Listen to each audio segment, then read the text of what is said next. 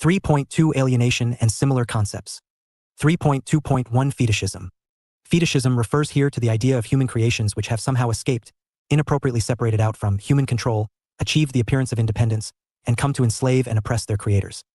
Marx sometimes treats the phenomenon of fetishism as a distinguishing feature of modernity. Where previous historical epochs were characterized by the rule of persons over persons, capitalist society is characterized by the rule of things over persons. Capital, we might say, has come to replace the feudal lord. Although Marx's description of alienation often used the language of fetishism, not at all times alienation and fetishism completely merge together to appear as same. For example, the problematic separation sometimes said to exist between modern individuals and the natural world, as the individuals think of themselves and behave as if they were isolated or cut off or estranged from the natural world. Thus, in an uncontrolled manner, individuals exploit an appropriate natural world. Those actions of exploitation led to ecological threats including deforestation, pollution, and population growth.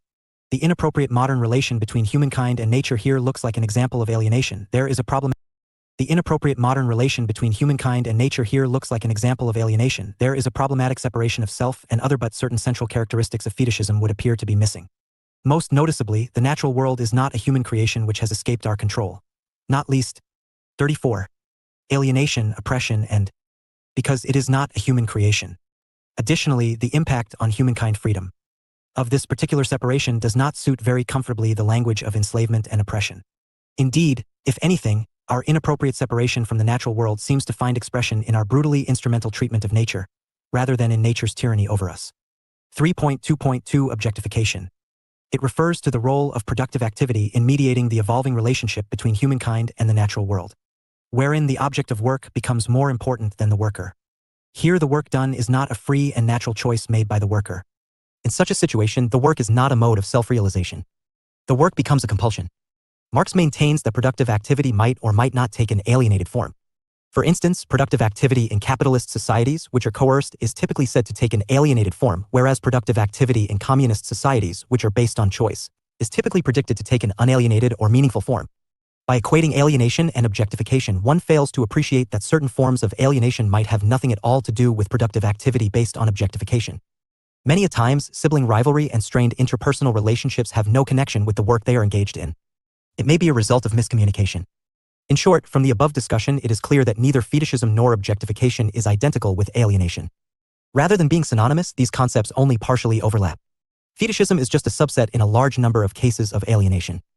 And there are forms of objectification which do not involve alienation, the meaningful work in communist societies, for instance, as well as forms of alienation outside of productive activity with no obvious connection to objectification. Check your progress exercise 1. Note, I use the space given below for your answer. 2. See the end of the unit for tips for your answer. 1. How is alienation different from fetishism and objectification? 3.3 Views of various thinkers on alienation. The idea of alienation may be traced to the Christian doctrine of original sin. When the creations of God, Adam and Eve disobeyed God and ate the 35. Liberty forbidden apple in the Eden garden, then the alienation from God happened. A breach was made, estrangement introduced. Those who were once friends now became separated. Similarly, in Jean-Jacques Rousseau's theory of the social contract, individuals in a state of nature relinquished their natural freedom and original goodness in favor of civil freedom and acquired selfishness to enter a social state. That was the first stage of alienation of human beings from their inborn character. For G.W.F. Hegel, the development of the absolute idea is a process of alienating or eternalizing ideas in the natural world and then de-alienating or recovering them at a higher stage. Each category develops into its contrary, which is originally contained in it. It thus enters a state of alienation followed by reconciliation into a higher unity. This unity itself proceeds to further alienation. This process is called dialect, thesis, antithesis, and synthesis. Nature is an alienation of the absolute idea. Each individual will be alien to social substance and also to its particular self, although it is identified with the universal substance. The process of alienation and de-alienation corresponds to the process of the growth of human knowledge. The conclusion of Ludwig Feuerbach's philosophical analysis of religious consciousness is that, in Christianity, individuals are worshipping the predicates of human nature, freed of their individual limitations and projected onto an ideal entity. For Feuerbach, however, this is no virtuously intellectual error, but is rather influenced with social, political, and psychological consequences as this deity now comes to oppress and enslave individuals. Further, the Christian God demands real-world sacrifices from individuals, typically in the form of a denial or repression of their essential human needs. Religious consciousness, therefore, for Feuerbach, looks to be a case of alienation. That is, there is both a problematic separation here between subject and object, individuals and their own human nature, and it takes the form of a human creation, the idea of the species embodied in God, escaping our control. achieving the appearance of independence and coming to enslave and oppress individuals. Karl Marx claimed that alienation is a universal phenomenon of capitalist societies rooted in the alienation of workers from the products of their labor. In capitalism, these products take the form of commodities, money, and capital. For Marx, alienation can only be overcome by replacing capitalism by communism. The concept of alienation gained wide acceptance in the 20th century, largely due to the influence of Marx's economic and political manuscripts, which was written in 1844 and published in 1932. One of the most significant and disturbing features of factory production was the division of labor. In the past, that is before capitalism came into existence, there had been a social division of labor with different people involved in different branches of production or crafts. With capitalism, there arose the complete division of labor within each branch of production. This division of labor meant that workers had to dedicate themselves to 36. Alienation, oppression, and a particular set of tasks, a series of atomized activities which realized only freedom. One or two aspects of their human powers at the expense of all the others. In this system, workers become increasingly dependent on the capitalists who own the means of production. It became impossible for workers to live independently of capitalism. To work meant to be reduced to a human machine. To be deprived of work meant living death. The fact that labor is external to the worker does not belong to workers' essential being, that the worker, therefore, does not confirm oneself in its work but denies itself, feels miserable and not happy, does not develop free mental and physical energy but mortifies one's flesh and ruins one's mind. Hence the worker feels the sense of self only when he is not working. When the worker is working, he does not feel the sense of self. The worker is at home when he is not working and not at home when he is working. Workers' labor is therefore not voluntary but forced, it is forced labor. It is, therefore, not the satisfaction of a need but a mere means to satisfy need outside itself.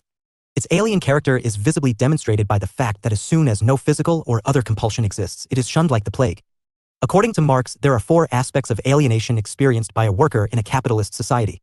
They are A. Alienation from the product of labor, B. Alienation from the labor process, C. Alienation from fellow human beings, and D. Alienation from human nature itself. A. Alienation from the product of labor. The worker is alienated from the object worker produces because it is owned and disposed of by another, the capitalist. In all societies, people use their creative abilities to produce objects which they use, exchange, or sell. Under capitalism, however, this becomes an alienated activity because the worker cannot use the things the worker produces to keep alive or to engage in further productive activity. The worker's needs, no matter how desperate, do not give worker a license to lay hands on what these same hands have produced, for all workers' products are the property of another. Marx argued that the alienation of the worker from what worker produces is intensified because the products of labor actually begin to dominate the laborer. B. Alienation from the labor process. The second element of alienation Marx identified is a lack of control over the process of production. Workers have no say over the conditions in which they work and how the work is organized and how it affects workers physically and mentally. This lack of control over the work process transforms workers' capacity to work creatively into its opposite, so the worker experiences activity as passivity, power as impotence, procreation as emasculation. The worker's own physical and mental energy, its personal life, for what is life but activity? Asin, activity directed against self, which is independent of self and does not belong to self. The process of work is not only beyond the control of the workers, it is in the control of forces hostile to them because capitalists and their managers are driven to make workers work harder, faster, and for longer stints. 37.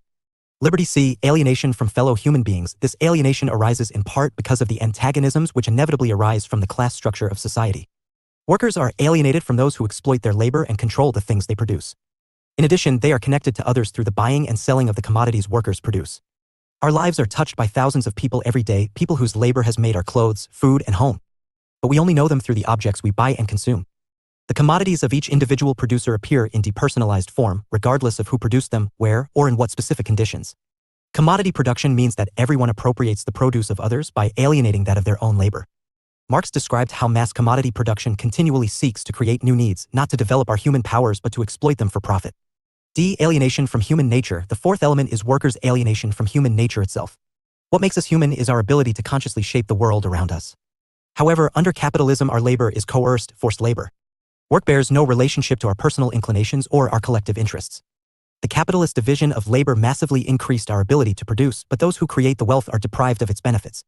Human beings are social beings. We have the ability to act collectively to further our interests. However, under capitalism, that ability is submerged under private ownership and the class divisions it produces. However, in the hands of the Western Marxists, the theory of alienation became intermingled with idealist theories which explained alienation in terms of psychology. However, in the hands of the Western Marxists, the theory of alienation became intermingled with idealist theories which explained alienation in terms of psychology rather than the organization of society. The New Left, which emerged in the late 1950s, reacted against the theory and practice of Stalinism, but some of the writers associated with the New Left threw the Marxist baby out with the Stalinist bathwater. They abandoned some central aspects of Marxism, such as the central role of the economic structure in shaping the rest of society and the objective class antagonisms at the heart of capitalism. Alienation came to refer predominantly to a state of mind rather than an understanding of how social organization affected human beings. The proletariat revolution never took place in other parts of Europe except in the Soviet Union, as orthodox Marxism ignored social psychology of labor. Erich Fromm was one of those scholars who tried to have a marriage between Marxism, Karl Marx, and psychoanalysis, Sigmund Freud. For Fromm, in understanding behavior, the focus had to shift from an individual to a social group. Fromm emphasized that the social psychology of members of a social group depends upon the social and economic context in which they are situated. Fromm revised Freud's understanding that the basic psychology of a person is developed at childhood when the child has not interacted with the society at large. Fromm said that the child is not directly interacting with the society, but the family is nothing but a miniature form. 38. Alienation, oppression, and of society's values and visions in which it is located. Thus, from very early freedom. In life, a person's thought process is based on contextual societal values. For Erich Fromm, forms of alienation were chains of illusion which can be broken within the context of a capitalist society by shaping an alternative way of thinking. Herbert Marcuse, in his dissertation of 1922, The German Artist Novel, the artist represents a form of radical subjectivity. In this work, Marcuse makes a distinction between epic poetry and the novel. Epic poetry deals with the origin and development of a people and culture, while the novel does not focus on the form of life of a people and their development, but rather on a sense of longing and striving. The novel indicates alienation from social life. The point is to show that there is a certain orientation of thought in Marcuse's 1922 dissertation that is motivated by his encounter with Marxism and will stay with him as his project becomes more philosophical. In short, the artist experiences a gap between the ideal and the real. This ability to entertain, at least theoretically, an ideal form of existence for humanity while at the same time living in far less than ideal conditions produces a sense of alienation in the artist. This alienation becomes the catalyst for social change. Later, Marcuse argued that capitalism and industrialization pushed laborers so hard that they began to see themselves as extensions of the objects they were producing. Affluent mass technological societies, he argues, are totally controlled and manipulated. In societies based upon mass production and mass distribution, the individual worker has become merely a consumer of its commodities. Modern capitalism has created false needs and false consciousness geared to consumption of commodities. As a result of workers being victims of consumerism rather than looking to the workers as the revolutionary vanguard, Marcuse put his faith in an alliance between radical intellectuals and those groups not yet integrated into one-dimensional society, the socially marginalized, the substratum of the outcasts and outsiders, the exploited and persecuted of other ethnicities and other colors, the unemployed and the unemployable. These were the people whose standards of living demanded the ending of intolerable conditions and institutions and whose resistance to one-dimensional society would not be diverted by the system. Their opposition was revolutionary even if their consciousness was not. Marcuse had immense faith in feminist movements and students' movements emerging in Europe in 1970s to play the role of bringing revolution and the potential to eliminate alienation in societies. Check your progress exercise 2. Note, I use the space given below for your answer. 2. See the end of the unit for tips for your answer. 1. Explain the 4 aspects of alienation propagated by Karl Marx. 39. Liberty. 2. Highlight how Herbert Marcuse developed the idea of alienation. 3.4 Problems of alienation. 3.4.1 Content. What constitutes alienation? What are the true indicators of alienation?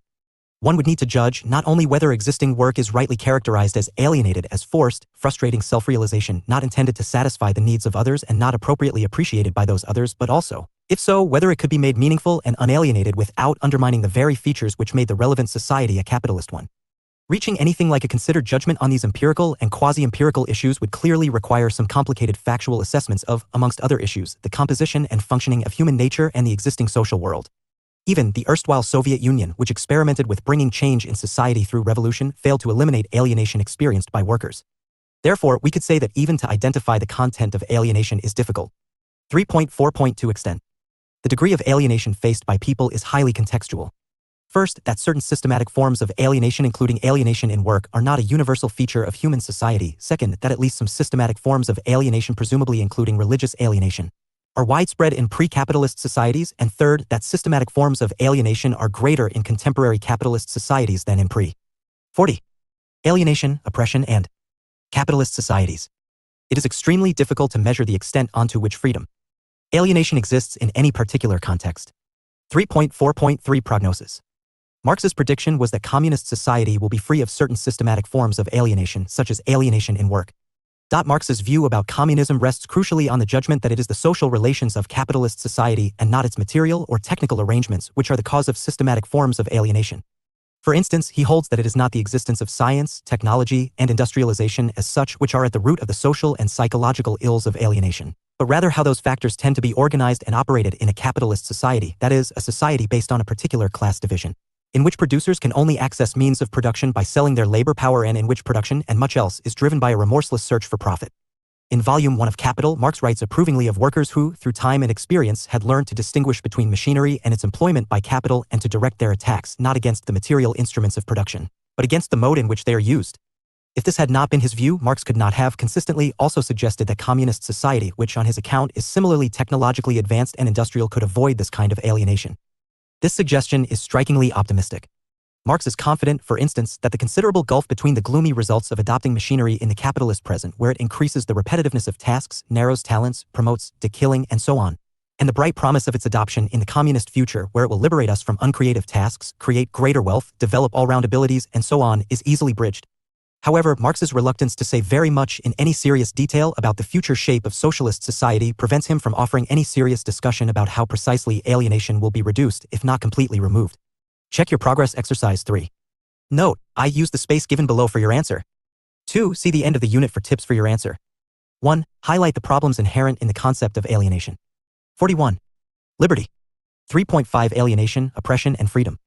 Separations are problematic if they disturb the harmony existing in a society, and separations are unproblematic if they facilitate self-realization. Self-realization being understood here as a central part of the good life and as consisting in the development and deployment of an individual's essential human characteristics.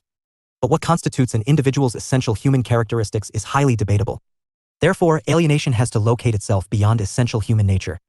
Alienation, whether it is problematic in a context or otherwise, is determined by its relationship with oppression and freedom. The presence of oppression is a prerequisite for alienation to evolve in a society. For example, the presence of oppression of common subjects by priests in pre-capitalist societies led to alienation of common people from God, its own creation. Similarly, in capitalist societies, it is the unbridled exploitation of workers by capitalists that leads to alienation of workers from the product of labor, b, labor process, c, fellow human beings, and d, human nature itself. From one perspective, these two above-mentioned events in the past are problematic as they ruptured the harmony, unity, and belongingness between individuals. However, only through this process of alienation the channel for self-realization opens. Only through separation the vision to critically engage with the existing exploitative reality comes, and thus an urge to overthrow it. To understand the positive aspect of alienation as a stepping stone towards freedom, a look at dialectical progression involving 3 historical stages of Marx is imperative. First, pre-capitalist societies are said to embody the stage of undifferentiated unity. Here, individuals are buried in their social role and community, scarcely conceptualizing, still less promoting, their own identity and interests as distinguishable from those of the wider community. Second, capitalist societies are said to embody the stage of differentiated disunity. Here, independence and separation predominate, and individuals care only for themselves, scarcely thinking of the identity and interests of the wider community. Indeed, they are typically isolated from and indifferent or hostile towards the latter. Third, in future, Marx predicted that communist societies will embody the stage of differentiated unity. Here, desirable versions of community and individuality flourish together. Indeed, in their new forms, communal and individual identities, and communal and individual interests, presuppose and reinforce each other. In the present context, the crucial stage is the second one. This is the stage of alienation, the stage of disunion which emerges from a simple unity before reconciliation in a higher, differentiated unity in a communist society. This is the stage of present capitalist societies involving the problematic separation of individuals from their social role and community. In the first stage of pre-capitalist societies, there is a problematic relation but no separation. And in the third stage of future communist societies, there is a separation, but it is a healthy rather than a problematic one. In this second stage of alienation, there is a loss or lack of something of value, roughly speaking, the loss or 42. Alienation, oppression, and lack of the individual's attachment to their social role and community. Marx' freedom recognizes that the moment of alienation, for all its negative features, also involves the emergence of a good individuality, which, in due course and freed from the limitations of its historical origins, will be central to human flourishing in a communist society. For example, in the colonial period, the exploitation by British imperialists reached such a stage wherein Indians internalized the inferiority of themselves, as preached by the British. It was a stage of alienation wherein most of the Indians got separated from their true self. However, only in this alienation Mohandas Karamchand Gandhi could see the real exploitative structure of colonialism and the strength to oppose it. Gandhi firmly believed that to bring any kind of reform, even at individual level, the alienation, detachment, of the reformer from the subject of reform is necessary. If one is blind in love with the existing relationship, then the scope for reform is closed forever. This was realized by Gandhi very early in his life when he could not reform the bad habits of his childhood friend Sheikh Mithab. Thus, we could conclude that even though alienation is most often associated as a product of oppression, alienation also is a stepping stone towards freedom. Check your progress exercise 4. Note: I. Use the space given below for your answer. 2. See the end of the unit for tips for your answer. 1. Explain the relationship between alienation and freedom. 3.6 Let us sum up. After discussing the concept of alienation, it is clear that alienation is a reality in various historical stages of human existence.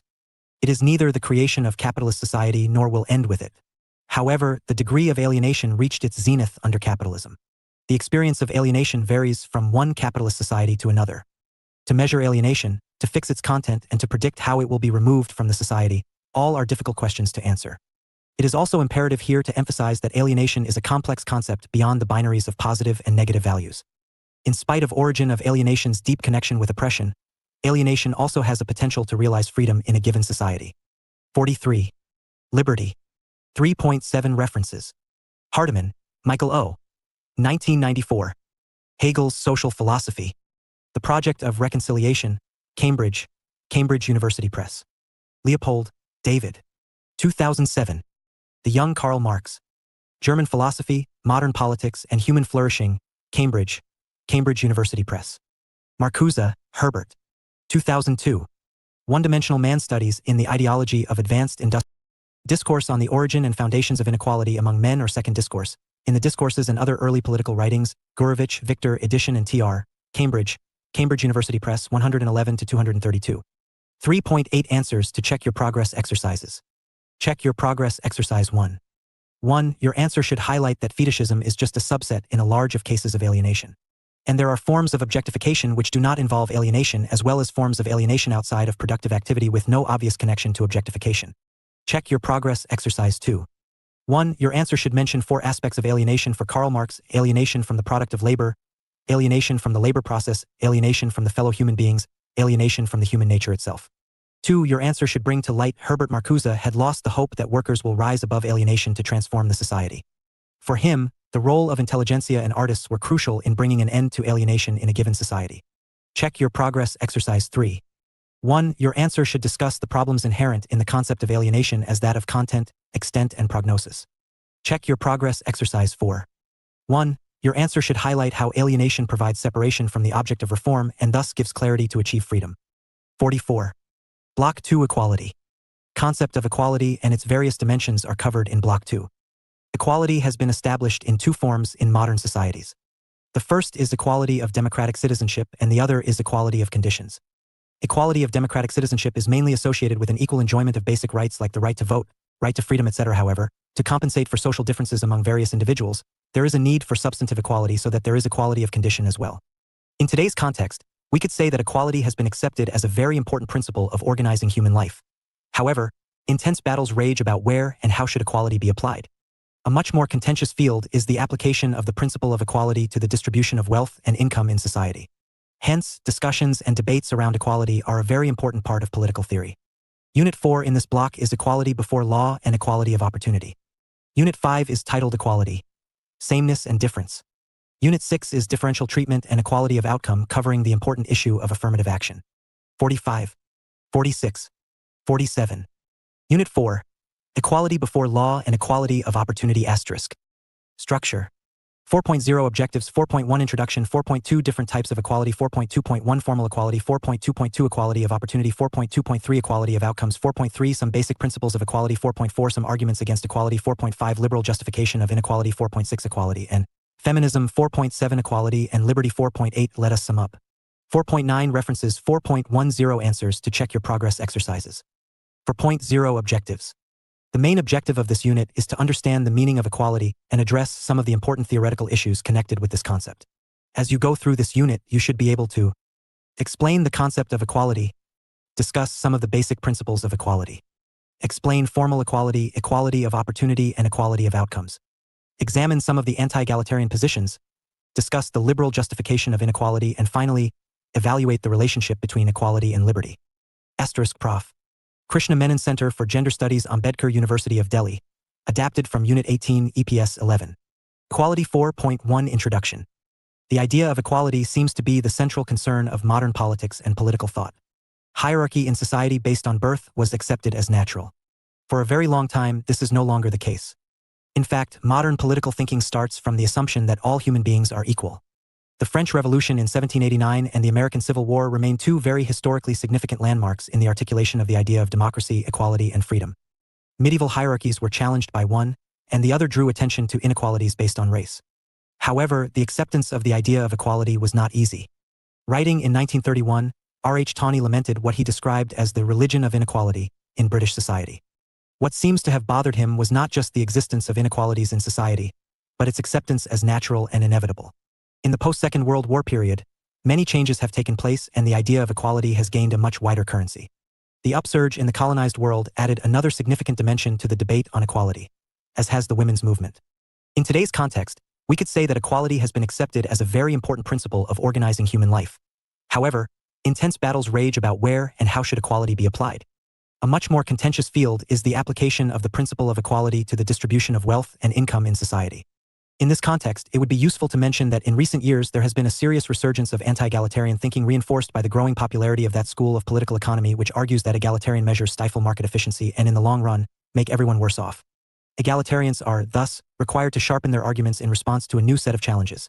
They usually set to do this by establishing clearly the fact that they are not demanding absolute equality and hence, uniformity is not a part of their scheme at all. On the contrary, what they seek to preserve is variety. 4.2 Different types of equality. 4.2.1 Formal equality. John Locke, the English philosopher, remains one of the most eloquent defenders of the idea of equality based on the natural equality of men. Needless to add that in Locke's scheme of affairs, women did not feature at all. Kant reinforced this position further by talking about universality and equality as a consequence of this universal humanity. Thus, formal equality came to imply that by virtue of their common humanity, all individuals should be treated equally. The most important expression of this idea is the principle of legal equality or equality before the law. All individuals should be treated equally by 48. Equality before law and the law irrespective of their caste, race, color, gender, religion, social, equality of opportunity, background, and so on. While this was a welcome step in the fight against special privileges based on race, gender, social background, and other similar criterion, it remained a very limited notion on its own. This principle ignores the fact that handicaps imposed by caste, gender, or social background could be so overwhelming that individuals would not be able to benefit from the formal equality that the law bestows upon all individuals. In this context, it would be appropriate to note that it was this inadequacy that led Marx to examine this question in his essay on the Jewish question. He contended that formal equality, while being a significant step forward, could not bring about human emancipation.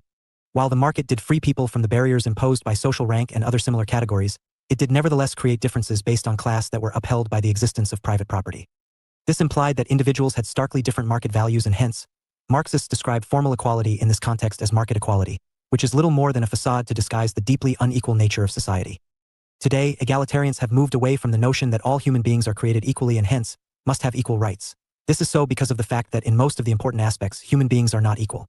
Therefore, today, the word equality is used more in a prescriptive rather than a descriptive sense.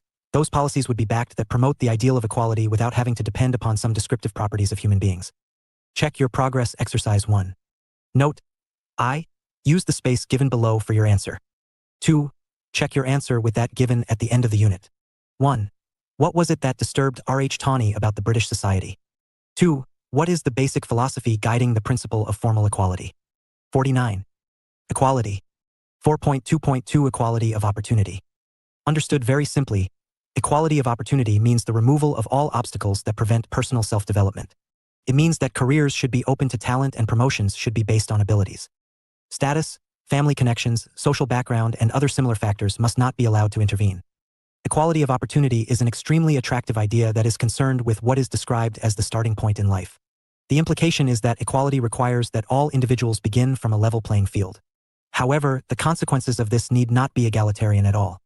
Precisely because everyone started equally, unequal outcomes are acceptable and legitimized. This inequality would then be explained in terms of differing natural talents, ability to work hard, or even luck. Constructed like this, it seems that equality of opportunity provides an equal opportunity to compete in a system that remains hierarchical. If so, then it does not appear to be a substantially egalitarian principle. Equality of opportunity, thus, points to an inegalitarian society, albeit based on the exalted ideal of merit. This idea rests itself on the distinction between nature and convention, the argument being that distinctions that emerge on the basis of different natural qualities like talents, skills, hard work, and so on are morally defensible. However, differences that emerge out of conventions or socially created differences like poverty, homelessness are not. The fact, however, is that it is a specific societal predilection that makes a natural distinction like beauty or intelligence a relevant ground for making distinctions in society. Thus, we see that the distinction between nature and convention is not as clear-cut as egalitarians imply. Equality of opportunity is institutionalized through the acceptance of keeping careers open to talents, providing fair equal opportunity, and the many variations on the principle of positive discrimination. All of these work to make the system of inequality seem reasonable and acceptable. The underlying assumption is that so long as the competition has been fair, advantage itself is beyond criticism. There is no doubt that a system such as this would create people who concentrate only on their talents and individual attributes. This robs them of any feeling of community with their people because they can only think in terms of competing. Perhaps the only community this can create is a community of the successful on the one hand, and a community of the unsuccessful on the other, which blames itself for its supposed failure. Yet another problem with equality of opportunity is that it seeks to create an artificial disjunction between the successes and failures of one generation and the next. 50. Equality before law and. Thus, it is seen that the liberal position on equality is based on equality. Equality of opportunity. Of opportunity.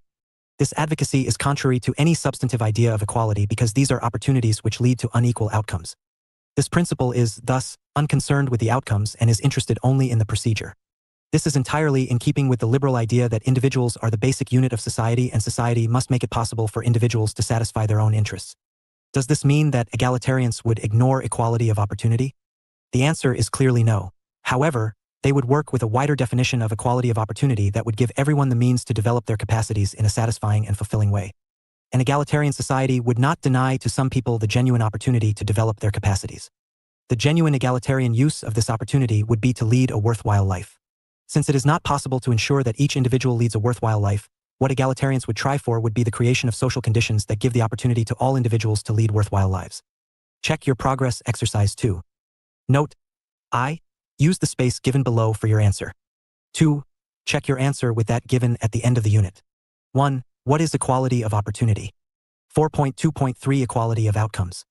Yet another articulation of the idea of equality would be in terms of the equality of outcomes, moving away from the starting point in life to look at the outcome.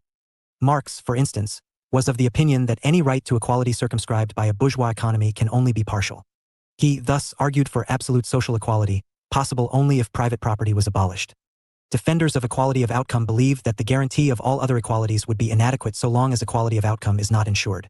Critics of equality of outcome point out that such a pursuit would only lead to stagnation, injustice, and worst of all, tyranny. Hayek, for instance. 51. Equality has argued that people being very different have different aspirations and goals, and any system that treats them equally actually results in inequality. The drive for equality, it is argued, is at the cost of individual liberty. It is argued that the imposition of socialist egalitarian measures undermines the dignity and self-respect of the individual, and the inherent paternalism accompanying such measures denies the ability of the individual to be a rational chooser. 4.3 Some basic principles of equality. Egalitarians do not believe that everybody is same or should be the same.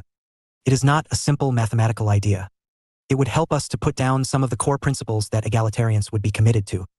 The first commitment is to the idea that every individual has a right to the satisfaction of his or her basic needs, and a society characterized by wide disparities in the standard of living is not acceptable to them.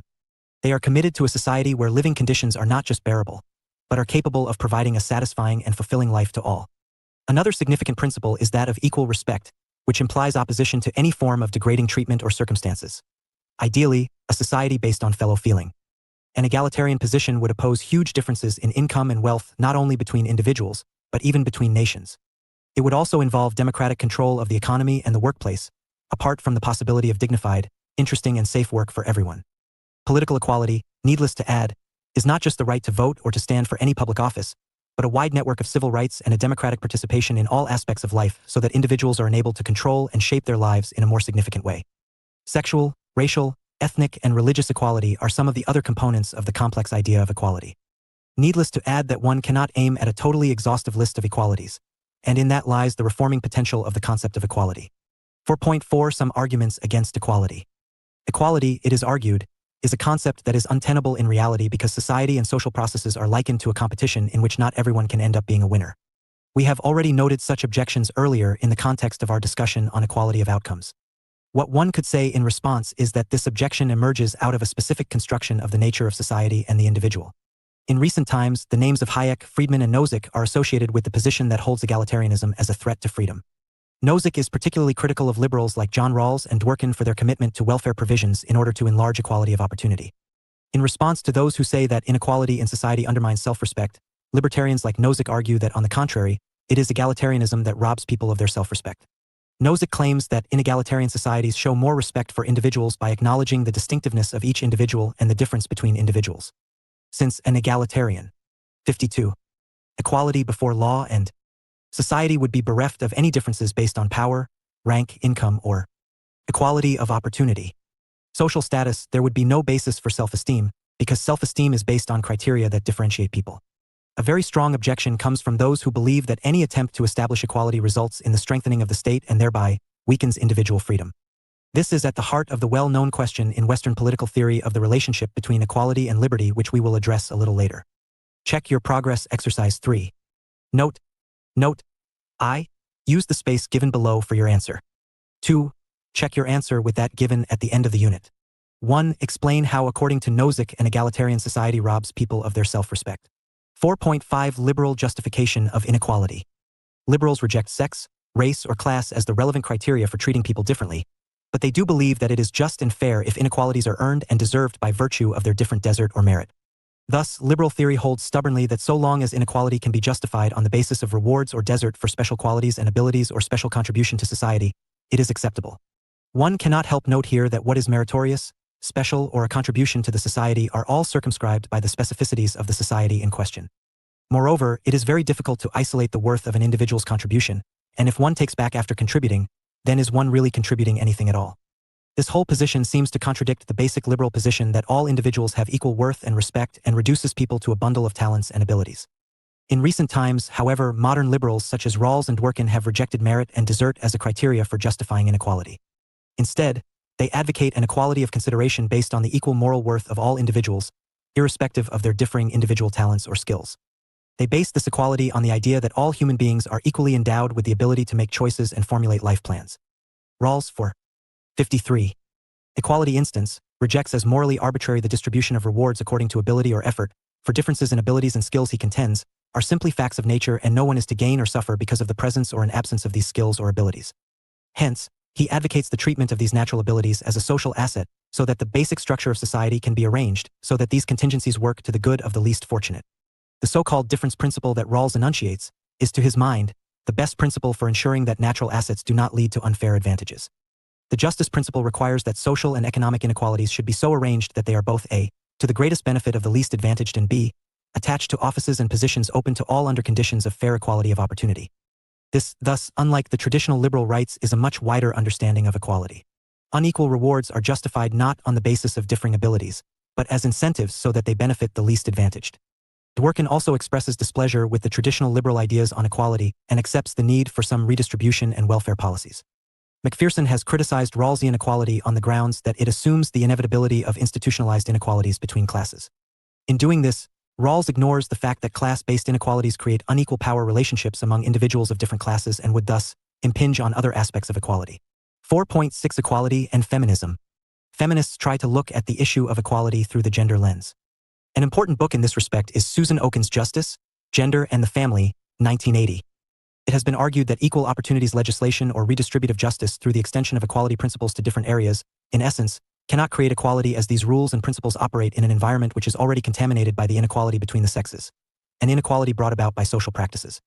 Many of these practices are not directly discriminatory toward women, but their overall effect is to reinforce inequality and give it a veneer of legitimacy. Thus, although the law may not formally differentiate between the sexes, it is the case that women tend to get segregated into particular occupations and married women who have careers are especially disadvantaged in a gender-biased society. Feminists point out that the position of women's substantive inequality, their weak voice in familial decision-making, their duty of child rearing and the subsequent withdrawal from the labor market, has nothing to do with natural and spontaneous operation of choices, but because roles are socially constructed. However, at the same time, it would perhaps be resented even by the feminists if the state is involved, especially in family life, for eradicating gender differentiation. It is, perhaps, easier to be aware of gender inequality and to locate into the social practices and the socially structured roles, but it is difficult to go for a remedial measure. Unless the women themselves become aware of their inequality, of their subordinate 54. Equality before law and role in family, and come forward to reorient the social constructions. Equality of opportunity. Nothing concrete with respect to gender equality can be achieved. 4.7 Equality and liberty. It is often claimed that liberty and equality are antithetical, and that this conflict therefore is irreconcilable. De Tocqueville saw equality as posing a likely danger to liberty, fearing as he did mass conformity and the tyranny of the majority. Friedman, Nozick and Hayek are some of the more recent names associated with this position. What such a position does is to deliberately pose a contradiction between liberty and equality by suggesting that attempts to establish equality immediately imply coercion and loss of liberty. They imply that since individuals are different in terms of their skills and abilities, differences in their lives are bound to exist, and thus there is bound to be a natural tendency towards inequality. Any attempt to correct this will have to be accompanied by authoritarian suppression and hence, loss of liberty. Here, there is a deliberate attempt to equate equality with uniformity. An egalitarian society is not a uniform society. It would be a society where every individual given her or his individual and differing talents could enjoy an equally worthwhile and satisfying life. Those who argue that equality and liberty are irreconcilable begin with a specific understanding of liberty, what has been described as the negative conception of liberty. In fact, they contend that the positive concept of liberty is not liberty at all, but something masquerading as liberty. The negative picture of liberty sees liberty as the absence of deliberate interference in an individual's life. On the contrary, they see freedom as the availability and the ability to make choices that are meaningful and effective. Such an understanding of liberty would immediately link it to the issues of access to structures of social and institutional power, fulfillment of material and economic requirements, and of course, the possession of education and knowledge. Therefore, egalitarians hold that equality in terms of social power, economic wealth and education is essential to ensure that everyone has an equally worthwhile and satisfying life. In doing this, egalitarians are pursuing equality stifled by social and institutional structures of power. Liberty is seriously hampered by the wide disparities of wealth. Education, by opening our minds and educating us with various skills, is undoubtedly a liberating factor. Therefore, any inequality in access to any of these elements would, it can be argued, limit the individual's ability to lead a meaningful and satisfying life, which to the egalitarians is the essence of the idea of liberty. Egalitarians are arguing that human beings do not become free simply by being left alone.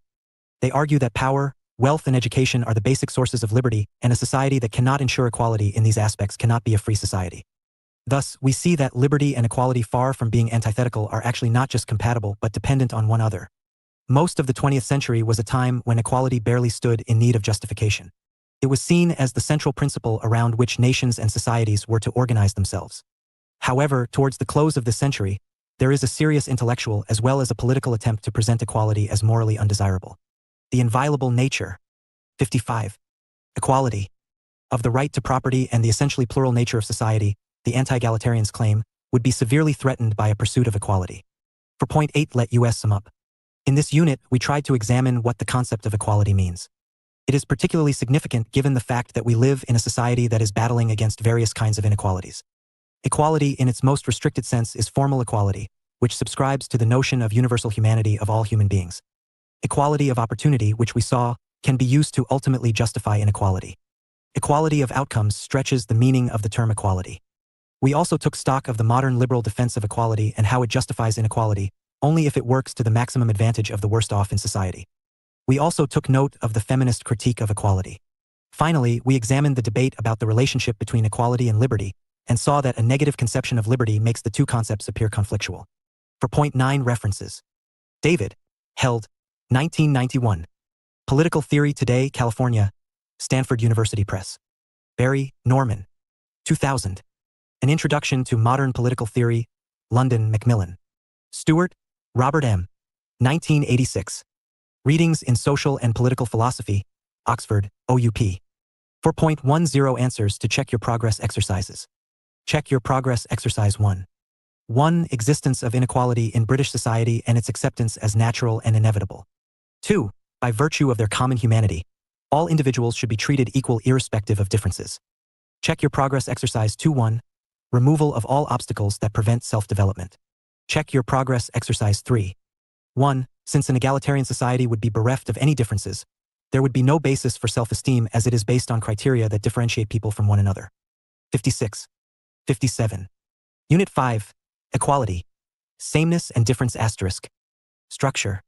5.0 Objectives 5.1 Introduction 5.2 Types of Equality 5.2.1 Equality of Treatment 5.2.1.1 Formal Equality 5.2.1.2 Substantive Equality 5.2.2 Equality of Outcome 5.2.3 Equality of Resources 5.0 Objectives 5.1 Introduction 5.2 Types of Equality 5.2.1 Equality of Treatment 5.2.1.1 Formal Equality 5.2.1.2 Substantive Equality 5.2.2 Equality of Outcome 5.2.3 Equality of Resources 5.2.4 Equality of Responsibility 5.2.5 Equality of Dignity 5.2.6 Equality of Capability 5.3 Equality and the Indian Constitution 5.4 Sameness and Difference 5.5 Let us sum up 5.6 References 5.7 Answers to check your progress exercises 5.0 Objectives. In this unit you will explore the idea of equality and its need in society. After studying this unit you should be able to explain the meaning of equality, discuss basic theories of equality, understand its various types, and examine the debates on sameness and difference. 5.1 Introduction. Equality as a term simply means being equal, however, it is a complex political and philosophical concept that helps us understand and improve the world around us. Equality is defined as the state of being equal, especially. Parity Gupta, research scholar, JNU, and Subhadeep Chowdhury, research scholar, Ambedkar University, New Delhi.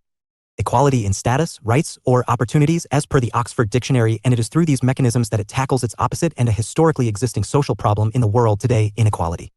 Equality denotes correlation between a group of different objects, persons, processes, or circumstances that have the same qualities in at least one respect, but not all.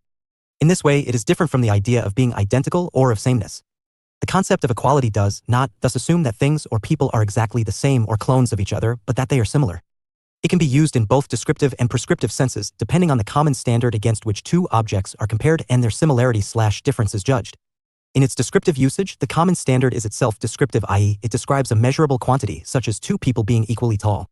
On the other hand, prescriptive equality involves using a prescriptive common standard wherein, based on a predetermined norm or rule such as men and women should have equal rights before law. The prescriptive standard in this form has both a descriptive component and a normative component. In our example, men and women form the descriptive component as they describe to whom our predetermined rule would apply, and the predetermined rule, in our case, law, forms the normative component. That prescribes the way men and women should be treated before it. The descriptive aspect helps define who would fall under this norm, such as that of the law. It is this prescriptive concept of equality that has formed the backbone of modern social justice systems, either via law or other political movements that tend to challenge existing laws. In this conceptualization, equality is a notion via which social justice may be achieved in some respect among multiple groups of people. If we have a set of descriptions that can help us identify unequal groups of people, then by applying the normative component of prescriptive equality, justice may be achieved via specific kinds of treatment as per need. Thus, justice may be strived for by either ensuring identical treatment or through differential treatment that may help achieve this normative state of equality wherever in society it is not found to be so. This can be further explained through looking at some early theories of equality. Equality, as we know in modern times, is derived predominantly from the concepts of equality and justice as discussed by Aristotle in his writings Nicomachean Ethics, where he uses the Greek word isos to denote equality. He explains equality in terms of fairness as necessary for achieving justice as a moral virtue in society. W. von Leyden, in his book Aristotle on Equality and Justice, his political argument, explains Aristotle's idea of equality as based on the idea of difference between people living under the rule of a particular state, in which he claims that equality could not have become an issue if people had truly been equal. According to him, discrimination should be replaced by equal or just treatment through legal means, public measure, or revolutionary action. This conception introduces equality as a value to be strived for by the people and the state where justice can occur. 58. Equality, sameness, and only between people who are fundamentally equal as citizens. Aristotle difference.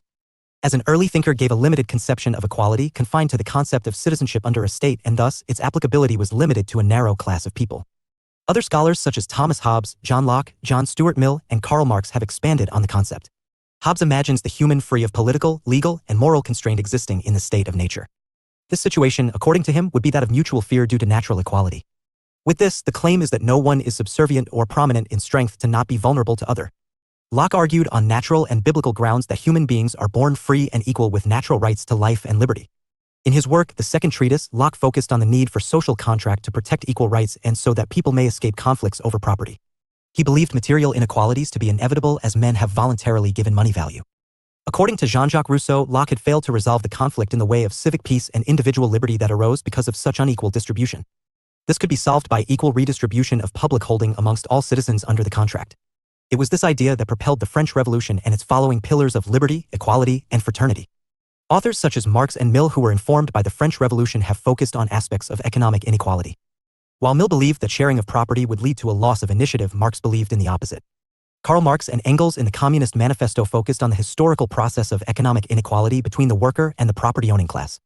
Their understanding of equality was based on ending the differentiation between social classes on the basis of ownership and exploitation that came from it. The modern conception of equality, especially within the law, is based on various axes of inequality, such as class, race, gender, and caste in India, and forms the basis of social justice. These important theories on the concept of equality are, thus, connected by varying themes of social justice. In the larger fold of prescriptive use of equality, one may find further subdivisions of the concept based on what the intentions of a particular strand of social justice system is. This is explained in detail in the next section. Check your progress exercise 1. Note, I use the space given below for your answer. 2. See the end of the unit for tips for your answer. 1. What do you understand by the term equality? 59. Equality. 2. Explain some theories of equality. 5.2 Types of equality. There are 4 broad axes for equality: civil, social, political, and economic, which can be seen at levels at which equality has to be achieved. They entail that all citizens are subjected to the same law: civil, have equal access to political participation and authority; political, and enjoy equal opportunities; social. Economic equality implied removal of poverty and enjoyment of wealth by all. There are, however, different ways to achieve equality on different axes, which can be elaborated through various types of equality. There are 2 ways to categorize equality. While the first categorization is based on the principles of equality, the second is based on the subject or what of equality. 5.2.1 Equality of treatment. Based on the principles of equality, also called the equality of treatment, there are 2 types: formal and substantive. Formal, or popularly known as legal equality, assumes that one law should apply to all without regard to individual differences. It echoes the Aristotelian logic that likes should be treated alike. Even though it aims to treat people the same to produce equality, it fails because it does not recognize diversity. Substantive equality, on the other hand, recognizes differences and can be seen as equity. It looks at the causes of disadvantages caused by differences and aims to improve it through equal opportunity and dignity. This categorization has been part of a large feminist debate. While formal equality has helped women get equal wage for doing the same work as their male colleagues, it does not recognize their double burdens, such as the housework. Further, natural processes such as childbirth are often given as reasons for not hiring women workers, as they would work for lesser time than men. In such a scenario, the formal equality method can be used behind logic of unequal work, unequal pay, and opportunity, since it does not recognize biological and gender differences. On the other hand, substantive equality would recognize these differences, but at the same time maintain equality of dignity and opportunity, and therefore treat men and women the same. 60. 5.2.2 Equality of outcome. Equality, sameness, and difference. Equality of results focuses on the treatment to produce equality. It recognizes the need for unequal treatment to achieve equal results and fairer distribution of benefits. An example of this is affirmative action within the Indian Constitution that allows for reservations. The problem with equality of results is that it does not fundamentally examine or change the conditions that lead to discrimination. Therefore, the use of the strategy or framework has to be accompanied by structural change to tackle the root of discrimination. 5.2.3 Equality of opportunity. This framework recognizes that equal treatment alone does not overcome the structural discrimination a person has faced. According to this view, equal opportunities would help tackle institutional discrimination. Through the use of the metaphor of a race, it is said that people should have the same starting point in the race so that they can be judged fairly on individual merit without consideration of other identity factors of race, gender, etc. While focusing on individual talent, this approach also underlines the importance of choice. It is to say, once there are equal opportunities, a person can make choices about their life. Bernard Williams, in his work The Idea of Equality, differentiated between procedural and substantive equality of opportunity. Here, procedural opportunity meant removal of obstacles in the path of disadvantage to take that opportunity, however that does not ensure that they will actually be able to do so. The second kind, called substantive equality of opportunity, helps through measures that ensure that all citizens have the means to fulfill the criterion for a particular opportunity. 5.2.4 Equality of responsibility. According to equality of responsibility, a person should be held accountable for his own actions and thus places it in the center of the autonomy of an individual.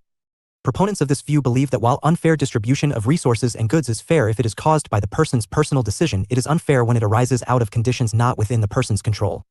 Inequalities that are not the result of a person's choice are unjust and should be, therefore, compensated. Some examples of these are natural attributes or social attributes, i.e., socioeconomic disadvantage a person has because of their class, race, or caste. 5.2.5 Equality of dignity. This approach is based on individual dignity and worth of a person as the basis of equal rights. Unjust treatment towards a person is seen as harmful and offensive to an individual's fundamental human dignity. While an interesting formulation, especially when equal treatment is denied on the basis of lack of rationality, dignity as an intrinsic human characteristic can counter that. It does not entail equality. Unless it is stated and recognized that everyone has equal moral worth and not simply moral worth, inequality cannot be tackled through this conceptualization. 61. Equality 5.2.6. Equality of capabilities. This approach has been popularized by Amartya Sen in his study of equality. Amartya Sen proposes that distribution should be based on various things a person is able to do or be during their lives. To evaluate a person's well-being, the focus has to be on a person's capability for maintaining the conditions such as enough nourishment, health. According to Sen, capabilities then are a measure of equality of capabilities human beings enjoy to lead their lives. This approach, however, has been criticized as being too open-ended and loaded with the difficulty of measuring well-being as a marker for equality. Check your progress exercise 2. Note, I use the space given below for your answer. 2. See the end of the unit for tips for your answer. 1. What do you understand by equality of treatment? Explain with example. 2. What is the difference between equality of opportunity and outcome? 5.3 Equality and the Indian Constitution. The Indian Constitution endorses equality as one of its defining principles and a fundamental right of the citizens of the country. Under Article 14 of the Indian Constitution, the state shall not deny to any person equality before the law or the equal protection of the laws within the territory of India. The phrase equal protection of the laws has been taken from 1 to 14 Amendment of the Constitution of the United States of America. While it entails that all citizens are equal before law, it also allows for protection of laws. In other words, laws which go against the grain of the fundamental rights can be declared unconstitutional. It is further supported by other parts of the Constitution such as Article 15 which prohibits discrimination on the basis of religion, caste, sex, or place of birth, Article 16 which focuses on 62. Equality, sameness and equal opportunity in public employment, and Article 17 which abolished difference. Untouchability.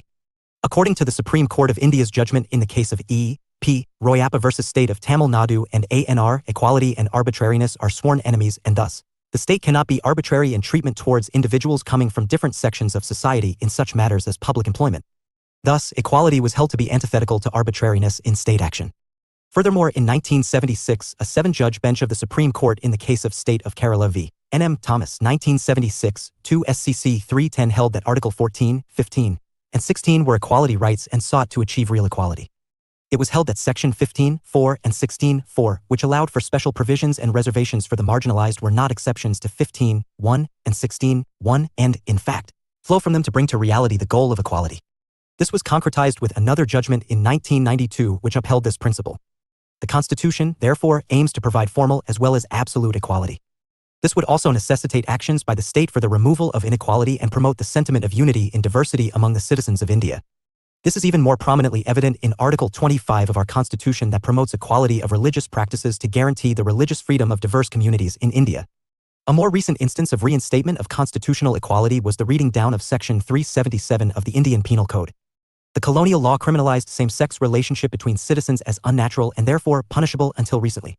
On September 6, 2018, the Supreme Court of India repealed Section 377 for consenting adults in the country. The section was seen as a violation of the various fundamental rights such as that of equality and was, thus, regarded as unconstitutional. It is via this judgment that equality was considered the antithesis of discrimination in the constitutional framework. Thus, when it comes to the constitutional meanings attached to the concept of equality, it is seen that the meanings are subject to change through time. However, the core principle of unity in diversity for the citizens of India is upheld. An important point to understand in the context of the Constitution and the concept of equality is that there is a difference between constitutional ends and means. The state administers constitutional means to address social inequality that has been historically present via affirmative action.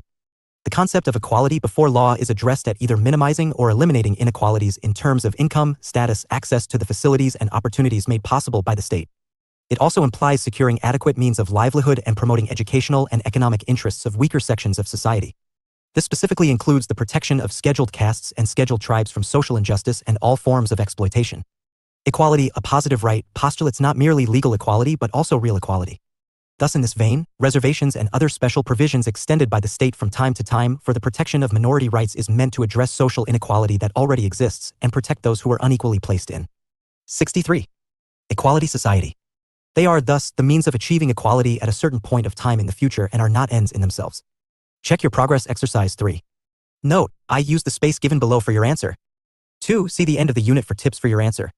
1. Mention the rights in the Indian Constitution which ensure equality. 5.4 Sameness and difference. As we have seen in earlier sections, the concerns of equality are intimately tied to the idea of sameness and difference. However, the debate between sameness and difference has complicated our understanding of equality.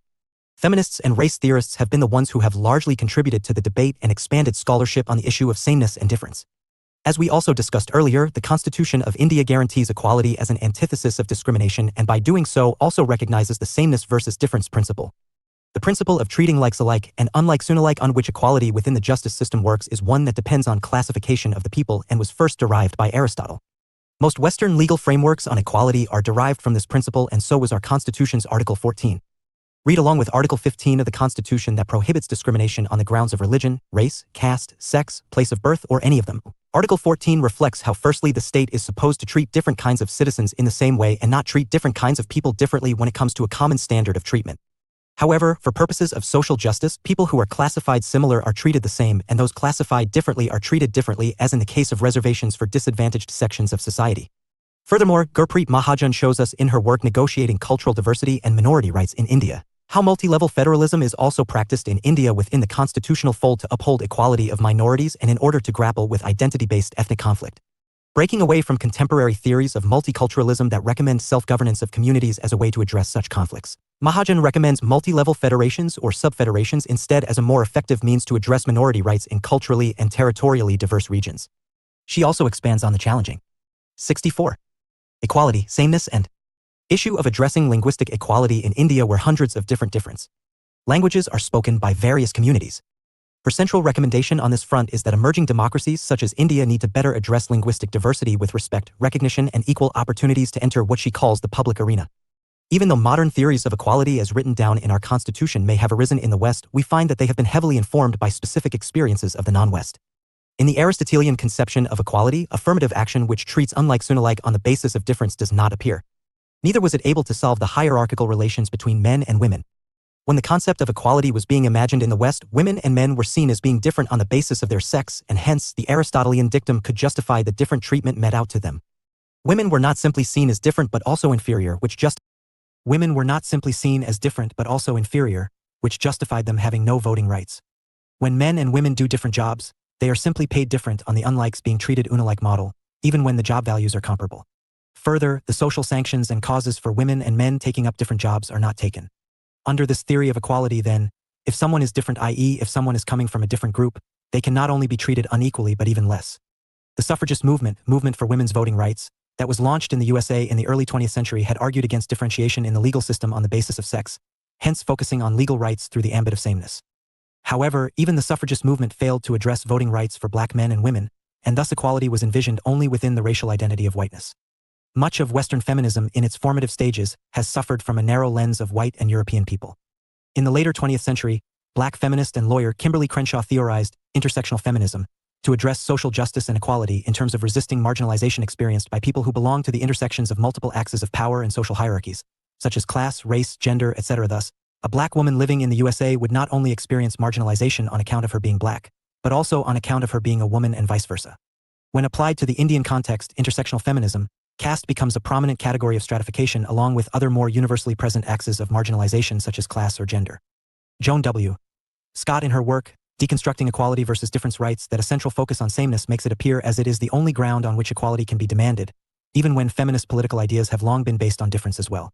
With the rise of postmodernism in feminist theorizing, pluralities and diversities have taken precedence over unities and universals. In other words, difference takes precedence over sameness. 65. Equality, particularly in American feminist theorization and politics, equality versus difference, has become a catchphrase and guiding principle. Scott argues that the concepts of equality, sameness, or difference were all past inventions that feminists tended to borrow uncritically into their theory and politics. These concepts were not based on realities that feminists primarily want to fight for/against, and thus, she argues for a thorough revision of all of these concepts. She claims that equality, as described in the political theory of rights that lies behind the claims of excluded groups for justice, means the ignoring of differences between individuals for a particular purpose or in a particular context. At the historical root of the meaning of equality lies a negative. That is, it aims at eliminating a particular set of differences in a particular time and place, and not all differences. This presupposes different sets of people as equivalent for a specific and articulated socio-political purpose, but importantly, doesn't consider them identical. Thus, in this sense, equality can be considered the antithesis of inequivalence, and for purposes of democratic or constitutional citizenship, Equivalence has been measured or standardized differently in different times, whether in terms of rights or freedom or treatment of people. Scott furthermore argues that equality in its political meaning includes and depends on an acknowledgement of the existence of difference. The sameness articulated within this fold of equality is applied through an identity, such as women, or when combined with an intersectional understanding, an identity can be black women. These identities are formed with an underlying concept of both sameness, which defines what it means to be a woman or a black woman, and of difference, wherein it is claimed how they are different from the identities that are higher up in corresponding social hierarchies, such as men. Thus, in terms of political strategy, equality has undergone radical changes through time with difference, becoming a stronger component of contemporary feminist debates. Check your progress exercise 4. Note: I. Use the space given below for your answer. 2. See the end of the unit for tips for your answer. 1. How did the feminists understand the debate on sameness and difference? 5.5 Let us sum up. Equality has been one of the most difficult concepts to grasp within society. Despite various theories given in the past, and in the present the problem. 66. Equality, sameness and of inequality deeply pervades Western as well as Indian society. Scholars' difference from the developing world have pushed theorists to recognize global inequalities such as between the developed and developing countries and the discriminations arising from those. Understanding the idea of equality, therefore, helps grapple with the concept of inequality that surrounds one person. It is also important to understand equality as an essential and enduring component of social justice that has formed the backbone of all democracies in the world. The changing meanings of equality as arrived from feminist debates in history are crucial to understand how it is applied in contemporary political assertions. 5.6 References. Crenshaw, Kimberly. Demarginalizing the Intersection of Race and Sex. A Black Feminist Critique of Anti-Discrimination Doctrine, Feminist Theory and Anti-Racist Politics. University of Chicago Legal Forum Volume 1989, ISS 1 Article 8, pp 139 to 167, available at edu/uclf/vol 1989/ISS1/8. Fredman, Sandra. Substantive Equality Revisited. International Journal of Constitutional Law, Vol 14, No. 3, 2016, pp 712 to 738. Oxford University Press, OUP, doi 10.1093/icon/mo043. Leiden W. Vaughan. 1985. Aristotle on Equality and Justice. Palgrave Macmillan. McKinnon, Catherine A. Sex Equality under the Constitution of India. Problems, Prospects, and Personal Laws. International Journal of Constitutional Law, Vol 4, No. 2, 2006, pp 181 to 202. Oxford University Press, OUP, doi 10.1093/icon/mol001. Marx, Karl, and Friedrich Engels. 1848. Manifesto of the Communist Party. Sen, Amartya. 1992. Inequality Reexamined. Oxford. Oxford University Press. Stanford Encyclopedia of Philosophy URL. Entries/equality/. Wolfe, Jonathan. Equality. Oxford Handbooks Online 2011. Oxford University Press, doi 10.1093/Oxford/9780199238804.003.0036. Scott, Joan W. Deconstructing Equality versus Difference, or the Uses of Post-Structuralist Theory for Feminism, Feminist Studies, 14:1, 1988. Spring, pages 33 to 50. 5.7 Answers to Check Your Progress Exercises. Check Your Progress Exercise 1-1. Your answer should include the following. 67. 68. Equality, Oxford Dictionary Definition, Descriptive and Prescriptive Use of Equality. Some Theoretical Perspectives on Equality 2. Your answer should include Aristotle's concept, Hobbes and Locke's natural conceptualization, Rousseau's idea and Marx's conception. Check Your Progress Exercise 2. 1. Your answer should highlight it is based on principles of equality. Example from Workplace 2. Your answer should include, while one focuses at end result, the other focuses at the start. Equality of outcome tackles discrimination better than equality of opportunity.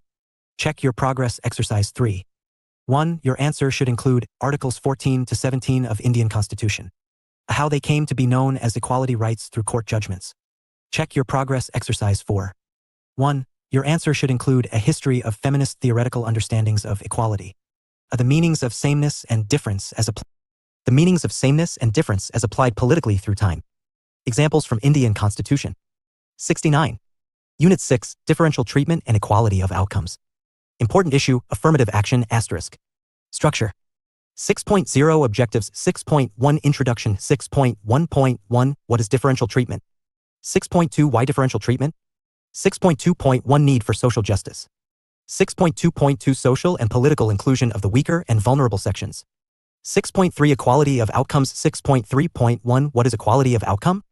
6.3.2 Prevailing views on equality of outcome 6.4 Differential treatment and equality of outcome. 6.4.1 Accommodating differential treatment and equality of outcome. 6.4.2 Does differential treatment lead to equality of outcome? 6.5 Let us sum up 6.6 References 6.7 Answers to check your progress exercises. 6.0 Objectives. In this unit, you will read about the idea of differential treatment and equality of outcomes. After studying this unit, you should be able to explain the meaning of differential treatment, understand the concept of equality of outcomes, comprehend the relationship between differential treatment and equality of outcomes. 6.1 Introduction. The idea of equality is one of the most important features of modern political thought. When classical and medieval thinkers considered hierarchy to be Chinmoyi Das, research scholar, School of International Studies, JNU. Equality natural or inevitable, it was the modern political thinkers that initiated the assumption that all human beings are equal. In modern times, the concept of equality has been widely accepted as indispensable for human life. The ideal of equality does not mean that all material goods, the national income, or all educational opportunities available in society should be equally distributed among all members of society. On the other hand, it implies that individuals with differences in physical, mental faculties, energies, and skills should be given equal opportunities for the development of their personal qualities. The issue of equality, however, incites intense debate when it is applied to the distribution of wealth or income in society, what is commonly referred to as social justice. Questions of the restoration of equality and balance in society dominated political debates, where some insisted that an equal or at least more equal distribution of rewards and benefits are desirable. Others argued that justice demands that natural differences among humankind should be reflected in the way society treats them. There has also been a resurgence of anti-egalitarian views amongst a school of thought which argues that egalitarian measures reduce market efficiency, which in the long run upsets the economic well-being of all. Thus, the champions of egalitarianism have come up with the counter that while absolute equality is not desirable, the onus of efforts to preserve and accommodate variety should be on the state. In other words, the idea of equality denotes the establishment of legal, political, and social conditions where people having different physical traits, sex, talents, skills, attributes are able to enjoy equally worthwhile and satisfying lives.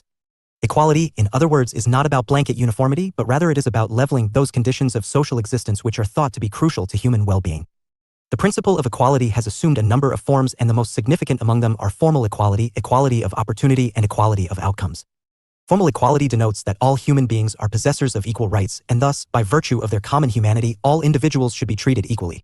The most important manifestation of this idea is the principle of legal equality or equality before law, which implies that all individuals, irrespective of their caste, creed, religion, sex, social background, and capabilities, should be treated equally. While the intent of formal equality was noble, it failed to take into account that the individuals are never free from the evil shadows of caste, gender, and social background to benefit from the law bestowed by formal equality. Equality of outcome implies equal distribution of rewards such as income, wealth, and other social goods, irrespective of their social and family backgrounds or talents and efforts. This principle of equality is rigorously supported by hardcore egalitarians. However, critics point out that as men differ in their talents and efforts and their social backgrounds, equal distribution of rewards disregarding these differences would kill the 70. Differential treatment and incentive to work hard amongst the more competent and industrious, and equality of outcome. Thus, would lead to injustice and stagnation. The idea of equality of opportunity means the removal of all obstacles that prevent personal development and self-realization. It advocates that all individuals should have an equal start to life or equal life chances. It argues that the state should provide equal opportunities to all its citizens. And if one chooses to use the opportunity, his achievement would depend on natural talents, ability to work hard, or even luck. In other words, if the state ensures that everyone started equally, unequal outcomes are acceptable and legitimized on the grounds of talent or effort. Thus, equality of opportunity seeks to reduce the impact of inequalities attached to social, cultural, and economic backgrounds, but agrees to provide differential rewards according to their talents, skills, and efforts. One particularly difficult issue which the principle of equal opportunities leads to is that of reverse or positive discrimination, which will be discussed below. 6.1.1 What is differential treatment? The term differential treatment refers to policy measures that are consciously designed by the state to discriminate among the citizens by certain specified criteria to protect the interests of the weakest among them.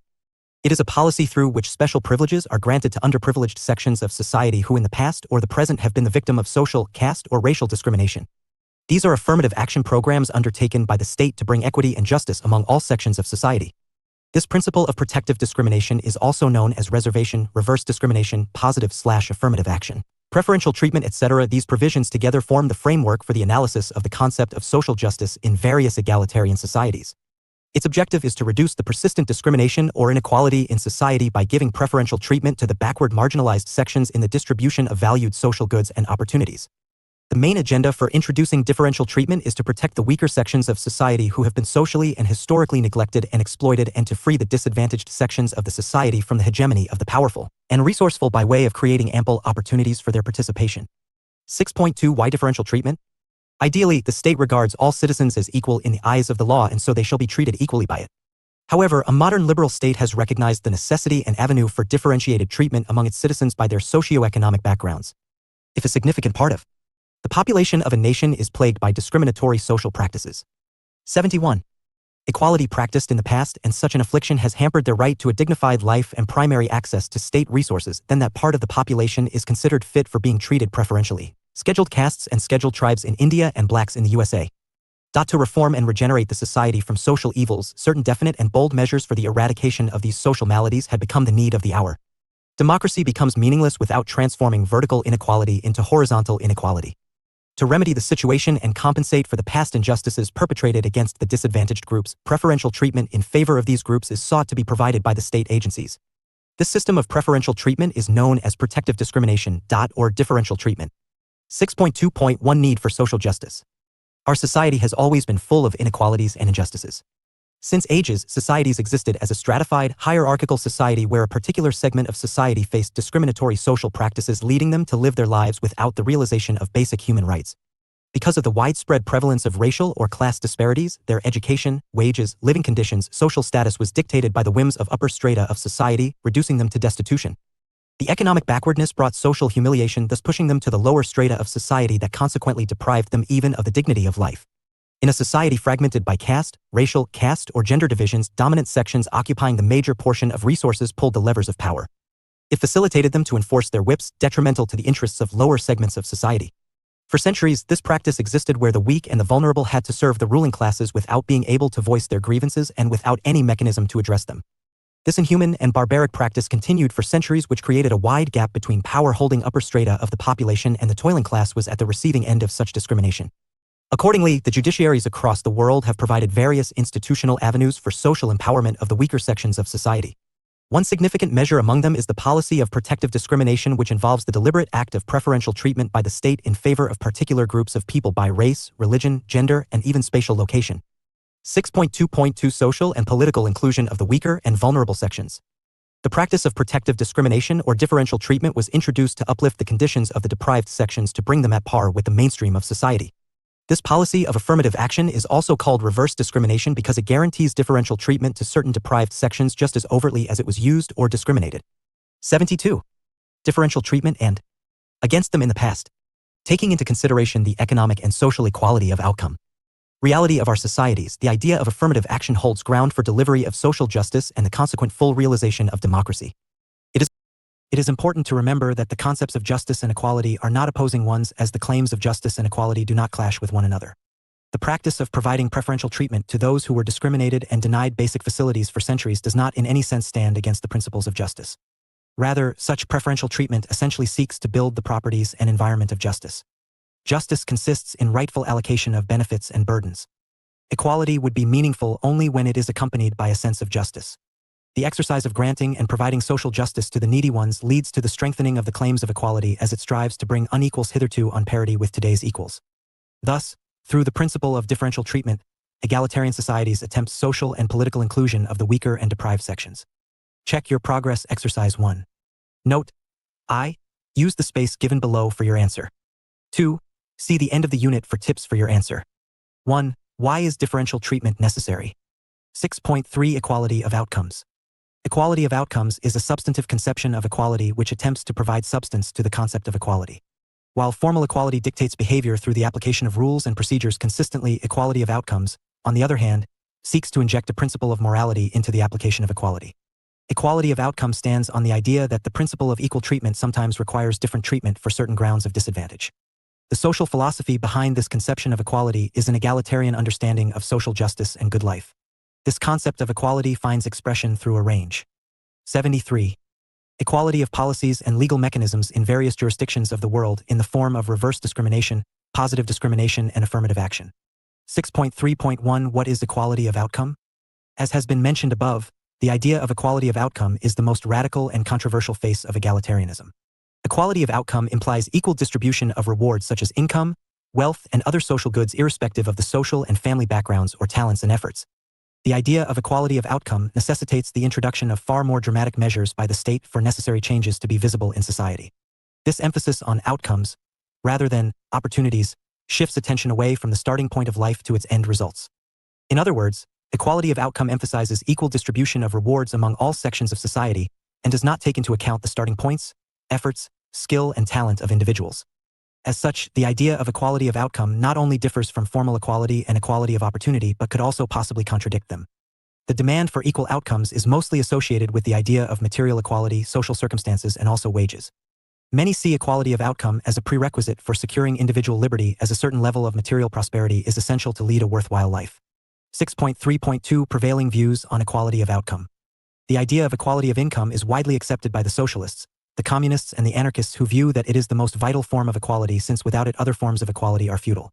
On the other hand, conservatives and liberals believe such measures to be immoral or unnatural.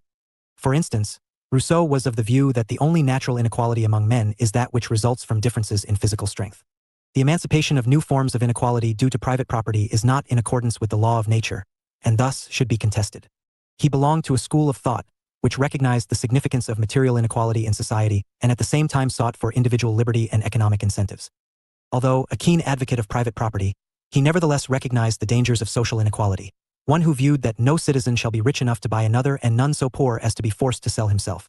One could also draw similarities between the idea of equality of outcome with the modern idea of redistribution of wealth from the rich to the poor, which emphasizes more on reducing social inequalities rather than on achieving any abstract goal of social equality. Thus, when modern social democrats advocate equality, they generally refer to the modest idea of distributive equality rather than any radical goal of absolute equality. Although they recognize the importance of material 74. Differential treatment and equality, they do acknowledge the significance of unequal measures like equality of outcome. Incentives to work. Fundamental socialists, on the other hand, root for a far higher degree of social equality. Marx, for instance, criticized the very idea of equality and instead termed it as a bourgeois right to inequality. He clearly distinguished between the idea of equal or more equal property ownership with his own goal of common ownership of productive resources.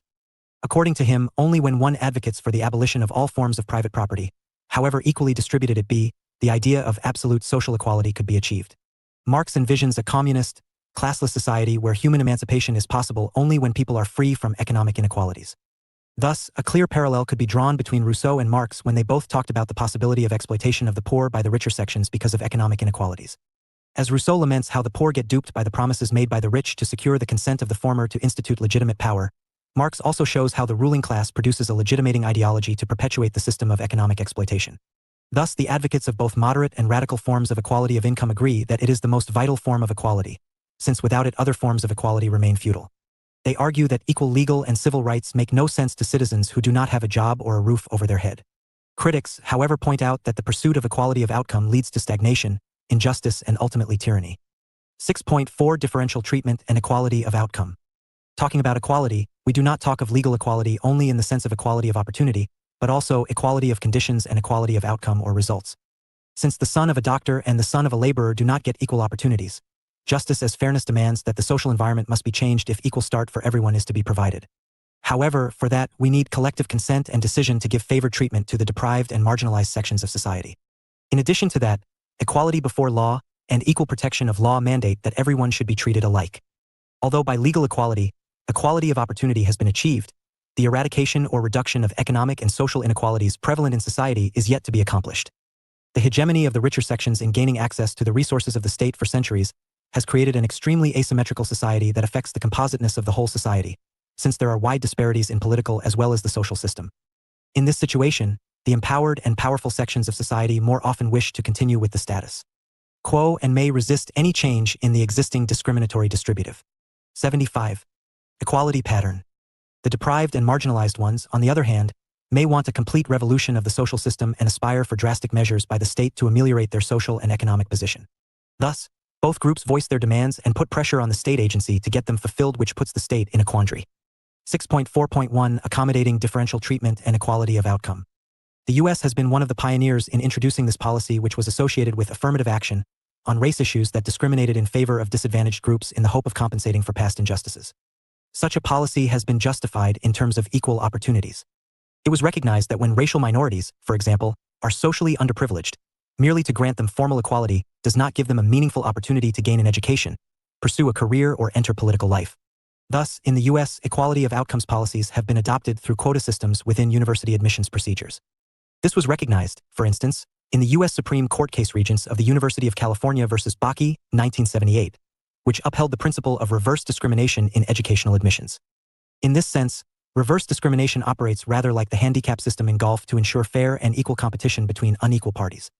Some argue that this application of the principle amounts to different but equal treatment and so conforms to the strictures of formal equality. Others, however, suggest that unequal treatment, albeit in an attempt to compensate for previous disadvantage, must of necessity violate the principle of equal rights. The Constitution of Germany puts the onus of gender equality on the state. It states that men and women are equal. The state supports the effective realization of equality of women and men and works towards abolishing present disadvantages. Similar provisions are found in the Greek constitution, where it has been mentioned that adoption of positive measures for promoting equality between men and women does not constitute discrimination on the basis of sex. The state shall attend to the elimination of inequalities actually existing, especially to the detriment of women. Likewise, South Africa's constitution mandates the state to eliminate gender and racial discrimination and to take positive actions to ensure that the South African state reflects social diversity. The statement, "The need for the judiciary to reflect broadly the racial and gender composition of South Africa must be considered when judicial officers are appointed," is another example of the kinds of positive or affirmative actions that find expression in different egalitarian constitutions. The Constitution of India made provisions for differential treatment in favor of the scheduled castes and scheduled tribes, SCs and STs, which constituted about 23% of the then divided India's population. Apart from providing reservations in parliamentary seats, they were also given preference in the 76. Differential treatment and form of quota in admission to schools and colleges, jobs in the public sector, equality of outcome, and various other economic benefits for the overall development of this big chunk of population. The Constitution guaranteed the fundamental right of equality of all citizens before the law, but it also categorically laid down that nothing in the Constitution shall prevent the state from making any special provision for the advancement of any socially and educationally backward classes of citizens or the scheduled castes and the scheduled tribes. The state is empowered to take special measures for the betterment and welfare of disadvantaged sections of society. In other words, the policy of reservation or positive discrimination stands, at least in the short run, as an integral part of the process of socio-economic change, integration, and development of India. These provisions are contained in Articles 15, 4, 16, 4, 46, and 340. The above articles comprise the backbone of social justice measures in the form of protective discrimination and equality of outcome enshrined in the Constitution. 6.4.2 Does differential treatment lead to equality of outcome? Even though equality of starting points is often associated with equal accessibility, there is an important difference between the two. The idea of equal access has its origins from the principle of equality before the law. Equality of access makes way for equal access to all public services by individual merit and not on the basis of birth and inherited privileges. Thus, equal opportunities were understood as equality of access, which formed the predominant liberal notion of equal opportunities in present times. But equality of access to something for all on the basis of merit is one thing, and ensuring a level playing field giving equal opportunities to everyone is another thing altogether. When two individuals who are different by nature are put together at the same starting point, it is necessary to create favorable conditions for the disadvantaged or disadvantage the advantaged. In other words, if equality is to be established between two unequal persons, artificial differences have to be created, so that position of the weaker and vulnerable ones comes at par with the privileged. In this way, inequality becomes a means of achieving equality as it attempts to correct the prior inequality. This equality is, however, not equality of outcome. This idea of equality of opportunity ensures that everyone should have the same opportunity to become the best, and that only the best ones obtain the social goods which are limited in supply. In most interpretations of equality of opportunities, such as equality of starting points and equality of resources, the focus is not on equality as a specific value. Rather, it revolves around the idea of competition, where the metaphor of race is linked with the circle of life.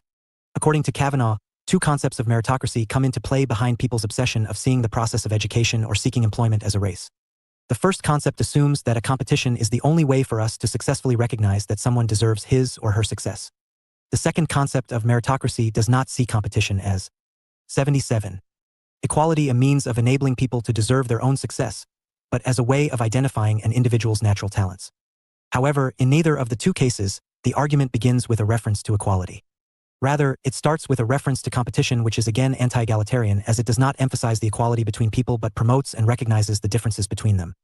Thus, equality of opportunity does not bring about equal success and equal status, but only ensures fairness of the rules that regulate the efforts of obtaining them. The advocates of the liberal conception of equality of opportunity justify the unequal achievements, if they are the consequences of differences in the ability, will, and desires of those engaged in competition. In this context, the idea of equal opportunities is explicitly perceived as being contrary to equality of outcomes. It should be remembered that equality of opportunity, or more specifically, differential treatment, is addressed here from the perspective of justice. Although justice is often defined as equality, inequality is not always unjust, and therefore, this principle favors people who are subject to discrimination so that they are treated fair and equitably. Thus, the liberal conception of equality of opportunity is typically associated either with equality of starting points or resources, but not with equality of outcome. The issue of differential treatment and equality of outcome has been very emotive, divisive, and contentious throughout its journey. There has been an outcry against such policies by classical liberalism, which maintains that the distributive justice theory is not in conformity with liberal democratic thought, as it imposes a high burden on the state and individual autonomy. However, the concept of equality of outcome and differential treatment makes an important contribution in combating institutions and processes that involve the worst cases of disadvantage and discrimination to different groups. However, it remains a politically charged interpretation of equality, under which competing economic, social, and political interests must be addressed and balanced. Although there were continuing debates and challenges regarding the nature of implementation and relevance in present times, nevertheless, it can be said that such measures have contributed significantly to the expansion of democratic principles and inclusion of the poor and the backward classes into the political mainstream in the societies of different parts of the world. Check your progress exercise 2. Note: I. Use the space given below for your answer. 2. See the end of the unit for tips for your answer. 1. Which articles of Indian Constitution deal with differential treatment? 78. Differential treatment and equality of outcome. 6.5. Let us sum up. After reading this unit, you must have come to know that various egalitarian societies make way for protective discrimination and equality of outcome. The reason behind the introduction of such protective discrimination is to protect and promote the interests of the weaker and deprived sections of society, and provide them ample opportunities to make them empowered enough and bring them at par with the advantaged and privileged sections of society. However, the continuation of protective discrimination in the form of reservation system has given rise to debates regarding its utility and efficiency in the long run.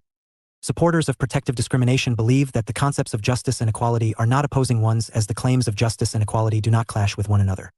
The practice of providing preferential treatment to those who were discriminated and denied of basic facilities for centuries does not in any sense stand against the principles of justice. Rather, such preferential treatment essentially seeks to build the properties and environment of justice.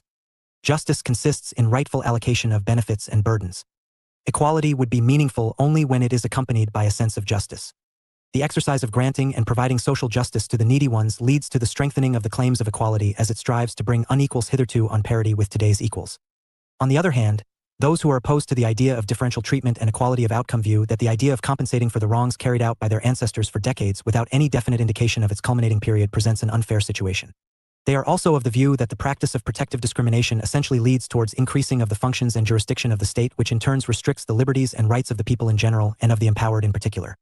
Nevertheless, in spite of the criticisms regarding the continuation of differential treatment and provisions for equality of outcome, it cannot be denied that this policy of positive discrimination Nevertheless, in spite of the criticisms regarding the continuation of differential treatment and provisions for equality of outcome, it cannot be denied that this policy of positive discrimination has gone a long way in expanding and strengthening democratic principles. It has also helped in developing an egalitarian society where the poor and deprived could also dream of thrashing the ladders of hierarchy and acquire the highest positions of honor and occupation. Thus, protective discrimination does not violate the principle of fairness. Instead, it creates the condition and environment. 79. Equality of justice.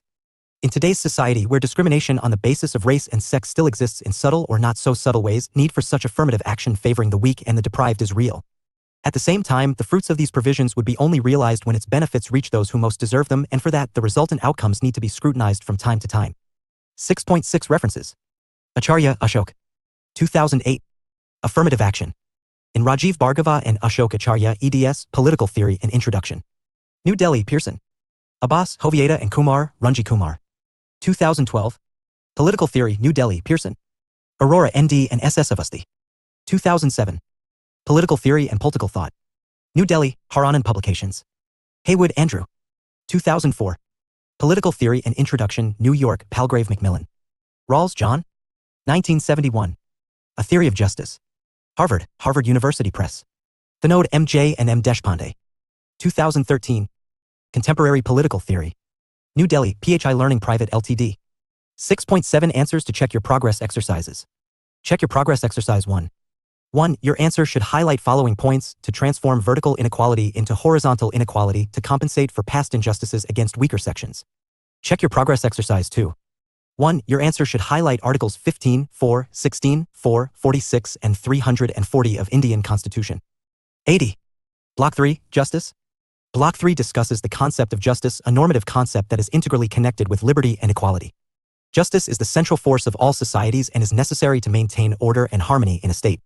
Individuals want to be treated in a fair way, which leads to social and personal well-being. A just society is based on the notion that all the members should benefit and there should be no exceptions. Justice can be distributive, procedural, harmonizing, or social. Unit 7 in this block is Justice as Fairness, which specifically focuses on the notion of distributive justice. Distributive justice is concerned with the just allocation of benefits, opportunities, and resources, etc. to ensure equality of outcome by the state based on various factors like need, equality, and desert. The demands for distributive justice arose in response to utilitarianism, which focused on quantity as it stood for the greatest happiness of the greatest number. The idea was opposed by socialist, communist, and anarchist movements which favored some economic leveling or allocation according to the need to ensure quality of happiness as well. Unit 8 is titled Idea of Just Desert. The concept of desert, from the Old French word desert meaning to deserve, refers to the actions of persons that result in special treatment either in the form of rewards or in the form of punishment. The last is Unit 9, which discusses justice in a global context with special focus on climate change and environmental hazards. The concept of justice in international relations is a relatively new one, as ancient, medieval, and early modern thinkers focused on justice within the state. 81. 82. 83. Unit 7, Justice as Fairness, Distributive Justice, *. Structure. 7.0 Objectives. 7.1 Introduction. 7.2 Meaning and Concept. 7.2.1 Criteria for Justice. 7.2.24 Distinctions. 7.2.3 Dimensions of Justice. 7.3 Distributive Justice. 7.3.1 Justice as Fairness. 7.4 Limitations of Rawls's Theory of Justice. 7.5 Let us sum up. 7.6 References. 7.7 Answers to Check Your Progress Exercises.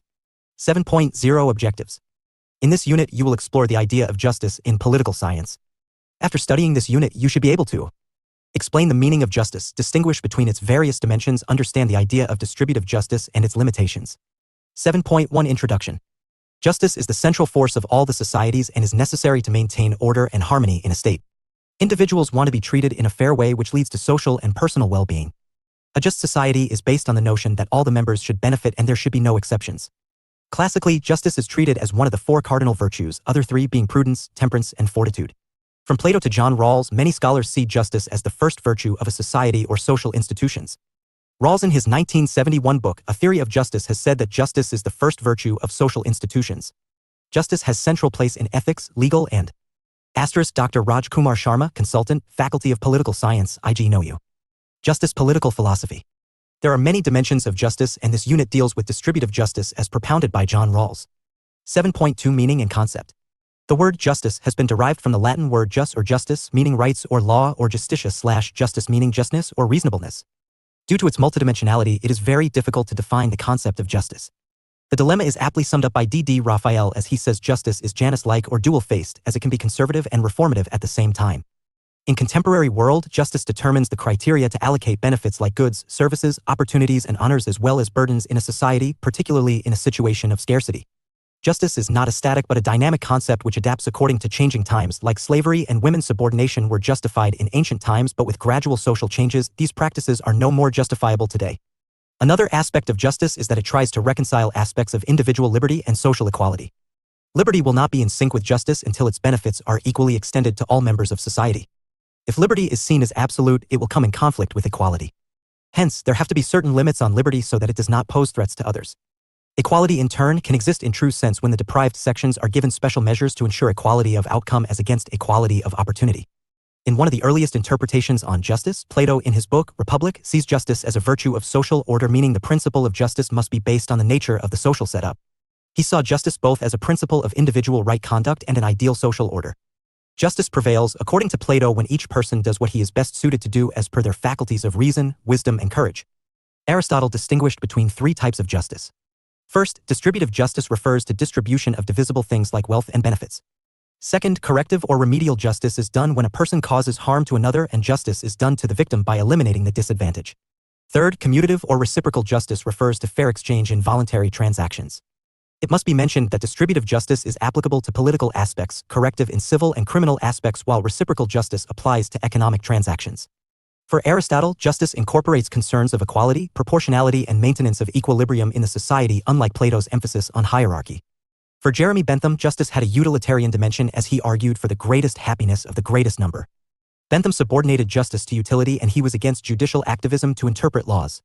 J.S. Mill slightly modified Bentham's doctrine by inserting qualitative aspects as well apart from quantitative ones. For John Austin, law is the source of justice as it flows from the laws created by the sovereign. Contrary to the liberal view, which sees justice as a synthesis of liberty and equality, Marxist scholars argue that class inequalities need to be eliminated by overthrow of the state, and justice would prevail in a classless and stateless society. 84. 7.2.1 Criteria for justice. Justice as fairness, distributive justice. Seen in the context of distribution, justice has three main aspects: needs, desert, and equality. Justice based on needs presupposes that human beings have equal right to have their needs fulfilled, as demonstrated by socialism. Here, there is a distinction between needs, wants, and desires. Basic needs like food, water, and shelter, etc. are universal across societies, while wants are market-oriented in nature. A state may take steps to ensure needs of various sections of society are met, but it will not take care of wants. Egalitarian distribution of resources and opportunities is the result of needs-based justice. In contrast, desert-based justice depends on natural faculties of an individual or intrinsic value of a person, merit. It is based on the principle of equality of opportunity and advocates free market capitalism, where merit decides distribution of rewards. Such ideas have been supported by Edmund Burke and Herbert Spencer. Lastly, equality is one of the fundamental presumptions of justice. Instead of equality of opportunity, there is need to have equality of outcome so that the deprived sections have access to benefits of the state. 7.2.24 Distinctions. There are four important distinctions that one needs to keep in mind while understanding the concept of justice. First, there is a difference in conservative and ideal justice. Conservative justice pertains to existing norms and practices, while ideal justice seeks to reform them. Justice may seek to respect people's rights under existing law or moral values, or fulfill their expectations acquired from past social conventions, but it may also radically change them. The decision of Supreme Court of India stating that marriage is not a precondition for adults to live together can be cited as a relevant example here. Second distinction is between corrective and distributive justice. Corrective justice implies that a bilateral relation between the wrongdoer and the victim, and demands that the fault should be cancelled by compensating the victim and eliminate any advantage secured by the wrongdoer by his faulty actions. On the contrary, distributive justice assumes a distributing agent, mainly the state, and a number of people who have a claim on what is being distributed based on some criteria like desert, need, or equality. Talking of a situation of scarcity, Aristotle argued that if there are fewer flutes available than from among people who want to play them, they should be given to the best performers. Third distinction relates to procedural and substantive justice. Procedural justice, as the name suggests, is concerned with fairness of processes and procedures to arrive at policy decisions. In general terms, it is justice as per law and procedures established by law. Justice is assumed to be done when procedures are followed in accordance with the law. Traditionally. 85. Procedural justice has been associated with formal equality among individuals, which means human beings are equal before the law irrespective of differences like gender, religion, and caste, etc. Rights-based justice is seen as procedural justice. It treats justice as a result of individual behavior which cannot be applied to society. Since individuals are rational beings who can make their decisions on their own, state should not be allowed to interfere in individual entitlements. Hence, procedural justice theories make a case for individualism and market economy. Robert Nozick's theory of justice, explained in his book, Anarchy, State, and Utopia, is an example of procedural theory of justice. Substantive justice, on the other hand, seeks redistribution of material resources and opportunities to ensure equality of outcomes and requires ethical and moral criterion to decide the notion of justice. Needs-based justice is seen as substantive justice, and John Rawls's theory of justice is an example of distributive justice. Fourth difference is between comparative and non-comparative justice. Principle of equality that requires equal distribution of some benefit is comparative in nature. Non-comparative justice includes principles of sufficiency, which holds that each person should have enough on some dimension or the other to have their needs fulfilled. Here, nobody is allowed to fall below a minimum fixed level. 7.2.3 Dimensions of justice. There are four dimensions of justice: legal, political, social, and economic, as discussed below. Legal justice pertains to justice based on law as propounded by Thomas Hobbes, Jeremy Bentham, and John Austin. This view believes that law is the command of the sovereign and the only source of justice. Here, the focus is on how the law is formulated, whether there is rule of law, and whether it is fairly applied to all the individuals. Legal justice has two interconnected elements: just laws and just administration of laws. Just laws mean that laws made by authorities must be in sync with social and moral values of society. Just administration of laws includes three things: rule of law, impartiality of judges, and independence of judiciary. Political justice means that politics should have representative character, ensure political participation, equal political rights, and association of citizens in the decision-making process. Political justice exists when there is political equality through rights such as universal adult franchise, right to contest elections, etc. It also ensures accountability by giving the final authority to the citizens who elect the government. People's participation is also ensured in the decision-making process, which can be direct or indirect through their elected representatives. Social justice stands for reconciling individual interests with those of the society. It stands for equal opportunity without discrimination-based. 86. Justice is fairness. On caste, class, religion, and gender, etc. social justice demands that the distributive justice interests of the deprived sections are safeguarded by the state.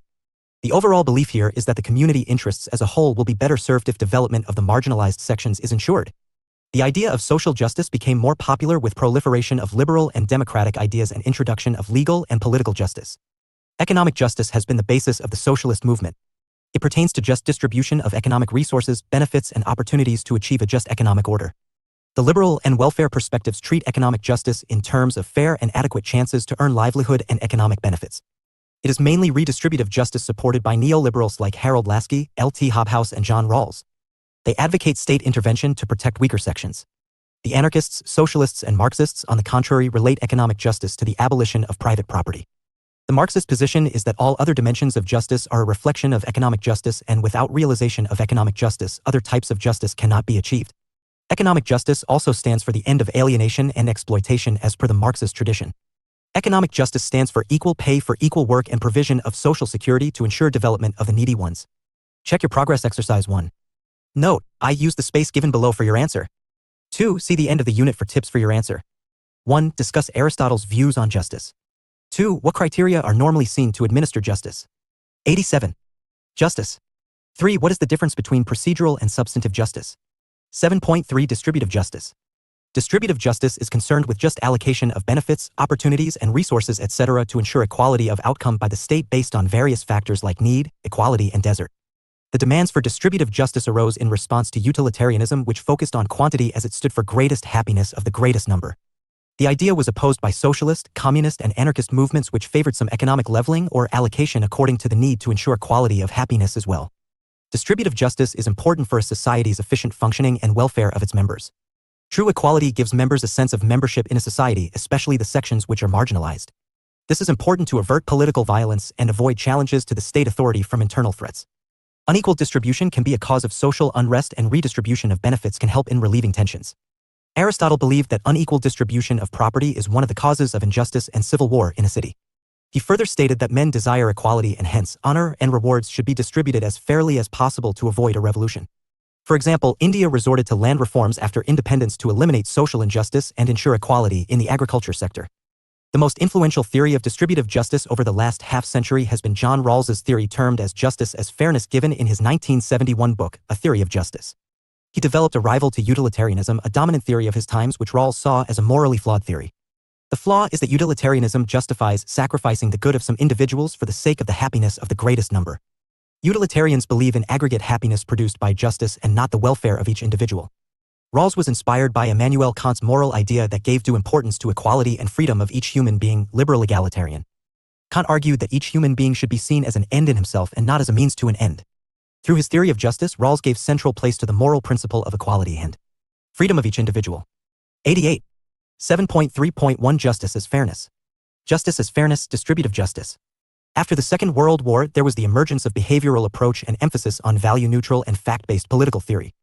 Hence, normative principles and values became a scarce commodity in political science at large. It was John Rawls who brought them back in the discipline through his theory of justice. His theory stood for distributive justice and just distribution of primary goods in a society. Rawls supported a contract-based theory of justice that was based on the original position, state of nature, earlier envisioned by Thomas Hobbes, John Locke, and J.J. Rousseau, individual rationality, making a choice amongst various means for optimum result, and decision-making, social contract. Rawls combined liberty and equality, liberal egalitarian, in his conception of distributive justice that he called justice as fairness. In opposition to the utilitarian theory of justice that dominated Western liberal thought since the 19th century, Rawls tried to formulate his theory to meet needs of the liberal democratic welfare state that emerged after the Second World War. He described justice as the first virtue of social institutions, and all political and legislative decisions should be based on justice to determine the distribution of primary goods. Primary goods are the ones for which it is rational for a person to want more rather than less. These are of two types. Natural goods. These are goods like intelligence, health, talent that are affected by social institutions but not distributed by them. Social goods. These include income, wealth and opportunities etc. that are directly distributed by social institutions and are affected by them directly. Rawls talks of a state of nature where people consensually decide the type of society in which they will live. In this state of nature, he has said that the individuals are in an original position. To eliminate selfish interests and biases of different kinds, he assumes that the original position means the following. Individuals are mutually indifferent, self-interested but not egoists. They seek to maximize their own interests like liberty, income etc. by agreeing to form the society. There is a veil of ignorance between the individuals which prevents them from knowing details like skill, social background, income etc. There is a veil of ignorance between the individuals which prevents them from knowing details like skill, social background, income etc. about others. Despite the veil of ignorance, the individuals will make rational choices as they are rational decision makers and would devise principles that would lead to just distribution in society. Under the above-mentioned conditions, each individual would want to maximize his own self-interest, but since he does not know the details of others, everyone is likely to choose a society that would minimize his potential losses. Individuals would make sure that 89. Justice. Even the worst of persons is not too destitute in case he turns out to be one such person. It is called the maximizing principle as it maximizes their minimum welfare. The negotiators or the individuals will choose the least dangerous path and would hypothetically place themselves in the least advantageous position while recommending the criteria of allocation of the primary goods. They will choose two principles according to Rawls. Principle 1. Each person to have an equal right to the most extensive basic liberties compatible with similar liberties of others. Principle 2. Social and economic inequalities are to be arranged so that both are a. to the greatest benefit to the least advantaged members of the society, b. attached to positions offices open to all under conditions of fair equality of opportunity. The first principle is called the equal liberty principle. The second is often divided into two parts. The first part is called the difference principle and the second is called fair equality of opportunity. The basic liberties to be protected include political liberty, right to vote and to hold public office, freedom of speech and assembly, right to hold personal property, right against arbitrary arrest etc. Rawls has argued that the first principle has an absolute priority over the second one and 2a has priority over 2b so that individual liberty is not compromised for liberty of others. In his general conception of justice, Rawls holds that social and economic advantages must be arranged to ensure greatest benefit to the least advantaged members of a society. Why should Rawls's principles be accepted? There can be two arguments. 1. The idea is to refine the social contract tradition. Justice is conceived to be what persons would agree to under conditions for choosing principles to regulate basic social structure that is fair. The original position given by Rawls is an example of fair proceduralist standard of justification as something is believed to be fair only after an ideal procedure would accept it as right. Second, Rawls discards the idea of natural talent, saying skills and talents are the result of naturally and socially acquired advantages. These social advantages should extend to the least advantaged sections for fair justice. After deciding about the principles, the individuals decide on the constitution that protects liberty of conscience and freedom of thought, liberty of the person and equal political rights. In legislations and policies by the state, laws that favor the privileged sections are excluded unless they lead to benefits for the least advantaged sections. Thus, Rawls marked a departure away from classic liberalism that stood for individual liberty but left the individual alone to face the market risks. He also departed from the socialist ideas that made individuals subservient to social equality. Rawls's theory of justice was in line with the needs of the liberal democratic welfare state. In the Indian context, the idea of justice propounded by Rawls has a lot. 90. Justice is fairness. Of relevance. The Indian constitution makes systemic departures from distributive justice. Norms of equality to achieve justice. Such modification is required to eliminate discrimination against the deprived sections in order to promote national integration. Dr. B.R. Ambedkar, as the chairperson of the drafting committee of India's constitution, argued that political democracy could not be sustained on the basis of social inequality. In line with the ideas of Aristotle, Dr. Ambedkar argued that if social inequality is not addressed, there could be political instability in India. He said, "On the 26th of January, 1950, we are going to enter into a life of contradictions. In politics we will have equality and in social and economic life we will have inequality. In politics we will be recognizing the principle of one man, one vote and one vote, one value. In our social and economic life we shall, by reason of our social and economic structure, continue to deny the principle of one man, one value. How long shall we continue to live this life of contradictions? How long shall we continue to deny equality in our social and economic life? If we continue to deny it for long, we will do so only by putting our political democracy in peril. We must remove this contradiction at the earliest possible moment, or else those who suffer from inequality will blow up the structure of political democracy which this assembly has laboriously built up." Hence, the Indian constitution has many provisions that depart from the principle of formal equality to ensure benefit of the least advantaged sections, mainly the schedules castes, the schedules tribes, and the other backward classes. There is a provision for reservation for the deprived sections in education, administration, and legislative bodies as well. Check your progress exercise too. Note, I use the space given below for your answer. 2. See the end of the unit for tips for your answer. 1. Why is distributive justice important for a society? 2. What is meant by Rawls's difference principle? 91. Justice. 7.4 Limitations of Rawls's theory. Rawls's conception of justice has been criticized on the following grounds. Brian Barry in his 1973 book, The Liberal Theory of Justice, has doubted the rationality of individuals as argued by Rawls in the original position. He further says that it is very difficult to define the least advantaged sections in any society. Communitarians have criticized Rawls' liberal egalitarian conception of justice as it gives more importance to the individual at the cost of the community or society.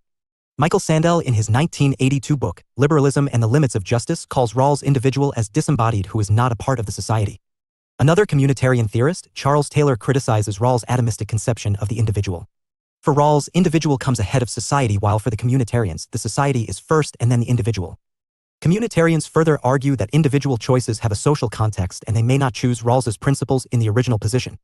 Michael Walzer in his 1983 book, Spheres of Justice, argues that we cannot distribute goods to men and women until we understand what the goods mean, what parts they play, how they are created, and how they are valued among those same men and women. Distributions flow out of and is relative to social meanings. Hence, he says that justice can be understood only as a community principle and not as an individualistic one. Libertarian thinker, Robert Nozick's entitlement theory of justice is in response to Rawls's distributive theory given in his 1974 book, Anarchy, State, and Utopia. He said each individual has the moral right as one chooses on any mutually agreed terms with others so long as the person does not thereby harm non-consenting other people in ways that violate their rights. Nozick was influenced by the ideas of John Locke. According to him, the moral authority of state to coerce people without their consent, even just to maintain minimal public order, appears problematic. The idea that society has the right to redistribute property to achieve more fair distribution is against natural rights of individuals. Property is owned by people, and the state, acting as the agent of society, has no more right to take from some and give to others than a robber does. Nozick justifies private property as long as it has been acquired by just means. In sum, Nozick defends market. 92. Justice is fairness. Freedom and is against welfare policies of the state achieved by distributive justice. Taxation schemes. Such scheme of taxation is inherently wrong, which violates people's rights according to Nozick. Marxists have criticized liberal egalitarians for their failure to address inherent exploitative inequalities between capitalists and workers by solely focusing on fair distribution within a capitalist system. They have also argued that Rawls' idea of veil of ignorance is a hypothetical condition, as any deliberations without the knowledge of social and economic conditions of each other is meaningless. Justice can be analyzed in the light of class relations and ownership of private property. Ronald Dworkin has given importance to choices made by people or luck instead of distribution of primary goods to attain justice. Dworkin argued that people with equal resources could end up with unequal benefits due to their choices. He distinguished between option luck and brute luck. If somebody suddenly goes blind due to a genetic problem, it means bad brute luck, and if someone wins a lottery, this means good option luck. In other words, option luck is a deliberate choice made by individuals, while brute luck means unforeseen problems. Some bad events are such that they can be avoided, like losses suffered in gambling. Dworkin feels that inequality arising out of such choices should be part of any conception of justice. Nobel laureate Amartya Sen addresses the question of what metric egalitarians should use to determine the degree to which a society could realize its ideal of equality.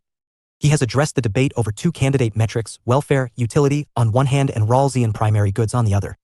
He introduced the concept of capability equality between these two extremes, where capability means what various goods do for people apart from the welfare they achieve. Rawls believed that just institutions would distribute primary goods in a fair manner. The fair distribution, according to him, is the one in which the worst off are as well off as possible according to the primary social goods measure. Son, on the other hand, objects, arguing that persons born with different physical and psychological propensities will generally be unequally efficient transformers of resources such as primary social goods into whatever goals they might seek. He considers two individuals with the same allotment of primary goods, but one is fit, hardy, and quick-witted, while the other is lame, illness-prone, slow-witted, lacking in physical coordination. Although the two individuals have different conditions, but primary social goods metric will not show this disparity. Hence, Sen believes that we should look beyond the distribution of opportunities, income, and other primary goods allotments given the circumstances of different individuals. The basis of interpersonal comparisons for a theory of justice should, according to him, be a measure of people's real freedom to achieve function. The basis of interpersonal comparisons for a theory of justice should, according to him, be a measure of people's real freedom to achieve functionings they have reason to value. Capability thus represents freedom, whereas Rawlsian primary goods are just means to this freedom. People have varying capabilities due to genetic, age, or other factors to convert resources. 93. Justice into actual freedoms. These variations influence people in different ways to build freedom in their lives despite having the same primary resources. Feminist scholars have also criticized Rawls' theory of justice on a number of counts. Susan Mahler-Oken's 1989 book, Justice, Gender, and the Family argues that family should be considered as a main unit for any discussion on justice. The family is considered as a private sphere, while as an idea, justice has a bearing on the public sphere, which is outside the family. Rawls is unable to address oppression that surfaces in the so-called private sphere of government non-interference. Oken argues that any theory of justice that does not address inequalities in a family is incomplete. There is unequal division of labor in the family where women have no option but to do things like cooking, childbearing and rearing with little or no help from the male members. Hence, they face similar inequality in public sphere as well, backed by social customs, and ultimately women are robbed of any desire to enjoy active life outside the family. She argues that justice as fairness articulated by Rawls is not fair to women and hence lacks credibility. Some other feminists have argued that the model of autonomous, self-interested, rational and individualistic person is a typically male conception of human behavior, and it leaves very less or no scope for values such as care, nurturing, empathy and cooperation that are typically female qualities. Hence, they argue that female qualities are not represented in Rawls' original position. Check your progress exercise 3. Note, I use the space given below for your answer. 2. See the end of the unit for tips for your answer. 1. Discuss Amartya Sen's critique of Rawls's theory of distributive justice. 7.5 Let us sum up. Justice is important for stability and well-being of any society. Needs, desert, and equality are the main criteria for administering justice by state. There. 94. Justice is fairness. Are 4 distinctions: conservative versus ideal, corrective versus distributive justice. Procedural versus substantive, and comparative versus non-comparative justice that one has to keep in mind while understanding the concept of justice. It can be political, economic, social, and legal in terms of its dimension. John Rawls' theory of justice, often referred to as justice as fairness, is a reaction to utilitarianism. It contends that social and economic advantages must be arranged to ensure greatest benefit to the least advantaged members of a society. Although it has been criticized by communitarians, libertarians, and feminists, Rawls' theory has played a significant part in ensuring that benefits are allocated to deprived sections in liberal democracies, and India is one such example. 7.6 References. Abbas, Hovieta and Kumar, Ranji. 2012. Political Theory. New Delhi, Pearson. Arneson, Richard J., 2006. Justice After Rawls. In J. S. Dryzek, B. Honig and A. Phillips, eds. The Oxford Handbook of Political Theory. Oxford, OUP. Bellamy, Richard and Mason, Andrew. 2003. Political Concepts. Manchester, Manchester University Press. Lamont, Julian. 2004. Distributive Justice. In G. F. Gauss and C. Kakatha's eds. Handbook of Political Theory. London, Sage.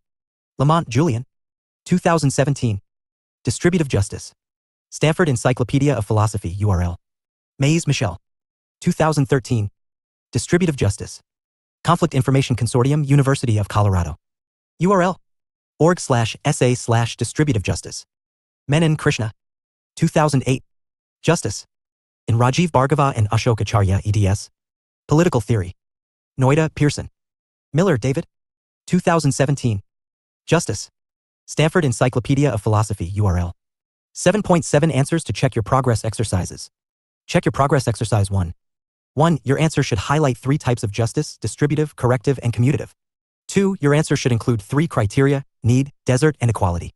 3. Your answer should highlight that procedural justice pertains to fair procedures while distributive justice means equality of outcome. 95. 96. Justice Check your progress exercise 2. 1. Your answer should highlight that distributive justice is needed in any society to avert political violence and avoid challenges to state authority from internal threats.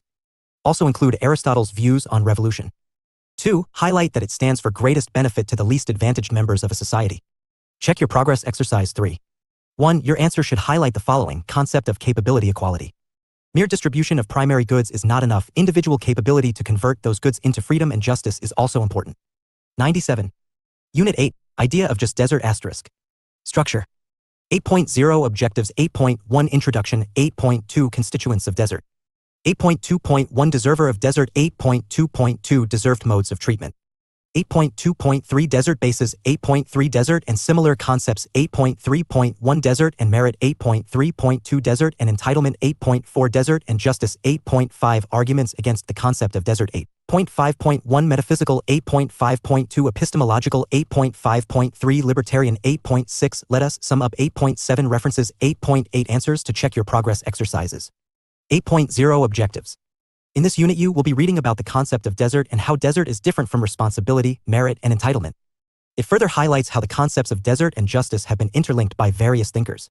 Finally, this unit discusses the arguments against desert. After going through this unit, you should be able to explain the meaning of desert, discuss the relationship between desert and justice, understand the arguments against the concept of desert. 8.1 Introduction.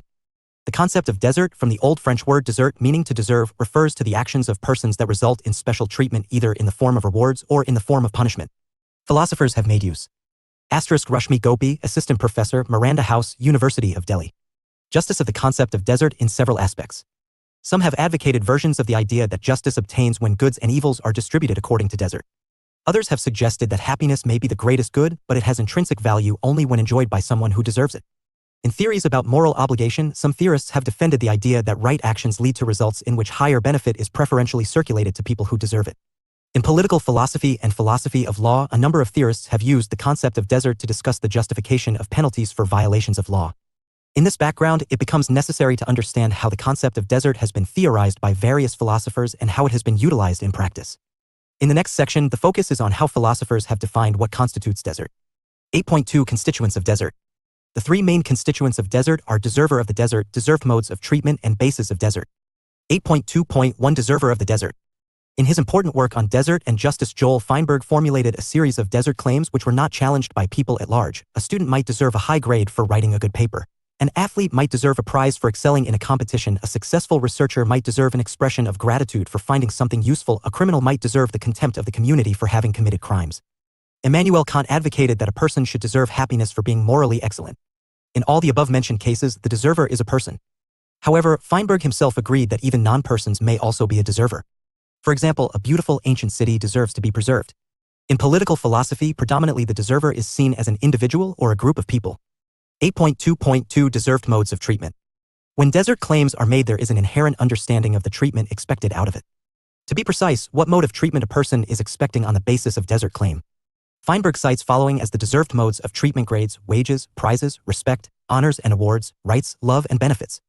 Gottfried Wilhelm Leibniz and Immanuel Kant would include happiness among the possible deserved modes of treatment. These are positive modes of treatment based on deserts. However, there are also negative modes of treatment based on deserts like condemnation, fines, penalties, and burdens. Now, there is a third mode of treatment based on deserts that are neither positive nor negative. Like a student getting the grade of C, for that student who has put in minimum 98. Idea of just desert. Efforts grade is neither positive nor negative. Therefore, sometimes deserved mode of treatment is beyond the boxes of benefit and burden. 8.2.3 Desert bases. A. Effort and performance. It is argued that basis of desert can be an effort input made or a performance output. To highlight the complexity of finding the right basis of desert, Michael Boylan presented a case of two puzzle makers. The first puzzle maker was given a puzzle that is 80% complete, and he finished the puzzle by completing the remaining 20%. The second puzzle maker was presented with a puzzle that was totally incomplete. He managed to complete 80% of the puzzle and therefore did not finish it. Boylan noted that according to a performance-based evaluation, the first puzzle maker would be the one who deserves the credit. However, when effort-based evaluation is done, the second puzzle maker deserves the credit. The puzzle maker example raises, firstly, the question of on what basis or basis one should use to determine desert.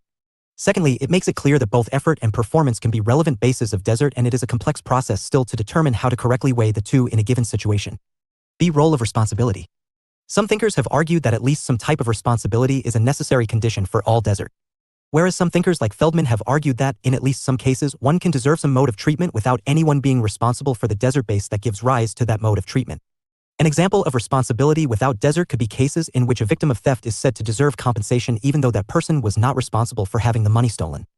In such a case, however, there is still someone, namely the thief, who is responsible for the desert base. But sometimes there is a case when no other person is also responsible for what happened, like when people suffer as the result of a natural phenomenon.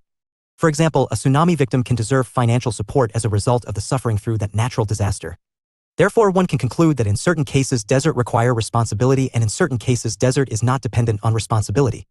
The responsibility-centered desert assumes that the individual is autonomous and rational who make their own independent choices. C. Significance of time. Predominantly desert theorists argue that desert is firmly a backward-looking concept. According to this view, a person's desert is based on his past, and that past justifies claims of the person. However, this view has been challenged. Some thinkers argue that certain legitimate desert claims can be based on future performances. But critics have highlighted that desert claims solely based on future references cannot be relied on. There. 99. Justice is a middle path also. For Aristotle, the idea of distributive justice is based on just desert. The answer to the question that who in a polity should get honor, wealth, power, offices, and other distributable goods and benefits lies in just desert. In understanding the distributive justice of Aristotle, it is imperative to understand that for him significance of just desert as a habit of past, backward-looking, and relevance of just desert as a basis for an action in future, forward-looking is crucial. For Aristotle, in politics it is important that only those people who know that they have certain deserts and how they will utilize these deserts in future for the common use should participate. Therefore, to rule and to be a ruler depends on past and present desert owned by a person, male master. Aristotle never explained on what desert/s can be counted as essential for the job of politics. Check your progress exercise 1. Note, I use the space given below for your answer. 2. See the end of the unit for tips for your answer. 1. What are 3 main constituents of desert? 8.3 Desert and similar concepts. Most of the time in daily usage, there are some words which are interchangeably used for desert. In this section, we are focusing on 2 such words. They are merit and entitlement. Desert and merit, a main marker used to distinguish desert from merit is responsibility. David Miller notes that merit is used to refer to a person's admirable qualities, whereas desert is used in cases in which someone is responsible for a particular result. A person can get merit treatment based on factors over which that person had little or no control. For example, a person can merit but not deserve admiration for the birth-based looks/appearances. In extension, since merit does not require responsibility, it can be applied to a wide variety of things, including inanimate objects. Desert and entitlement. Entitlement can be a claim or right made by a person to some different treatment as a result of following the rules or meeting some explicit criterion or criteria of an association, organization, or 100. Idea of just desert. Institution. Although certain entitlements might be related to or give rise to desert, it is important to understand the distinction between these 2 words. There are situations in which one deserves different treatment without being entitled to that treatment, or in which one is entitled to something that one does not also deserve. For example, a dancer performed very well in a dance competition. But unfortunately, at the last minute the dancer slipped on the floor while performing the dance. In this situation, the dancer failed to win the prize. While analyzing the situation, it is clear that the dancer is not entitled to the prize, but deserved to win for the requisite efforts made. There are situations wherein a person is entitled to something but is not deserved to it. For example, a legal heir might be entitled to an inheritance left by the mother, but the person, legal heir, might not have done anything to deserve that inheritance. Check your progress exercise 2. Note, I use the space given below for your answer. 2. See the end of the unit for tips for your answer. 1. Explain how merit and entitlement are different from desert. 8.4 Desert and justice. Justice can be understood to consist in persons getting what is appropriate or fitting for them. This idea of justice can be traced back to ancient times. Plato discussed justice in general and distributive justice in particular as involving a type of appropriateness or fittingness of treatment. Plato suggested that justice involves treating people as they deserve to be treated. For Plato, justice was one of the 4 principles of virtue in addition to temperance, wisdom, and courage. An ideal state will be where everyone will get what they deserve. In such a state, each individual would perform their duty diligently. If hierarchy is the principle governing justice for Plato, then Aristotle speaks about equality as an important value in justice. Aristotle maintained that distributive justice involves judging people according to certain criteria in order to determine whether they are equal or unequal. He argued that, in distributions, it is just for equals to receive equal shares, unjust for equals to receive unequal shares, and unjust for those who are unequal. 101. Justice to receive equal shares. John Stuart Mill, with utilitarian understanding of justice, claimed that it is considered just when a person gets whatever good or evil that person deserves, and unjust when that person receives a good or suffers an evil that person does not deserve. Sidgwick argued that justice involved one's desert being requited. According to the pluralist theory of justice, desert is one among other important conceptual components of justice. These other components may include, but need not be limited to, entitlement, equality, merit, need, reciprocity, and moral worth. According to these theories, whether and to what extent desert is relevant to justice depends on the context in which the judgment is being made. According to Miller, when desert conflicts with the other components of justice, it must be measured against them in order to determine what justice requires. According to the procedural theory of Robert Nozick, the historical principle holds that an individual's past actions determine the deserts that individual would be entitled to, and since actions are different, so would be the entitlements to deserts. Nozick argues that individual entitlement to desert is just if it is a consequence of fair acquisition or even transfer. Some might argue that desert is significant in retributive justice but not in distributive justice, because being the suitable receiver of any harm requires a level of responsibility that being the suitable receiver of a benefit does not. Some might argue in favor of the asymmetry based on the differing modes of treatment that are called for in distributive and retributive contexts. The motivating idea used to support this view is that desert is an appropriate and important basis for punishment, but other concepts, example, equality and need, are the appropriate basis for distributions of goods and services. Even if one recognizes desert as an important conceptual component of both distributive and retributive justice, one might argue that desert differs in these different spheres. For example, one might argue that desert in distributive justice can be forward-looking, while desert in retributive justice cannot. According to Michael Walzer, desert implies a very strict sort of entitlement such that the title precedes and determines the selection, while qualification is a much looser idea. A prize, for example, can be deserved because it already belongs to the person who has given the best performance. It only remains to identify that person. Prize committees are like juries in that they look backward and aim at an objective decision. Here, we could see the complexities Michael Walzer is raising in relation to the concept of desert. It is closely related to the talents valued by the institutions, and it is essentially a backward-looking, past experience-based exercise to know what constitutes a just desert. For Amartya Sen, justice is about capabilities. It is not just the access to primary goods that are desirable for every human being, but the extent of capabilities that each individual has to convert these primary goods into lives that they value living. This will lead to freedom and justice to individuals. It is not clear whether for Sen, capabilities-based justice makes a difference between merit and desert. 102. Check your progress exercise 3. Idea of just desert. Note, I use the space given below for your answer. 2. See the end of the unit for tips for your answer. 1. How desert is placed in theories of justice. 8.5 Arguments against the concept of desert. 8.5.1 Metaphysical argument. In John Rawls' theory of justice, desert does not have a prominent role. Rawls believes that the inequalities of birth are types of underserved discrimination. Rawls claims that desert does not apply to one's place in the distribution of natural/innate endowments, one's initial starting place in society, that is, the familial and social circumstances into which one is born, or to the superior character that enables one to put forth the effort to develop one's abilities. Rawls' work suggests a metaphysical argument against desert. According to this metaphysical argument, since most of who we are and what we do is greatly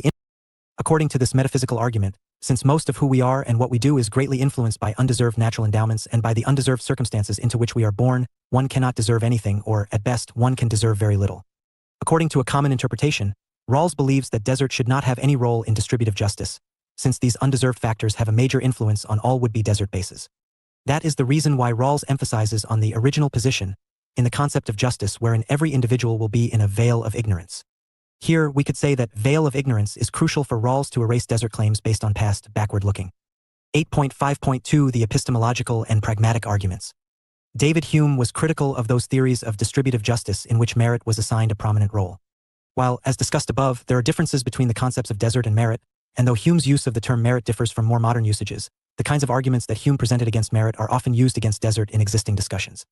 Hume argued that since humans are both imperfect in their knowledge of the factors that would establish others. 103. Justice merit and susceptible to overestimating their own merit, distributive schemes based on merit could not result in determinate rules of conduct and would be completely destructive to society. This thinking is captured in the epistemological and pragmatic arguments against desert. According to the epistemological argument, since we cannot know the exact details of the lives of every member in a community or society, we cannot precisely treat people according to their desert. We have to remember that effort and performance are commonly cited as appropriate desert bases. Even if one agrees that only effort and performance should be used to determine one's desert, apprehensions about how such determinations could be made with any accuracy or consistency still remain. How could one know how much of a person's performance was the result of effort as opposed to natural talent, brute luck, or any other number of complicating factors? The pragmatic argument against desert is that, regardless of whether we could gain the knowledge needed to treat people according to their desert accurately, attempting to do so would have overriding negative consequences. Such negative consequences could include expending large amounts of time and resources in an effort to make accurate desert judgments and, perhaps, losses of personal privacy as one delves into the details of others' lives. Both the epistemological and pragmatic arguments must be accounted for when attempting to explain how a true meritocracy could and should be arranged. Those who do not advocate meritocracies on a large scale might overcome the difficulties suggested by the epistemological and pragmatic arguments by maintaining that the use of desert should be limited to smaller, local contexts. According to this view, since it is easier to determine a person's desert in contexts that are limited in size and scope, accurate desert judgments would be both possible and feasible in such contexts. 8.5.3 Libertarian arguments. According to libertarianism, each individual agent fully owns personhood. As a full self-owner, the agent is entitled to use the various abilities to acquire property rights in the world. For the libertarian, the primary goal of justice is the protection of negative liberty, that is, absence of constraints on an individual's actions.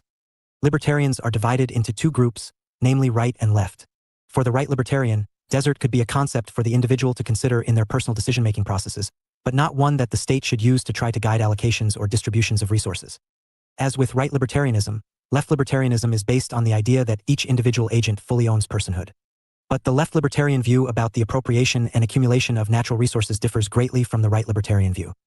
Left libertarians believe in the egalitarian ownership of natural resources. Anyone who appropriates a natural resource would have to pay others for the value of that resource. Such a payment might then be placed into a social fund, from which distributions to other members of a society are made. The resources are divided according to 104. Idea of just desert. egalitarian principles and not on the basis of merit or desert. The rejection of desert as a basis of distribution could be based on the metaphysical argument that, strictly speaking, people do not deserve anything. A left libertarian could identify desert as a distributive concept, but one that is less important than equality. Therefore, both schools of libertarianism believe that desert should not be the primary basis of distribution within a society. Check your progress exercise 4. Note: I. Use the space given below for your answer. 2. See the end of the unit for tips for your answer. 1. What are the main arguments against desert? 8.6 Let us sum up. After discussing the concept of desert, it is clear that it is predominantly an individual-driven concept. Here the basic assumption is that there has to be a deserver of the desert, that is, most often the basic unit of deserver is individual rather than the collective being or abstract non-living entity. There is also lack of unanimity amongst various theorists on what deserts are and what the bases of desert are. The terms like merit and entitlement are interchangeably used for desert, but the distinction between these concepts are significant in understanding what constitutes the idea of just desert. In conclusion, we can say that to understand what is justice, the idea of just desert is crucial, and to understand what is desert and what is its role in a society, the idea of justice is central. 8.7 References. Feinberg, Joel. 1970. Doing and Deserving. Essays in the Theory of Responsibility, Princeton University Press. Boylan, Michael. 2004. A Just Society, Virginia. Rowman and Littlefield Publishers. Miller, David. 1999. Principles of Social Justice. London, Harvard University Press. Feldman, Fred. 1997. Utilitarianism, Hedonism and Desert. Cambridge. Cambridge University Press. 105. 106. Justice Nozick, Robert. 1981. Anarchy, State and Utopia. London. Basil Blackwell. Rawls, John. 1971. A Theory of Justice. London. Oxford University Press. 8.8 Answers to check your progress exercises. Check your progress exercise 1. 1. Your answer should include deserver of the desert, deserved modes of treatment and bases of desert. Check your progress exercise 2. 1. Highlight the fact that the element of responsibility differentiates between merit and desert. In the case of entitlement, it is the attachment with and dependence on institutional rules and criteria that differentiates entitlement from desert. Check your progress exercise 3. 1. Highlight how distributive and retributive theories of justice have different levels of significance attached to the concept of desert. Check your progress exercise 4. 1. Your answer should highlight following viewpoints, namely metaphysical, epistemological, and libertarian. 107. Unit 9. Justice in a Global Context. Important issue. Climate change and environmental hazards. Asterisk. Structure. 9.0 Objectives 9.1 Introduction 9.2 Justice in Global Context 9.2.1 International and Global Justice 9.2.2 Human Security and Global Justice 9.2.3 Approaches to Global Justice 9.3 Reasons for Global Justice 9.3.1 Globalization and Economic Injustice 9.3.2 Rise of Human Rights 9.3.3 Issues of Immigration 9.3.4 Climate Change and Environmental Hazards 9.3.5 Issues of Health and Gender Inequality 9.4 Limitations 9.5 Let us sum up 9.6 References 9.7 Answers to check your progress exercises. 9.0 Objectives. In this unit, you will explore the idea of justice in a global context. After studying this unit, you should be able to explain the meaning of justice in the global context. What are the reasons behind the demands for justice in international relations? What are the main approaches to global justice? Limitations to global justice. Asterisk Dr. Raj Kumar Sharma, Consultant, Faculty of Political Science, IGNOU. Justice 9.1 Introduction. The concept of justice in international relations is relatively new one as ancient, medieval, and early modern thinkers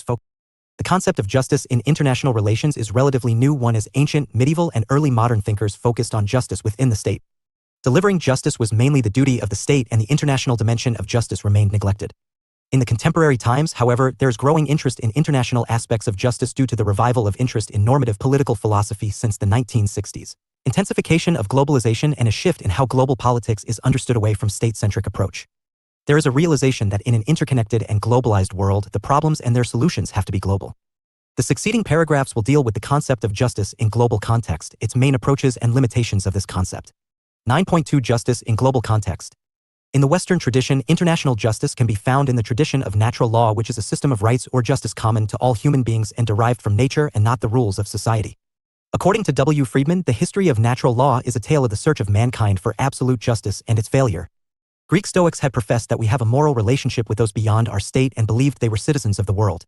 The Indian tradition of Vasudhaiva Kutumbakam means the world is one family espouses the cause of global justice and cooperation. Indian philosophers have also emphasized the value of spiritual dimension of justice where individuals around the world should be valued. There have always been causes with global approach that have crossed borders, for X, the cause of transatlantic slave trade or the movement against imperialist oppression. J. Rousseau never gave a theory of global justice, but there were traces of this thought in his ideas. He argued that like individuals, states have an incentive to enter into contract when there are no claims against each other and called it a confederation where states agree not to attack each other. He even focused on rights during the conduct of a war, which points towards universal human rights doctrine, an important part of global justice. One important point needs to be emphasized here. The conception of justice in global context has been idealistic, while in practical terms realism has dominated global politics. Classic realism traces its roots from thinkers like Cordelia, Thucydides, Thomas Hobbes, and Niccolò Machiavelli. It states that individuals are selfish by nature and believe in self-aggrandizement, including power. To ensure national security, states resort to wars in order to ensure higher levels of security. Thucydides had famously said, "The strong do what they will, the weak suffer what they must." Hence, one can say that realism stands for amoral justice in the global context and is insensitive to the interests of the weaker states and the problems which are common to all mankind, like climate change. There is no dearth of examples in international relations to show prevalence. 108. Justice in a global context. Of injustice.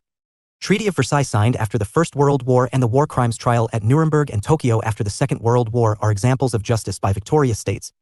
The exploitation and injustice done by the industrialist countries on their colonies during the colonial era too can be cited here as an example. 9.2.1 International and Global Justice. There's a distinction between international justice and global justice. In case of international justice, the focus is on state as a unit and the idea of justice among states is discussed. Supporters of international justice believe that inequalities between states should not become wide and efforts are required to keep them at permissible levels.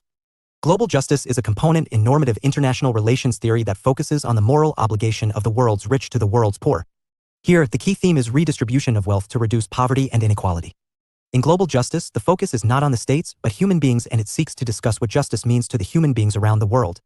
Apart from states, global justice also includes possible agents and organizations that have a duty towards global justice. The individual is at the center of global justice theorists because of three reasons cited by Thomas Pogge. 1. The individual is the prime unit of moral concern. 2nd, no one should be allowed to suffer for reasons outside their control. And lastly, if individuals suffer for avoidable reasons, citizens of the richer countries have an obligation of justice towards the global poor. For thinkers like J. Rousseau and John Rawls, state will be the focal point of an international social contract. However, for others like Martha Nussbaum, Thomas Pogge, and Charles Beats, human beings will be the core around which any conception of international social contract would revolve. Such conception is required to meet basic liberal principles of justice. The two-stage model favored by Rawls is replaced with a single original position in which individual human beings contract to a series of human rights that are not constrained by the contingencies of any particular conception of the state. Hence, justice in international relations is conceptualized moving away from the state-centric international form of justice to individual-centric global form of justice. 9.2.2 Human security and global justice. Threats to human beings should be addressed to ensure that individuals have better chances to attain their development. In this regard, the concept of human security is important, which gives importance to human beings and their complex social and economic interactions. It seeks to protect individuals from traditional, military, as well as non-traditional threats like poverty and diseases. It seeks freedom from want and fear for human beings around the globe.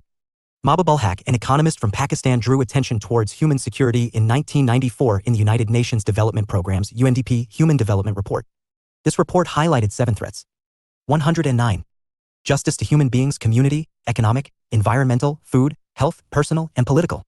Human security has entered the policy discourse of a number of governments like Japan and Canada during the 1990s and early 2000s. Each provided a slightly different definition of the concept and customized its application to best suit its individual interests. At the global level, the agencies of United Nations work to ensure human security along with the state governments. Human security aims to achieve global justice by ensuring individual welfare. 9.2.3 Approaches to global justice. There are mainly 3 approaches to global justice: cosmopolitan, communitarian, and realist. Cosmopolitan view has a global outlook while communitarian and realist perspectives are state-centric. Cosmopolitan view of global justice is influenced by Immanuel Kant and his ideas that individual rights in some sense should take precedence over states in international politics. The individual is inviolable as an end in itself and the state should not treat him as a means. Cosmopolitans make the moral argument that human beings should be seen as a basic unit who have equal claim to decent life.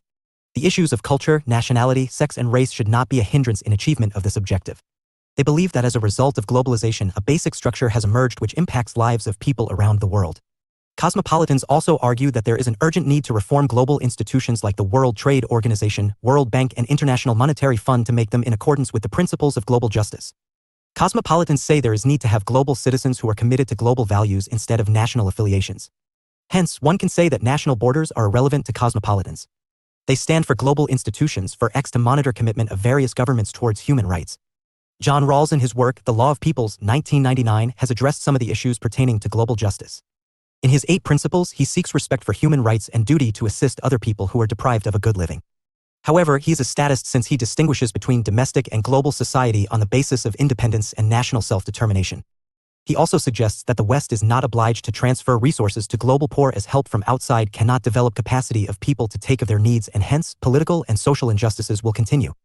In contrast to Rawls, Thomas Pogge argues that there is huge gap between global poor and rich due to global institutional order.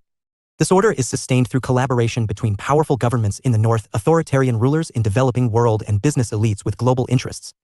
The authoritarian leaders sell their country's resources to multinational corporations and the benefits do not reach the global poor. Pogge argues for an alternate global economic order that would be beneficial. 110. Justice in a global context. For the poor as well. Charles Beats even argued that Rawls's difference principle, social and economic inequalities must benefit the least advantageous sections, also applies to global aspects. Another important advocate of global justice is Peter Singer, who argued that if it is within the power of the citizens of Western countries to prevent something bad from happening without sacrificing something comparable, it would be wrong not to prevent the unfortunate happening. He also said that it should not matter whether the people in need are fellow nationals or foreigners. We have a duty to assist global poor who can be saved from dire consequences with minimum effort on our part. He has used the analogy of a drowning child and argued that most of the people will save him from a pond even if their expensive clothes get dirty. This shows that human beings value human life more than material possessions.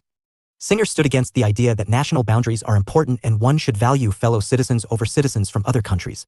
Communitarians like G.W.F. Hegel give more importance to state in caring for and fostering the individual, allowing his or her full development as a citizen. Here, the political community takes precedence over the individual. In contrast to cosmopolitan views that emphasize universal values and idea of global community, communitarians argue entrenchment within deep, meaningful cultural practices and relations. Instead of global outlook, communitarians give importance to territorial sovereignty and integrity.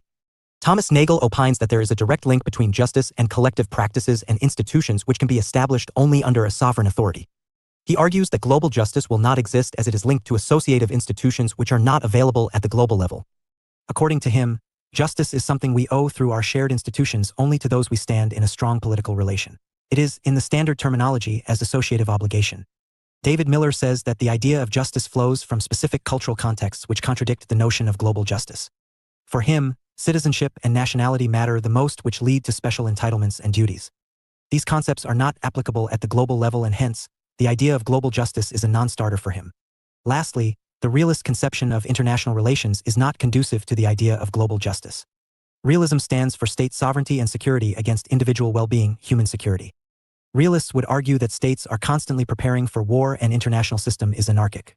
War is more common than peace in international relations, according to realists. Since state security is paramount for realists, issues like poverty will not be given importance. Check your progress exercise 1. Note: I. Use the space given below for your answer. 2. See the end of the unit for tips for your answer. 111. Justice 1. What is the difference between international and global justice? 9.3 Reasons for global justice. There are a number of reasons behind demands for global justice, and some prominent reasons are elaborated below. 9.3.1 Globalization and economic injustice. In the economic realm, globalization reflects the idea that no economy in the world is isolated today, and there is an interlocking global economy which has absorbed various economies around the world. The demise of Soviet Union acted as a catalyst for global economic integration as the last major bloc of countries were absorbed into the global capitalist system. Economic globalization has reduced capacity of national governments to manage their economies and to resist their restructuring along free market principles. Its features include globally integrated economy, regulations of economies by supranational institutions like the World Trade Organization, WTO, commitment to remove barriers to free trade, and higher levels of economic interdependence. There is no unanimous view on the impact of globalization, but it has its benefits and costs. Thomas Pogge believes the process of globalization has harmed the interests of the poor, while Matthias Riss says that such a clear-cut impact of globalization is not clear. Globalization has resulted in economic leaps in countries like India and China, lifting millions out of poverty. However, it has also increased prices of medicines in poor countries by agreements like trade-related aspects of intellectual property rights, TRIPS. People in developing and less developed countries have lost access to life-saving drugs as a result. There are countries like Qatar and Liechtenstein whose per capita income is in excess of $100,000, while there are countries like Central Africa Republic and Burundi where per capita income is less than $1,000. Globalization leads to entrenched forms of inequality, giving rise to winners and losers. In 2014, Oxfam reported that the 85 wealthiest individuals in the world had a combined wealth equal to that of the bottom 50% of the world's population, or about 3.5 billion people. In the game of globalization, industrially advanced countries in 112. Justice in a global context. Europe and the US have been the winners while the losers are the developing and least developed countries where wages are low, regulation is weak and production is oriented towards global rather than domestic markets. This leads to north-south divide as the industrial development is concentrated in the northern hemisphere, developed countries, while disadvantage and poverty are mainly found in the southern hemisphere. Given this divide, there are demands that there should be redistribution of wealth at the global level from the developed to less developed countries. Global problems should have global solutions, which demands global justice. 9.3.2 Rise of Human Rights. Social and economic rights are being used by advocates of global justice to seek radical redistribution of power and resources, both within countries and among them. In this context, human rights have become the aim to achieve global social justice as reflected in moral cosmopolitanism. Thomas Pogge has said that every human being has a global stature as the ultimate unit of moral concern. This means that human beings should be seen as central units in global politics. By virtue of being humans, all persons have certain claims on society. They include mainly three areas: what governments can do to you, cannot do to you, and should do for you. Human rights are inalienable. Individuals cannot lose these rights. Indivisible. Individuals cannot be denied a right on the grounds that it is less important, and human rights are also interdependent. One right impacts the other and vice versa. Pogge says that the current international institutional order fails to provide rights and freedoms like health and food to individuals set forth in the Universal Declaration of Human Rights 1948. He has highlighted that the international order aggravates poverty through protectionism and aggressive enforcement of intellectual property rights in seeds and medicines. He also argues that the international order also fosters corrupt and oppressive governments in poorer countries as it recognizes the person or group holding effective power, regardless of how they acquired or exercise it. Such governments not only misuse state resources to impose debt service obligations on the ordinary citizens, but also bind present and future generations in an unsustainable model of development. Over the years, feminists have shown a lot of interest in human rights. They have tried to transform the concept and practice of human rights to take a better account of women's lives. They see human rights as an enabling framework that can place women issues in the mainstream agenda of international politics. To ensure justice, war has been used as a tool to promote and protect human rights in the past at the global level. In what is often called humanitarian intervention, powerful states resort to this tactic to alleviate extensive human suffering within borders of a state. In 1990s, there were such interventions in countries like Somalia, Bosnia, and Kosovo. A number of external interventions have been justified on the grounds of democracy and human rights promotion. The failure of democracy promotion in Iraq. 113. Justice in Afghanistan has raised doubts whether such external interventions is justified or not. External intervention may ensure procedural democracy, but achieving substantive democracy remains difficult due to lack of real reform. That is why external interventions mainly lead to what has been called imposed democracy, as the internal reform and modernization remains elusive in the target country. It also goes against the very spirit of democracy, i.e. the right to self-determination, as it is not the citizens of the country but outsiders who decide the type of government in the target country. The war itself leads to violation of human rights, which defeats the purpose and idea of human rights and global justice. 9.3.3 Issues of immigration. Movement of people from one country to another is also part of the debate on global justice. Conflicts around the world and disparities in living standards are two main issues that lead to movement of people from one country to another. According to an estimate of the United Nations, there were 258 million international migrants in the world in 2017. The largest numbers of migrants stay in the US, Saudi Arabia, Germany, Russia, and the United Kingdom. Due to many conflicts around the world, a debate has reignited around the rights of refugees, for ex-Rohingyas from Myanmar. Some questions are being asked like, should the states have complete control over their borders? Who will take care of the human rights of refugees? Should the developed countries do more and allow refugees to stay in their society? What would be the social, economic, security, and cultural impact of such a movement of people on the host countries, etc.? There is also a debate over multiculturalism in this context, as the migrants are seen as a minority in the host country. Equal rights of citizens are seen in contradiction with group rights and culture of minority groups. Will Kymlicka, in his 1995 book, Multicultural Citizenship, A Liberal Theory of Minority Rights, has argued that certain sorts of collective rights for minority cultures are consistent with liberal democratic principles, and that standard liberal objections to recognizing such rights on grounds of individual freedom, social justice, and national unity can be answered. Some liberals worry that granting concessions to national or ethnic groups hurts democracy. Democracy, for them, requires a common citizenship based on treating people identically as individuals. When a particular group seeks some accommodation, this requires us to treat people differently based on their group affiliation, which strikes many as illiberal. Kamlicka argues that the request for accommodation actually reflects minorities' desires to integrate. For example, Orthodox Jews in the US seek an exemption from military dress codes so they can wear their yarmulkes. They want the exemption not to be different, but so they can join the army and be like everybody else. 9.3.4 Climate change and environmental hazards. Threats to a state can be categorized as traditional and non-traditional. Traditional threats are posed by an enemy's military, which can endanger the sovereignty and territorial integrity of any state. However, the agenda 114. Justice in a global context of security has been widened after end of the Cold War, and non-traditional threats have also been added. These are non-military threats which can endanger human security in any country. The examples include climate change, terrorism, energy, food and water security, etc. These threats are transnational in character, i.e., they have impact beyond the borders of one state. In addition, they complement each other and can combine to pose a bigger challenge. For X, water insecurity also leads to food insecurity experienced by millions all over the world. Hence, to tackle non-traditional security threats, the governments around the world need to cooperate given the global nature of the problem. Climate change is one such threat that poses a serious question to the survival of human beings. The rise in temperatures around the world due to increase in greenhouse gas emissions will lead to a number of problems and environmental hazards: flooding, rise in sea level, environmental degradation, food insecurity, loss of livelihoods and mass migration leading to climate refugees. According to an estimate by the World Health Organization, climate change impacts will kill more than 250,000 people each year between 2030 and 2050. Apart from human costs involved, there are economic costs as well.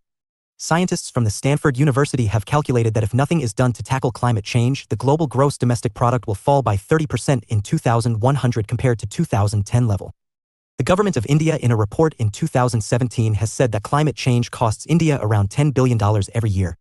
Hence, there are attempts to cut down greenhouse gas emissions and deal with the problem at the global level. The term climate justice has been coined to reflect global warming as a political and ethical issue, not merely limited to environmental aspects.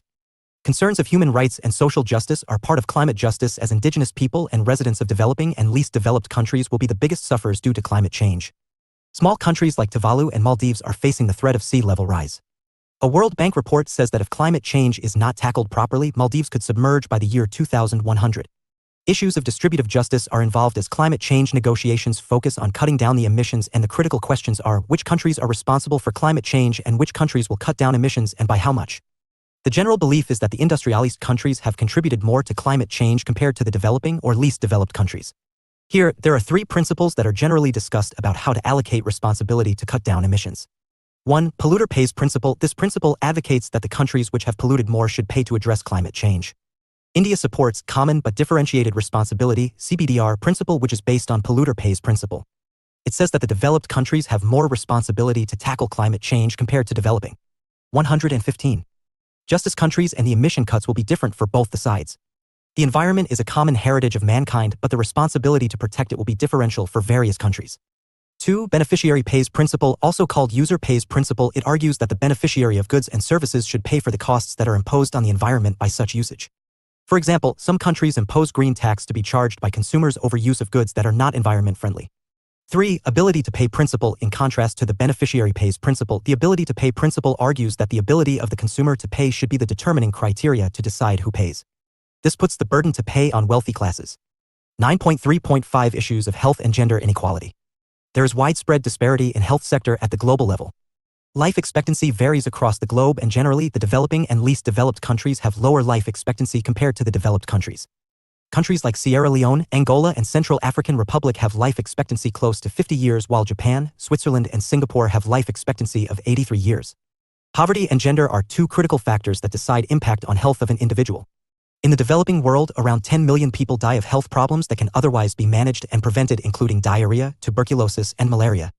Children in the developing countries are 10 times more likely to die before the age of 10 compared to their counterparts in the developed world. Child mortality rate is high in the countries which also have high maternal mortality rate, mainly in the developing countries. Women are more prone to anemia than men, and it affects not only their health but also the health of their children. Apart from these issues, there are also concerns over the intellectual property rights regime under the World Trade Organization, as it raises the costs of medicines for diseases like cancer and AIDS and puts them outside the reach of the global poor. Women are generally treated as inferior to men across most of the cultures. Practices like honor killing, infanticide, and genital mutilation still persist, which are against their human rights. The international awareness is growing around the issues of health and gender, and they are part of the Sustainable Development Goals envisaged by the United Nations to be achieved by 2030. Global justice seeks to bridge these disparities of gender and health at the global level to reflect the interests of the poor and marginalized people. Check your progress exercise 2. Note, I use the space given below for your answer. 2. See the end of the unit for tips for your answer. 116. Justice in a global context. 1. What do you understand by climate justice? 9.4 Limitations. There are certain limitations to the idea of global justice. It is incompatible with the present nation-state system, as states are the central unit of international system. Human security issues like health, climate change, and human rights mainly come under the supervision of states, and various governments may or may not give importance to such concerns. Secondly, there is a lack of global institutions which can enforce justice at global level. Thirdly, the debates on global justice are mainly confined to Western intellectuals. Since global justice is concerned with duties of the richer West towards the global poor, scholars from developing world are excluded from the debate. 9.5 Let us sum up. The idea of global justice is relatively new. One is ancient, medieval, and early modern thinkers focused on justice within the state. There are mainly three approaches to global justice: cosmopolitan, communitarian, and realist. Cosmopolitan view has a global outlook, while communitarian and realist perspectives are state-centric. The demand for global justice is due to a number of factors: economic injustice, human rights, issues of immigration, climate change and environmental hazards, and issues of health and gender inequality. However, demands for global justice have not materialized, as the present international system is based on states and not individuals as units. There is also an absence of any global institution which can enforce justice at the global level. 9.6 References. Beetz, C. 1975. Justice and International Relations. Philosophy and Public Affairs. 360-389. Brock, Gillian. 2015. Global Justice. Stanford Encyclopedia of Philosophy. 117. Justice URL. Chandhok, Nira. 2015. Global Justice.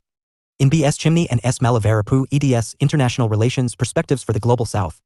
Noida, Pearson. Kolst, Goran. 2016. Globalization and Global Justice, A Thematic Introduction. De Ethica. A Journal of Philosophical, Theological, and Applied Ethics. Volume 3:1. Dietzel, Alex. 2018. Introducing Global Justice in International Relations Theory. URL. Nagel, Thomas. 2005. The Problem of Global Justice. Philosophy and Public Affairs. Volume 33. Number 2. Neidelman, Jason. 2012. The Social Contract Theory in Global Context. URL. Pog T. 2008. World Poverty and Human Rights. Cambridge, Polity Press. Singer, P. 1972. Famine, Affluence and Morality. Philosophy and Public Affairs. 1. 229-43. Williams, Huell and Carl Death, 2017. Global Justice, The Basics. Oxon, Routledge. 9.7 Answers to check your progress exercises. Exercise 1. 1. Highlight that in international justice, the focus is on state as a unit, while in global justice, the focus is on individuals. Exercise 2. 1. Highlight following 2 points. Climate justice reflects global warming as a political and ethical issue. Concerns of human rights and social justice are part of climate justice. 118. Block 4. Rights? Block 4 focuses on the concept of rights. Rights are important conditions.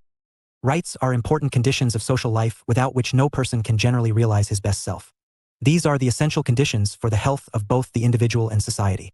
In simple words, rights are the common claims of people which every cultured society recognizes as essential claims for their development, and which are therefore enforced by the state. According to Harold Lasky, rights are those conditions of social life without which no man can seek in general to be himself at his best. T. H. Green, for his part, explained that rights are powers necessary for the fulfillment of man's vocation as a moral being.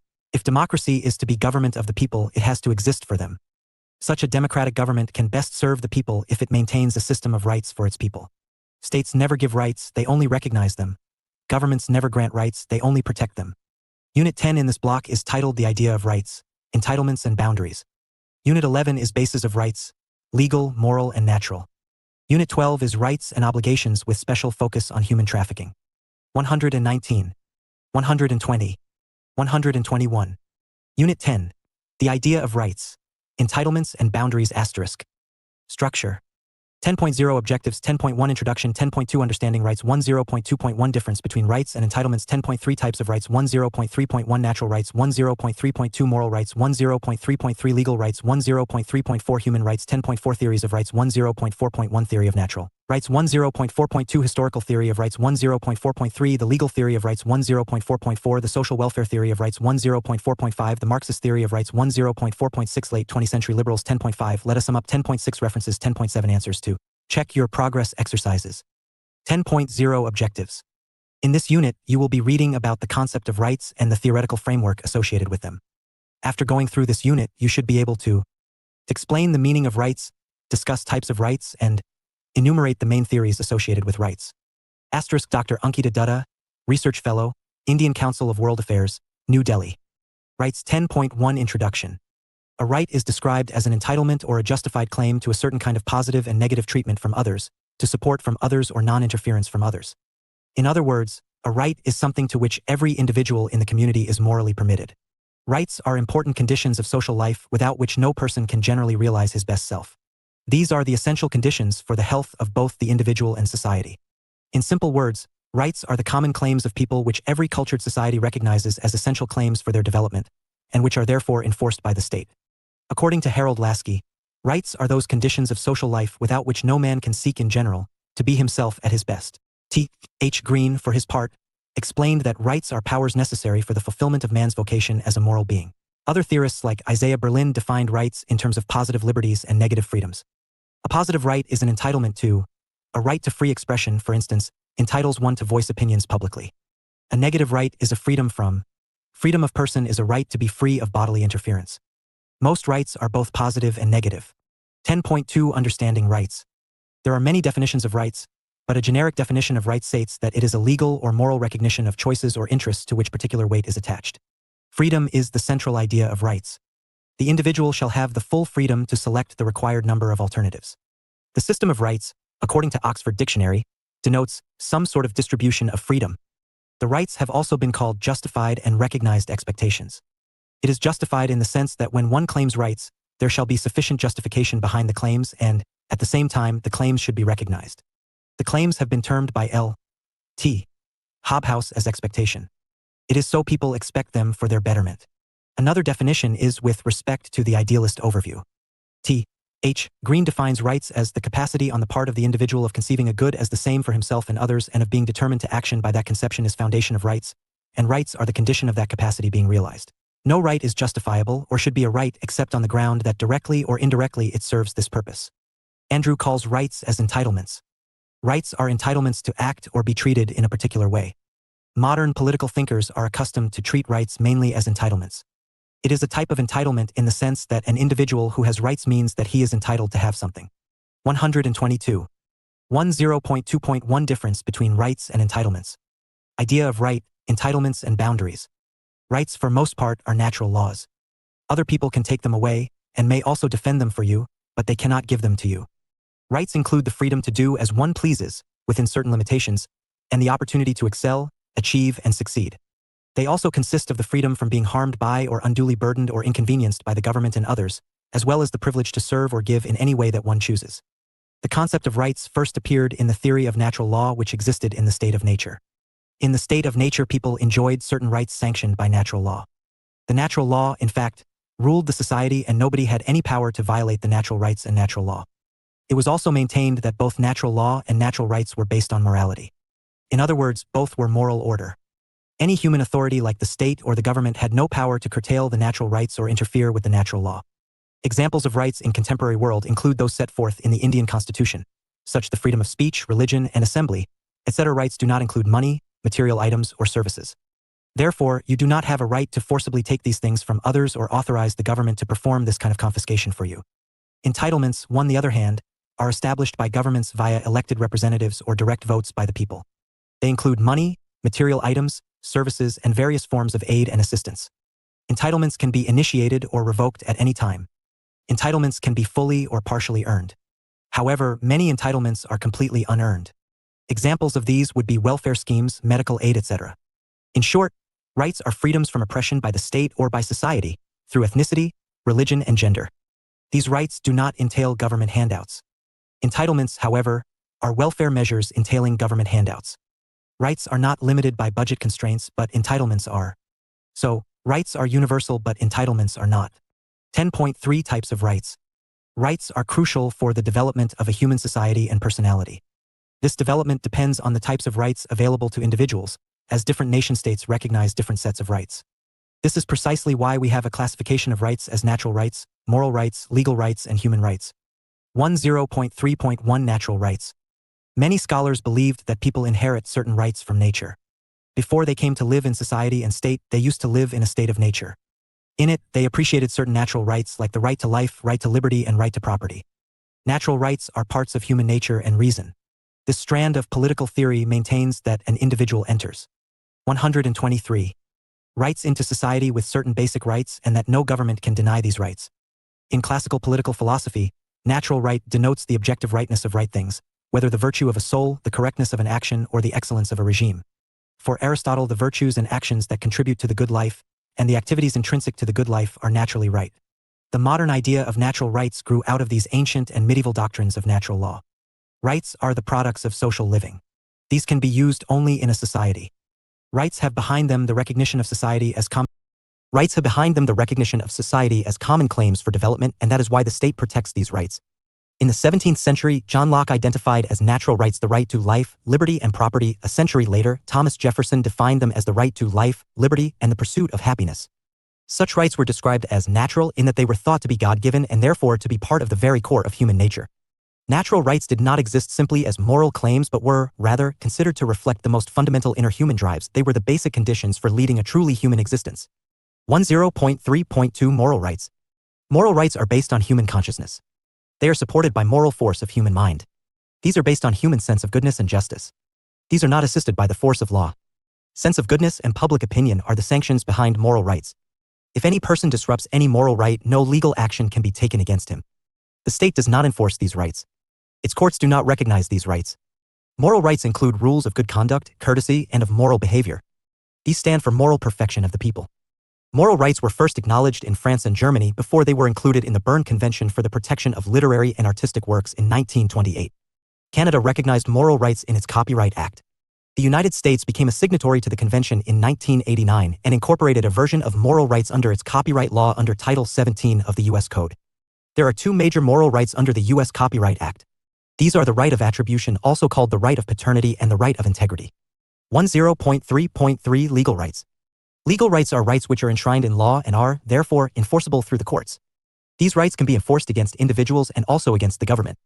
In this way, legal rights are different from moral rights. Legal rights are equally available to all the citizens. All citizens follow legal rights without any discrimination. They can go to the courts for getting their legal rights enforced. There are three types of legal rights. 124. Idea of right, entitlements.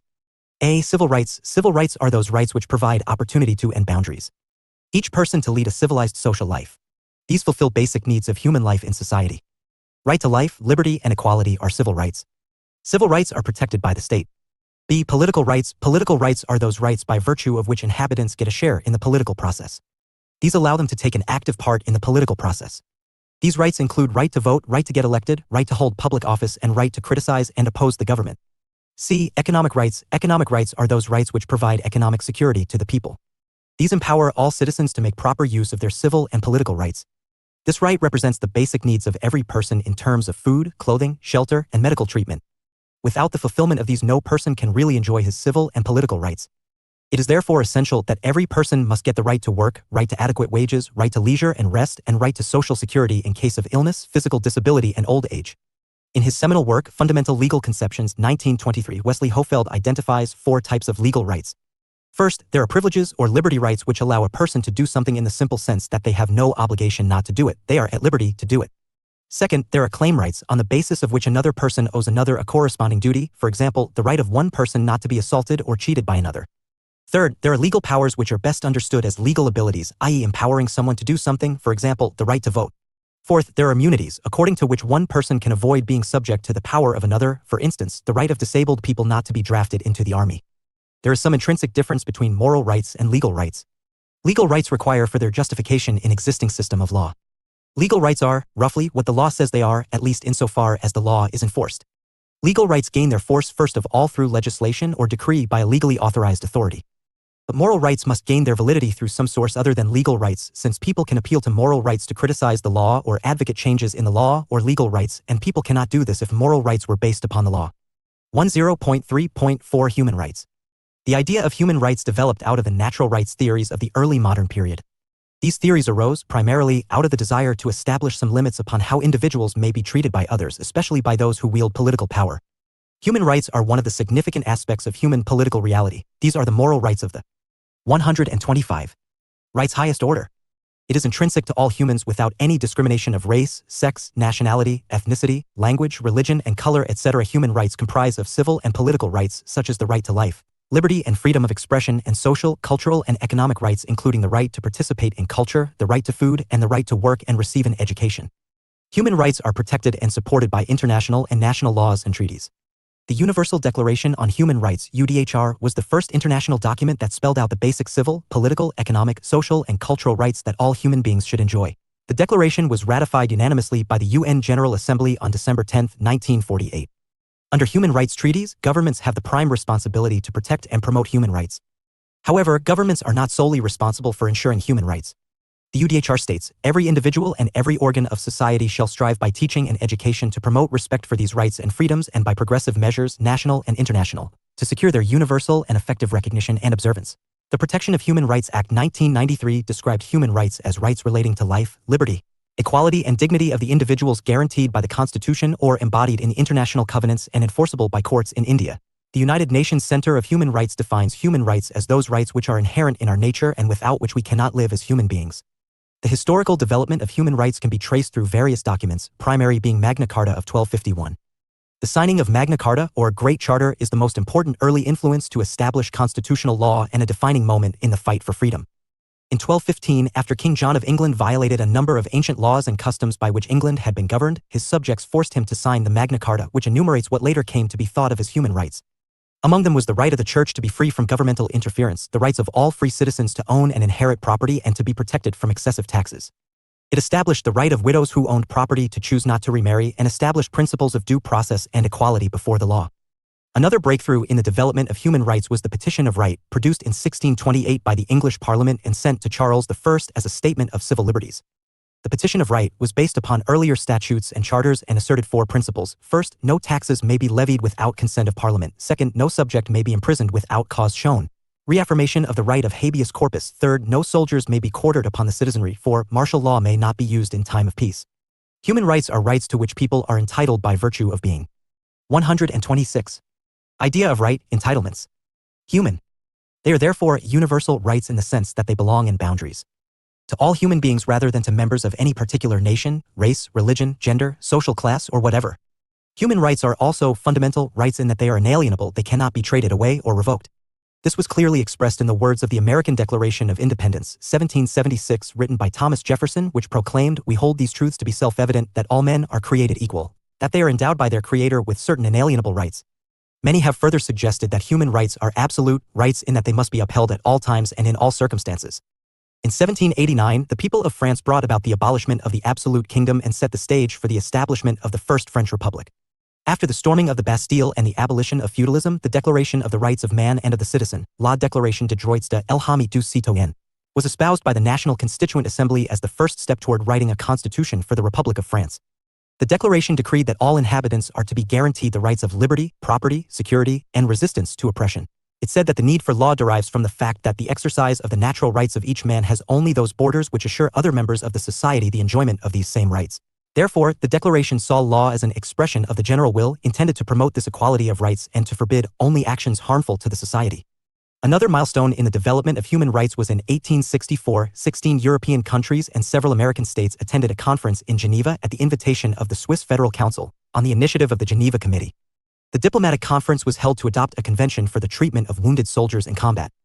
The main ideologies laid down in the convention and maintained by the later Geneva Conventions provided for the obligation to extend care without discrimination to wounded and sick military personnel and respect for and marking of medical personnel, transports and equipment with the distinctive sign of the Red Cross on a white background. By 1948, the United Nations' new Human Rights Commission had attracted global attention. Under the leadership of Eleanor Roosevelt, the commission set out to draft the document that became the Universal Declaration of Human Rights. It was accepted by the United Nations on December 10, 1948. In its preamble and in Article 1, the Declaration unequivocally proclaims the inherent rights of all human beings. Disregard and contempt for human rights have resulted in barbarous acts which have outraged the conscience of mankind. and the advent of a world in which human beings shall enjoy freedom of speech and belief and freedom from fear and want has been proclaimed as the highest aspiration of the common people.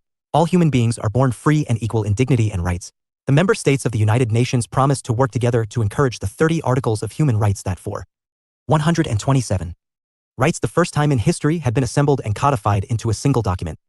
As a result, many of these rights, in various forms, are part of the constitutional laws of democratic nations in present situation. In short, human rights are the basic rights and freedoms of all humans, and they include the right to life, liberty, freedom of thought, expression, and equality before the law. They are unified, interdependent, and indivisible. The concept of human rights raises a number of very different questions about both who can be regarded as human and the rights to which human beings are entitled. There is, for example, a fierce controversy about the point at which human life begins and so the points at which individuals acquire entitlements or rights. In particular, does human life begin at the moment of conception or does it begin at birth? Those who hold the former view uphold what they see as the rights of the unborn and reject absolutely practices like abortion and embryo research. On the other hand, however, if human life is thought to start at birth, abortion is quite acceptable since it reflects a woman's right to control her own body. Such contrasting positions do not only reflect different conceptions of life but also allocate rights to human beings on very different grounds. There are very deep divisions about what rights human beings should enjoy. The idea that rights-based theories in some ways stand above ideological and political differences is clearly misguided. From the outset, the idea of natural rights was closely linked to the liberal notion of limited government. The traditional formulation that human beings are entitled to the right to life, liberty and property, or the pursuit of happiness, regarded rights as a private sphere within which the individual could enjoy independence from the encroachments of other individuals and, more particularly, from the interference of the state. These rights are therefore negative rights or forbearance rights that can be enjoyed only if constraints are placed upon others. For instance, the right to property requires that limits be set to the government's ability to tax, an idea clearly reflected in the principle of no taxation without representation. Check your progress exercise 1. Note, I use the space given below for your answer. 2. See the end of the unit for tips for your answer. 1. How are rights different from entitlements? Explain. 128. Idea of right, entitlements, and boundaries.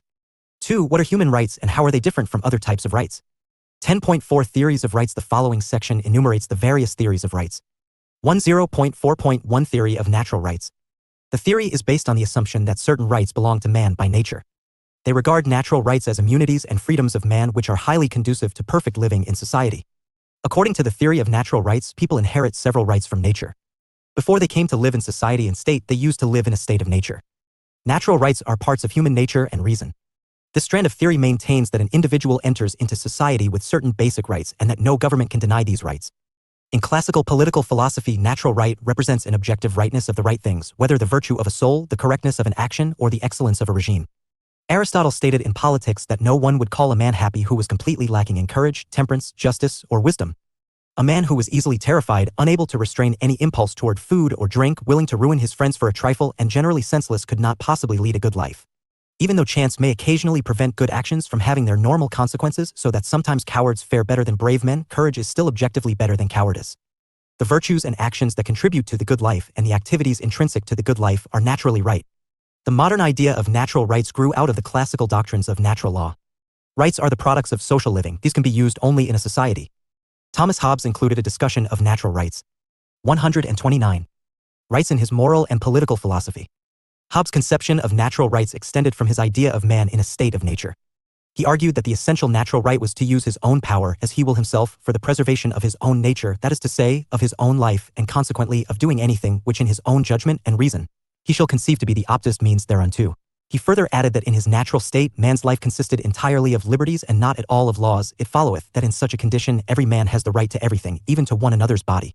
And therefore, as long as this natural right of every man to everything endureth, there can be no security to any man of living out the time which nature ordinarily allow men to live. Leviathan. 1:14. This would eventually lead to the situation known as the war of all against all. For Hobbes, this world of chaos created by unlimited rights was highly undesirable since it would cause human life to be solitary, poor, nasty, brutish, and short. Therefore, according to him, if humans wish to live peacefully, they must give up most of their natural rights and create moral obligations in order to establish political and civil society. This is one of the earliest formulations of the theory of government known as the social contract. Taking the argument forward, John Locke argued that people have rights, such as the right to life, liberty, and property that have a foundation independent of the laws of any particular society. Locke claimed that men are naturally free and equal as part of the justification for understanding legitimate political government as the result of a social contract where people in the state of nature conditionally transfer some of their rights to the government in order to better ensure the stable, comfortable enjoyment of their lives, liberty, and property. Since governments exist by the consent of the people in order to protect the rights of the people and promote the public good, governments that fail to do so can be resisted and replaced with new governments. Thomas Paine further elaborated on natural rights in his work Rights of Man, 1791, emphasizing that rights cannot be granted by any charter because this would legally imply they can also be revoked, and under such circumstances, they would be reduced to privileges. 10.4.2 Historical Theory of Rights. The theory of natural rights came under attack from later thinkers, Edmund Burke being the most important example. Edmund Burke argued rights can only be on the basis of customs and sentiments of the society in which an individual lives. This led to the rise of a new school of thought called the historical theory of rights. According to this theory, rights are the product of history. These are found in ancient customs and traditions. The position taken was that all rights are derived from the character of the state and the law, which are in turn basically entirely historical in nature. Burke argued that rights are the crystallization of custom, which in the course of time become rights. If there is a tradition of certain rights, or there are rights. 130. Idea of right, entitlements. Which people are accustomed to having, then people start assuming they and boundaries ought to have those rights. Or in other words, custom is the original form of law, and most of the rights according to the historical school are those which turn out to have had the sanction of the longest and least broken custom. The weakness of the theory was that it did not bother to distinguish between what would be right and wrong in customs as a source of law. The historical theory of rights suffers from its own limitations. It cannot be admitted that all our customs result in rights and all our rights do not have their origins in customs. Progressive reform and social justice comes to a stop if this theory is accepted. 10.4.3 The legal theory of rights. According to this theory, rights are created and maintained by the state. The theory of legal rights was propounded by utilitarians like Jeremy Bentham, who argued that all rights of man are derived from law and law itself is based upon utility. Law and rights, he said, are simply two aspects of something, which is essentially one, law the objective aspect and right the subjective. The state draws up and lays down a bill of rights, and so the rights are not prior to the state, but from the existence of the state itself. It is also the legal framework of the state that guarantees rights. It is again the state which changes the content of rights whenever it wants. The legal theory of rights was rejected by the liberal thinkers because for them the state does not create rights, but it merely recognizes them. Thinkers like T.H. Green and Harold Lasky argued that men enjoy rights not merely as members of the state, but also as members of the society and various associations and relationships in society. They found the idea of limiting rights to one source, the state, unacceptable.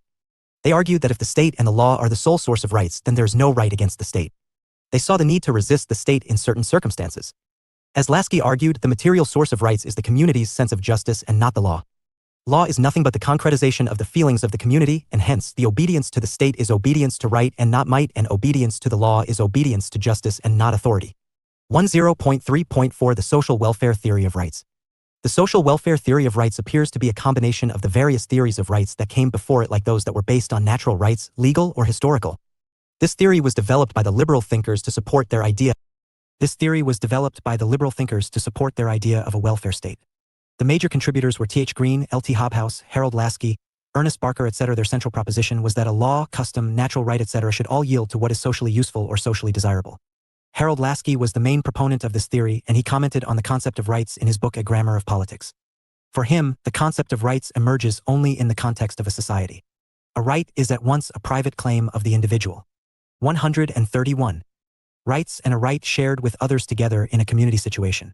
Hence, when promoting individual rights, the common good is and must be served. Since establishment of rights are a condition for social welfare, the state must guarantee some rights like the right to work, a right to a minimum or adequate wage, a right to reasonable hours of work, education, and the right to participate in industry. The state also needs to limit the right to property. For Lasky, rights are a claim against the state, and the state must enable the realization of rights. The state can put limitations on rights in the interest of social welfare of the society as whole, but if these restrictions become unreasonable, then it loses its moral authority, and then the individual has not only a right, but a duty to resist the state. Adding that, the authority of the state must be limited, democratic, and decentralized.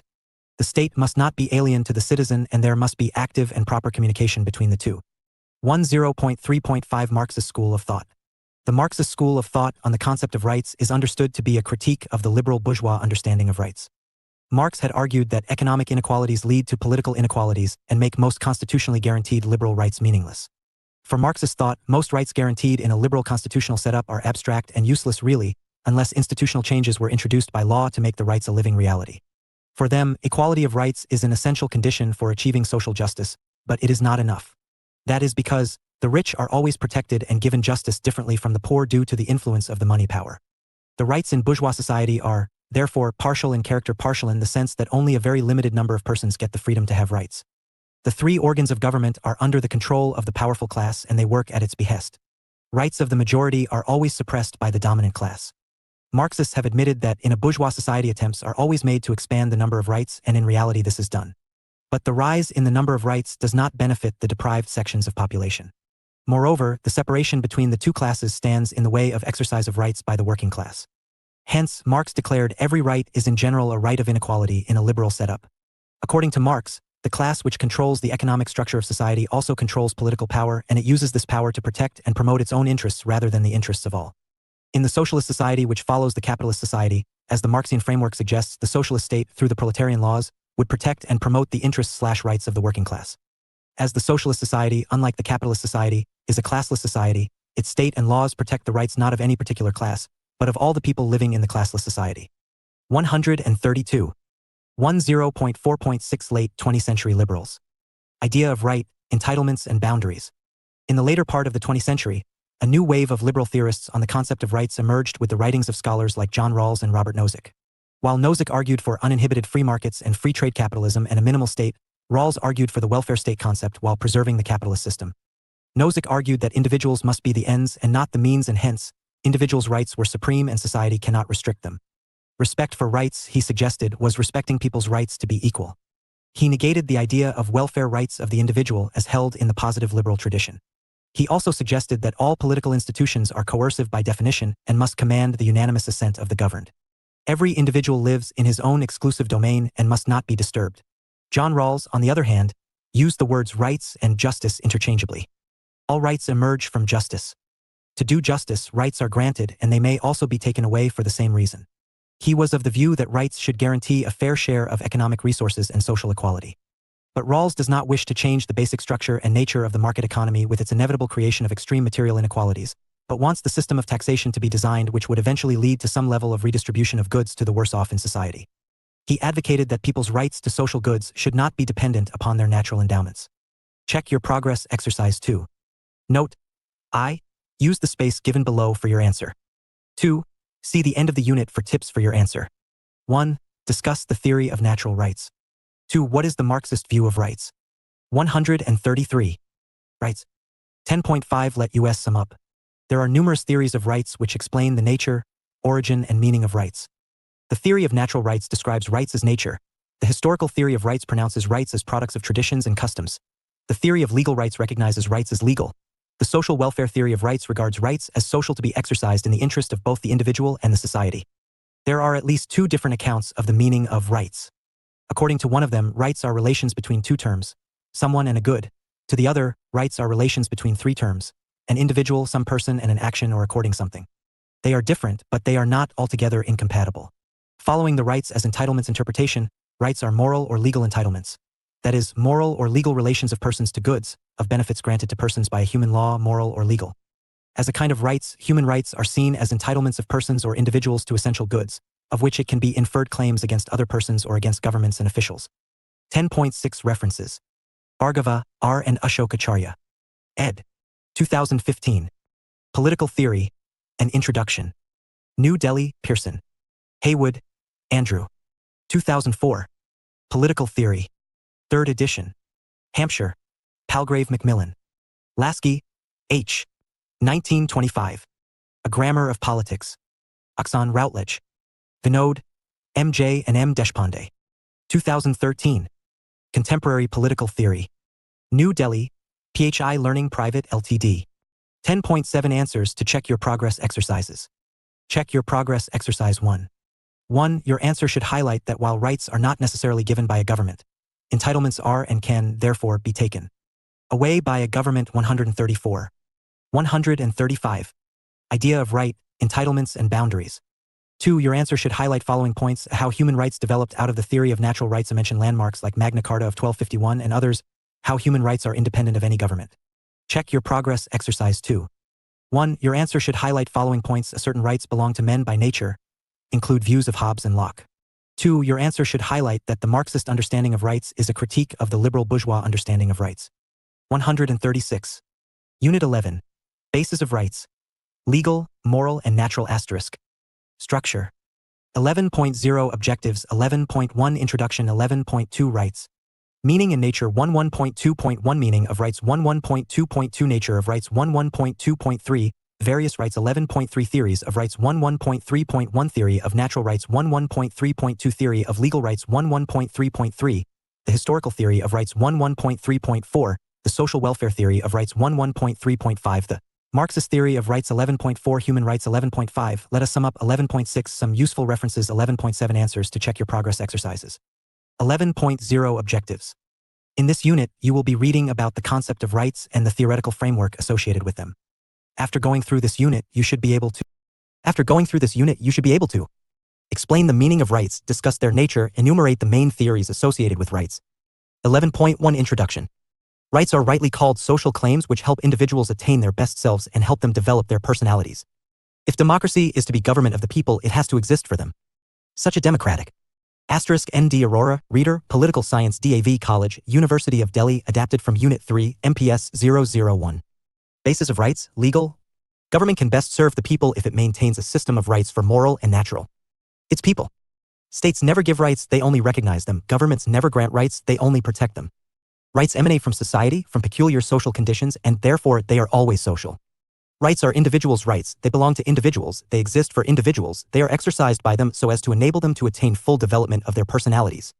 11.2 Rights, meaning and nature. The relationship between the individual and the state has been an important question of political theory, one that has baffled, if not confused, political philosophers since ages. Political philosophers have debated as to whether the state or the individual is more important and who owes what to whom.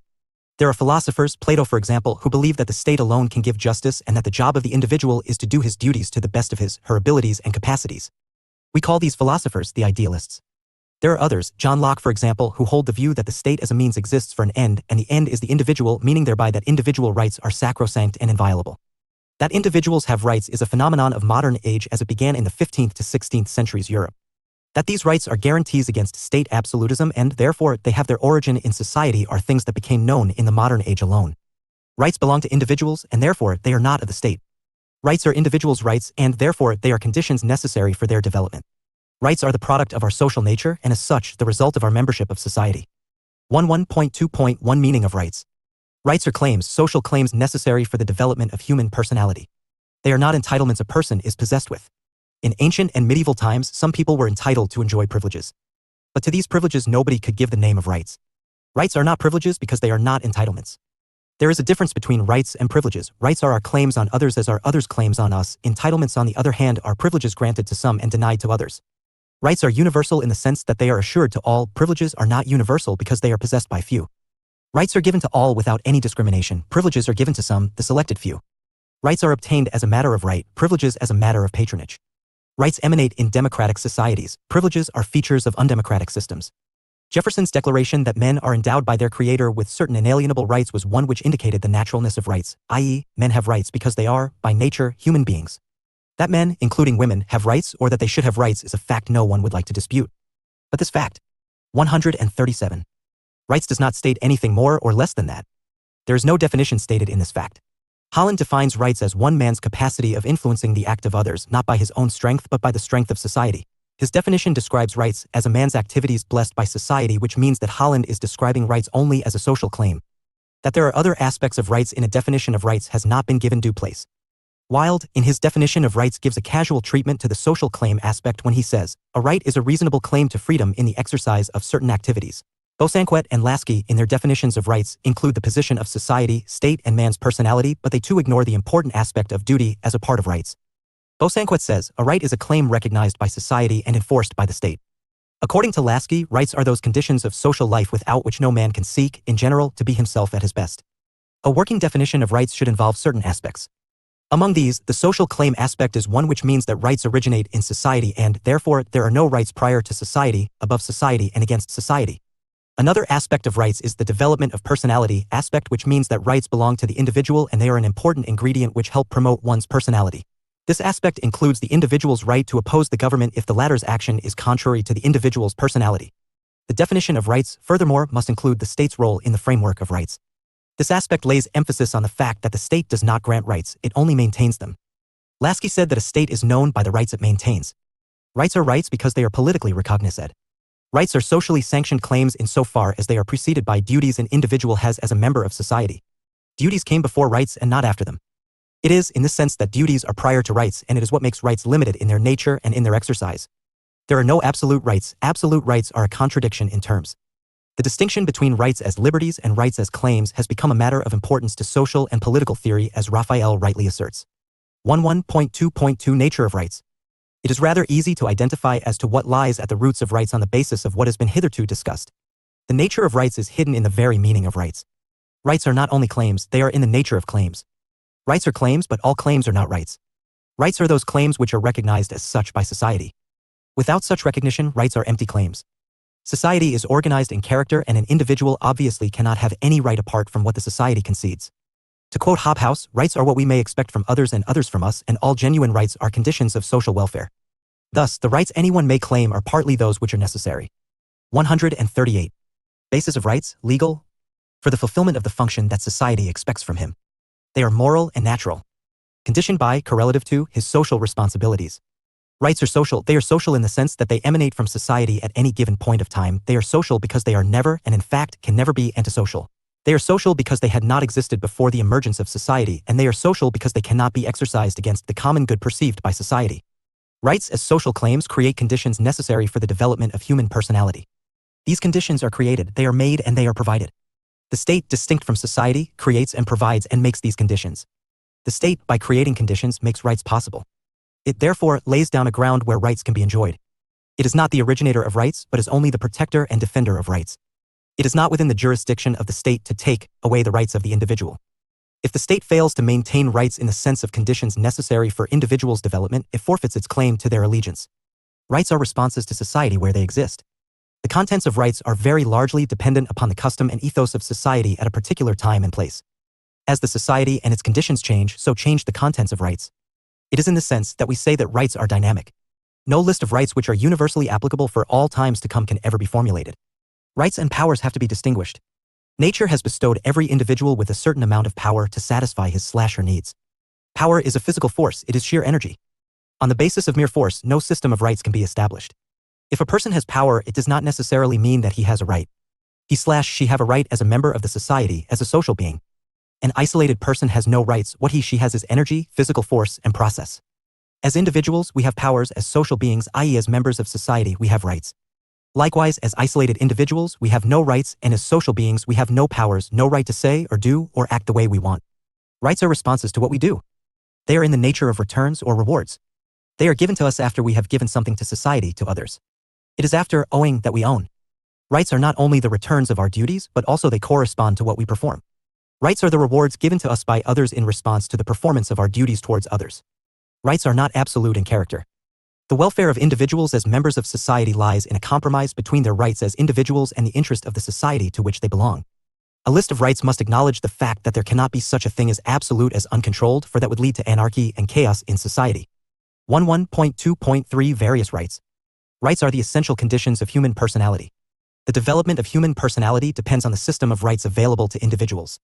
Different state systems recognize different rights, rights available to 139. Rights Americans would be different from those available to Indians. A liberal democratic society would give primacy to different rights than a socialist society. That is why we have a classification of rights: moral, legal, civil, political, economic, and social. Rights incorporated in the Constitution of the land are called fundamental rights. Rights, being basic conditions necessary for the development of human personality, have to be made available to individuals of all the states. The UN Declaration of Human Rights serves as an inspiration and as an agenda for the states to recognize and maintain for their respective people. A general framework of major rights available to the people can be briefly summed up as under: right to life is a basic right without which all other rights are meaningless. This right means that the state guarantees the protection of life, protection against any injury. Even suicide is considered a crime. Right to equality has numerous aspects: equality before law, equal protection of law, prohibition of any sort of discrimination, social, economic, or political. Protective discrimination, as enshrined in the Constitution of India, is an integral part of the right to equality. Right to freedom, like right to equality, has several aspects: freedom of speech, of press, of assembly, of association, of movement, of residence, of adopting a vocation. That these freedoms are to be exercised within reasonable restrictions has been the characteristic feature of this right granted to the Indians by the Constitution. Right to freedom of religion, conscience, faith is another right available to individuals. Religion is a matter of faith and the voice of one's conscience, and as such is given to citizens in present-day states. This right does not curtail secularism insofar as religion is accepted as something personal and religion and public life are not allowed to intermix. Right to education is another important right without which the development of man's personality becomes impossible. An uneducated man cannot lead a meaningful life. Illiteracy, being a social curse, should be removed. The state should take up the responsibility of promoting education. Certain economic rights include the right to work, right to social security and rest and leisure. Without work and without material security, an individual is unable to enjoy the fruits of other rights. Right to property, too, is an economic right, which means the right to possess and inherit property. It is regarded as an important right in liberal democracies. There are political rights of individuals. It is these rights which make individuals full-fledged citizens. Among these, the right to franchise, to contest elections, to hold public office, to form political parties are some which need mention. The Constitution of India provides a list of rights to its citizens. These are called the fundamental rights, and these include right to equality, right to freedom, right against exploitation, right to freedom of religion, cultural and educational rights, and right to constitutional remedies. The last one is an important right insofar as this right ensures guarantees for all the 140 bases of rights, legal, other rights. The liberal democratic systems ensure the primacy of political, moral, and natural rights over social rights and of social rights over the economic. The order is reverse in socialist societies. Economic rights first and then social and political rights. For a liberal democrat, right to freedom is more important than the right to equality. Right to property is more important than the right to work. Economic security is more important than economic equality. Economic rights in such societies are reduced to the right to protection of property, to workable equality within the framework of private property system, not to be exploited by the employer, to unemployment allowance. In socialistic societies, right to work precedes the right to education. Right to education precedes the right to hold independent opinion. Check your progress exercise 1. Note: I. Use the space given below for your answer. 2. See the end of the unit for tips for your answer. 1. Differentiate between rights and claims. 11.3 Theories of rights. There are numerous theories of rights which explain the nature, origin, and meaning of rights. The theory of natural rights describes rights as intrinsic to human nature. The theory of legal rights recognizes rights as legal. The historical theory of rights pronounces rights as products of traditions and customs. The idealistic theory, like the theory of legal rights, relates rights only with the state. The social welfare theory of rights regards rights as social to be exercised in the interest of both individual and society. The development of rights as have come to us had a modest beginning.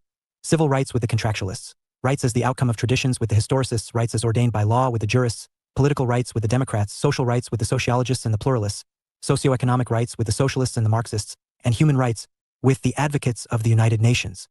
This explanation oversimplifies what our rights are and how they came to us. 141. Rights 1.3.1 Theory of Natural Rights. The theory of natural rights has been advocated mainly by Thomas Hobbes, Leviathan, 1651, John Locke, Two Treatises on Government, 1690, and J.J. Rousseau, The Social Contract, 1762. These contractualists, after having provided the social contract theory, hold the view that there were natural rights possessed by men in the state of nature, and that these rights were attributed to individuals as if they were the essential properties of men as men. The contractualists, therefore, declared that the rights are inalienable, imprescriptible, and indefeasible. The theory of natural rights is criticized on many grounds. Rights cannot be natural simply because they were the possessions of men in the state of nature. There can never be rights before the emergence of society. The notion of pre-society rights is a contradiction in terms. If at all there was anything in the state of nature, they were mere physical energies and not rights. Rights presupposed the existence of some authority to protect them. In the state of nature where no state existed, how could one imagine rights in the absence of a state? Who would defend people's rights in the state of nature? The contractualists have no answer. To say that natural rights existed in the state of nature is to make them absolute or beyond the control of society. For Bentham, the doctrine of natural rights was a rhetorical nonsense upon stilts. Lasky also rejects the whole idea of natural rights. Rights, as natural rights, are based on the false assumption that we can have rights and duties independently of society. Burke had pointed out rather eloquently when he said that we cannot enjoy the rights of civil and uncivil state at the same time. The more perfect the natural rights are in the abstract, the more difficult it is to recognize them in practice. Rights are natural, in the sense that they are the conditions which human beings need to realize themselves. Lasky realizes the significance of rights when he says that rights are not natural in the sense that a permanent and unchanging catalog of them can be compiled. Rather, they are natural in the sense that under the limitations of a civilized life, facts demand their recognition. 1.3.2 Theory of Legal Rights. The theory of legal rights or the legal theory of rights connotes the same sense. The idealist theory of rights, which seeks to place rights as the product of the state, can be, more or less, seen as another name of the theory of legal rights. Among the advocates of such theories, the names of Lasky, Bentham, Hegel, and Austin can be mentioned. According to them, rights are granted by the state. The theory regards rights as a claim which the force of the state grants to the people. The essential features of these theories, then, are I. The state defines and lays down the Bill of Rights. Rights are neither prior nor anterior to the state because it is the state which is the source of rights. 2. The state lays down a legal framework which guarantees rights and that it is the state which enforces the enjoyment of rights. 3. As the law creates and sustains rights, so when the content of law changes, the substance of. 142. Basis of rights. Legal. Rights also changes. Harold Laski, 1893–1950, a theoretician of the English moral and natural Labor Party and a political scientist in his own right, has his definite views on the system of rights as expounded in his A Grammar of Politics, first published in 1925 and then revised almost every second year. Laski's views on the nature of rights run as follows. I. They are social conditions, given to the individual as a member of society. 2. They help promote individual personality, his best self. Those social conditions without which no man can seek to be his best self. 3. They are social because they are never against social welfare. They were not there before the emergence of society. 4. The state only recognizes and protects rights by maintaining them. Rights are never absolute. Absolute rights are a contradiction in terms. 6. They are dynamic in nature insofar as their contents change according to place, time, and conditions. 7. They go along with duties. In fact, duties are prior to rights. The exercise of rights implies the exercise of duties. If Lasky were to give rights to the individual, he would give them in this order: right to work, right to be paid adequate wages, right to reasonable hours of labor, right to education, right to choose one's governors, followed by other rights. Lasky's argument is that without granting economic rights first, an individual cannot enjoy his political rights. Political liberty is meaningless without economic equality, where there are great inequalities. The relationship between men is that of the master and the slave. Equally important, but lower in order, is the right to education. Education alone helps an individual exercise all the other rights properly. With the economic and social education rights at one's disposal, there is a greater likelihood of the individual exercising his political rights in right earnestness. Critiques opine that the state, indeed, defends and protects our rights, but it does not create them as the advocates of these theories make us believe. If we admit that rights are the creation of the state, we will have to accept the view that if the state can give us rights, it can take them away as well. Obviously, such an opinion would make the state absolute. In that case, we would have only those rights which the state would like to give us. 11.3.3 The historical theory of rights. The historical theory of rights, also called the prescriptive theory, regards the state as the product of a long historical process. It holds the view that rights grow from traditions and customs. The conservative Burke argued that the people have a right over anything that they exercise or enjoy uninterruptedly over a fairly long passage of time. So considered, every right is based on the force of long observance. As traditions and customs stabilize owing to their constant and continuous usage, they take the shape of rights. The theory has its origins in the 18th century in the writings of Edmund Burke and was adopted later by sociologists. The historical theory of rights is important insofar as it condemns the legal theory of rights. It is also important insofar as it denies the theory of natural rights. The state recognizes, the advocates of historical theory argue, what the rights included comes to stay through. 143. Rights long usage. The historical theory of rights suffers from its own limitations. It cannot be admitted that all our customs result in rights. The sooty system does not constitute a right, nor does infanticide. All our rights do not have their origins in customs. Right to social security, for example, is not related to any custom. 11.3.4 The social welfare theory of rights. The social welfare theory of rights presumes that rights are the conditions of social welfare. The theory argues that the state should recognize only such rights which help promote social welfare. Among the modern advocates of social welfare theory, the name of Roscoe Pound and Chaffee can be mentioned, though Bentham can be said to be its advocate of the 18th century. The theory implies that rights are the creation of the society inasmuch as they are based on the consideration of common welfare. Rights are the conditions of social good, which means that claims not in conformity with the general welfare and therefore not recognized by the community do not become our rights. The social welfare theory of rights is also not without its faults. It dwells on the factor of social welfare, a term too vague to be precise. The Benthamite formula, greatest good of the greatest number, is different to different people. The theory turns out to be the legal theory of rights if, in the end, the state is to decide what constitutes social welfare. A critic like Wilde is of the view that if rights are created by the consideration of social expediency, the individual is without an appeal and helplessly dependent upon its arbitrary will. 11.3.5 The Marxist theory of rights. The Marxist theory of rights is understood in terms of the economic system at a particular period of history. A particular socio-economic formation would have a particular system of rights. The state, being an instrument in the hands of the economically dominant class, is itself a class institution, and the law which it formulates is also a class law.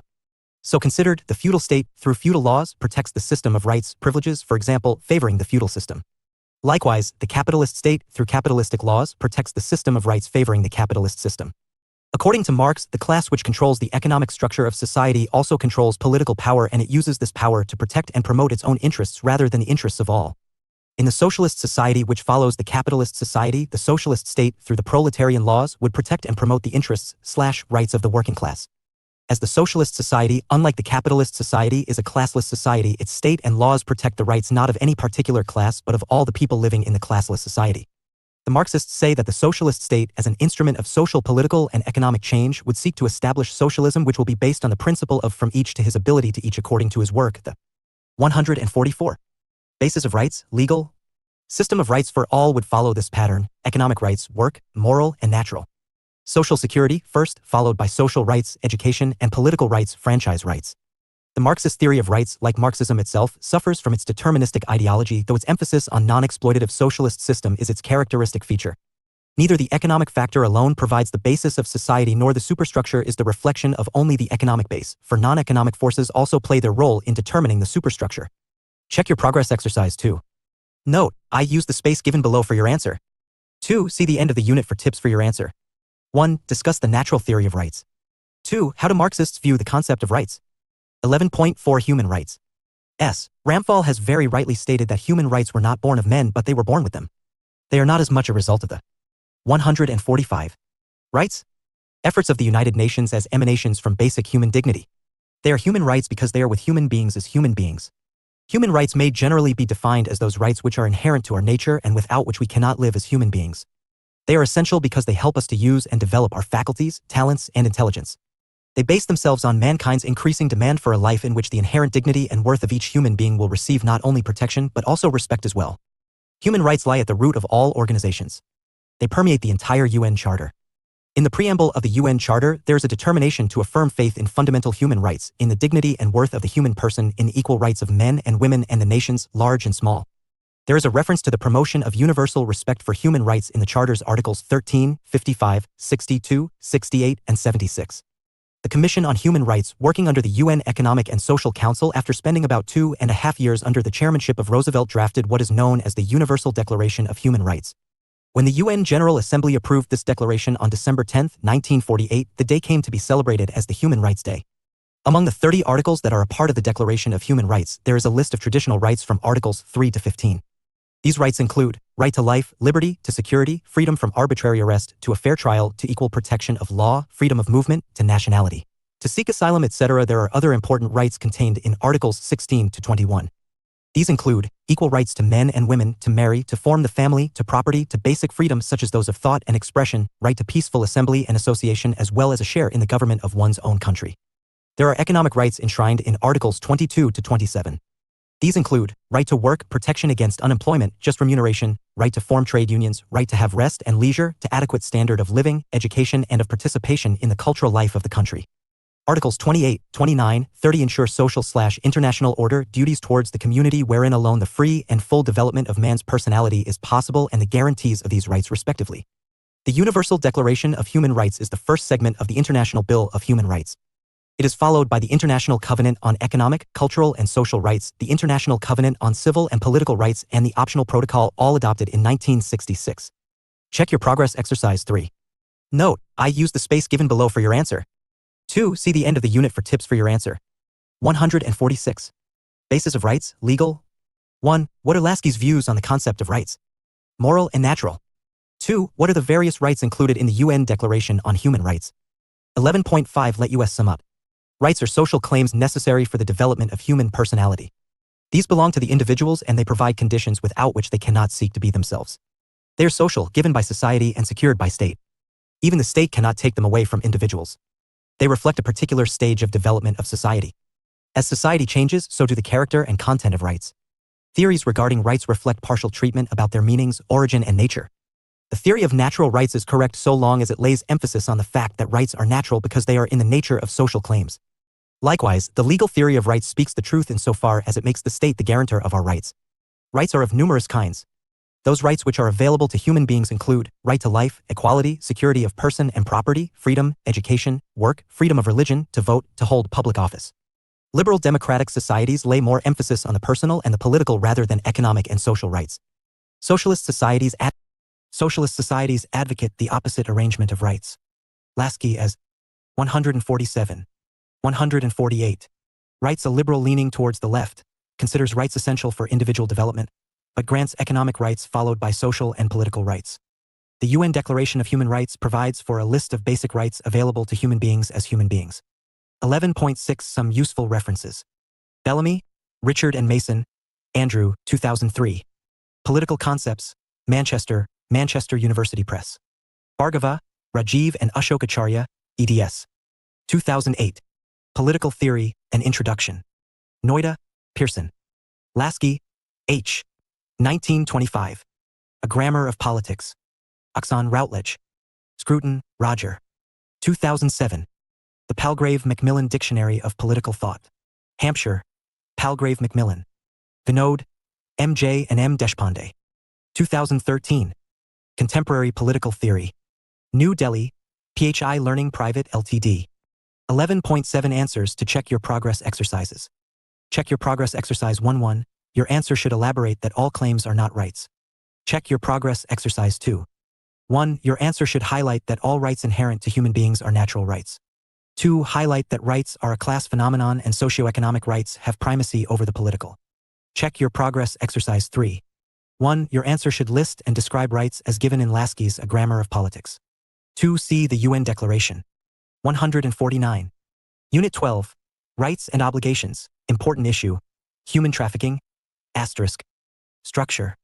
12.0 Objectives 12.1 Introduction 12.2 Concept of Rights 1 2.2.1 Development of Rights 1 2.2.2 Types of Rights 12.3 Obligations 1 2.3.1 Relationship between rights and obligations 1 2.3.2 Theories of political obligation 12.4 Human trafficking 1 2.4.1 Causes 1 2.4.2 Human trafficking in India 12.5 Let us sum up 12.6 References 12.7 Answers to check your progress exercises. 12.0 Objectives. This unit will familiarize the students with the concepts of rights and obligations. After studying this unit, you should be able to I understand the meaning of rights and obligations, know the relationship between them, and explain the concept of human trafficking. 12.1 Introduction. The idea of rights is very important in everyday life, whether it is related with the life of children, parents, teachers, students, officers, workers, etc. Since long time, the term right stood for power, privileges, as in the right of the nobility, the right of clergy, and the divine right of kings. However, in its modern sense, it refers to an entitlement to act or be treated in a particular. Asterisk Priyanka Malik, Assistant Professor, Christ, deemed to be University. Rights Way. In the 18th century, the U.S. Declaration of Independence, 1776, and the French Declaration of the Rights of Man and of the Citizen, 1789, stated that certain rights are inalienable. Thus, the two most influential political documents of the modern age take the notion of rights as the central concept upon which their political organizations are built. This unit looks into the different notions of rights and its relationship with obligations. 12.2 Concept of Rights. Rights are always coming as the conflicting claims between the individual and the state. It has a two-way relationship. The benefits which flow automatically from the existence of the state do not constitute rights. It is only when the authority of the state is sought to be limited and when individuals and groups demand a positive role of the state, rights are claimed. Glorification of the state, without an inbuilt mechanism to curb the authority of the state, means a complete subordination of the individual to the ruler or the ruling groups, thereby opening the floodgates of corruption, oppression, exploitation, and injustice. Every right requires social recognition. Without such recognition, rights are empty claims. Rights do not exist in a vacuum, so to speak. They require the sanction of society. During the Greek period, Plato and Aristotle gave more emphasis on the role and responsibility of the state. Plato, for example, believes that the state alone can give justice and the individual has to perform his duties to the best of abilities and capacities. We call these philosophers the idealists. There are others, John Locke for example, who hold the view that the state as a means exists for an end, and the end is the individual, meaning thereby that individual rights are sacrosanct and inviolable. Older societies, as a rule, did not recognize rights to any great extent. They had only petitions and charities. Modern democratic societies, on the other hand, give a very important place to rights. Now, new rights frequently come into being like the right to work, right to strike, animal rights, etc. Human rights have become a major concern in recent times. Thus, discourse about rights has become persuasive in our society. 2.2.1 Development of Rights. The idea of rights entered politics in the form of natural rights. Rights that exist in nature independently of any human laws or customs. During the medieval period, this idea was developed to promote or violate a person's rights in favor of the command of God. This was based on religious belief about divine purposes in creating the universe. During the Enlightenment of the 16th to the 18th century, when religious authority, hereditary monarchies, and feudal system were being questioned, natural law was given a more rationalist foundation. At this time, rights came to be associated with the idea of a social contract, where state of nature was a predominant condition developed by Hobbes, Locke, and Rousseau. Critiques of natural rights also. 150. Rights and obligations. Came from a variety of political positions. In the 18th century, Edmund Burke saw natural rights as undermining the settled traditions on which genuine liberty is based in actual societies, and as licensing the anarchic destruction of legitimate authority and settled rights, resulting in insecurity and war. Jeremy Bentham ridiculed natural rights as a pernicious fiction used to obstruct the social reforms that were needed to promote human happiness. The historical theory of rights holds that rights are the product of a long historical process. It holds that rights are the crystallization of customs. It suggests that the state cannot create rights at its own will, nor is it required to follow abstract and subjective conceptions of natural rights. The state has only to recognize those rights of men which have already come into vogue through long-standing usage and customs. Edmund Burke, the greatest champion of the historical theory of rights, has observed that the French Revolution was based on the abstract rights of man, while the English Revolution was based on the customary rights of Englishmen. Rights have numerous interpretations. These are discussed by several scholars. Wilde, in his definition of rights, gives a casual treatment to the social claim aspect when he says, "A right is a reasonable claim to freedom in the exercise of certain activities." Bosanquet and Lasky, in their definitions of rights, include the positions of society and state and man's personality, but they too ignore the important aspect of duty as a part of rights. Bosanquet says, "A right is a claim recognized by society and enforced by the state." According to Lasky, rights are those conditions of social life without which no man can seek, in general, to be himself at his best. T. H. Green explained that rights are powers necessary for the fulfillment of man's vocation as a moral being. Benny Prasad stated that rights are nothing more, nor less, than those social conditions which are necessary or favorable to the development of personality. 1.2.2.2 Types of rights. With the development of social consciousness, rights are subjected to continual review and redefinition. Now, the concept of rights has been modified in two important directions. 1. The advantages of rights should not be confined to a tiny class which is placed in a privileged position by any means. 2. Rights should not be confined to delimiting the sphere of activity and authority of the state, but the benefits should reach the bulk of society. And negative and positive rights. Negative rights are rights that entail non-interference from the society at large. It suggests that the freedom of the individual shall not be encroached upon by the state, like the right to life, liberty, property. It suggests that the freedom of the individual shall not be encroached upon by the state, like the right to life, liberty, property. Positive rights entail the responsibility of the state in securing the rights of individuals. It requires the state to take positive measures for the protection of the rights of the weaker and vulnerable sections of society. For example, the right to health, basic subsistence, etc. requires a positive interference to do something. 151. Rights B. Civil rights. In contemporary political thought, the term civil rights is indissolubly linked to the struggle for equality of African Americans during the 1950s and the 1960s. The aim of that struggle was to secure the status of equal citizenship in a liberal democratic state. Civil rights are those rights which provide opportunity to each person to lead a civilized social life.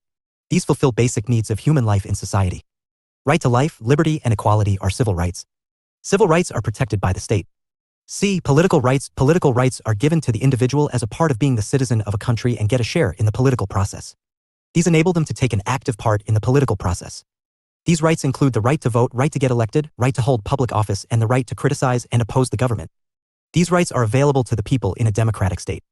D. Socioeconomic rights. These rights are provided in order that people have socioeconomic security. These enable all citizens to make proper use of their civil and political rights. The basic needs of every person are related to his food, clothing, shelter, medical treatment, etc. Without the fulfillment of these, no person can really enjoy his civil and political rights. Harold J. Lasky has produced an elaborate blueprint of a just society with a scheme of social, economic, as well as political rights. He insists on the citizen's right to work as an essential means to earn his livelihood. It is, therefore, essential that every person must get the right to work, right to adequate wages, right to leisure and rest, and right to social security in case of illness, physical disability, and old age. Check your progress. Exercise 1. Note, I use the space given below for your answer. 2. See the end of the unit for tips for your answer. 1. Differentiate between the negative and positive rights. 12.3 Obligations. Political obligation is one of the fundamental issues of political philosophy. History of political thought is struggling to provide a satisfactory account of. 152. Rights and obligations. Political obligation from the time of Socrates to the present. It is primarily concerned with the question that how far, when, and why an individual is obliged to obey the law and commands of political authority. This question is so complex that it is not possible to find a definite answer which could be universally acceptable. While rights and obligations are not the same, they are still connected. Whenever you decide to do what you have a right to do, others have an obligation to let you do it. An obligation is a requirement to duty to act in a particular way. H.L.A. Hart distinguished between being obliged to do something which implies an element of coercion and having an obligation to do something which suggests only a moral duty. For example, legal obligations have the requirement to pay taxes and observe other laws, which is backed by a system of penalties. On the other hand, moral obligations are fulfilled not because it is sensible to do so, but because such conduct is thought to be rightful or morally correct. One way of approaching issues of obligations is to see how they rise and the form they take in a different political system. The political system under which people live determines not only the laws they are required to obey, but the means available for expressing dissent and exerting pressure to change rules and policies. 12.3.1 Relationship between rights and obligations. Rights and obligations are the reverse sides of the same coin. To possess a right usually places someone else under an obligation to uphold or respect that right. In the field of jurisprudence, the social life of men is regulated by law. And to protect right to life, government has an obligation to maintain public order and ensure personal security. Negative rights entail an obligation on the part of the state to limit or constrain its power. Positive rights oblige the state to manage economic life, provide a range of welfare services, and so on. However, obligations do not always fall on the state. Individuals who possess rights must acknowledge the obligations towards the state, otherwise civilized life would be impossible. Citizenship, therefore, is a blend of rights and obligations. The duty of the citizen is to acknowledge the authority of the state and obey its laws. The obligation to obey the state is based on an implicit promise made by the simple fact that citizens choose to remain within its borders. The earliest example of this is found in Plato's Crito. Here, Plato mentions Socrates' refusal to escape from prison where he was sentenced to death for corrupting the youth of Athens. Socrates, being an Athenian citizen, promised to obey the Athenian law, and he intended to keep his promise even at the cost of his own life. 12.3.1 Theories of Political Obligation. A. Doctrine of Force Majeure. According to this theory, political obligation is born out of fear, force, and compulsion. The state cannot be challenged or resisted, and therefore, this 153.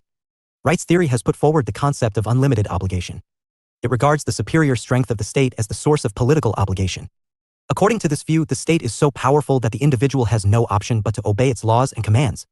In this sense, political obligation is based on the fear of punishment or other unpleasant consequences which would follow from a disobedience of law. Under this theory, the individual is too weak to challenge the authority of the state. This theory is not based on any moral ground. It does not allow the individual to inquire whether a law is right or wrong. It does not care to secure his willing obedience. B. Divine right theory. The theory of divine right holds that the authority of the sovereign is derived from God. It states that political obligation is based on the principle of faith. The true source of the authority is independent of human choice and custom, and the individual is obliged to obey the sovereign as the divine authority. In Europe, this theory was developed during the ascendancy of monarchy in the Middle Ages. Robert Filmer was one of the chief exponents of the theory. With the advent of new learning in modern ages, this theory lost its relevance. Since God's will is binding on all decisions, this theory upholds an unlimited political obligation. It establishes political obligation on religious rather than moral grounds. If a king turns out to be a tyrant, people have to obey him as a punishment for their sin. James I of England sought to justify his tyrannical rule precisely on this ground. This theory received a lot of criticism by eminent thinkers like Grotius, Hobbes, and Locke, who rejected its metaphysical premises and traced the source of political obligation in the consent of the individual. The theory also started to lose significance due to the growth of democracy and also due to the separation of the church from the state. C. Conservative theory. Conservatism is a political and social philosophy that promotes the maintenance of traditional institutions and supports minimal and gradual change in society. Conservative thinkers uphold obedience to the state or political authority for practical reasons. David Hume argued that it's good to follow any type of political authority than to having no government at all. Edmund Burke argued in favor of social continuity. He contended that revolution is an evil and strongly criticized the French Revolution. Revolution involves violence and destruction, and also it results in misuse of power by those who manage to capture it after the revolution. Burke was against any extreme version of reform and supported gradual change. Conservatives argue that human beings are morally and intellectually imperfect and seek the security that only tradition, authority, and shared culture can offer. The conservative view of political obligation is based on legitimacy rather than on consent or morality. D. Consent/contract theory. This theory regards the individual's consent as the proper source of political obligation. The individual is expected. 154. Rights and obligations. To obey a ruler only with his/her consent. A government can exercise its power only with an explicit or implicit consent of its citizens. The chief exponents of the theory of social contract are Hobbes, Locke, and Rousseau. These thinkers have postulated a state of nature that is a hypothetical stage before the creation of political authority. Social contract represents the method of arriving at an agreement for setting up the state. It marks a transition from the state of nature to civil society. The terms of the contract define the ground and limits of political obligation. In Leviathan, Hobbes argued that citizens have an absolute obligation to obey political authority regardless of how governments may behave. Hobbes believed that though citizens were obliged to obey the state itself was not subject to any reciprocal obligations. Although Hobbes postulates an unlimited political obligation, yet it is solely based on consent not imposed from above. An alternative and a more balanced view of political obligation is found in the writings of Locke. Civil society was established by mutual consent of the people only to deal with few lawbreakers. Under the social contract, man surrenders the right to be a judge in his own case to the state, which is entrusted with the task of protection of his natural right to life, liberty, and property. Government is therefore created as a trust which can be dissolved if it fails to perform this function. The idea of social contract, however, took a highly philosophical form at the hands of Rousseau, who reposed the fact of political obligation in the general will. This meant that man no longer remains a slave to his impulses of appetite after entering into a civil society, but he becomes bound to obey the law of the general good. In such circumstances, Rousseau acknowledged that citizens should be forced to be free. Thus, the social contract theory justifies the conception that the ruling authority, if he has to be legitimate, must rest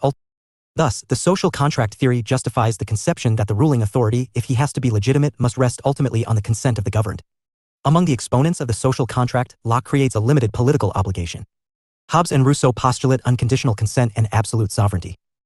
Idealist theory. The idealist school of thought originally created an unconditional and unlimited obligation, but later it was modified to admit a note of caution. G.W.F. Hegel postulated an unlimited political obligation without making a clear distinction between the state and government.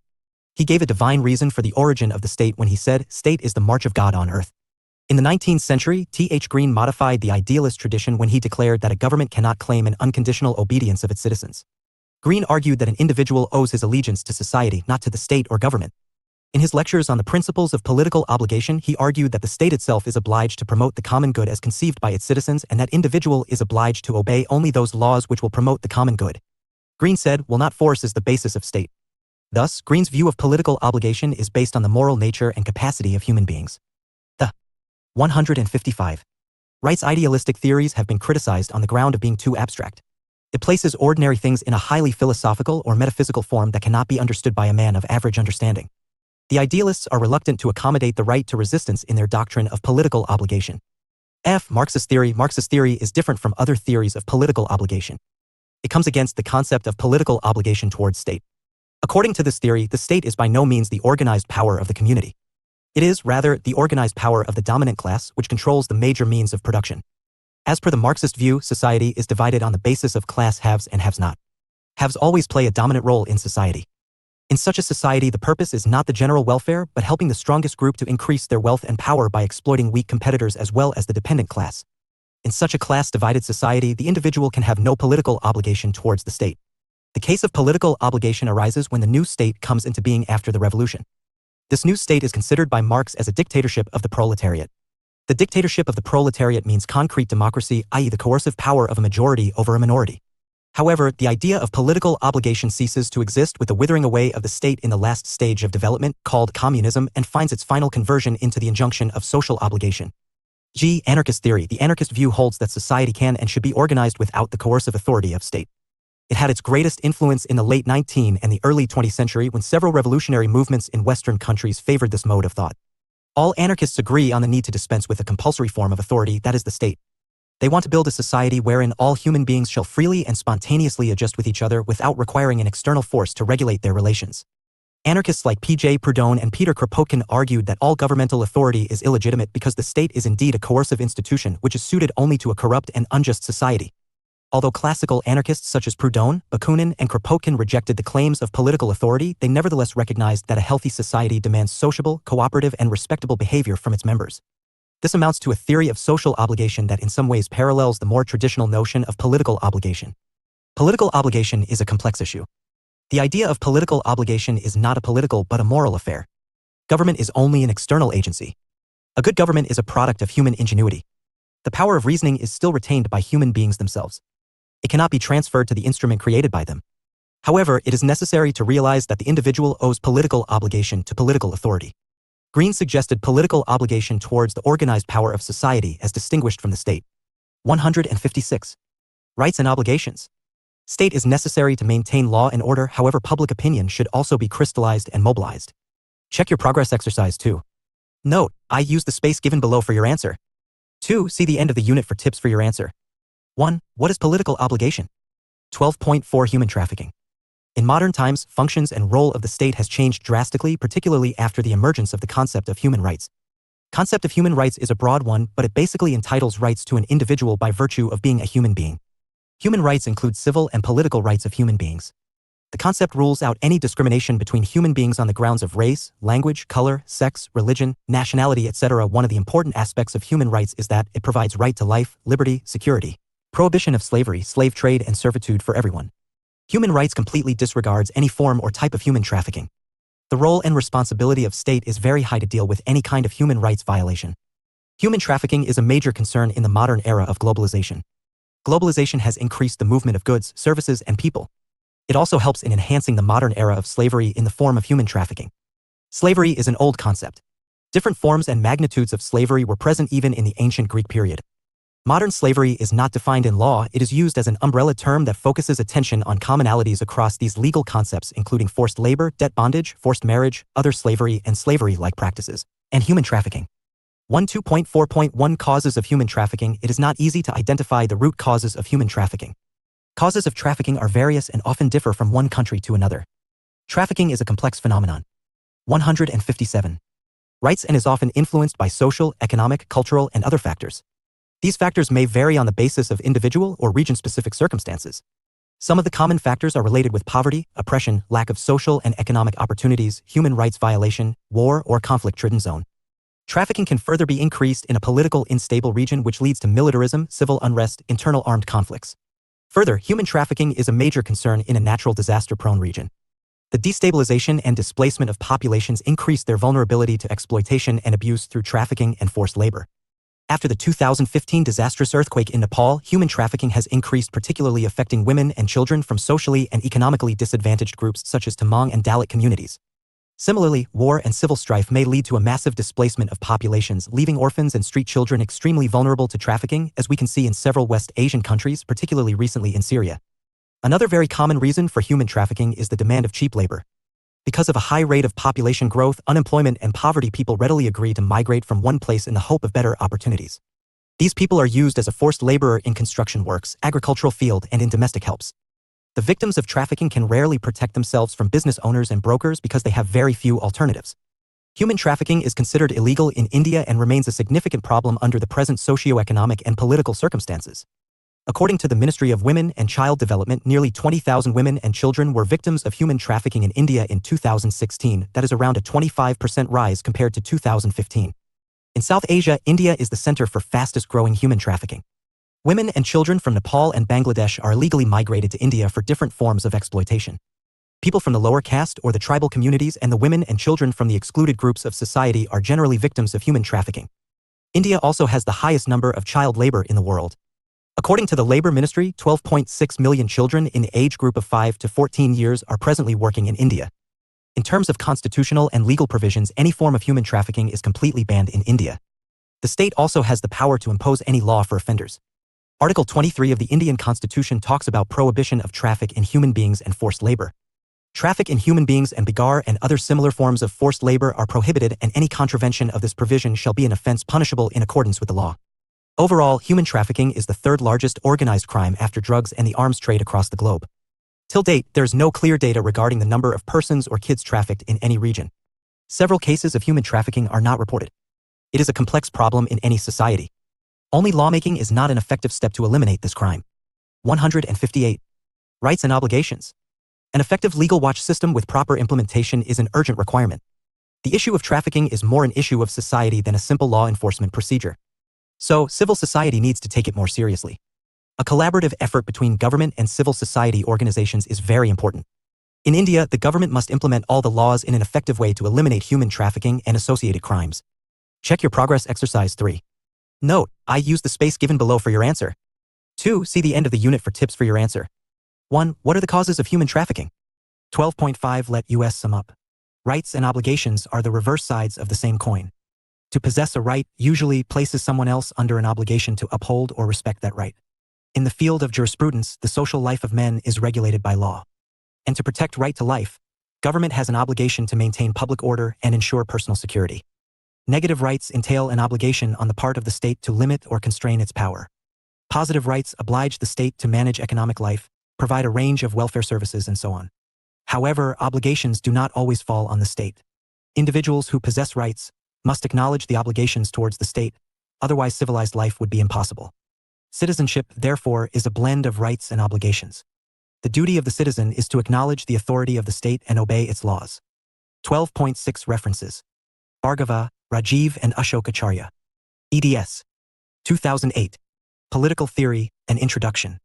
Noida, Pearson. Asirvatham, Eddie and K. K. Mishra. 2001. Political Theory, New Delhi, S. Chand and Company Ltd. 159. 160. Wrights Haywood, Andrew. 2015. Political Theory, An Introduction, London, Palgrave Macmillan. McKinnon, Catriona. ed. 2010. Issues in Political Theory, U.S., Oxford University Press. 12.7 Answers to Check Your Progress Exercises. Check Your Progress Exercise 1. 1. Your answer should highlight that negative rights entail non-interference from the state while positive rights are ensured by state intervention. Check Your Progress Exercise 2. 1. Your answer should highlight following point. Concerned with the question that how far, when and why an individual is obliged to obey the political authority. Check Your Progress Exercise 3. 1. Your answer should highlight factors like oppression, poverty, lack of economic opportunities, human rights violations, conflict, etc. Block 5. Major debates. Political concepts are very rarely politically neutral, and they are always contested as the opposing groups emphasize their own definitions and try to promote their own interpretations at the expense of others. Experts highlight that political concepts are essentially contestable, and variations in their use showcase differences in empirical, theoretical, and normative assumptions. Hence, a political concept can be understood from various perspectives. Political concepts not only describe political life, but also the areas of political disagreement. It is important to understand some major debates in political theory in order to develop analytical thinking. These debates prompt us to consider that there is no settled way of understanding concepts, and new insights and challenges help in understanding new political debates. Unit 13 in this block is titled Law and Civil Disobedience and highlights when resistance is justified. Unit 14 is Rights and Universality and covers the debate on universality of human rights. Unit 15 is Multiculturalism and Tolerance, focusing on accommodation of diversity in plural societies. 161. 162.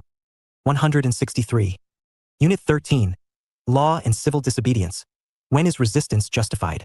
Asterisk. Structure. 13.0 Objectives. 13.1 Introduction. 13.2 Understanding the Meaning of Law. 13.2.1 The Traditionalists. 13.2.2 The Realists. 13.2.3 The Marxist School. 13.2.4 The Feminists. 13.3 The Concept of Law, Obligation and Consent. 13.4 State and Resistance. 13.5 Understanding Civil Disobedience. 13.5.1 Features of Civil Disobedience. 13.5.2 When is resistance justified? 13.6 Let us sum up. 13.7 References. 13.8 Answers to Check Your Progress Exercises. 13.0 Objectives. In this unit, you will read about concepts of law and civil disobedience. After studying this unit, you should be able to explain the meaning law, know various concepts like obligation and consent, describe relationship between law, state, and civil disobedience. 13.1 Introduction. Law is a realm of duty and obligation. It demands actions as well as inaction from the citizens of a state. It requires individuals to follow orders of the authorities who may ask to pay taxes, to participate in the wars, to protect environment, to refrain from assaults, to follow traffic rules, and so forth. Thus, a law puts certain bindings and obligations over individuals. However, Shalini Gupta, Assistant Professor, Jesus and Mary College, University of Delhi. Major debates. It's not uncertain that an individual may face a dilemma. The obligatory character of law may come in conflict with other important obligations, like an obligation of a father towards his child with his duty as a soldier. Law may also clash with the moral principles or religious faith of a citizen. There may be a situation where citizens are compelled to question the legitimacy of a law or regard it as repressive in character, like laws formulated by the authorities during colonial rule in India. The question is, what should one do in such a case of conflict? Or why one should obey the law and give up on his/her liberty? What does an individual get in return from the state once he follows all the rules and regulations? Whether following orders is the only duty of a moral individual in a society. Is there any justification for not following orders? What are the lawful means to register one's dissent in a state? The history of political thought is replete with attempts to provide a satisfactory answer of the questions raised above, from the time of Socrates to the present. These attempts have become increasingly complicated in recent years, and the troublesome nature of law with obligation has made the study imperative. This unit tries to analyze the relationship between law and obedience and also searches the gray areas where the legitimacy of a law can be questioned. It also focuses on the means of dissent and the lawfulness of an attempted disobedience. 13.2 Understanding the Meaning of Law. The term law is used in various manners, which makes the task of its definition difficult. Scholars have tried to understand its meaning in the realm of what it is and or what it should be. In general, law is a set of rules imposed by a government and enforced by the courts with the aim to regulate the relationship between the state and its citizens on one hand, and among citizens on the other. This statement presupposes that law is a socio-political phenomenon with certain universal characteristics based on philosophical foundations. Plato took the widest possible view of law and defined it as an embodiment of reason, whether in the individual or a community. He identified law with nature and goodness, and suggested the end of law was to produce men who were completely good. His views of legal law were intertwined with morality and even led him to assert that a bad law is no law. The definitions of law can be categorized under various schools of thought like the traditionalists, the realists, the Marxist perspective, and the feminist perspective. 3.2.1 The traditionalists. Classical or traditionalist school is the oldest school of legal thought which finds its complete expression in formalism. It does not distinguish between law in reality and its ideal nature. To traditionalists, source of law is God's will, nature, or moral philosophy, and it is exogenous to politics, society, or 164. Law and civil disobedience. Human beings. Law is not the product of human decisions and institutions, rather can only be inherited and interpreted to decide its application in individuals' life. Sir Edward Coke and Blackstone can be regarded as the stalwarts of this school of thought. Coke, in his own words, explains that law is an act which requires long study and experience, before that a man can attain to the cognizance of it. He stresses the superiority of common law over monarchy, which eventually became a part of the English Constitution. 3.2.2 The realists. Legal realism is a broad category inclusive of positive realist legal theories and normative realist legal theories. Legal realism is a broad category inclusive of positive realist legal theories and normative realist legal theories. Positive realists view law as made by humans who have power to serve their objectives or solidify their authority. Normative realists, on the other hand, are Kantian in their perspective as they view the creation of law as a means to obtain social objectives. The first generation of realists belonged to the sociological jurisprudential school SJS and was represented by Holmes, Cardozo, Pound, and H.L.A. Hart. Scholars of the school stressed the concept that law has certain social consequences and thus it has to be regarded as an element of or input to policy. Professor Hart, in his book The Concept of Law, 1961, analyses the relationship between law, coercion, and morality. He views law as a system of rules, a union of primary and secondary rules where laws that impose duties and obligations on individuals is categorized as primary rules and secondary rules. In a legal system may include rules of recognition, change, and adjudication. According to him, law is a command and there is no necessary connection between law and morals or law as it is, lex lata, and law as it ought to be, de leg ferenda, Hart 1994. In a similar pattern, modern realists like Llewellyn, Landis, and Posner treat law as policies itself, i.e., an allocation of resources or a division of winners and losers by use of force. Thus, unlike traditionalists, realists perceive law as a product of human reason to fulfill their own objectives. 3.2.3 The Marxist School.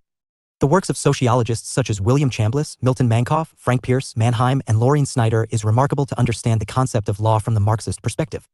The Marxist scholars view power as largely held by those who own and control the means of production. The superstructure reflects the relationship between haves and have-nots. As part of the superstructure, the state, the law, and other agencies of social control serve the interest of the ruling class.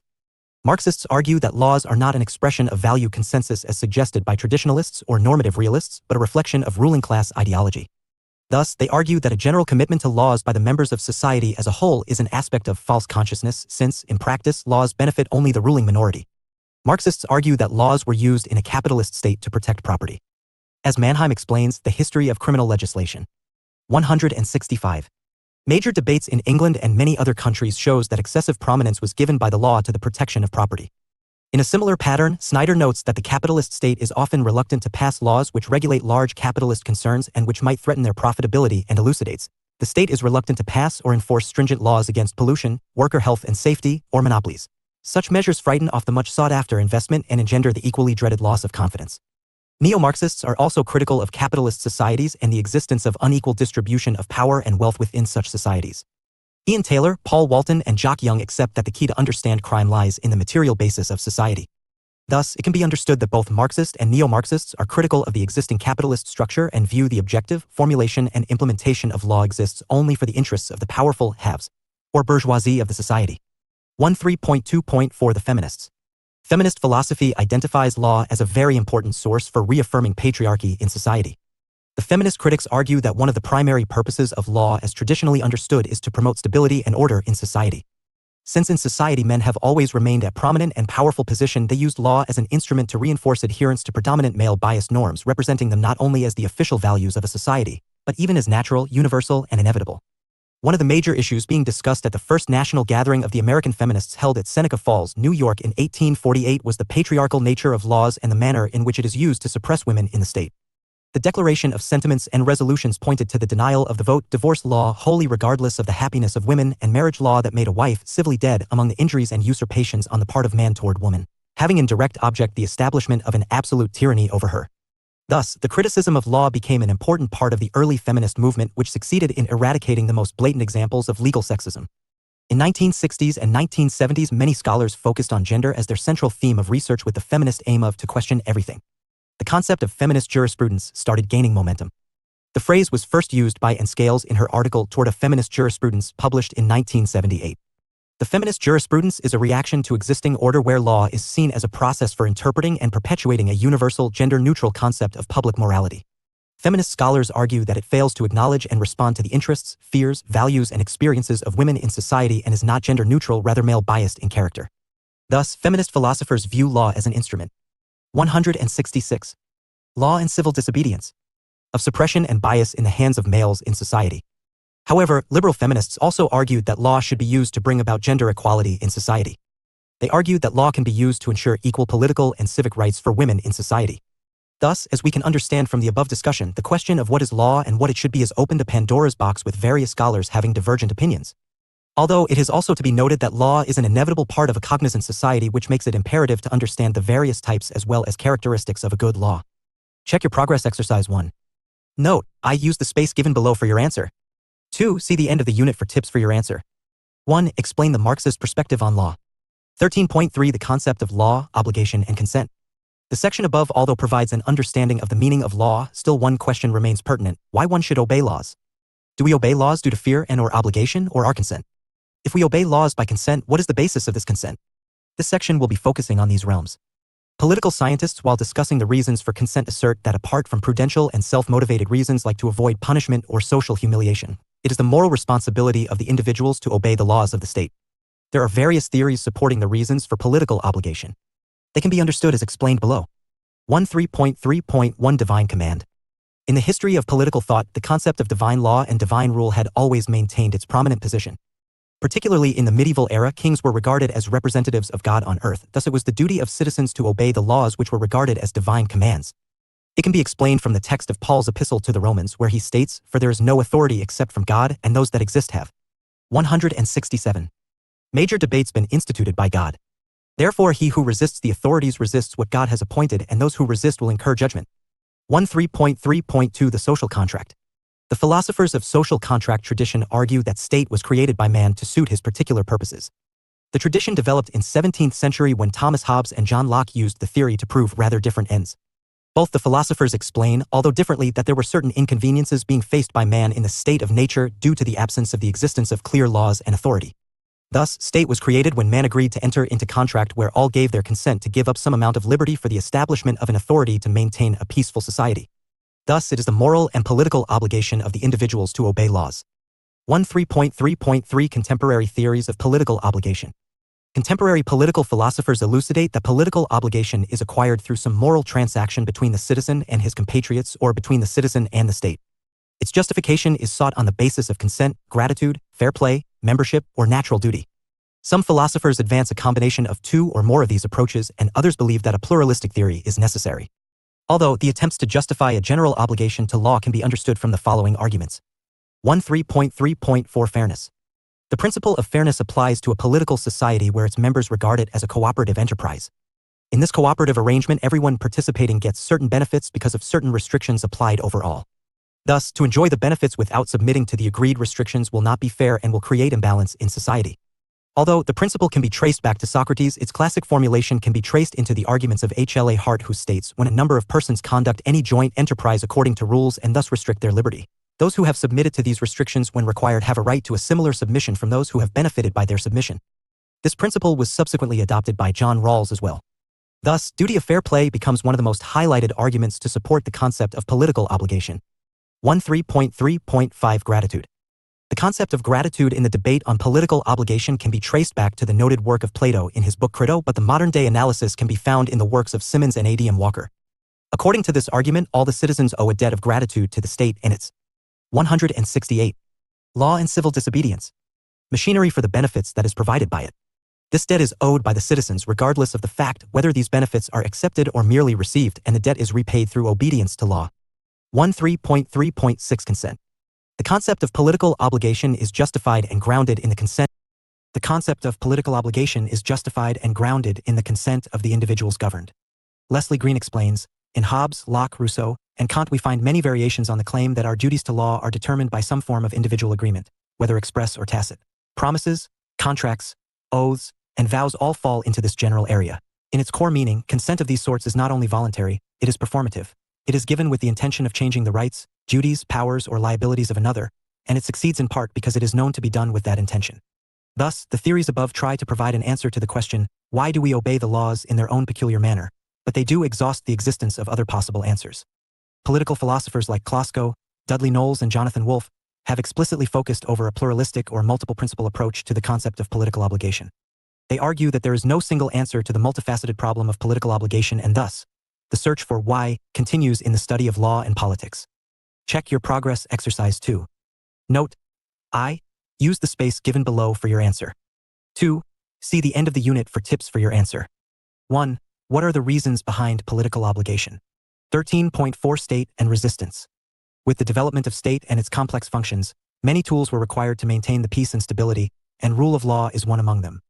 We have already discussed that why law and its obedience are necessary, but 169. Major debates: what if law formulation and or is biased and not transparent in nature? What if law is repressive or unjust in character? Do the individuals have the right to resist? Right to resist has occupied an ambiguous position in the study of politics. Modern philosophers like John Locke regard right to resist as a natural right of the individuals, whereas in practice, modern Western states treat actual political acts of resistance as illegitimate, if not criminal in all cases. The traces of right to resist can be first found in the political and legal thought of Chinese civilization. This doctrine further was reflected in the writings of Thomas Aquinas in the medieval period, when law was regarded as the will of God. Aquinas grants citizens a surprisingly wide ambit for resistance to tyrants, but the condition is that such actions, even the most virtuous citizens, must be the final end of the citizen representing God's will. Thus, for him, the source of law as well as resistance has to be divine in nature. The concept was popularized in the modern sense by scholars like Locke, Hobbes, Samuel Rutherford, Algernon Sidney, Thomas Jefferson and Paine, Thoreau, and others. Resistance in the study of politics is an action to register one's dissent against the government. Many times resistance, law-breaking, and civil disobedience are used as synonym. Since the focus of the study is civil disobedience, it has to be understood that these are different terms with different meanings. 13.5 Understanding civil disobedience. Civil disobedience is the nonviolent way of registering dissent by breaking a law on moral grounds. The concept of civil disobedience is particularly important in a democratic society, as it not only touches the moral limits of a majority rule, but also forces us to reflect on the justifications for majority rule. Political theorists in the pre-modern and early modern periods were more concerned with the right to rebel, but the fundamental question raised by civil disobedience in a modern society is how is it possible to have a general respect for the rule of law and yet gain legitimacy to break a specific law? The term civil disobedience was coined by Henry David Thoreau in his essay The Relation of the Individual to the State, 1849, to describe his refusal to pay the state poll tax implemented by the American government to prosecute a war in Mexico and to enforce the fugitive slave law. However, it is not difficult to trace it back to Socrates, religious figures like Christ, or in the philosophy of the religion of Buddhism and Jainism. In the contemporary world, it was popularized by Tolstoy, Martin Luther King, and Mahatma Gandhi. The justification of civil disobedience at length has also got placed in the writings of John Rawls. Civil disobedience for Thoreau is not simply an act of law-breaking.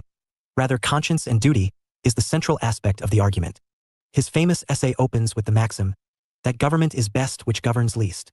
He argues that the state came into existence to ensure individual freedom, and using the example 170, law and civil disobedience, of the Mexican War, he appeals, the moment it starts hindering the purpose for which it was instituted, it is the moral duty of the individuals to resist the unjust laws in order to obey a higher law.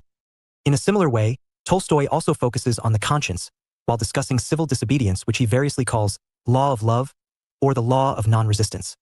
Unlike Thoreau, Tolstoy's opposition to the state is not simply a matter of opposition to policies or elitism in politics. But, more consistently, he rejects the state itself as an institutionalized mechanism of violence. Thus, Tolstoy was an anarchist who saw state as an evil institution, but he appeals we ought to oppose evil by every righteous means in our power, but not by evil. Tolstoy resists to evil state with the mechanism of civil disobedience or law of love, which according to him, is inherently capable of bringing desirable changes into the lives of its followers without the need of any external training or orientation. The concept of nonviolent civil disobedience secures central position in the Gandhian philosophy. Gandhi was greatly influenced by his predecessors like Tolstoy and Thoreau. For him, it is an active, strong, and extreme form of satyagraha. Mahatma Gandhi in his journal Harijan conceived it as a substitute for violence or armed rebellion.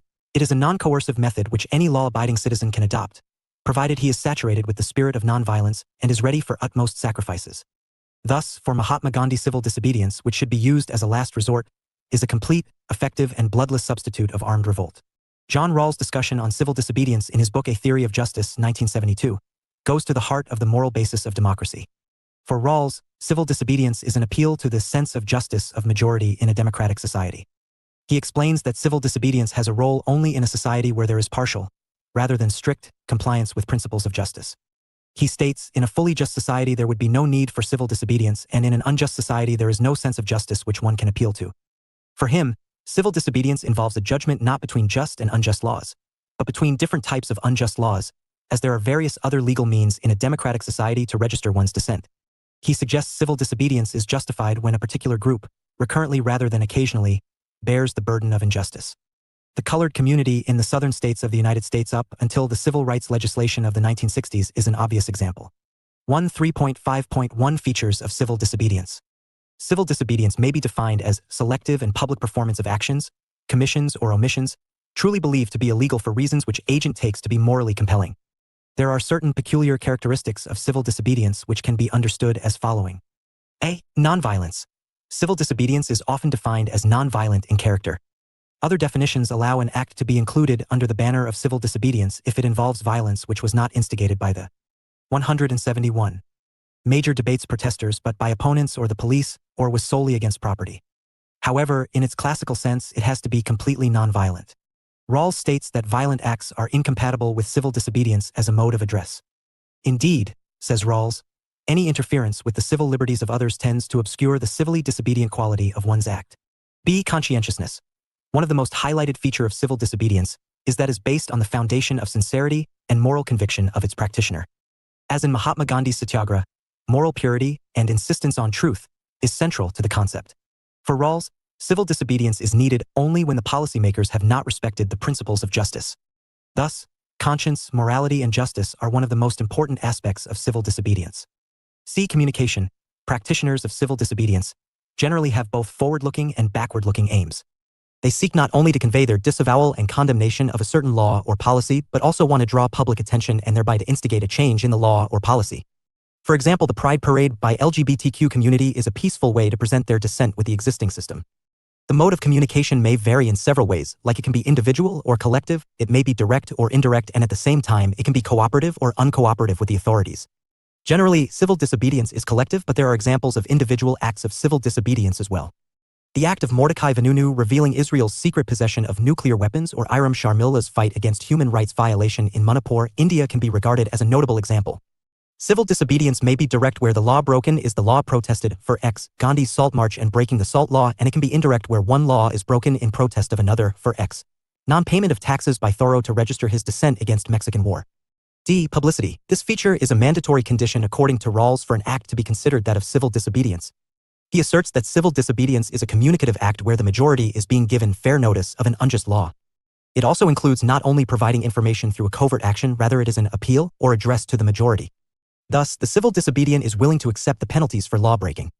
The idea is to make the audience uncomfortable with the thought that whether they really want to punish a moral individual for resisting a draconian law.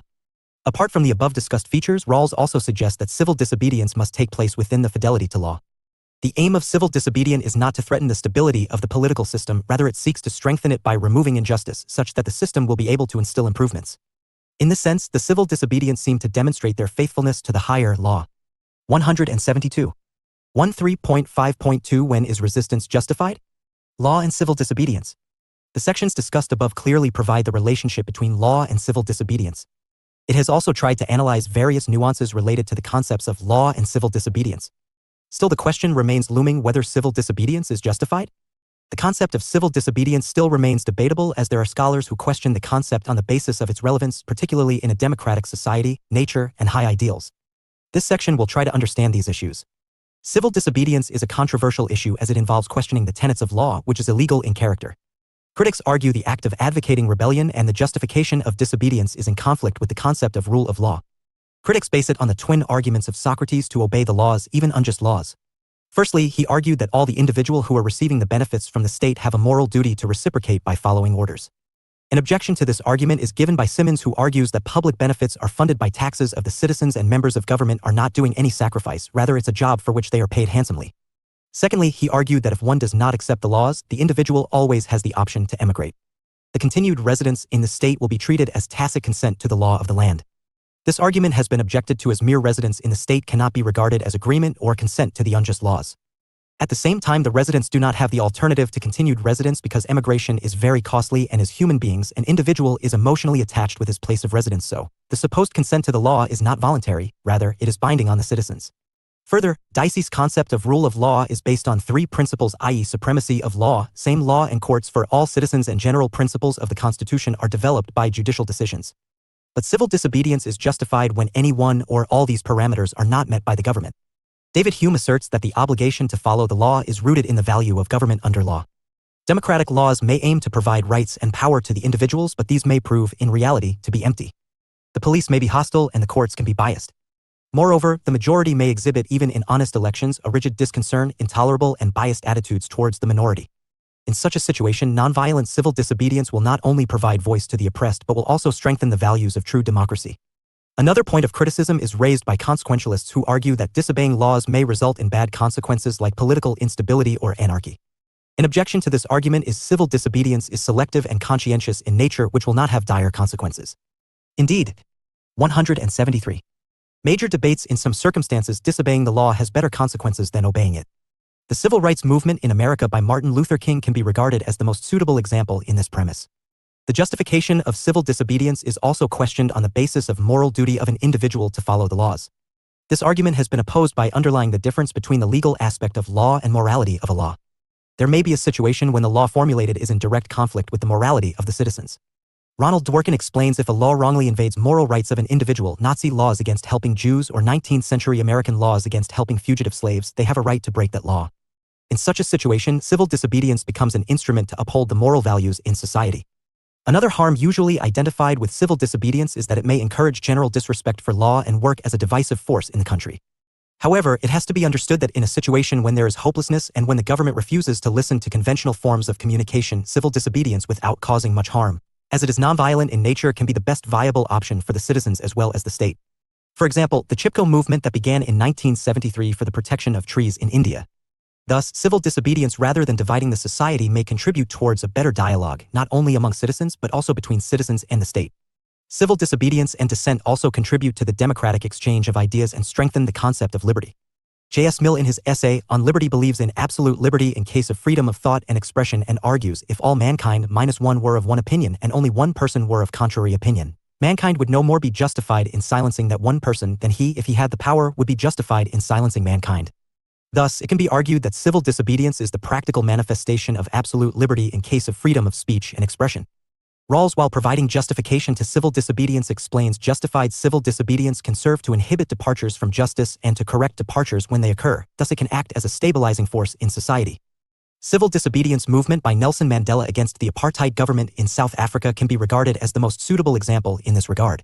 This view of dissent and justified civil disobedience aligns with the perception that our responsibilities as citizens is not only to follow laws blindly, rather, in certain conditions, our obligations are to resist unjust and unfair schemes, which may include a duty to disobey the law. Thus, it can be argued that those who breach the law in justified civil disobedience demonstrate responsible citizenship or civic virtue rather than participating or invoking divisive politics. John Rawls provides a Kantian justification to civil disobedience. He argues that the constitutional validity of a law is insufficient to require 174. Law and civil disobedience. Obedience and the injustice of a law is insufficient to justify disobedience. He defines civil disobedience as political in the sense that it is guided by public, political principles of justice acceptable to all the citizens and is not appealing to personal morality or religious doctrines that other citizens can reasonably reject. Rawls further suggests two main conditions for justifying the acts of civil disobedience.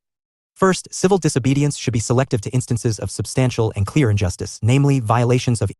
First, civil disobedience should be selective to instances of substantial and clear injustice, namely violations of equal basic rights or equality of opportunity. The second condition justifying the civil disobedience acts is that all the legal means have already been exhausted, which means it should be treated as extreme and last resort. However, there are scholars who criticize Rawls for restricting the scope of civil disobedience to violations of the principles of equal basic liberties and equal opportunities. They argue that actions of civil disobedience are completely justified against other great evils like cruelty to animals, environmental destruction, military aggression, poverty, etc. Peter Singer gives a utilitarian justification of civil disobedience. He suggests that illegal acts are justified if they are the only and most effective way to prevent greater harm. As for a utilitarian, end justifies the means. For example, illegal act which is aimed towards environmental protection or is against animal cruelty. Thus, it can be suggested that civil disobedience is not against the democratic values of the state, rather it's a means to bring about social change and is a voice of the minorities and downtrodden. Here, an observation made by Noam Chomsky in respect of civil disobedience and the Vietnam War is noteworthy. What justifies an act of civil disobedience is an intolerable evil. A line must be drawn somewhere. Beyond that line lies civil disobedience. The limits of civil disobedience must be determined by Here, an observation made by Noam Chomsky in respect of civil disobedience and the Vietnam War is noteworthy. What justifies an act of civil disobedience is an intolerable evil. A line must be drawn somewhere. Beyond that line lies civil disobedience. The limits of civil disobedience must be determined by the extent of the evil one confronts and by considerations of tactical efficiency and moral principle. Check your progress exercise 3. Note, I use the space given below for your answer. 2. See the end of the unit for tips for your answer. 1. Describe features of civil disobedience. 175. Major debates. 13.6 Let us sum up. On a concluding note, it can be said that civil disobedience and law are not contradictory to each other, rather are complementary as both the concepts aim to establish a coherent, just and peaceful society. History has provided enough evidence that civil disobedience is efficient not only in providing political freedom but also against exploitation, oppression, social injustice, and social evils. The theory of civil disobedience helps in instilling the values of rule of law as it limits majoritarianism and becomes the voice of subaltern in a democracy. Thus, it can be said that civil disobedience helps human beings in retaining a degree of moral autonomy vis-a-vis the state. 13.7 References. Breidenbach and William Cormack. 2015. Aquinas on Tyranny, Resistance, and the End of Politics, Perspectives on Political Science, 44:10, 17. Cairns, Huntington. 1942. Plato's Theory of Law, Harvard Law Review, 56, 359-387. Commager, H. S., 1963. Documents in American History, New York, Appleton Century Crofts. Konadigan, Joan. 2000. Reassessing the Feminist Theoretical Project in Law, Journal of Law and Society, 27, 351-85. Dagger, Richard, and Lefkowitz, David. 2014. Political Obligation, The Stanford Encyclopedia of Philosophy, online, web, access July 28, 2018, URL, equals. https://plato.stanford.edu/archives/fall2014/entries political obligation/. Goworth, 1970. Civil Disobedience, Law, and Morality, An Examination of Justice Fortis Doctrine, The Monist, 54, 536-555. Green, Leslie. 2004. Law and Obligations in Jules L. Coleman, Kenneth Einar Hima, and Scott J. Shapiro, eds. Jurisprudence and Philosophy of Law, New York, Oxford University Press. Hart, H. L. A. 1955. Are There Any Natural Rights? Philosophical Review, 64, 175-91. Hart, H. L. A. 1994. The Concept of Law, Oxford, Clarendon Press. Hoffman and Graham. 2007. Introduction to Political Theory, New Delhi, Pearson Education. Klosko, G. 1988. Political Obligation and Gratitude, Philosophy and Public Affairs, 18, 352-358. Liebman, 1965. Civil Disobedience, A Threat to Our Law Society. 176. 177. Law and Civil Disobedience.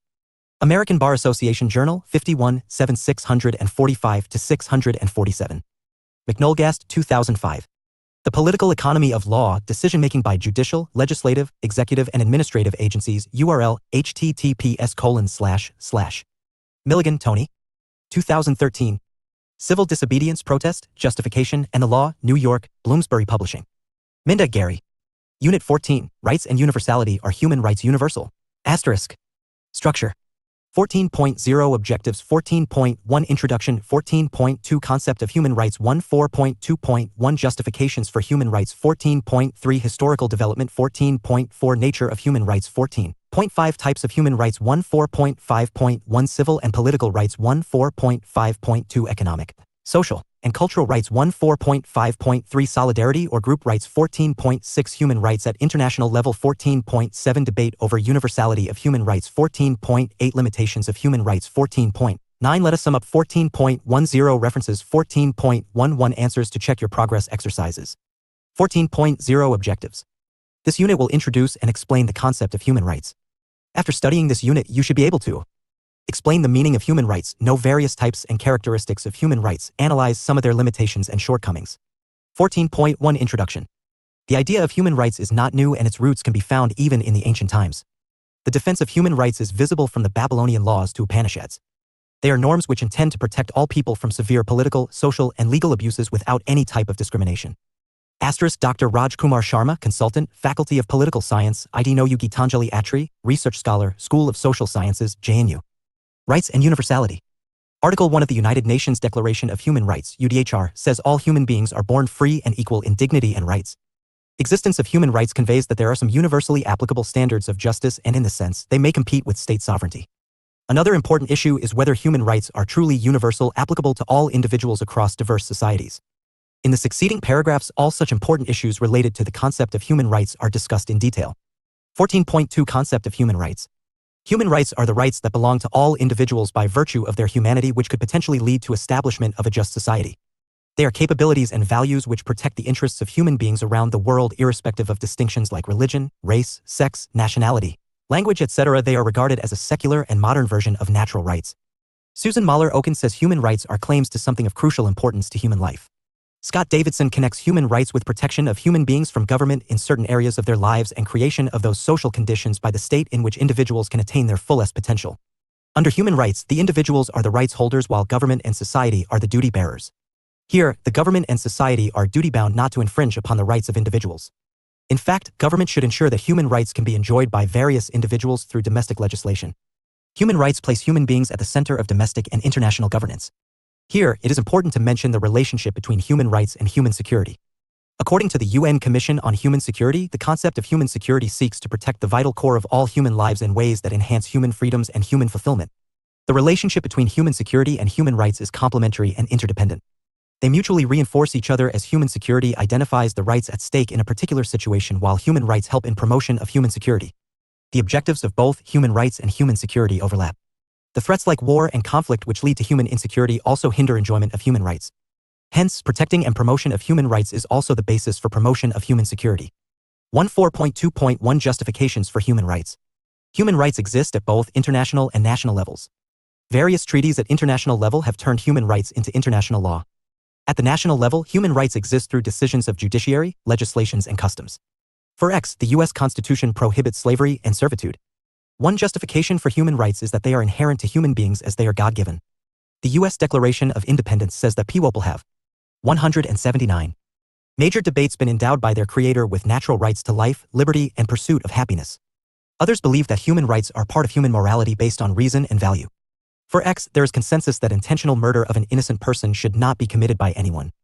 The interest theory approach argues that the main function of human rights is to protect and promote necessary human interests.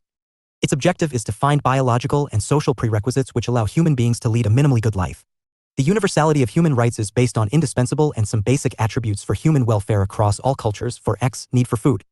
According to philosopher John Finney's, human rights are justifiable for their instrumental value to secure essential conditions for human well-being. On the other hand, the will theory approach argues that human rights are valid because of a single human attribute, the capacity for freedom. Its proponents argue that what is distinctive about human beings is the capacity for freedom, and this should form the core of any set of rights. A number of other justifications exist for human rights, dignity, fairness, and equality, etc. Yet another view highlights the political role of human rights. In his book, The Law of Peoples, 1999, John Rawls has discussed human rights from a political perspective. He argued that human rights are a special class of urgent rights which are universal and plural, like right to security, formal equality before law, personal property, etc. Rawls has a limited concept of human rights, and many fundamental freedoms were left out by him because he wanted a list that could be reasonable for all the countries and not just the liberal democracies. His idea of human rights sets limits on international toleration, and any society that does not guarantee the list of rights given by Rawls crosses the limit of toleration. He has argued for economic sanctions and even military intervention against such a government. According to Charles Beats, human rights are basic requirement of global justice, and they are conditions that all societies should strive to achieve. Outside corrective interference is justified if a government did not fulfill human rights despite having means to do so. If a country lacks local resources to achieve human rights, other countries should assist it. Check your progress exercise 1. Note: I. Use the space given below for your answer. 2. See the end of the unit for tips for your answer.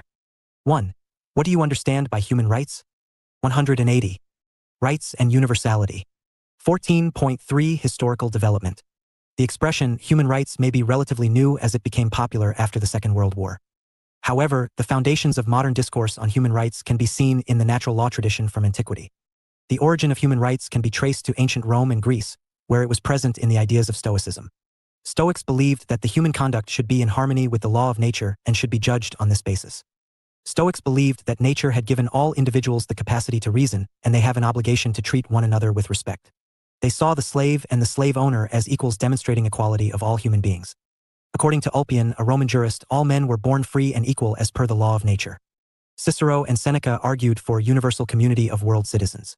Plato had made one of the earliest attempts to have universal ethical standards by making a distinction between just and unjust, good and evil, and truth and untruth. Aristotle also contributed to the natural law tradition as he examined the value of justice and virtue in the political community. In the medieval and the Greco-Roman times, natural law was mainly concerned with duties of man instead of his rights. Aristotle and St. Thomas Aquinas recognized the legitimacy of serfdom and slavery. By doing so, the most important idea behind human rights was excluded liberty or freedom and equality. It was only after the Middle Ages that natural law was associated with natural rights. The idea of human rights as natural rights became a reality due to some social changes in Europe, beginning with decline of European feudalism from 13th century. It continued through Renaissance to the Treaty of Westphalia in 1648. In this period, there was resistance to religious intolerance, economic and political bondage, while there was commitment to individual expression, which shifted focus of natural law from duties to rights. This change was visible as Magna Carta, 1215, the Petition of Right, 1628, and the English Bill of Rights, 1689, came into existence. Supported by political philosophers like Hugo Grotius, Thomas Hobbes, and John Locke, natural rights were natural in the sense that they were God-given and therefore were part of the human nature. They were not simply moral claims but were the basic conditions to lead a truly human existence. Grotius argued that natural law is independent of God, and it cannot be changed or abrogated by the will of an omnipotent being. Natural law was the basis of his ideas on international law. In the late 17th century, the era of Enlightenment began in Europe, which emphasized rationality. The idea of rights of man was developed by Enlightenment thinkers which were in sync with human rights, and these rights constituted an autonomous sphere which belonged to the citizens. 181. Major debates. Feminists later expanded this idea to include rights of women as well. The Enlightenment theorists highlighted that the power of kings should be limited and based on the consent of those who are governed. They also argued that the king should respect the rights of their subjects. Thomas Hobbes has mentioned pre-social man who lives in a state of nature with others. In the state of nature, one can do anything, even harm others, as there are no laws to govern, and the notion of justice is also absent. All men agree for a social contract to safeguard their self-preservation. They surrender their unlimited freedom to an absolute sovereign to fulfill their basic right to security. John Locke, in his work, Two Treatises of Government, 1689, refuted the idea that a king has a divine right to rule. He argued that human beings have natural rights which should not be violated by the government. He basically defended three natural rights: right to life, liberty, and property. He argued for a weak government that was subordinate to the law. These ideas had a big impact on the Western world in the 17th and 18th century. Along with the Glorious Revolution in England, these ideas also inspired the US and French revolutions. The US Declaration of Independence, 1776, declared life, liberty, and the pursuit of happiness as inalienable rights. Similar sentiment was expressed by the French Declaration of the Rights of Man and of the Citizen, 1789. These ideas became global in the 19th and the 20th century as attempts were made to have internationally acceptable standards, generally based on humanitarianism. One of the main ideas behind internationalization of human rights was that there will be no wars if all members of all societies were equally free, an idea expressed by Enlightenment and German philosopher Immanuel Kant, who argued that free societies do not fight against each other. In this regard, a number of conventions were held to outlaw slavery at the international level, while the Hague Convention, 1907, and Geneva Convention, 1926, laid down the rules to regulate the conduct of war. After the Second World War, the UN adopted the Universal Declaration of Human Rights, UDHR, in 1948. It was later supplemented by the International Covenant on Civil and Political Rights, ICCPR, and the International Covenant on Economics, Social and Cultural Rights, ICESCR, in 1966. They have acquired the status of customary international law. The UDHR in 1948 came exactly after 300 years of the Treaty of Westphalia. In these 300 years, state sovereignty was unchallenged in international politics, But human rights started an era where there have been tensions between state sovereignty and human rights. Check your progress exercise 2. Note: I. Use the space given below for your answer. 2. See the end of the unit for tips for your answer. 1. Discuss John Locke's views on natural rights. 182. Rights and universality. 14.4 Nature of human rights. Following are the characteristics of human rights. First, human rights are fundamental, which means nobody can remove entitlement of human beings to these rights. Human rights are not non-essential claims or goods, but they are fundamental in nature. Second, these rights are indivisible as civic and political rights, and economic, social, and cultural rights are interrelated and carry equal importance without any hierarchy. Third, human rights are universal in nature as they belong to human beings everywhere, irrespective of religion, language, race, and other differences. Human rights are equally possessed by all human beings, including the unborn in some circumstances, as they are necessary to achieve social justice. Fourth, there may be certain limitations on some of the rights of an individual because others too have similar rights.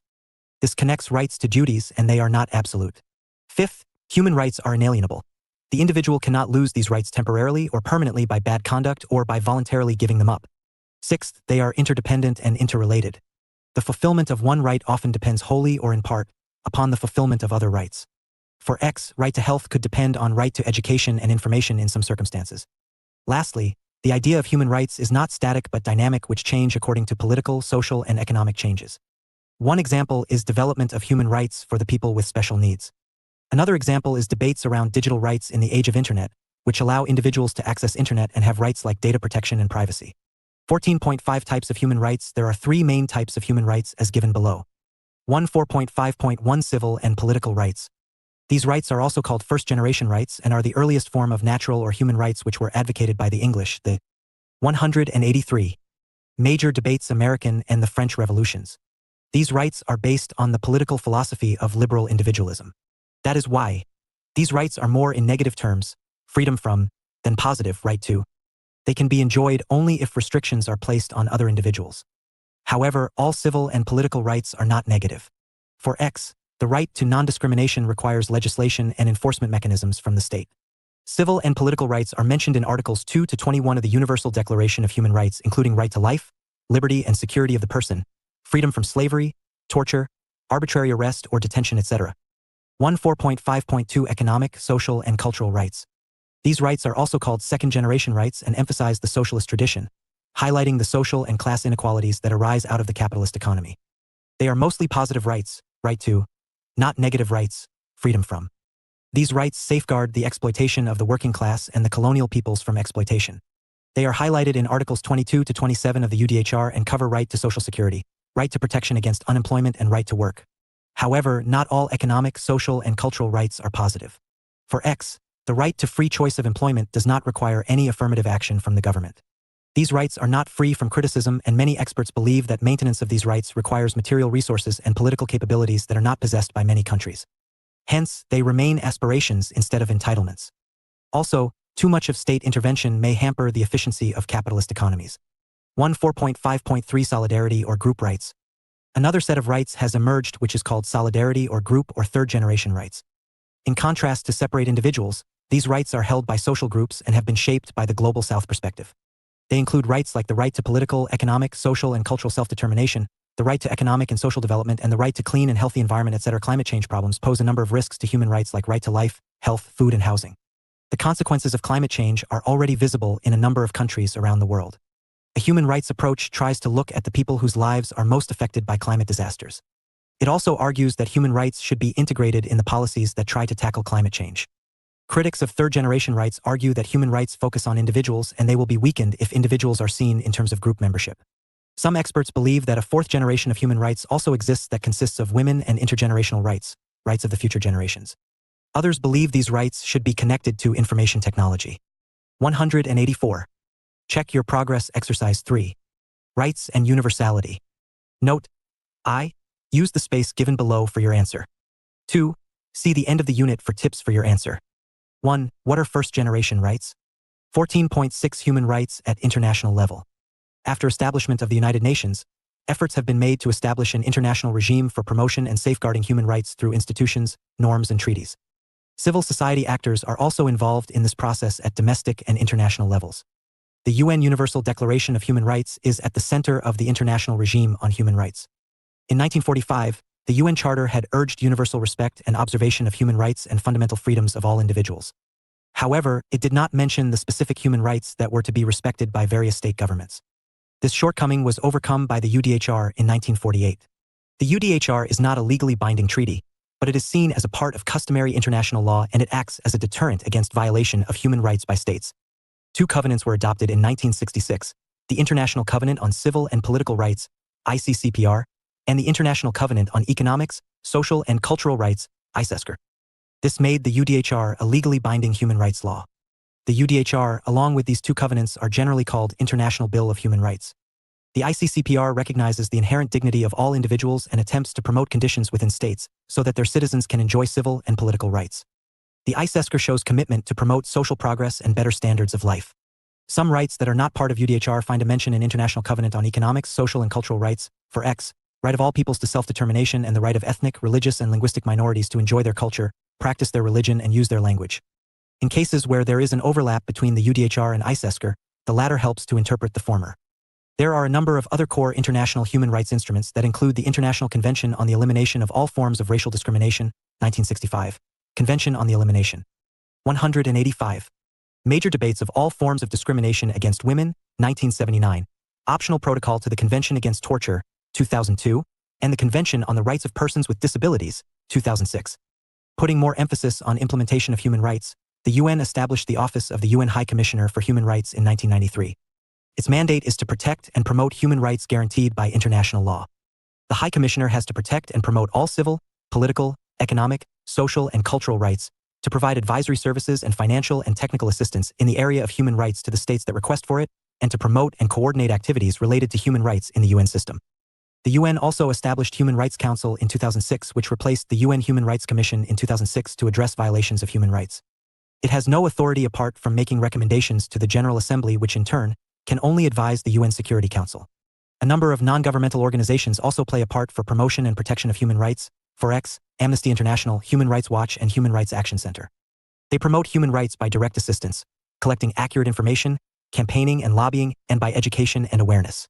Action has been also taken at regional levels to promote human rights in Europe, Africa, West Asia, the Americas, and Southeast Asia. The UN members in 2005 recognized the principle of the responsibility to protect, R2P, under which states have a responsibility to protect their populations against human rights violations like genocide, war crimes, and ethnic cleansing. If they fail to ensure this, the states forfeit their sovereignty and the international community is responsible to protect the victims. However, this principle has become controversial for its inconsistent use and allegations of ulterior motives of the countries that intervene in a human rights crisis. Check your progress exercise 4. Note: I. Use the space given below for your answer. 2. See the end of the unit for tips for your answer. 1. What is the principle of responsibility to protect? 186. Rights and universality. 14.7 Debate over universality of human rights. There is consensus in the Western countries that human rights are universal in nature. Even the UDHR states that all humans are free and equal with no distinction given to their race, color, sex, language, religion, political or other opinion, national or social origin, property, birth or other status. However, in the non-Western countries, there are views against the universality of human rights. Supporters of such views argue that human rights are not universal, but culturally relative and cannot override cultural differences that exist between various societies around the world. A single document cannot claim to represent all individuals in the world when their experiences are so different. There are 5 main arguments used by various supporters who argue that human rights are culturally relative. First, the individuals who were involved in the process of drafting the UDHR were cosmopolitans having international experiences and also had certain privileges in their societies. There is a difference in the way how cosmopolitans and ordinary people interpret human rights. Second, human rights reflect Western values that put more emphasis on the individual and ignore units like social groups and families. Third, the national governments resist international norms that are against local cultural and social values or their domestic political interests. During the Cold War, the Soviet Union and many non-Western countries gave more importance to the International Covenant on Economic, Social, and Cultural Rights, while the Western countries were in favor of the International Covenant on Civil and Political Rights. The Helsinki Accords were signed in 1975 between the Soviet and Western Bloc countries to respect human rights and fundamental freedoms. Fourth, some rights recognized by the UDHR, like marriage and religious freedom, may be against cultural norms in some non-Western countries, and the policymakers in these countries interpret certain rights as Western cultural impositions. Saudi Arabia had refused to adopt the UDHR in 1948, saying that certain freedoms, like rights of men and women to marry who they choose, were against Islamic principles. The Cairo Declaration on Human Rights in Islam, 1990, said that rights and all moral principles are based on divine authority instead of human authority.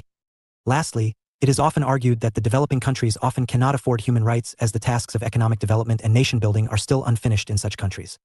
Hence, they argue that authoritarianism is more efficient in promoting economic growth and development.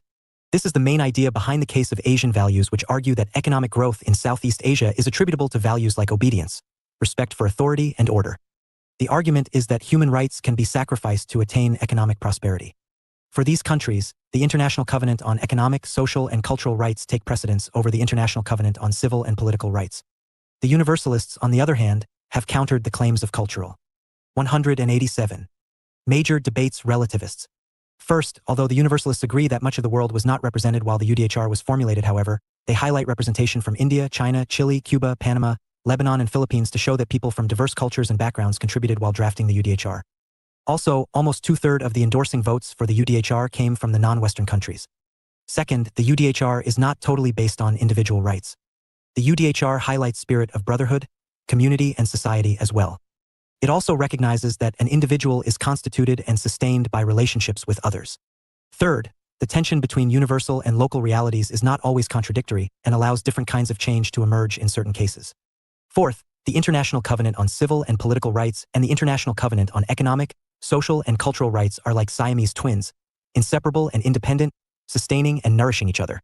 Many of the civil and political rights protect groups, while many of the social and economic rights protect individuals. Fifth, the culturally relative position is generally defended by authoritarian regimes to stay in power, but they do not hesitate to domestically crush their culture whenever it suits their interests. Rights are violated where there is coercion and violence. Such actions should be condemned irrespective of any traditional justification. So, the real culprit is not culture but coercion. Every religion advocates values of justice, compassion, and truth, etc. Former Secretary General of the UN, Kofi Annan, had rightly said that the problem is not in faith, but with the faithful. Lastly, Nobel laureate Amartya Sen has highlighted there is a general agreement on policies that help economic development, openness to competition, the use of international markets, high level of literacy and school education, successful land reforms and public incentives for investment, export, and industrialization. None of them requires authoritarian government, and none of them is incompatible with human rights. He has further argued that the so-called Asian values often invoked to justify authoritarianism are not Asian in any sense, as Asia is culturally diverse. He has highlighted that to achieve universal freedom of choice, capabilities like education are necessary. Cultural relativism will not be meaningful where it undermines the capabilities necessary to function. Jack Donnelly says that there are 4 ways to approach the universal versus culturally relative human rights debate. First, through the radical cultural relativism perspective, culture is the only source of human rights. Second, the radical universalist perspective sees culture as irrelevant and there are values and rights which are relevant across time and space. Third, strong cultural relativism approach argues that rights are determined by culture, but universality of rights serves as a check on potential misuse of relativism. Fourth, the weak cultural relativism perspective says culture is an important source of rights, but allows relatively rare and strictly limited local variations and exceptions. Donnelly believes that weak cultural relativism is the best. 188. Rights and universality. Way to reconcile the universal versus cultural relativism debate. Such an approach allows variations in form while emphasizing the universal aspect. For X, right to work requires to be recognized in all societies, covering aspects like right to seek employment and right to be compensated for unemployment. However, the length and amount of unemployment could vary in different societies. Check your progress exercise 5. Note: I. Use the space given below for your answer. 2. See the end of the unit for tips for your answer. 1. Discuss Amartya Sen's critique of Asian values and cultural relativism. 14.8 Limitations of human rights. Despite their noble intentions, human rights have faced criticism as explained below. First, universalist liberalism, which forms basis of human rights, has been criticized by communitarians. They argue that individuals are not atomized and asocial. Instead, they are embedded in the community which shapes their values and desires. Individual experiences cannot be separated from social context which gives them meaning. Postmodernists have criticized the Enlightenment, which led to political tradition of liberalism. They argue that there are no universal values and objective truths and have emphasized fragmented and plural nature of reality. Second, feminist critique highlights the androcentric nature of human rights, arguing that human rights reflect a masculine experience. Those who hold human rights in practice are men, not women. Gender equality and freedom from discrimination for women is given low priority in international arena. Susan Mahler-Oken says that respect for cultural practices should be subordinate to the requirement of women's equality. Third, cultural relativists portray universal nature of human rights as a form of cultural imperialism having ethnocentric tendencies. They argue that human rights are an instrument of Western political neocolonialism. 189. Major debates. Fourth, the second-generation rights have been criticized as their maintenance requires material resources and political capabilities that are not possessed by many countries. Hence, they remain aspirations instead of entitlements. Also, too much of state intervention may hamper the efficiency of capitalist economies. Critics of the third-generation rights argue that human rights focus on individuals and they will be weakened if individuals are seen in terms of group membership. 14.9 Let us sum up. Human rights are the rights that belong to all individuals by virtue of their humanity. Protecting and promotion of human rights is also the basis for promotion of human security. Human rights are fundamental, indivisible, universal, dynamic, inalienable, interdependent, and interrelated in nature. The universality of human rights is often questioned by some people in non-Western countries. Such position is generally defended by authoritarian regimes to stay in power, but they do not hesitate to domestically crush their culture whenever it suits their interests. Rights are violated where there is coercion and violence. Such actions should be condemned irrespective of any traditional justification. So, the real culprit is not culture but coercion. 14.10 References. Bellamy, Richard and Mason, Andrew. 2003. Political Concepts. Manchester, Manchester University Press. Donnelly, Jack. 2006. Human Rights. In J.S. Dryzek, B. Honig and A. Phillips eds, The Oxford Handbook of Political Theory. Oxford, OUP. Goodavarthi, Ajay. 2015. Human Rights. In B.S. Chimney and S. Malavarapu, eds, International Relations, Perspectives for the Global South. Noida, Pearson. Haywood, Andrew. 2011. Global Politics. Hampshire, Palgrave Macmillan. Lunina. 2016. Are human rights universal or culturally relative? Peace Review 28:2, 203-211. Nicol, James. 2019. Human Rights, Stanford Encyclopedia of Philosophy, URL. Tharoor Shashi. 2009. Are human rights universal? World Policy Journal, Volume 16, No. 4, Winter 1999/2000. Weston, Burns H. 2019. Human Rights. Encyclopedia Britannica, URL. 14.11 Answers to Check Your Progress Exercises. Check Your Progress Exercise 1. 1. Your answer should highlight following points. 190. 191. Rights and universality. Rights that belong to all individuals by the virtue of their humanity. Secular and modern version of natural rights relationship between human rights and human security. Check Your Progress Exercise 2. 1. Your answer should highlight following points. Natural rights should not be violated by the government. Defended 3. Natural rights, right to life, liberty, and property, argued for a weak government that was subordinate to the law. Check Your Progress Exercise 3. 1. Your answer should highlight following points. Earliest form of natural or human rights advocated by the English, American, and French revolutions based on the political philosophy of liberal individualism. Are more in negative terms freedom from than positive right to. Check Your Progress Exercise 4. 1. Your answer should highlight following points recognized by UN members in 2005. States have responsibility to protect their populations against human rights violations like genocide, war crimes, and ethnic cleansing. If they fail to ensure this, the states forfeit their sovereignty. International community is responsible to protect the victims in such cases. Check Your Progress Exercise 5. 1. Your answer should highlight following points. Asian values often invoked to justify authoritarianism. They are not Asian in any sense as Asia is culturally diverse. To achieve universal freedom of choice, capabilities are necessary. Cultural relativism will not be meaningful where it undermines the capabilities necessary to function. 192. Unit 15, Multiculturalism and Tolerance. How do we accommodate diversity in a plural society? Structure. 15.0 Objectives. 15.1 Introduction. 15.2 Culture and Identity. 15.3 Multiculturalism. Meaning and concept. 15.4 Models of multiculturalism. 1. 5.4.1 Liberal. 1. 5.4.2 Pluralist. 1. 5.4.2 Cosmopolitan. 15.5 Second Wave of Writings. 15.6 Limitations of Multiculturalism. 15.7 Let us sum up. 15.8 References. 15.9 Answers to Check Your Progress Exercises. 15.0 Objectives. The aim of this unit is to familiarize you with the ideas of multiculturalism, tolerance, and diversity.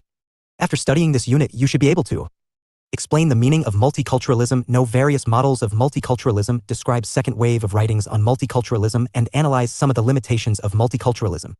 15.1 Introduction. Cultural diversity is posing a challenge to states around the world as various governments are facing demands from cultural minorities for recognition, protection, and political autonomy, etc. within the territory of the state. There. Dr. Raj Kumar Sharma, Consultant, Faculty of Political Science, IGNOU. Multiculturalism and has been a rise of cultural diversity in various countries due to a number tolerance of factors: demise of communism in Eastern Europe leading to demands of nationalism, rise in attraction of communitarian thinking in the 1980s, increase in Muslim immigrants to Western Europe in the 1970s, emergence of indigenous peoples movements demanding correction of historical injustices meted out to them, increased political activism of religious conservatives in the US in the 1980s, and migration of people due to war or seeking better economic opportunities. As a result, a number of questions have become unavoidable in political theory, from the role of state in dealing with such cultural diversity to limits of toleration, nature of citizenship, and rights of women. These critical aspects have been explained in succeeding paragraphs.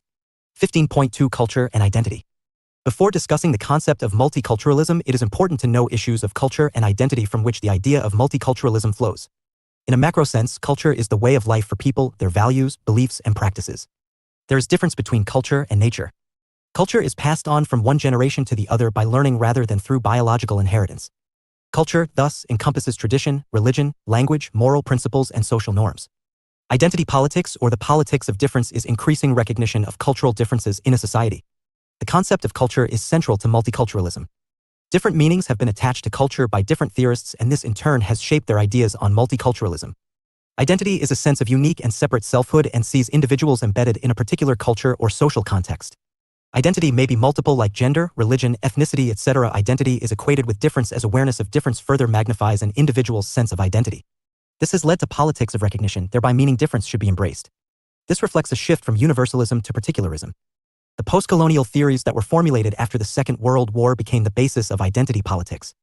They sought to challenge and even overturn the cultural dimension of imperial rule by establishing the legitimacy of non-Western and even anti-Western political traditions and ideas. Edward Said had developed a critique of Eurocentrism through his notion of Orientalism. He argued that Western hegemony over the Orient had been maintained by stereotypical portrayal of non-Western people to demean and belittle them. With the rise in international migration and globalization, there has been intensification of identity politics around the globe. Check your progress exercise 1. Note, I use the space given below for your answer. 2. See the end of the unit for tips for your answer. 193. Major debates 1. What do you understand by identity? 15.3 Multiculturalism, Meaning and Concept. Cultural diversity has been a feature of various societies for a long time. Different dialects and traditions existed in ancient Greece. In the Ottoman Empire, minorities like Christians and Jews existed apart from the Muslims, who were in a majority. In the contemporary context, there are countries like India, Canada, the US, UK, New Zealand, France, etc. who have cultural diversity. Due to the factors mentioned in the introduction, cultural diversity has increased around the world, and highly homogeneous countries like Japan are becoming rare examples. Diversity can be of many types, and some of the main types of diversity are: A. Religious diversity. India is a good example of a country with diverse cultures. The religious groups often differentiate from each other through factors like dress code, public holidays, festivals, and practices related to their celebration. B. Diversity based on location. There may be groups who see themselves as distinct from others due to their specific geographical location. For X, in the UK, Scots distinguish themselves from others due to their location in the north, although their culture is not significantly different from others. C. Linguistic diversity. Language is another basis for the existence of diversity in a country. Some examples include Quebec in Canada, Uyghurs in China, and Catalans in Spain. D. Racial diversity. Existence of different physical features gives rise to diversity based on race. However, these differences should lead to a common identity which can differentiate that group from others. One example is Hutus and the Tutsis in Rwanda. It should be mentioned that race has a limited role in multicultural discourse. Multiculturalism appeared in political theory in the 1970s and the 1980s, when it was used to denote a shift in public policy away from assimilation of ethnic minorities and immigrants towards integration and acceptance of diverse cultures in countries like Canada and Australia. In the US, the debate on multiculturalism started in the 1980s in the context of how the education system should respond to cultural diversity. The term multiculturalism is 194. Multiculturalism and used to describe a society in which different cultures can coexist. It signifies tolerance. Attempts to balance diversity against cohesion. Multiculturalism not only recognizes cultural diversity but also advocates that such differences should be respected and publicly affirmed. It maintains respect for cultural differences and does not favor assimilation of minority culture into the dominant one. Instead of seeking a melting pot in which minority groups assimilate into the majority culture, multiculturalism uses metaphors like salad bowl or glorious mosaic, where the minorities can maintain their distinctiveness. From the multiculturalism perspective, the public policy should not aim for standardization of cultural forms or any type of uniformity or homogeneity, but instead, heterogeneity should be maintained. There are differences among various thinkers on how this has to be achieved. Some argue that minority groups should be tolerated by leaving them free from state interference, also called as politics of indifference. Others argue that mere toleration of group differences falls short of treating the minority groups as equals, and there is a need for recognition and positive accommodation of minority group practices through different sensitive policies. In his book, The Multiculturalism of Fear, 2000, Jacob T. Levy has divided the different sensitive policies into 8 categories. These 8 categories are: A. Exemptions from generally applicable laws. Exemptions are based on negative liberty pertaining to non-interference of state in certain matters, as it could increase the burden on a certain group. For X, religious exemptions can be extended to a minority group so that they can maintain their identity. B. Assistance rights. Certain rights are extended to rectify disadvantage experienced by a certain group in comparison to the majority. This includes positive discrimination or affirmative action to help the minorities. Examples include funding for schools meant for minority languages. C. Symbolic claims. This means that all the cultures are represented by the symbols of a country on the grounds of equality. Not including the symbols from minority cultures could be seen as lack of respect and unequal treatment towards them. D. Recognition. It is a demand to integrate a cultural practice or a specific law into the larger society. For X, inclusion of the history of Indian and Pakistani immigrants in British history books shows the recognition of these 2 groups in British multicultural society. E. Special representation rights. They are intended to safeguard the groups which have been systematically marginalized in a bigger society. For X, extra seats may be set aside for the minorities in the parliament of a diverse nation. F. Self-government. The cultural minorities may claim certain degree of 195. Major debates autonomy under demands for self-government. This is required so that they can develop and preserve their culture. G. External rules. It involves restricting the freedom of other people to preserve a certain culture. For X, outsiders have limited freedom of movement in the areas inhabited by Aborigines. Outsiders even do not have the rights to buy land in these areas. H. Internal rules. These rules restrict an individual's behavior within the group. For X, if somebody disobeys rules of the group, she can be ostracized or excommunicated. There is difference of opinion whether such internal rules are compatible with liberal values or not. Wilkamlicka believes such rules undermine an individual's autonomy and hence are incompatible with liberal values. In contrast, Chundran Kakathas argues that since liberals are committed to tolerance, such internal restrictions in certain groups should be tolerated. Apart from the above-mentioned categories, multiculturalism has been used as an overarching term to signify the political and moral claims of other marginalized groups like women, people with special abilities, and LGBT, lesbian, gay, bisexual, and transgender. Multiculturalism is not restricted to claims of culture and identity alone, as some critics have often pointed out. Instead, it is also a matter of political power and economic interest, since it involves demands to rectify political and economic disadvantages suffered by people due to their membership of a marginalized group. It is pertinent to mention that multicultural policies are not primarily about redistributive justice, share in resource allocation, but they may accidentally refer to redistributive justice. Freedom from domination is one of the reasons why there is a need for multiculturalism, according to some experts. They argue that one can be unfree even if she is not experiencing any interference. For X, a slave of a benevolent master. Here, special accommodation is not driven by a desire to protect valuable cultures or considerations of equality, but the desire to reduce domination. Some others who write with a post-colonial perspective give importance to historical background, as is the case with Aboriginal sovereignty. They contend that history of state oppression of a group should be the main factor in deciding whether group rights should be extended or not to that particular group. Check your progress exercise 2. Note, I use the space given below for your answer. 2. See the end of the unit for tips for your answer. 1. What is multiculturalism? 196. Multiculturalism and tolerance. 15.4 Models of multiculturalism. Ayelet Shakar gives 2 types of multiculturalism, strong and weak. Strong multiculturalism is centered on group identity and group rights, and it gives rights to the group over its members. The central problem for strong multiculturalists is injustice among different groups.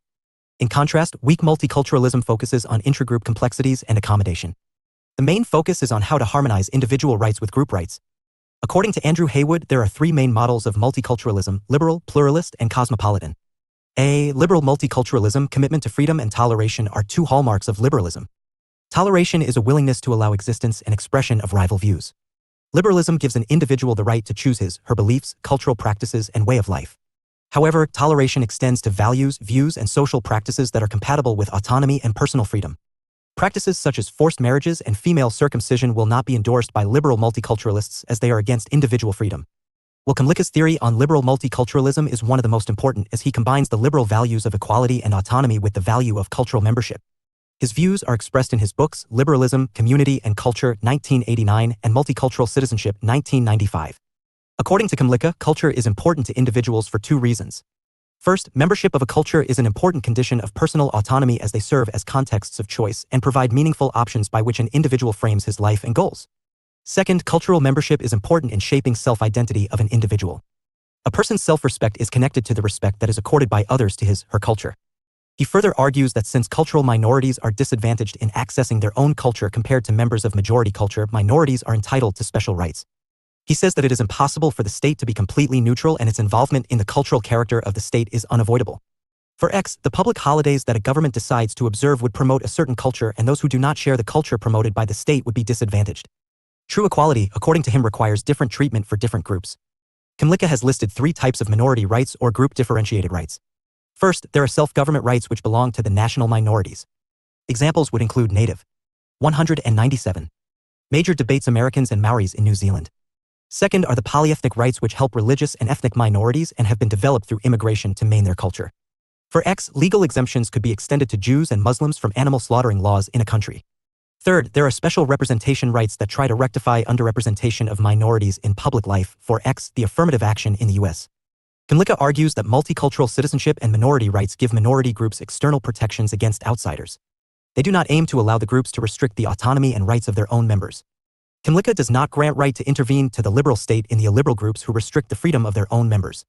B. Pluralist multiculturalism. This theory of cultural diversity is based on value pluralism, an idea that there are many values which are equally correct and fundamental although they may be in contradiction to each other. Isaiah Berlin is one of the main proponents of the idea of value pluralism.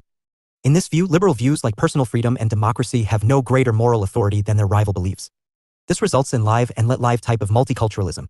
However, Berlin was of the view that value pluralism can exist only within a society that respects individual freedom. Hence, he could not prove how liberal and illiberal cultures could coexist in the same society. Bika Parekh has also given his views on pluralist multiculturalism. He argues that multiculturalism is neither a political doctrine nor a philosophical school. Instead, it is a perspective on the way of viewing human life. It has three central tenets. First, human beings are culturally embedded and they grow and live within a culturally structured world. Their thoughts are deeply shaped by culture and they can overcome some, but not all of its influences. Second, different cultures have different meanings of good life. Since each culture can develop limited range of human capabilities and can understand only a part of human existence as a whole, it requires other cultures to stretch its imagination and expand its intellectual boundaries. It also guards against any tendency towards absolutism in any culture. An individual's life is likely to be richer if that person has access to others, and in an interdependent and modern world, culturally self-contained life is impossible. Third, every culture is internally plural. Its different strands of thought are in continuous conversation and hence its identity is fluid, open, and plural. Various cultures grow by conscious and unconscious interaction with each other and each carries bits of the other within itself. Multiculturalism, according to Parekh, is a creative interplay between these three factors. He further argues that from a multicultural perspective, a society does not commit itself to a particular political doctrine or vision of good life. It also does not ask how much diversity to tolerate within the limits set by it as it forecloses its future development. Multiculturalism begins by accepting the desirability and reality of cultural diversity and structures its political life accordingly. It is a dialogically constituted society which wants to keep the continuous. 198. Multiculturalism and dialogue and nurture an atmosphere where boundaries of prevailing forms tolerance of thought can be expanded to generate collectively acceptable policies and principles.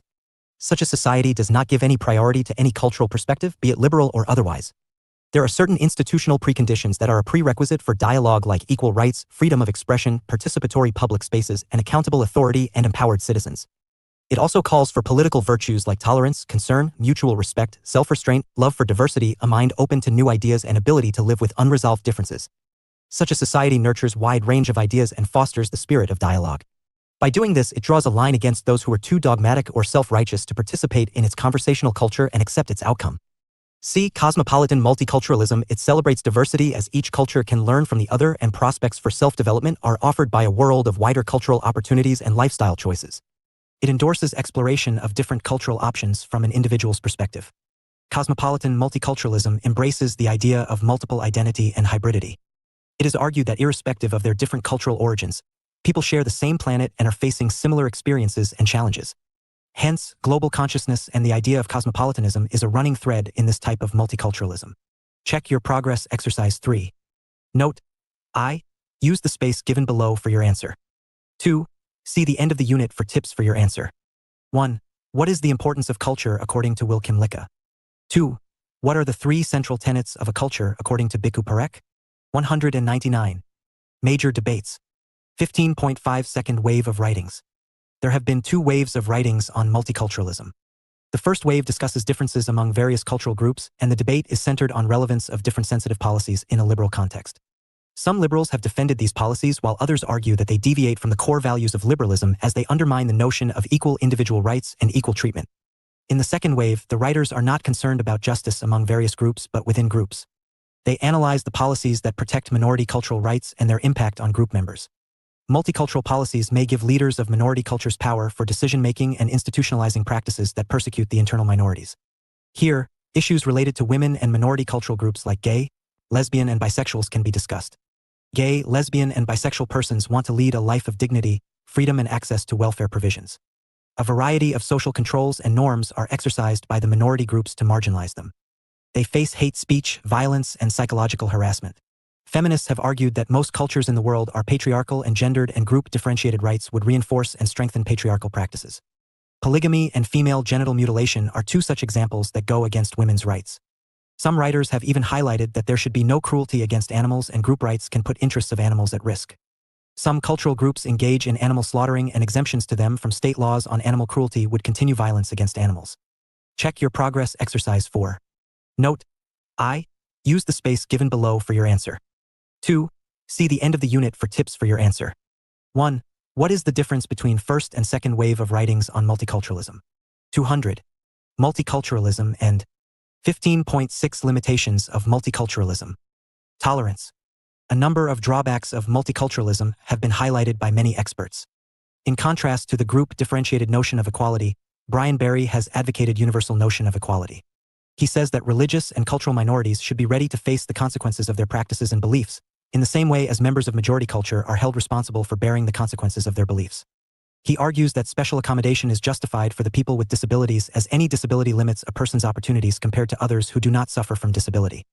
In contrast, religion and culture do not affect whether someone has an opportunity, although they may impact one's desire to take any opportunity or not. Some progressive theorists believe that multiculturalism fails to address the grievances of the disadvantaged sections of society. They say that the real problem of minorities is not lack of cultural recognition, but their lack of economic power and social status, issues of class. By focusing on cultural distinctiveness, multiculturalism divides the people who want social reform and reduction in poverty. This, in turn, reduces support for welfare policies as the society is divided and forgets issues like poverty that could unite them. According to Amartya Sen, multiculturalism is based on solitarist theory. He argues that multiculturalism leads to miniaturization of humanity as identity is associated with a single social group. It makes violence more likely as people identify with their own group and sometimes fail to recognize rights of other groups. Conservative and nationalist thinkers believe that multicultural societies are internally divided where violence and hostility are accepted facts of life. People generally are drawn to others with whom they share their identity, and they would distrust someone who is different in some ways of life. Nationalists, therefore, would like to limit immigration and assimilate the minority cultures to strengthen national identity instead of particular identities. Highlighting the problem of minorities within minorities, feminists argue that group-differentiated rights are used by men to strengthen and perpetuate their power in a group, and women are marginalized in such an environment. They also say that multiculturalism reinforces gender inequality in minority groups. Check your progress exercise 5. Note: I. Use the space given below for your answer. 2. See the end of the unit for tips for your answer. 201. Major debates. 1. Discuss the feminist critique of multiculturalism. 15.7 Let us sum up. Cultural diversity like religion, linguistic, and racial continues to be a feature of many states around the world. In political theory, multiculturalism appeared in 1970s and 1980s in countries like Canada and Australia, which tried to move away from policies focusing on assimilation of ethnic minorities and immigrants towards integration and acceptance of diverse cultures. Instead of seeking a melting pot in which all differences assimilate, multiculturalism stands for something like a salad bowl where the constituents retain their identity. It does not seek uniformity or standardization, but it tries to maintain heterogeneity. Multiculturalism stands for recognition and positive accommodation of minority group practices through different sensitive policies like exemptions, assistance rights, external rules, and internal rules. There are three main models of multiculturalism: liberal, pluralist, and cosmopolitan. There are two waves of writings on multiculturalism. The first wave highlights issues between various groups, while the second wave talks of internal problems within a group like subordination of women to men. The idea of multiculturalism has been criticized by many, But one should also keep in mind that multicultural citizenship stands for fairer terms of integration and not separation or division as highlighted by its critics. It also tries to increase participation of the groups that were previously oppressed. 15.8 References. Berry, B. 2001. Culture and Equality. An Egalitarian Critique of Multiculturalism. Cambridge Polity Press. Holov, Jeff Spinner. 2006. Multiculturalism and Its Critics in John S. Dryzek et al. eds. The Oxford Handbook of Political Theory. Oxford. Oxford University Press. Haywood, Andrew. 2013. Political Theory. An Introduction.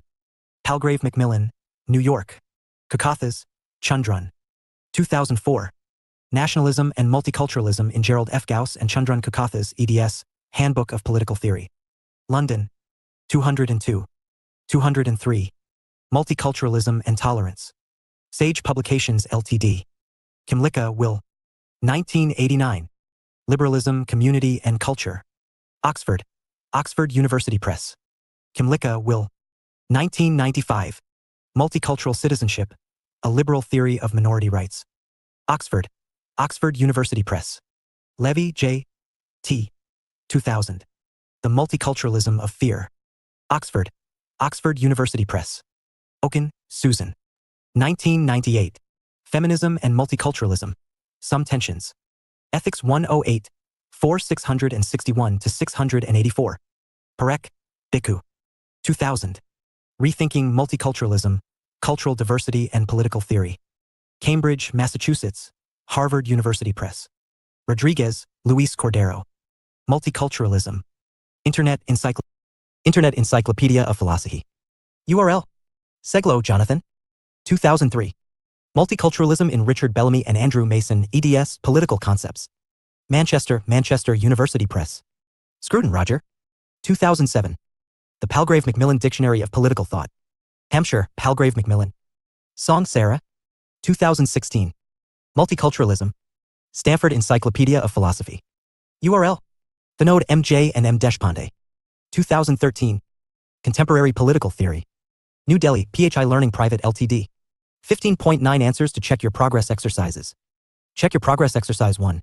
1. Your answer should highlight following points. Identity is a sense of unique and separate selfhood. It sees individuals embedded in particular culture or social context. This leads to politics of recognition, thereby meaning difference should be embraced. Check Your Progress Exercise 2. 1. Your answer should highlight following points. Multiculturalism not recognizes cultural diversity. Advocates that such differences should be respected and publicly affirmed. 204. Major debates does not aim for assimilation or uniformity, supports group differentiated rights. Check Your Progress Exercise 3. 1. Your answer should highlight following points.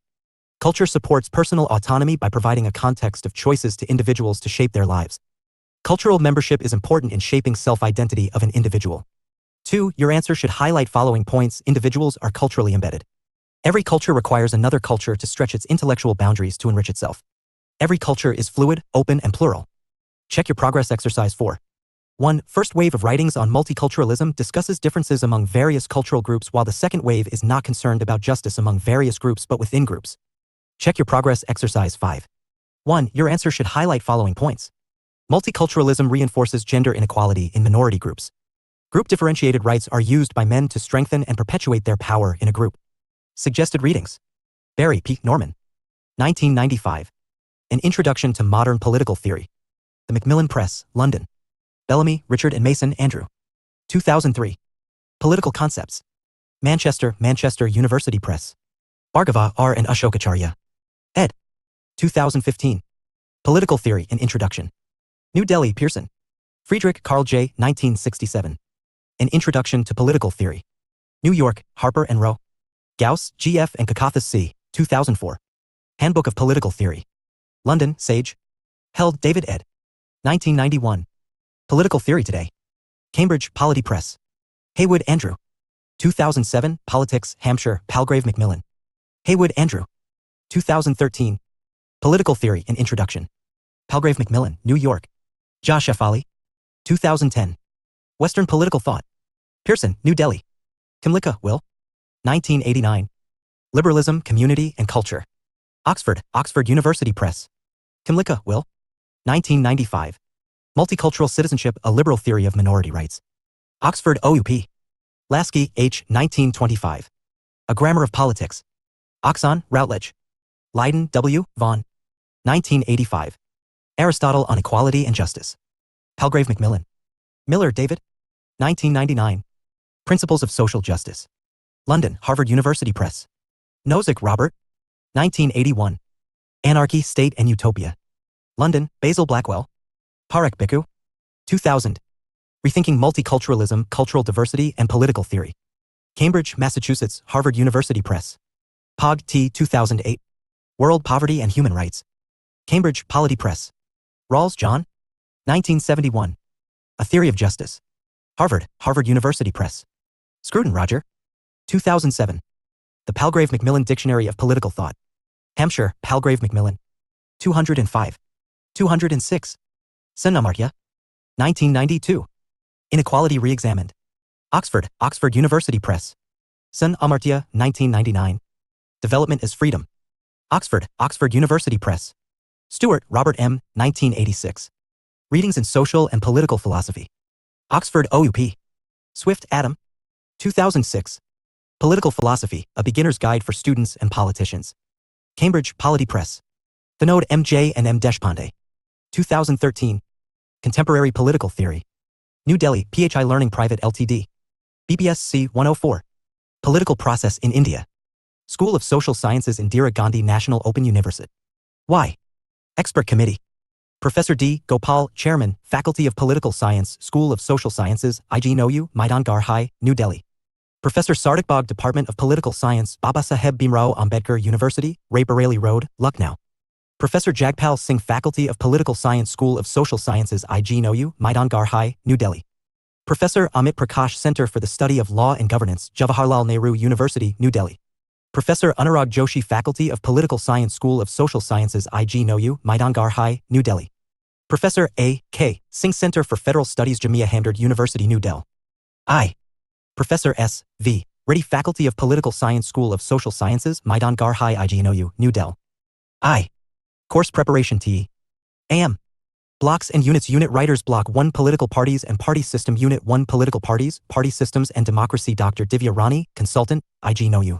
New Delhi. Unit 2 Political Parties in India. Dr. Divya Rani, Consultant, IGNOU. New Delhi. Unit 3 Party Systems in India. Dr. Divya Rani, Consultant, IGNOU. New Delhi. Block 2 Determinants of Voting Behavior. Unit 4 Caste, Class, Gender and Tribes. Dr. Divya Rani, Consultant, IGNOU. New Delhi. Unit 5 Ethnicity, Religion and Language. Dr. Divya Rani, Consultant, IGNOU. New Delhi. Block 3 Regional Aspirations and Movements. Unit 6 Autonomy Movements. Professor Jagpal Singh, IGNOU. New Delhi. Unit 7 Insurgency Drive N.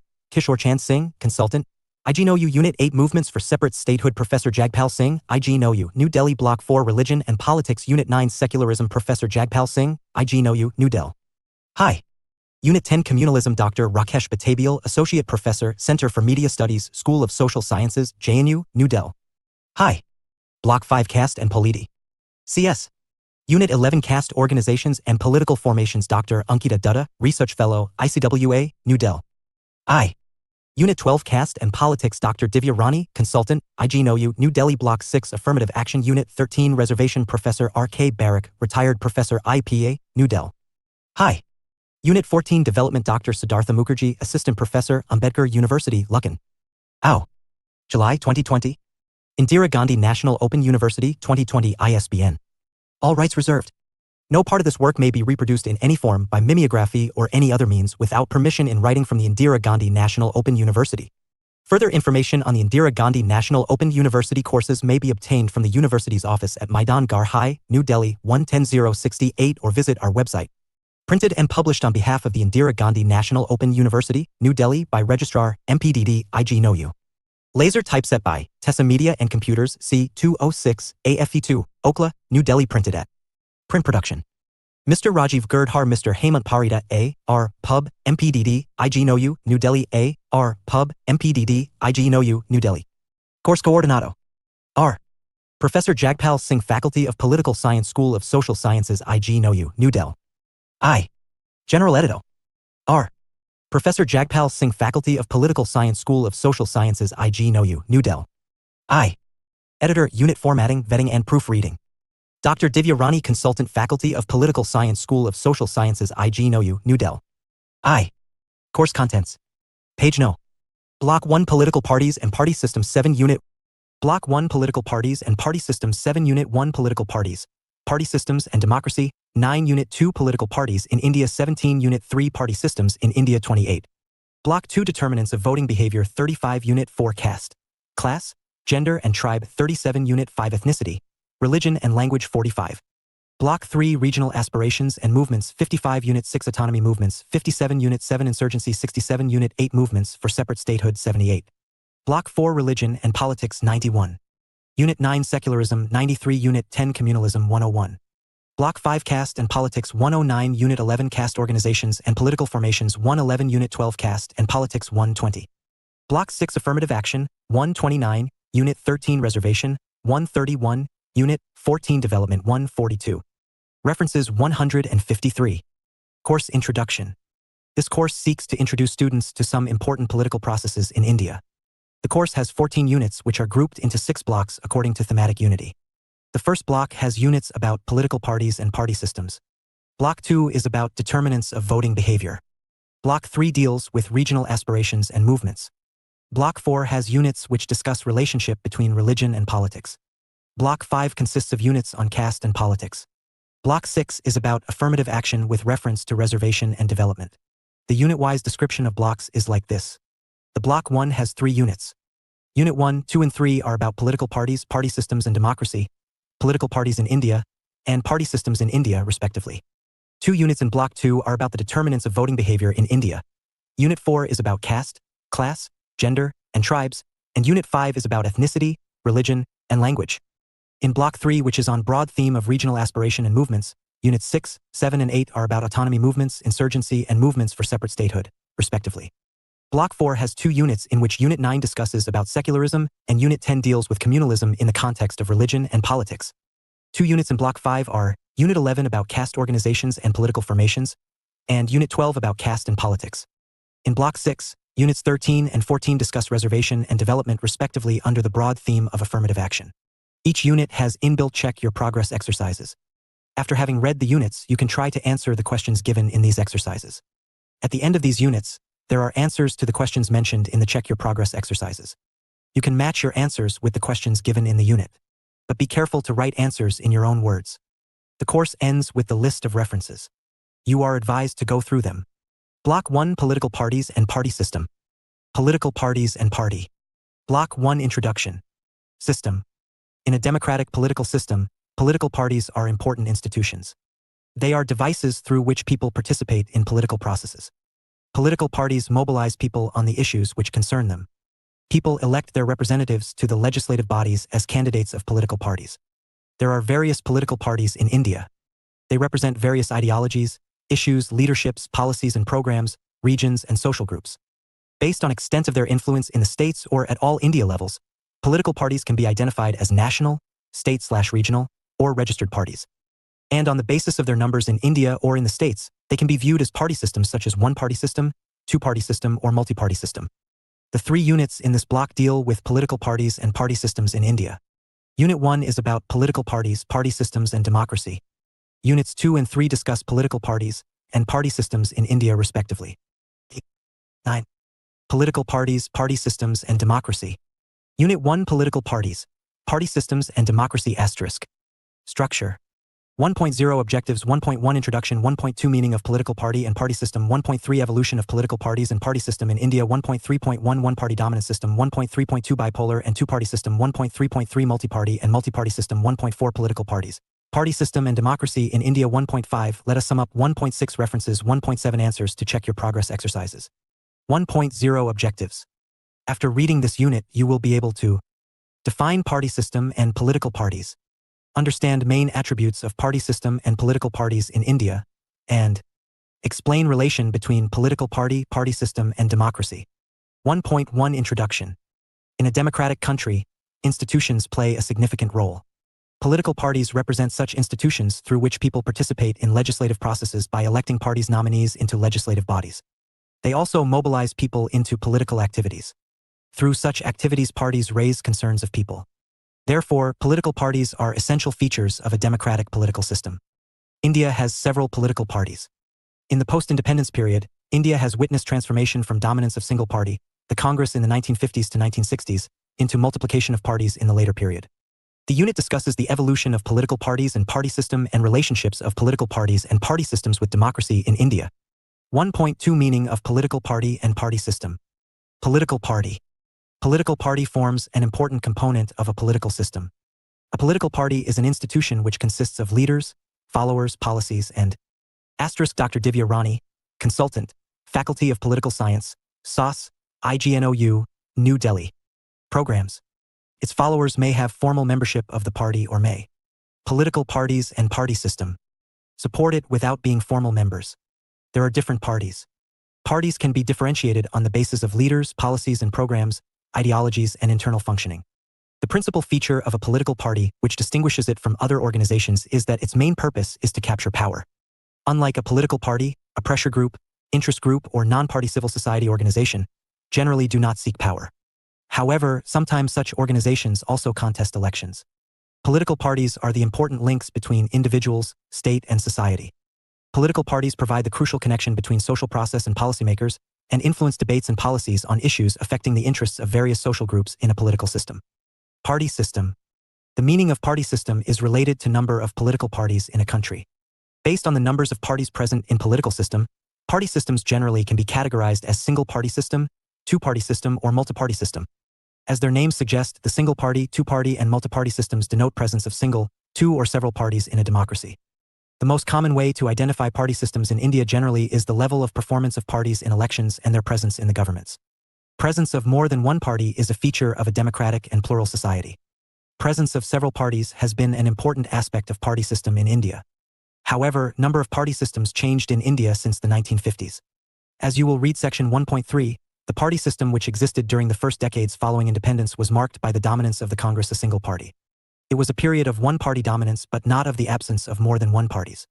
The period of 1950s to 1960s was described as an era of single-party dominance by Rajni Kothari. During this period, the Congress was the single dominant party in India. This period was known as era of Congress dominance. The single-party dominance did not mean that there existed only one party in India. What it means was that apart from the Congress there existed several parties such as the Communist Party of India. CPI, different socialist parties, Svatantra Party, Republican Party of India, Jana Sangha, etc. in different states of India. But among these, it was only the Congress Party which had presence in all states and led governments at the same time at the center and in most states of India. From the late 1960s, the Congress did not remain a single dominant party. It was defeated by the non-Congress parties in 8 states in the assembly elections held in 1967. Since then, apart from Congress, non-Congress parties formed governments in the center and several states. It signified the presence of multi-party system in India. Two-party system denotes presence of predominantly two parties. In India, two-party system generally prevails in some states. Presence of two-party system does not mean that more than two parties are not present in such states. What it means that among several parties, two parties are most influential. In such system, two parties form governments at different times, one being a ruling party in one government and opposition in another, and vice versa. Some scholars such as Sanjay Palshikar and Yogendra Yadav prefer to categorize party systems in terms of poles. Meaning of party system should not be confused with categorization of parties such as national, state/regional, or registered. The two are different. The political system, as you have just read, is 10. About number of parties and their performance in elections and participation in political parties, party systems, and democracy. Governments. The categorization of parties is done on the basis of their registration with Election Commission of India. Election Commission has categorized 3 kinds of political parties in India: national, state/regional, and registered parties. You will read about the categorization of parties in Unit 2. At present, India has almost 2,400 political parties, of which there are 7 national parties, 36 state-recognized parties, 329 regional parties, and almost 44 registered/unrecognized parties. 1.3 Evolution of parties and party system in India.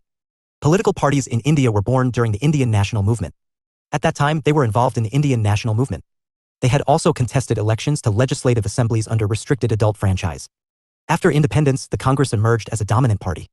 Indeed, during the independence movement, the Congress was a movement and it became a party after independence. It means that the Congress did not have to be involved in a movement like national movement, and its main concern was to contest elections and form government. The party systems in India evolved over several years after independence. However, there did not exist single party system.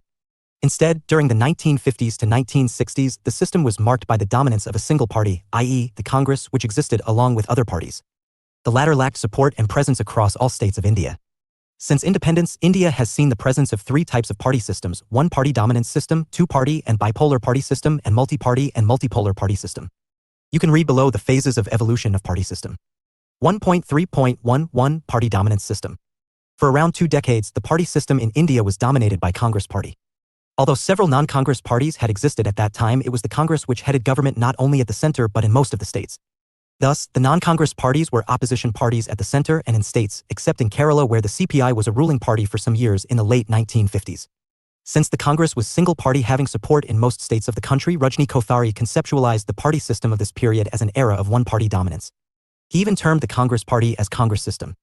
As the leading party, Congress had obtained an absolute majority of seats in parliament in the first 4 general elections. Congress party enjoyed this position till 1967. In 1977 general election, the Janata Party replaced the Congress at the center, and in following years it replaced the Congress in several states as well. By this time, the party system in India ceased to be dominated by the single party system. 1.3.2 Bipolar and two-party system. India does not have two-party system in ideal sense of the term. Rather, it has bipolar political system. In this system, 3 or more parties come together to form pre-election or post-election alliance, form a coalition government or adopt a common minimum program. Such alliances generally occur around 11. 2 major parties which work as competing poles or alliance. As there are 2 political parties and party system. Poles of such alliances, the party system in such alliance is called bipolar party system. This system can exist both at state and national levels. While the principal parties in such alliances generally remain same, their allies can change. Emergence of bipolar system in India is linked with coalition politics in India. Its first major example was formation of non-Congress SVD governments in 8 states in India following Congress's defeat in 1967 elections. There were 2 poles in such bipolar system. On the one hand pole was the Congress party and on the other it was a group of non-Congress parties such as Bharatiya Kranti Dal, the Samyukta Socialist Party, Praja Socialist Party and Janasan. Its first example at national level was associated with the formation of the Janata Party government following Janata Party's victory in 1977 Lok Sabha election. At that time, the Congress became an opposition party and the Janata Party became the ruling party. But these 2 parties represented two-party system, not the bipolar system, because Janata Party was not a coalition of parties. It was party formed out of merger of 5 parties: Congress, BKD, CFD, Jana Sangha and Svatantra Party. The Congress became its main rival. Thus, Janata Party and the Congress represented two-party system. Such system existed roughly from 1977 to 1980 till Janata Party ran the central government. However, competing alliances which took place later at the center and state levels were actually the bipolar, not two-party systems. Since the 1990s, India has witnessed many coalition governments. Failure of major national parties like the Congress and the BJP to win majority seats in elections brought numerous small parties to the forefront. In 1996, the elections led to the formation of United Front, a coalition of as many as 13 political parties. Similarly, in 1999 a coalition party government of National Democratic Alliance (NDA) was formed with BJP as the largest member of the coalition. The governments formed in 1989, 1990, 1991, 1996, 1998, 1999, 2004, 2009 and 2014 were coalitions of several parties. However, from 2004 there is one major party in the coalition government. For example, in 2004 and 2009 it was a coalition government of UPA in which Congress was the leading among other parties in the alliance, and in 2014, in NDA government, BJP had supremacy in a coalition of alliance parties. These included the parties led by the BJP in NDA alliance and those led by the Congress in the UPA alliance, with the BJP on the one pole and the Congress/non-Congress parties on the other poles. In states, the bipolar party systems revolves around the regional parties, for example, in Odisha between the BJD and the Congress, in Jammu and Kashmir until August 5, 2019 when it was a state between the NCP and the PDP, in Kerala between the left and the Congress, etc. 1.3.3 Multi-party and multipolar party system. Since 1967 elections, Indian political system has undergone changes. The Congress's defeat in the elections and split in it weakened the party. This happened with the simultaneous rise of regional parties. It marked the rise of multiple parties in India. Although multiple parties had existed during the era of Congress's dominance, in comparison to the Congress, they played marginal role in Indian politics. Emergence of multiple parties in several states was result of changes which had occurred in the society. The rise of new issues and regional leaders in different states show such changes. These leaders formed regional political parties. Rise of leaders such as Charan Singh in UP, Rao Virendra Singh in 12. Haryana, Biju Patnaik in Odisha, Bal Thackeray in Maharashtra in the 1960s, and political parties, party systems and democracy. 1970s who formed regional parties are some of the early examples marking multiplication of political parties in India. Their number further multiplied in coming decades. The rise of BSP and SP in North India, TMC in West Bengal and BJP in Odisha in the 1980s and 1990s, and several such examples show presence of multi-party system in India. Multiple parties exist at the national as well as local levels. Such parties reflect the social, economic, cultural and political diversity of India. An important aspect of the multiple party system in India is formation of multiple alliances of political parties not only based on policies, programs and ideologies but also political expediency. Different parties enter alliances in which one party seems to become a nodal party. Such alliances show the existence of multipolar parties. Multi-party system exists in the form of multipolar systems. Check your progress exercise 1 note. I use the space below for your answer. 2. Check your answer with the model answer given at the end of this unit. 1. Define political party and party system. 2. Briefly explain the evolution of party systems in India. 1.4 Political parties, party system and democracy in India. Political parties and democracy are closely related. This relationship is reflected in various indicators of democracy, people's participation. This relationship is reflected in various indicators of democracy, people's participation in decision-making, their political mobilization, generating political consciousness among them, articulation of their issues and providing a vision to meet their needs. Peoples participate in decision-making process of the government through political parties. And political parties do so by fielding candidates in elections. Thus, political parties and the candidates fielded by them become channel through which people participate in decision-making process. These candidates represent people as members of parliament or the state legislature. Political parties are practical. 13. Devices which enable people's participation in decision-making. It is not possible. Political parties and party system. For everybody to directly participate in elections because of large number of population. They do so indirectly by electing candidates in elections who are given tickets by political parties. Apart from the candidates from political parties, people can even elect their representatives, the candidates who do not belong to political parties. Such candidates are known as independent candidates. But political parties are more common and effective devices to represent people than independent candidates. Political parties also play democratic role in mobilizing people into movement. In a democracy, the opposition parties are expected to critique the policies and functioning of the government. Elected members from different parties, along with the independent candidates, participate in the legislative bodies, contribute to strengthening democracy. The policies framed by a government are result of debate among people's representatives generally fielded by political parties. The parties also contribute to generating democratic consciousness among people. They make people aware of their ideologies and vision about the welfare of the people. Studies show that since the 1990s multiple parties have fielded candidates in elections from various segments of society including marginalized communities such as Dalits, OBCs, women, etc. According to Jaffarlat and Sanjay Kumar, the increasing participation of people in election shows the rise of plebeians. Ashutosh Varshney opines that India is becoming more democratic. Similarly, Yogendra Yadav has argued that there has been democratic upsurge in India. These observations are about democratization through electoral politics. Since political parties are the main players in electoral politics, it can be said that political parties and party systems have strengthened democracy in India. The situation in the past 3 decades has been different from what that of the 1950s and 1960s. At that time, parties' contribution to democracy was limited in the sense that the elected leaders generally belonged to the elite sections of the society, and patron-client relationship played a decisive role in mobilization of the voters. Changes in the party systems, their multiplication and rise of parties espousing the cause of Dalits, OBCs, and growth of consciousness among the people have strengthened democracy during the past few decades. Check your progress exercise 2 note. I use the space below for your answer. 2. Check your answer with the model answer given at the end of this unit. 1. Explain the relationship of political parties and political systems with democracy. 14. Political parties, party? 1.5 Let us sum up. Systems and democracy. In democracy, institutions are essential and political processes are important to run institutions, especially representative governments. Political parties are main organs in a party system and promoting democracy. In India, multi-party system represents diversity and plurality. Especially after 1970s, democratization of political parties and enhancement of competitive politics have changed the features of party system in India. Democratization of parties has provided an opportunity to all sections of the society to participate in electoral politics through their representatives. It has made country more democratic, and participation of the lower and vulnerable section of the society in election has provided new definition of democracy. The democratization of political parties has occurred with emergence of new parties and coalition government in center. 1.8 References. Dutta, Rajashri 2011. Measuring Party System Change in India, an Analysis at the National and at the Level of States 1952 to 2009. The Indian Journal of Political Science, Volume 72, 663 to 678. Hassan, Zoya, edited 2002. Parties and Party Politics in India. New Delhi, India.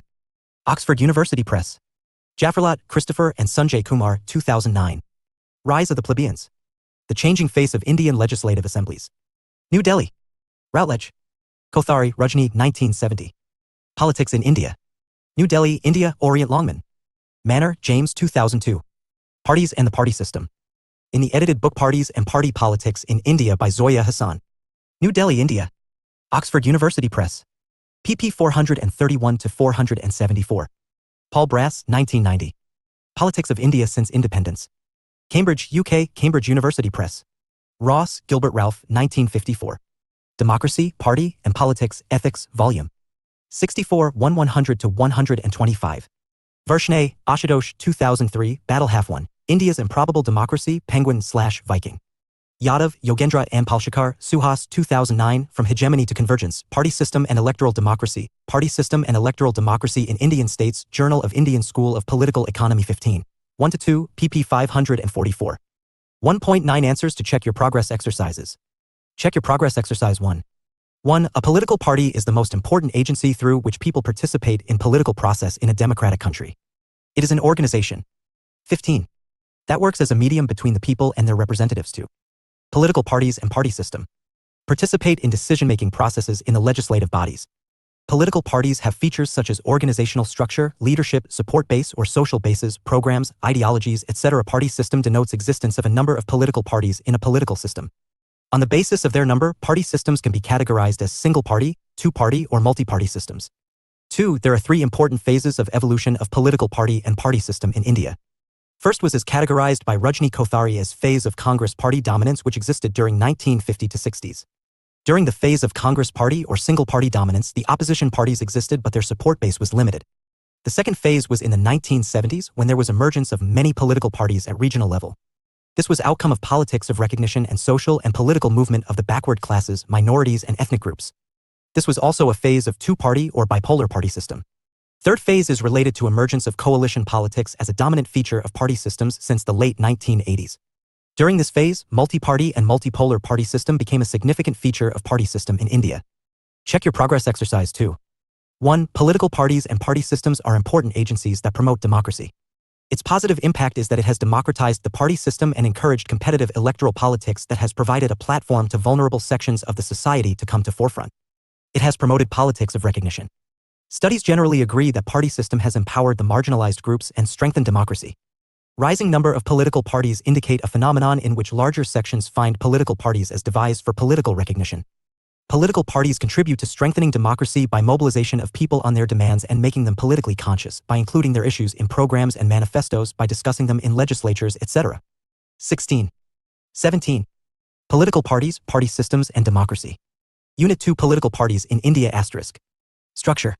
2.0 Objectives 2.1 Introduction 2.2 Types of political parties in India. 2.2.1 National Party 2.2.2 State Party/Regional Party 2.2.3 Registered Party/Unrecognized. 2.3 National Parties. 2.3.1 The Indian National Congress, I or the Congress, I 2.3.2 The Bharatiya Janata Party, BJP 2.3.3 The Bahujan Samaj Party, BSP. 2.3.4 The Communist Party of India, CPI, and the Communist Party of India, Marxist, CPI-M. 2.3.5 Nationalist Congress Party, NCP, and All India Trinamool Congress, AATC or TMC. 2.4 State/Regional Parties. 2.4.1 SP, BKD/BLD and Janata Dal, U. 2.4.2 DML. AIDMK and TDP 2.4.3 The AGP 2.4.4 The AAP 2.4.5 The Shromni Akali Dal 2.4.6 The Shiv Sena. 2.5 Registered or unrecognized parties 2.6 Let us sum up 2.7 References 2.8 Answers to Check Your Progress Exercises. 2.0 Objectives. After reading this unit, you will be able to define national, state, and regional parties, analyze the role of some major parties of India, and explain the reason behind the formation of a new party. 2.1 Introduction. In Unit 1, you have read about the meaning of a political party. India has multiple parties. They operate at all India and state levels. Election Commission of India (EC) has categorized three kinds of political parties. Election Commission of India (EC) has categorized three kinds of political parties in the country: national, state/regional, and registered/unrecognized parties.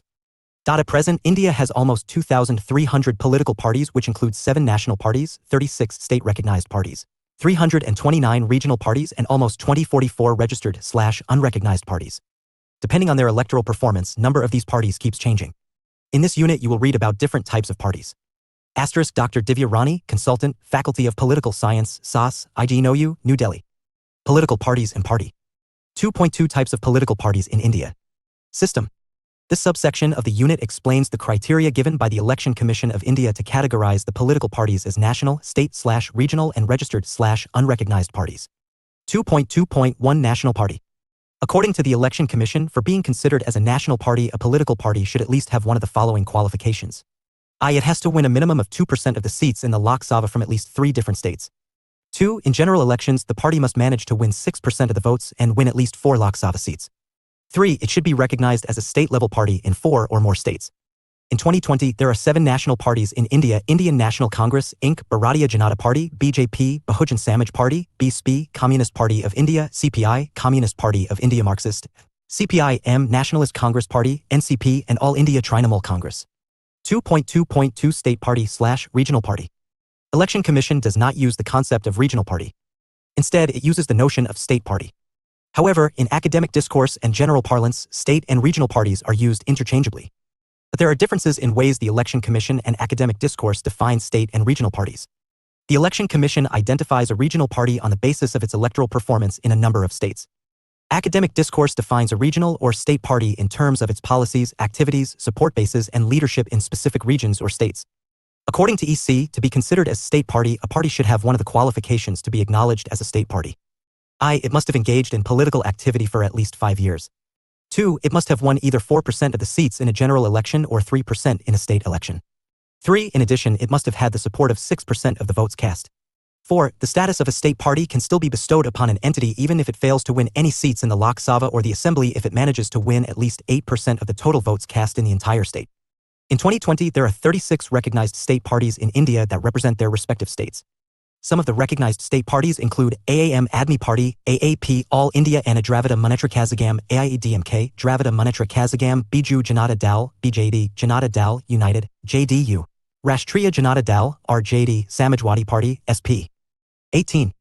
2.2.3 Registered/unrecognized party. Political parties in India.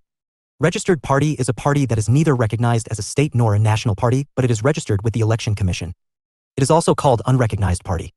At present, there are more than 2,000 registered parties in India. 2.3 National parties. Out of 7 national parties, 2 parties, the Congress and the BJP, have had support base in maximum states in India at different points of time since independence.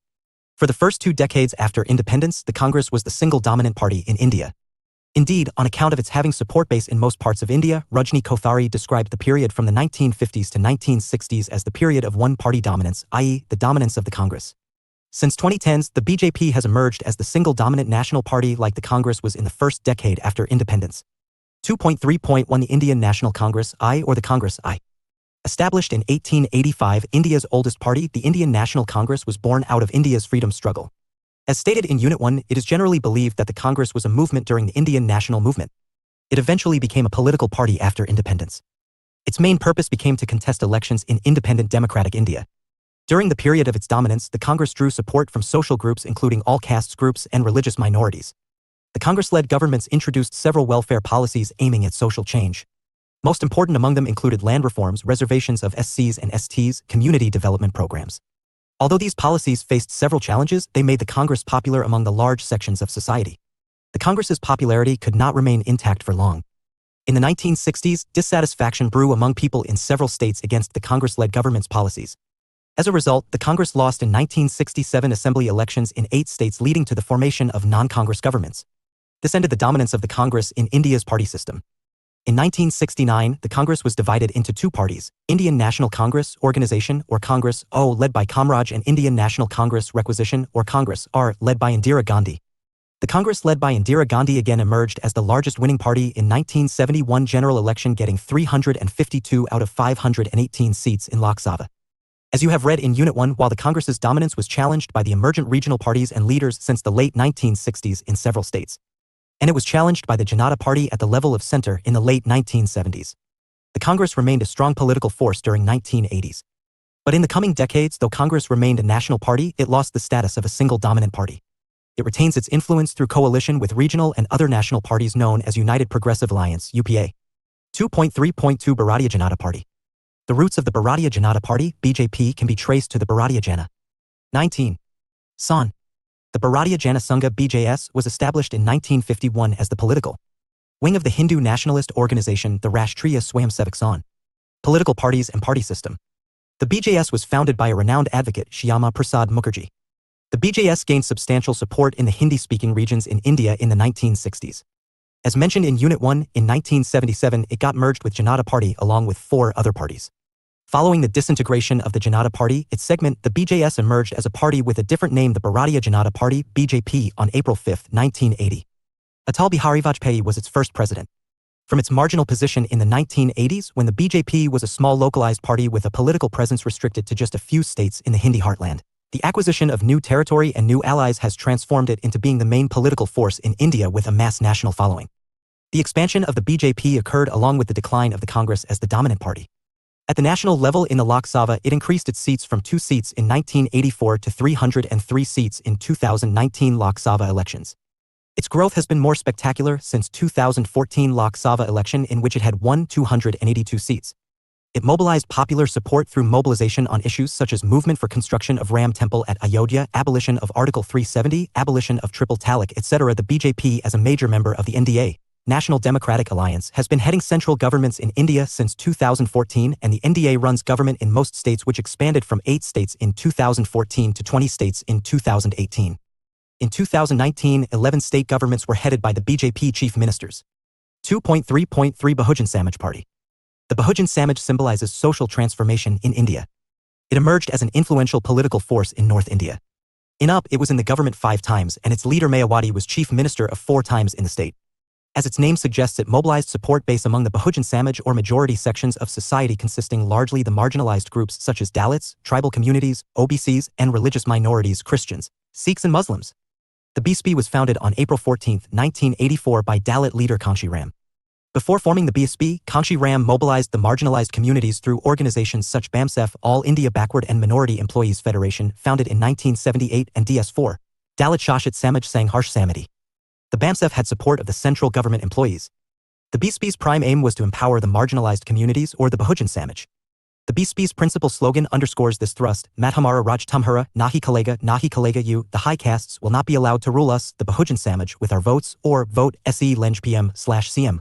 Eraction SESP/DM, we will become MP/CM with votes and get jobs with reservation. The BSP has made rapid growth on the electoral front. By 1996, the BSP achieved status of a national party. The BSP leader Mayawati became chief minister of Uttar Pradesh 4 times, first in 1995. During the political regimes in UP headed by Mayawati, the BSP-led government introduced several programs for the welfare of the weaker sections. Among these, Ambedkar Village programs have been the most important. Under the Ambedkar Village programs, the BSP government introduced welfare policies in the Ambedkar villages. Ambedkar villages had substantial population of the scheduled castes. The BSP governments gave cultural recognition to icons, heroes, and symbols associated with social cause or with marginalized communities. 20. 2.3.4 Communist Party of India (CPI) and Communist Party of Political Parties in India. India Marxist (CPI-M). The Communist Party of India (CPI) was founded in 1925. It is inspired by Marxism. The CPI became the principal opposition party in the first Lok Sabha 1952 to 1957. Its agendas include demands such as social equality of women, nationalization of privately owned enterprises, land reforms, social justice for the lower castes, and the right to protest through demonstrations and strikes. In 1957 election, the CPI became the first communist party in the world to win election in a parliamentary democracy by winning election to Kerala Legislative Assembly. Following the victory in this election, EMS Namboodiripad Pod became Chief Minister of Kerala. It was also the first non-Congress government in India. There were differences within the CPI on nature of independence achieved in India, nature of Indian state, and attitude towards Soviet Union and China. The differences led a group of leaders to come out of the CPI and formed a separate party in 1964 with different name, i.e. the Communist Party of India, Marxist, or CPI-M. Namboodiripad was one of the leaders who formed CPI-M. The immediate reason for the split in the CPI included ideological differences within CPI following the Indochina War in 1962. The Communist parties considered nature of state as an important issue of analysis. And both parties had differences on their understanding of nature of Indian state. In CPI's understanding, the Indian state represents the national bourgeoisies, and in CPI-M's understanding, the Indian state represents a nexus of bourgeoisie, landlords, and foreign capital. They have largest support base in 3 states of India: West Bengal, Kerala, and Tripura. Apart from the first communist government of Namboodiripad in Kerala in 1957, they formed governments several times in the state in alliance with other left and democratic parties since 1977. However, there is a gradual decline in the support of these parties in West Bengal and Tripura. The decline has occurred with rise predominantly of All India Trinamool Congress (TMC) in West Bengal and BJP in Tripura. The CPI and CPI-M have membership structure and are cadre-based parties like BJP and DMK. 2.3.5 Nationalist Congress Party (NCP) and All India Trinamool Congress (AATC) or TMC. The NCP was formed on May 25, 1999, and Sarad Pawar, P.A. Sangama, and Tariq Anwar were the founder members of the party. P.A. Sangama left the party in 2012. They formed the party against the expulsion of these members from Indian National Congress because they questioned the nationality of Sonia Gandhi as an Indian. The party described itself as a millennial party with a modern and progressive orientation and believed in holistic democracy, Gandhian secularism, and federalism-based national unity. Sarad Pawar was a famous leader of the party and had a very strong vote base in Maharashtra. During UPA-I and UPA-II, NCP was one of the alliance parties of Congress in center. The TMC was established on January 1, 1998 by Mamata Banerjee. She was politically active in the Congress Party for 26 years before forming her own party. The party has stronghold in West Bengal. Kerala, Manipur, Tripura, Assam, Haryana, Arunachal Pradesh, and Odisha are other states where TMC participated in the assembly elections. 21. Check your progress exercise 1. Political parties and party system. Note, I use the space below for your answer. 2. Check your answer with the model answer given at the end of this unit. 1. What are the different types of political parties in India defined by Election Commission? 2. Write a note on the BSB. 2.4 State/regional parties. Since the 1960s, the regional political parties have been playing influential role in politics of several states. Indeed, on several occasions, they have been partners in running national governments through coalition politics. There is not a singular pattern for the emergence of regional parties in North, South, East, and West. Regional parties are a reflection of certain developments in society. These developments are the formation of the linguistic state, a decline of Congress system, uneven economic development, mobilization, ethnicity, entry of new groups into politics, and politics of recognition. Emergence of these parties varies from north to south. Regional political parties represent aspiration of regional identities in terms of culture, social groups, development patterns, leadership, patterns of mobilization, and other issues. Emergence of regional parties and their support bases in different regions also indicate nature of social transformation in those regions. Impact of land reforms, Green Revolution in the 1950s to 1960s, and later impact of reservation for backward classes and farming communities resulted in emergence of regional leaders and political parties in North India. The most important examples of such leaders include Charan Singh, Karpuri Thakur, Mulayam Singh, Lalu Yadav, or Nitish Kumar in UP and Bihar. They formed or led regional parties known by different names: BKD/BLD, LD, SP, RJD, JDU. These parties articulated demands of farming communities and backward classes. These parties, along with the regional parties from other states, played decisive role getting reservation introduced for backward classes at national level in government jobs and admission in public academic institutions. It was done 22. According to the recommendations of Mundal Commission Report. Leadership. Political parties in India. Of such parties belong to the backward classes and farming communities. There are 36 recognized state parties active in different states in India. In this subsection, you will read about the programs, leadership, social bases, patterns of mobilization, and ideologies of some regional parties existing in different regions of India. 2.4.1 SP, BKD/BLD, and Janata Dal U. Samajwadi Party and Rashtriya Janata Dal, parties from UP and Bihar, were the product of the socio-cultural process. Leaders of both parties have actively participated in the JP movement. Later, they formed their own parties and became representative of OBCs. However, RJD in Bihar gained support not only from OBCs but also from Muslim and other minority communities. Lala Prasad, the founder of RJD and staunch activist of JP movement, emphasizes on the politics of recognition and dignified life for the deprived sections. 2.4.2 DMK, AIADMK, and TDP. 3 political parties in South India are among the examples of the regional parties in South India: I.E, DMK, AIADMK, and TDP. In Tamil Nadu, Dravida Munnetra Kazhagam, DMK, emerged from Dravidian movement which sought to get self-respect to the Dravidian or non-Brahmin communities. The DMK split in 1972 when a popular film star, M.G. Ramachandran, formed the All India Anna Dravida Munnetra Kazhagam, AIADMK. Although there are several parties in Tamil Nadu, 2 regional parties, the DMK and AIADMK, are the most dominant parties in the states.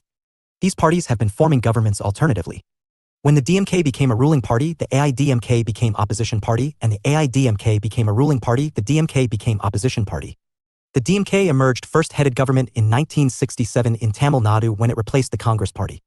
It was replaced by the AIDMK in 1977, and the two parties have dominated state politics since the 1970s.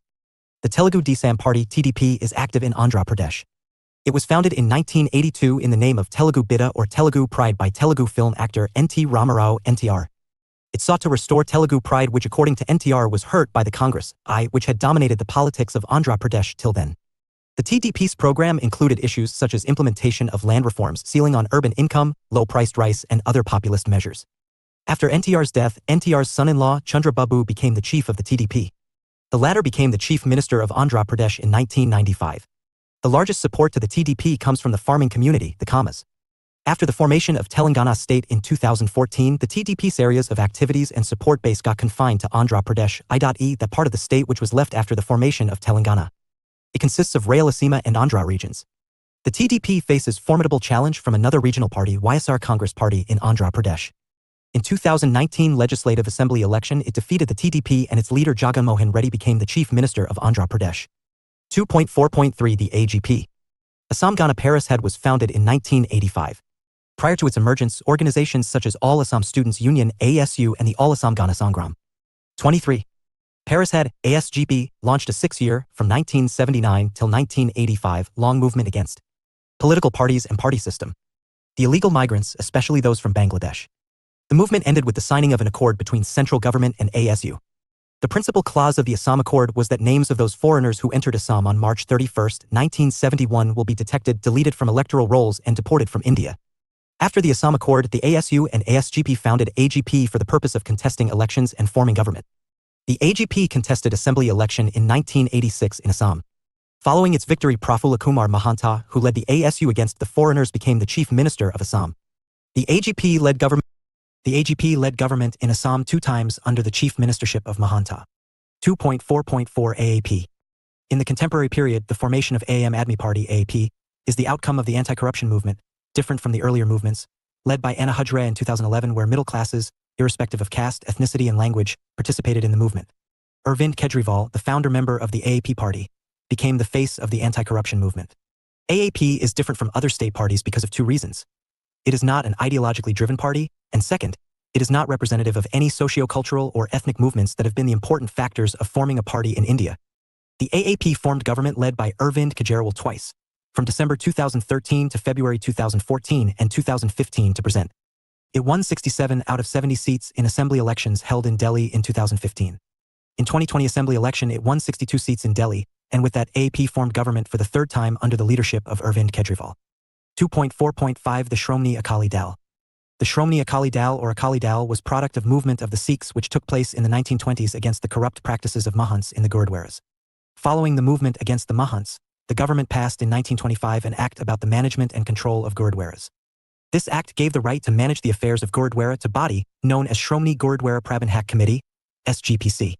The Akali Dal maintained coordination and grip over the SGPC. It espoused the cause of the Sikh community. Before independence, it fought against the injustices of the British. After the independence, it demanded creation of Punjabi Suba, and in November 1966 the central government created Punjab state with the majority of Sikh by separating Haryana from it.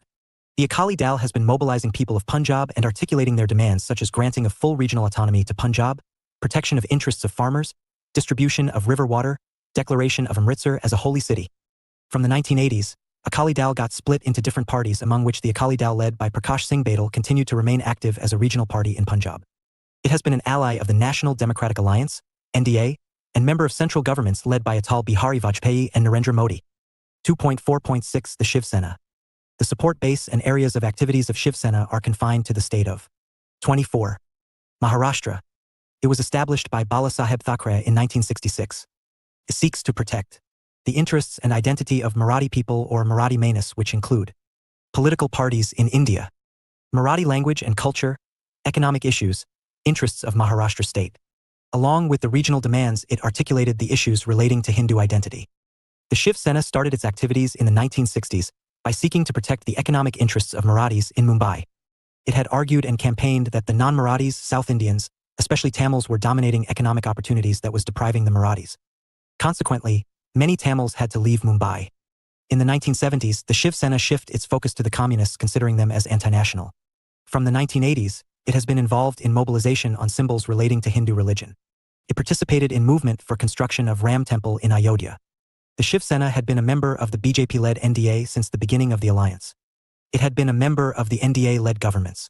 Following the assembly election of 2019, it left the NDA alliance and formed government with the support of NCP, Congress, and other party with Uddhav Thackeray as Chief Minister of Maharashtra. 2.5 registered / or unrecognized parties. In India, there are more than 2,000 registered or unrecognized parties. Such parties are generally established by leaders within a regional or national party who have differences with leadership, functioning, or policies of such parties, by community leaders, or by some ideologically motivated individuals not previously affiliated to political party. Such leaders quit their earlier party due to the differences and form their own parties. Since the late 1990s, such parties have marked their presence in Eastern UP and Bihar. Generally, such parties are founded by the leaders belonging to backward classes. These parties address the social, economic, cultural, and political concerns of the marginalized communities, especially the backward classes. In comparison to the national and regional parties, their electoral performance is limited to certain areas. However, they strike a bargain with the former to support their agendas and for allotment of tickets to them in the elections. Following are the examples of such parties in Eastern UP. They include Apnadal, PMSP, Rajbar's Party, and in Bihar Upendra Kushal-led Rashtriya Lok Samata Party. Check your progress exercise 2. Note: I. Use the space below for your answer. 2. Check your answer with the model answer given at the end of this unit. 1. What are the main reasons behind the formation of a regional party?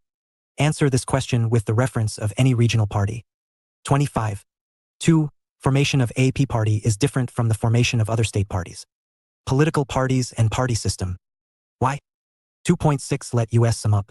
Political parties are an important organ of the party system in India. There are more than 2,300 parties in the country. Despite having a huge number of political parties, there are only 7 national parties. As we have multi-party system where coalition government are norms, the regional and registered parties are playing a crucial role, especially after the late 1980s, in formation of coalition of government both in the center and the states. Regional parties are becoming important determining factors in electoral politics. Regional parties represent the aspirations of people at state or local levels. 2.7 References. Aurora, Bulvier, 2002. Political Parties and the Party System. The Emergence of New Coalitions in the edited book of Zoya Hassan Parties and Party Politics in India. New Delhi, India. Oxford University Press. Bambry, P.C., 1968. Ideology and Political Parties in India. Economic and Political Weekly. Vol. 3, 16 pp 643-646. Brass, Paul, 1985. Caste, Faction and Party in Indian Politics. New Delhi, India. Chanakya Publications. Chiber, K. Pradeep and Rahul Varma, 2018. Ideology and Identity: The Changing Party Systems of India. New Delhi, India. Oxford University Press. Gupta, Deepankar, 1982. Nativism in a Metropolis. The Shiv Sena in Bombay, Manohar, New Delhi. G. S. 1999. Rise of Smaller Parties. Economic and Political Weekly, Volume 34, 41. October 9th to 15th, 1999. pp 2912-2913. Hassan, Zoya, 2012. Congress After Indira Policy, Power, Political Change, 198-42009. New Delhi, India. Oxford University Press. Hassan, Zoya, edited. 2000. Politics and the State in India. New Delhi, India. Sage Publication. Hassan, Zoya, edited. 2002. Parties and Party Politics in India. New Delhi, India. Oxford University Press. Heath, Oliver, 2002. Anatomy of BJP's Rise to Power. Social, Regional, and Political Expansion in 1990s. In the edited book of Zoya Hassan Parties and Party Politics in India. New Delhi, India. Oxford University Press. 26. Jafferlot, Christoph, 2002. A Specific Party Building Strategy, the Jana Sangha. Political Parties in India. And the RSS Network in the edited book of Zoya Hassan Parties and Party Politics in India. New Delhi, India. New Delhi, India, Oxford University Press. Pai Sada, 1990. Regional Parties and the Emerging Patterns of Politics in India. The Indian Journal of Political Science. Vol. 51, No. 39 July, September. 1990. pp 393 to 415. 2002 Dalit Assertion and the Unfinished Democratic Revolution, the Bahujan Samaj Party in Uttar Pradesh, Sage Publications, New Delhi. Singh, Jagpal, 2002 The Bahujan Samaj Party, Ideology, Social Basis of Support and Politics, in Arun K. Jana and Bhupen Sarma, eds, Class, Ideology and Political Parties in India, South Asian Publishers, New Delhi. Shastri, Sundeep, Suri, K.C. and Yadav, Yogendra, 2009 Electoral Politics in Indian States, Lok Sabha Elections in 2004 and Beyond, Oxford University Press, New Delhi. Subramanian, Narendra, 2002. Bringing Society Back in, Ethnicity, Populism and Pluralism in South India in the edited book of Zoya Hassan Parties and Party Politics in India. New Delhi, India, Oxford University Press. 2.8 Answers to Check Your Progress Exercises. Check Your Progress Exercise 1. 1. There are 3 types of political parties in India: National Party, State/Regional Party and Registered/Unrecognized Party. 2. Bahujan Samaj Party was formed by Kanshi Ram in 1984, which was a part of an ethnic movement started in Punjab and expanded to UP. Its goal was to create a coalition minority that actually constituted a majority: the scheduled castes, the scheduled tribes, OBCs, Muslims, Christians, and Sikhs. However, as a representative of an ethnic party, BSP was unable to establish itself as a party of all the minorities. The predominant base of the BSP came from the Dalits, who were receptive to its radical message of political empowerment. Kanshi Ram, the founder member of the party and an Ambedkarite by ideology, emphasized on the political gain of the community. Check Your Progress Exercise 2. 1. Important reasons behind the formation of parties are ethnicity, socio-cultural issues, social and political movement, political representation, and politics of recognition. You can answer this with the reference of formation of any regional party mentioned in the unit. 2. Formation of AAP party is different from the formation of other regional parties because of 2 reasons. First, it is not an ideologically driven party, and second, it is not representative of any socio-cultural or ethnic movements that have been the important factors of forming a party in India. 27. 28. Political parties and party system. Unit 3 Party systems in India *. Structure. 3.0 Objectives. 3.1 Introduction. 3.2 Types of party system. 3.2.11 Party system. 3.2.22 Party system. 3.2.3 Multi-party system. 3.3 Different phases of party system in India. 3.3.1 Congress dominance era, one party versus multiple parties. 3.3.2 Breakdown of Congress system and emergence of the non-Congress parties, 1967 to 1989. 3.3.3 Rise of coalition politics. 3.4 Limitations of Indian party system. 3.5 Let us sum up. 3.6 References. 3.7 Answers to Check Your Progress Exercises. 3.0 Objectives. After reading this unit, you will be able to differentiate between single, two-party, and multi-party systems, analyze different phases of the party system in India, and explain the limitation of party system in India. 3.1 Introduction. As you have read in Unit 1, political parties are important features of a political system. In a democratic political system, they are important tools in strengthening democracy. And their characteristics consist of organizations, leaderships, ideologies, policies and programs, support bases, and patterns of mobilization of support. Party system indicates number of political parties in a political system and nature of coalition which political parties forge before and after elections and in forming governments. You also have read in Unit 2 about political parties and their types in India. This unit will explain how the political parties in India can be grouped in terms of political systems. The contemporary party system in India originally developed in the context of the struggle for freedom. The purpose of political parties changed after independence. Before independence, the political parties were part of national movement with the main purpose of achieving independence. After independence, their purpose shifted to gain power and form government. For this purpose, they competed. Consequently, the party system in India underwent transformation from the dominance of a single party to emergence of multiple parties. Although India has a multi-party system, the party system has gone through many phases. For instances, in the first 2 decades of Dr. Divya Ravi, Consultant, Faculty of Political Science, SAS, IGNOU, New Delhi. Independence, the country had one dominant party versus multi-party system. The party systems in India. Concept of the multi-party system and coalition government at the center became popular after 1989. Political parties and party system in India have been greatly influenced by cultural diversity, social, ethnic, caste, community and religious pluralism, traditions of the nationalist movement, contrasting style of the party leadership, and clashing ideological perspectives. The Indian Constitution has established a parliamentary form of government both at the center and at the state. The members of the Lok Sabha and Vidhan Sabha are elected through elections by citizens of the country. Therefore, the political parties which contest the elections become part and parcel of the political system, party system of the country. The party system is a link between people and the government. 3.2 Types of party system. There are mainly 3 categories of party system. 3.2.11 Party system. The one-party system or single-party system is ruled by only one party. There is no opposition. This authoritarian principle was first found in monarchies and later in a dictatorship, and now this system exists in a few democratic countries.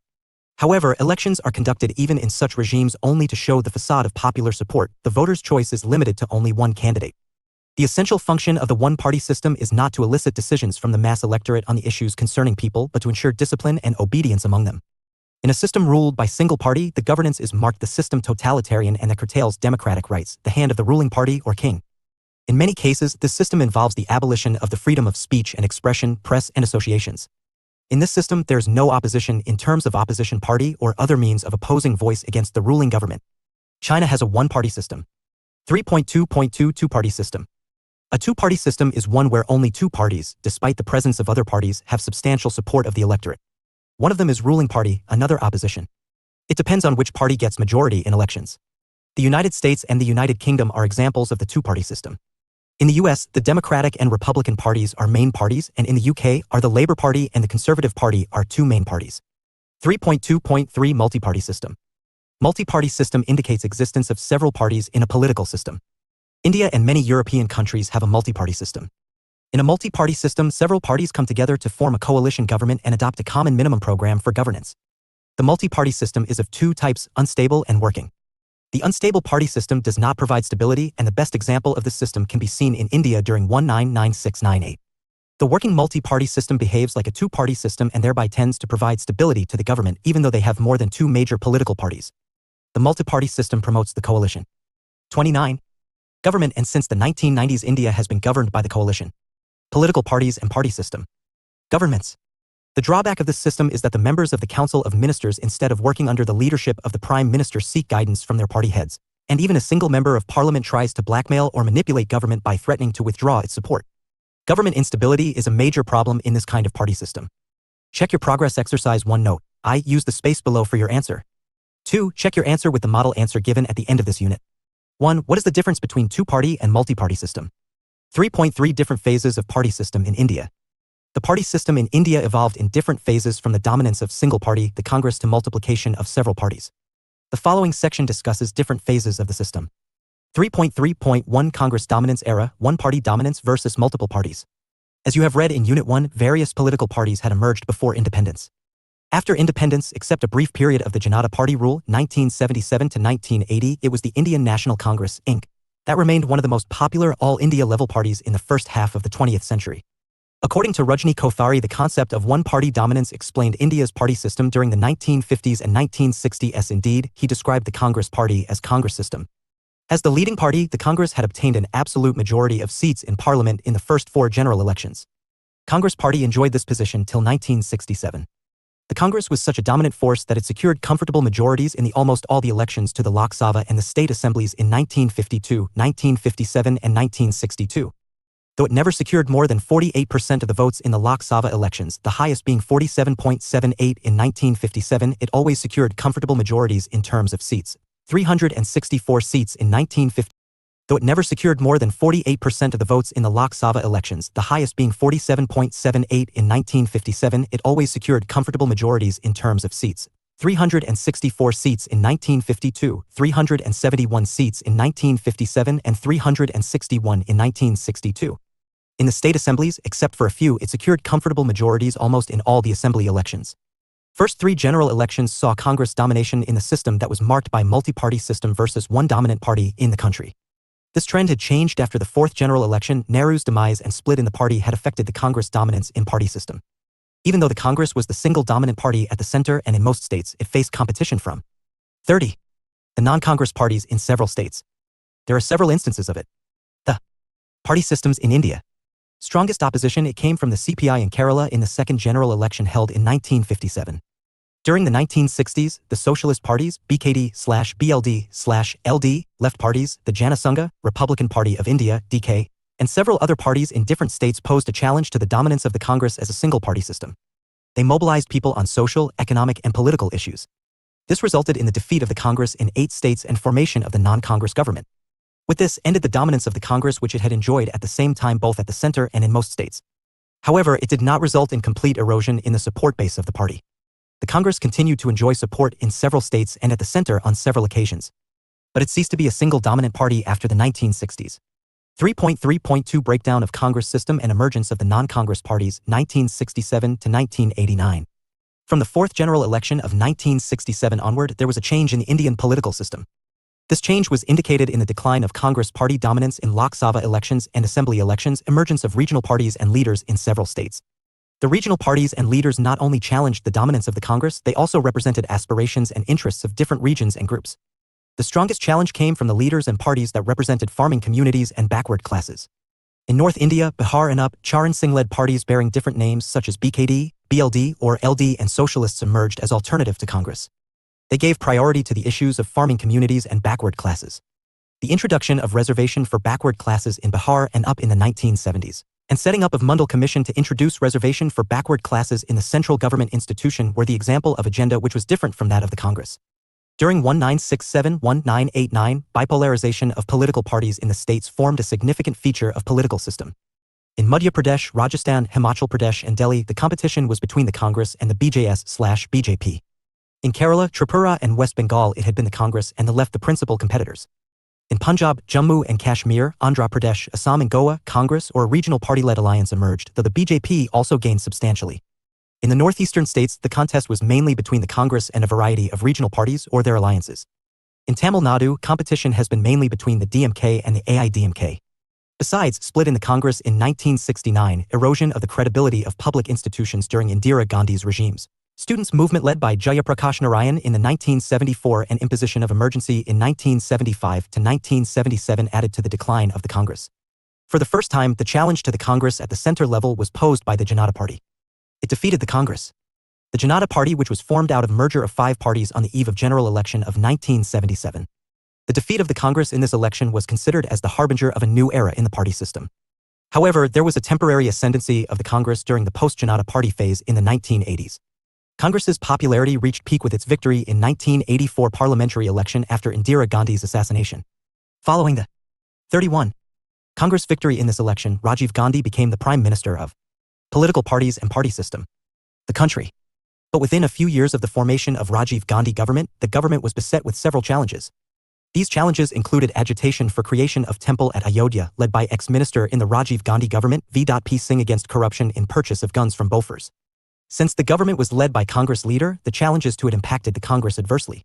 Besides, some traditional supporters of Congress such as Dalits and some other marginalized communities rallied behind the newly formed party the BSP, founded in 1984.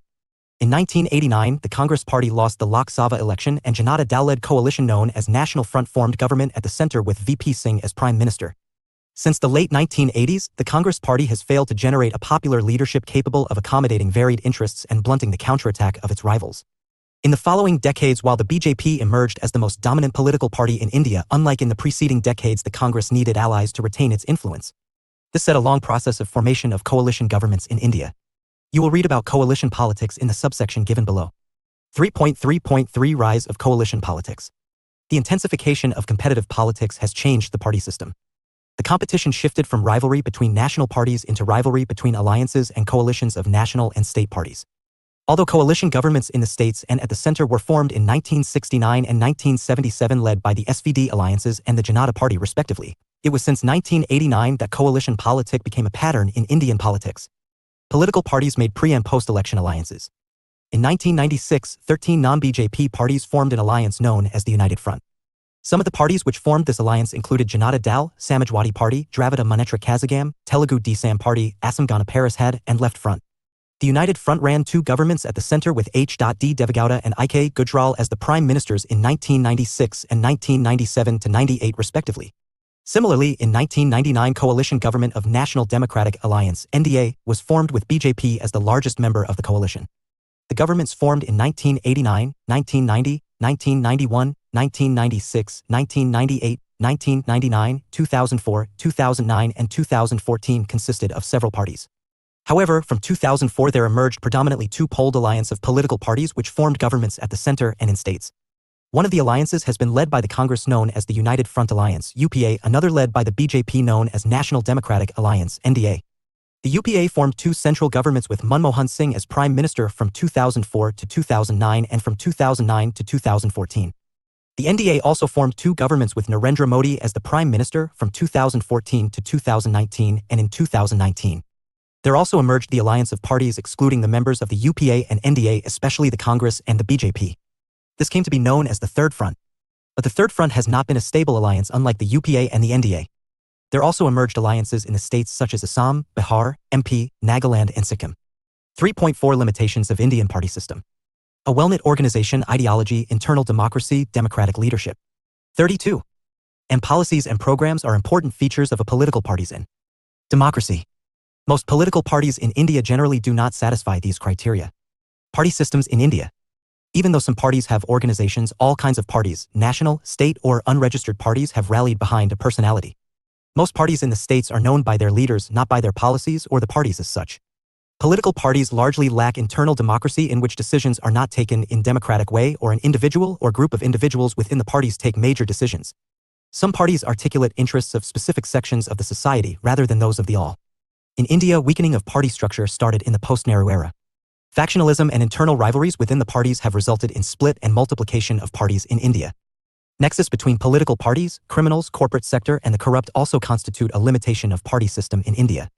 Check your progress exercise 2. Note, I use the space below for your answer. 2. Check your answer with the model answer given at the end of this unit.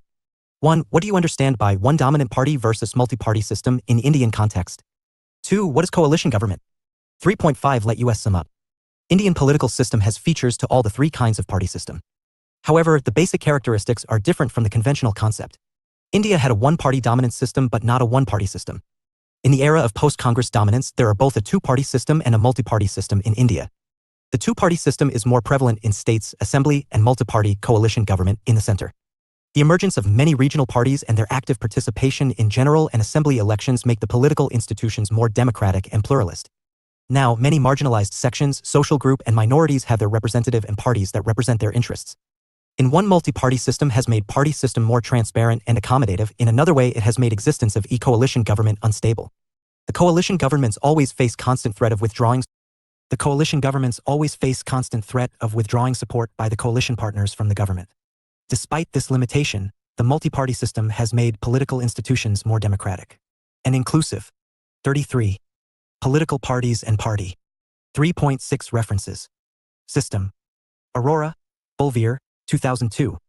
Political parties and the party system. The emergence of new coalitions, in the edited book of Zoya Hassan Parties and Party Politics in India. New Delhi, India. Oxford University Press. Chiber K. Pradeep and Rahul Varma, 2018. Ideology and Identity: The Changing Party Systems of India.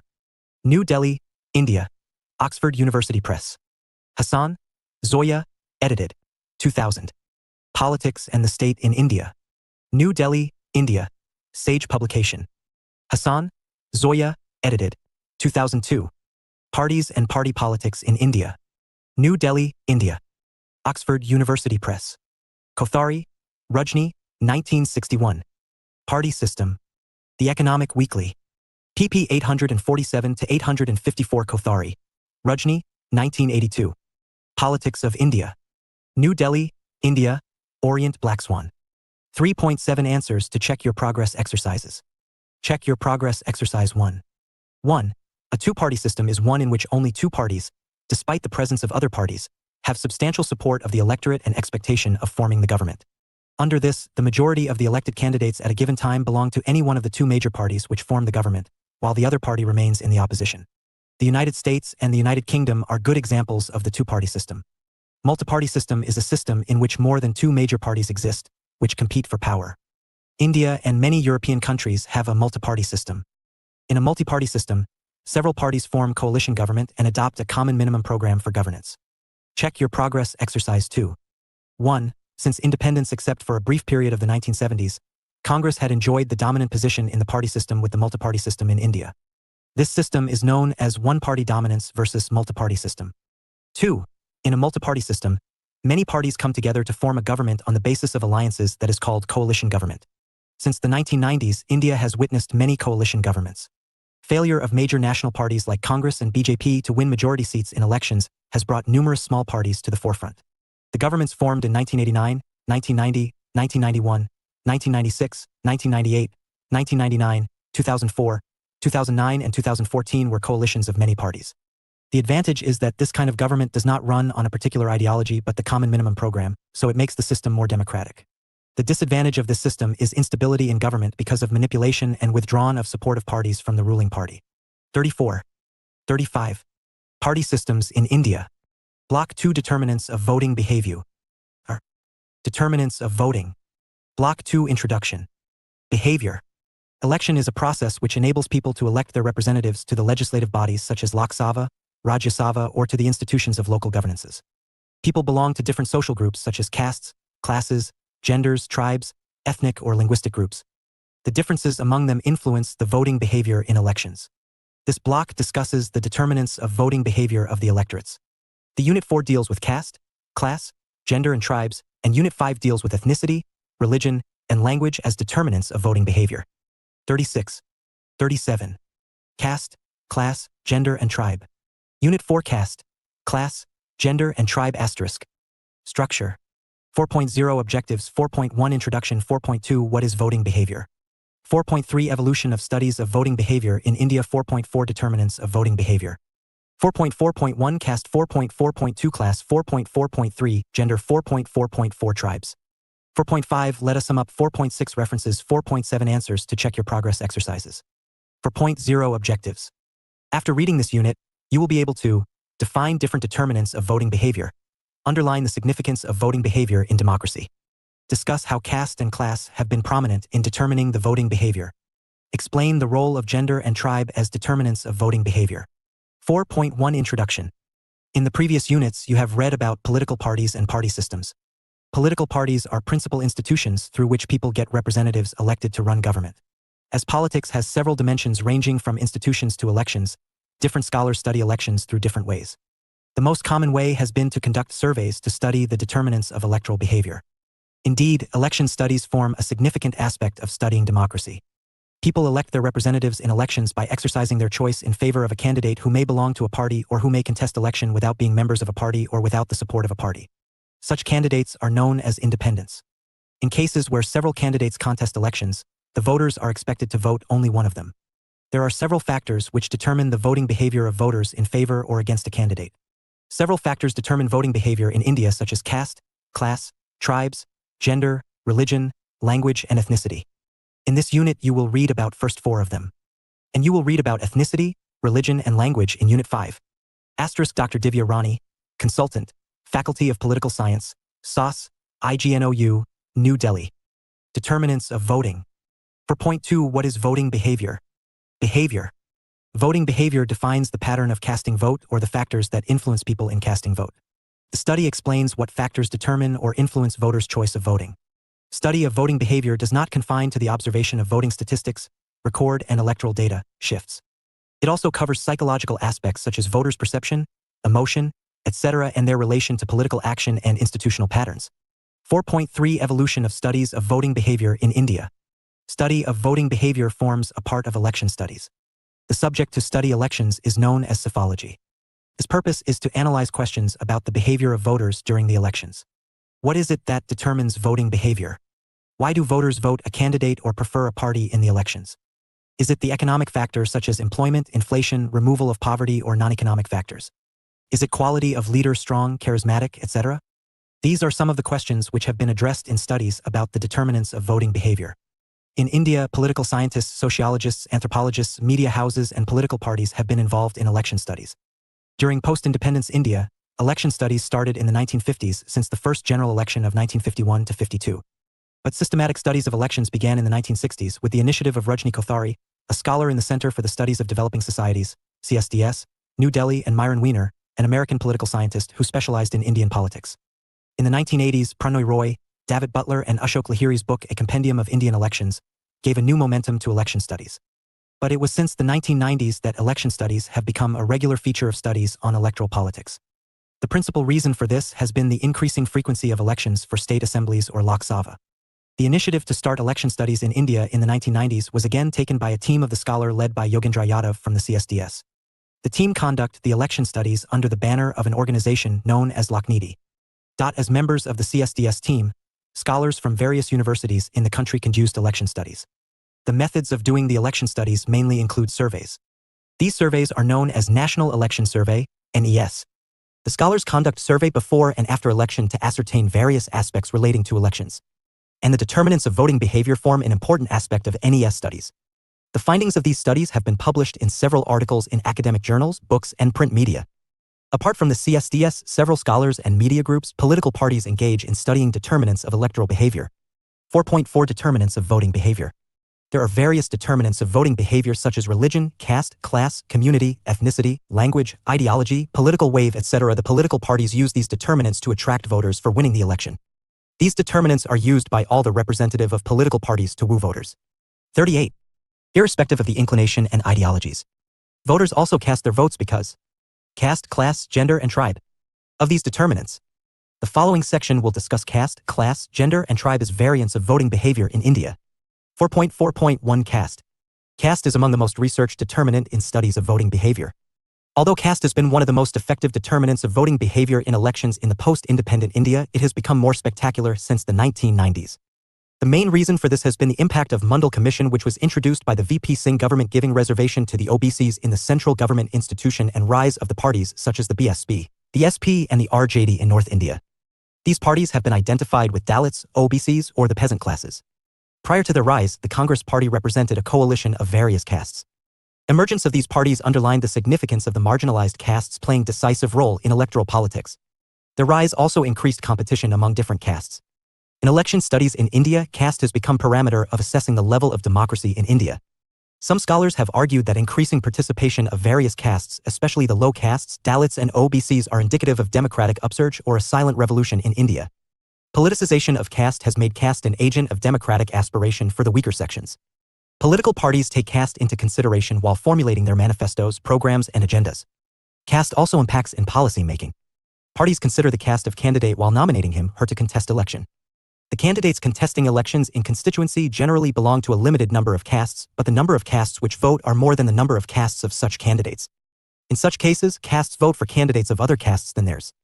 Does it mean that significance of caste as a determinant gets diminished? It does not mean so, because even in this case, voters vote for candidates of other castes. Generally, caste group decide to vote for a candidate who does not belong to their caste. In comparison to the urban areas, caste is more determining factor in elections in the rural areas. The caste factor not only affects the party formation but also the affiliation of particular caste with the national party. As Pushpendra mentions in an article, during 11 Lok Sabha election, 1996, the upper caste, particularly in northern India, deserted Congress party and chose to rally behind BJP. The rise of regional parties and backward castes, despite inter- and intra-caste divisions and conflicts, have found strong political representation in the form of different regional parties and vote support base.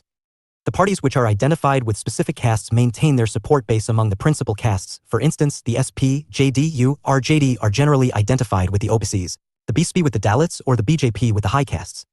But on several occasions, a section of such castes support other parties than their usual choice. This happens because sometimes some sections of the castes get dissatisfied with their usual choice. For instance, in the 1990s, many OBCs had supported the BJP, prompting some scholar to state that it was vandalization of the BJP.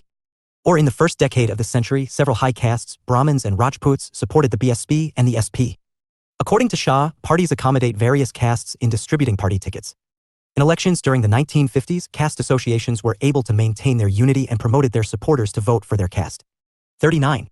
Fellows irrespective of their party affiliation.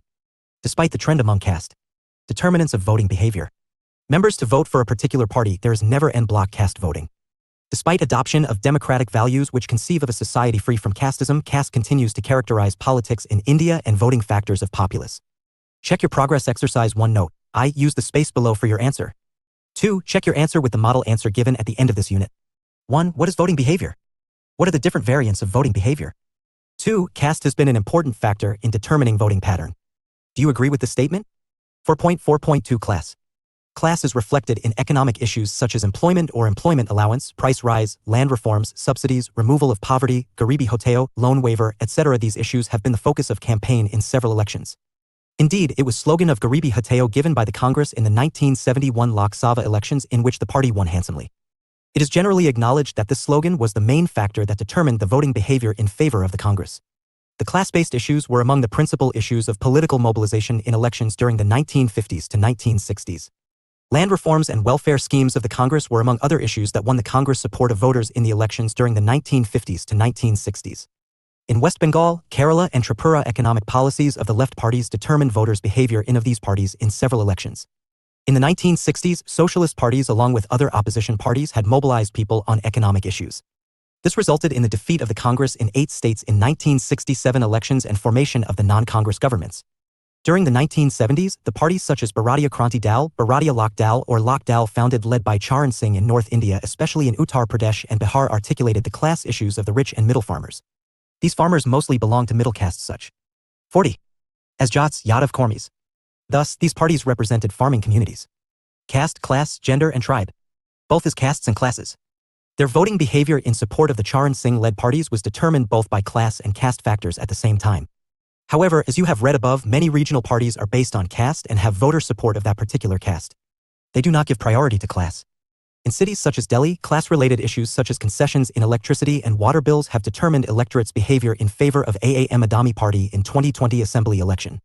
In 1998 Assembly election, the voters voted against the BJP because of lack availability of onions and hike in their price. 4.4.3 Gender. Though gender is a broader concept, when we discuss gender in relation to voting behavior, it is mainly refers to women's role in voting. Since the 1990s, the participation in voting in elections of the marginalized sections or plebeians, including women, has increased. Voting is a device which enables women's empowerment in terms of making choice of their representatives. The significance of women's role in voting is highlighted by the fact that many regional parties include issues concerning women in their agenda. These issues range from domestic economy, sexual violence, dignity to reservation for women in legislatures and social oppression. However, there are differences among political parties on reservation for women in legislatures. Several parties have included issues about women's welfare in their manifestos and programs. For example, in 2015 Assembly election in Bihar, Nitish Kumar launched anti-liquor policy for welfare for women, especially for those belonging to the marginalized and backward classes. Nitish Kumar regime's Cycle Yojana, which enabled girl students to travel to schools, influenced voting behavior of several voters in an assembly election in Bihar. Modi government policies such as Beti Padhao Beti Bachao and Jan Dhan Yojana determined women's voting behavior in several elections held in India since 2014. Renuka Dagar's study 2015 on 2014 Lok Sabha elections shows the gender became a point of reference across 3 broad issues, i.e., governance, development, and secularism, which formed part of the campaign. Women issues were lobbied across all 3 fronts as a point of reference. Women's safety, inclusive growth model, and economic, social, and physical security were the essence of the broad issues. Indeed, this election saw the increase in number of women's participation. These issues determined the voting behavior to a considerable extent. Even though other factors such as caste, class, religion, and language impact the choice, women are becoming more aware of their rights and welfare schemes. It is important to understand that though the women's participation in political activities is increasing, there are few women leaders in political power than the men. Women are more active and assertive in present times irrespective of their education, class, or caste. The best example of this assertiveness can be seen in local governance where women are participating in a huge number. 4.4.4 Tribes. Tribes are different from castes or classes. While castes denote the positions of persons in social hierarchy among Hindus, Muslims, or Sikhs, tribes can be identified by some other characteristics. Most important among these characteristics are their closeness to nature, dependence of economy on forests. 41. Minerals and other natural resources, relative social equality among the members. Determinants of voting behavior. Of a tribe, relative freedom of women in comparison to non-tribals. Tribes belong to different religions such as Islam, Christianity, Buddhism, or animism. There are special provisions in the Constitution of India, 5th and 6th Schedule in Indian Constitution for the governance of tribal-dominated areas. These provisions are meant to protect tribal identities, culture, customs, and economic interests. Many regions of India are inhabited by various tribes such as states in northeast India, Assam, Meghalaya, Arunachal Pradesh, Tripura, Manipur, Nagaland, Mizoram, and Sikkim, and in other regions Chhattisgarh, Jharkhand, Madhya Pradesh, West Bengal, etc. Tribes often complain that they have become internal colonies of the outsiders who exploit their economy and culture. On several occasions, this has resulted in ethnic violence. Political parties, students' organizations, and other civil society organizations mobilize tribes on these issues. During every election, the political parties, especially regional parties espousing the cause of the tribal community, campaign on the issues related to tribes' cultural identities, economy, and political autonomy. Specifically, the most common determinants of voting behavior of tribes are protection of their cultural identity, sustenance, and protection of natural resources such as forest, minerals, and other natural resources. The influx of outsiders, which often leads to erosion of their cultural identity and exploitation of resource, regional development, political autonomy ensured through the V and 6 schedules. These issues generally work as the determinant of tribes' voting behavior. Check your progress exercise 2. Note: I use the space below for your answer. 2. Check your answer with the model answer given at the end of this unit. 1. Is gender becoming a major concern for political parties for winning election? Answer this question with an example. 2. What are the important factors that impact voting behavior of tribes? 42. Caste, class, gender, and 4.5. Let us sum up. Tribe. Election is an important process of any democratic country. This is true about India also. Since 1951 to 52, several elections have been held in India both at national and state levels. As people belong to different castes, religions, languages, genders, they cannot remain unaffected by these factors. In elections also these factors act determinants of voting behavior. But these factors become more effective when they are linked with the economic and other needs of people. Several election studies in India have shown how multiple factors work as determinants of voting behavior. 4.6 References. Banerjee, Makulika, 2014, Why India Votes. Routledge, New Delhi. Brass, Paul R., 1985, Caste, Faction, and Party in Indian Politics, Election Studies, Chanakya Publications, New Delhi. Chaub, S.K., 1985, Electoral Politics in Northeast India, Orient Longman, Hyderabad. Dagar, Renuka, 2015. Gender Narratives and Elections Mandate for Safety, Development, or Rights, in edited Paul Wallace edition, India's 2014 Elections, a Modi-led BJP sweep. New Delhi. Sage Publication. Desai, P.I. 1967. Caste and Politics. Economic and Political Weekly. Volume 2, 1797 to 799. Mahajan, Gurpreet and et.al. edited. 2019. Reading India Selections from Economic and Political Weekly. New Delhi. Orient Black Swan. Moin Shakir, 2019. Electoral Participation of Minorities and Indian Political System. In the edited book of Mahajan, Gurpreet and et.al. edited. 2019. Reading India Selections from Economic and Political Weekly. New Delhi. Orient Black Swan. Pushpendra, 1999. Dalit Assertion Through Electoral Politics. Economic and Political Weekly. Volume 34, 36, 2609 to 2618. Roy, Prannon, Butler, David and Lahiri, Ashok, 1984, A Compendium of Indian Elections, Arnold Heinemann. Sanjay Kumar, 2009. Changing Face of Delhi's Politics, Has It Changed the Face of the Political Representatives? In the edited book of Christopher Jaffarlat and Sanjay Kumar. Rise of the Plebeians. The Changing Face of Indian Legislative Assemblies. New Delhi. Routledge. Sethi, Renu, 1988. Determinants of Women's Active Political Participation. Economic and Political Weekly. Volume 49, 565 to 579. Shah, Ghanshyam, edited 2002. Caste and Democratic Politics in India. New Delhi. Permanent Black. Wallace, Paul, edition, 2015, India's 2014 Elections, a Modi-led BJP sweep, Sage Publications, New Delhi. 43. Determinants of Voting. 4.7 Answers to check your progress. Behavior. Exercises. Check your progress exercise 1. 1. Voting behavior defines the pattern of casting vote or the factors that influence people in casting vote. It is not only about the observation of voting statistics, record, and electoral data shifts, but also about psychological factors such as perception, emotion, etc. Caste, class, gender, tribes, language, and religion are important determinants of voting behavior in India. 2. Caste has been an important factor in determining voting pattern in India. Since the first general election, caste has been playing a significant role in influencing voters. Regional parties, especially in North India, have support base among castes. In many assembly elections, political leadership derives its support from the related castes. Check your progress exercise 2. 1. In contemporary Indian politics, gender is becoming a major concern and women votes are principal determinants of election results. In assembly elections, Nitish Kumar, Chief Minister of Bihar, won previous election by introducing many welfare policies for women in state. 2. Preservation of forest, natural resources, and protection of tribal culture, tradition, and identity are principal determinants of voting behavior of tribes. Voting pattern. 44. 45. Caste, class, gender, and tribe. Unit 5 Ethnicity, Religion, and Language *. Structure. 5.0 Objectives 5.1 Introduction 5.2 Determinants of Voting Behavior 5.2.1 Ethnicity 5.2.2 Religion A. The Role of Social Media 5.2.3 Language 5.3 Let us sum up 5.4 References 5.5 Answers to check your progress exercises 5.0 Objectives. After reading this unit, you will be able to describe the role of ethnicity in determining voting behavior, define the importance of religion in electoral politics, explain the politics of language in electoral politics. 5.1 Introduction. In the previous unit, you have studied the meaning of voting behavior and evolution of the way to study voting behavior. You have also studied some important factors that determine voting behavior such as caste, class, gender, and tribe. There is no uniformity in voting behavior or a common pattern in India. In this unit, you read about ethnicity, language, and religion as the determinants of voting behavior. You will also read how media contributes to the increase in role of religion and encourage populism as a determinant of voting behavior. 5.2 Determinants of voting behavior. In this section you will read the role of ethnicity, religion, and language in determining voting behavior in India. 5.2.1 Ethnicity. What is ethnicity? In literature, ethnicity is used in two ways. 1. As an identity formed on the basis of multiple markers such as caste, tribe, religion, language, culture, etc. And 2. As an identity formed on the basis of a single marker. You have read about the role of single markers such as caste, class, gender, and tribe in Unit 4. And you will read in this unit about the role of single markers such as Dr. Divya Rani, Consultant, Faculty of Political Science, SAS, IGNOU, New Delhi. Religion and language as well as about ethnicity based on multiple markers in Determinants of voting behavior. Determining voting behavior. Ethnicity is not only visible in voting pattern but also in the formation of political parties.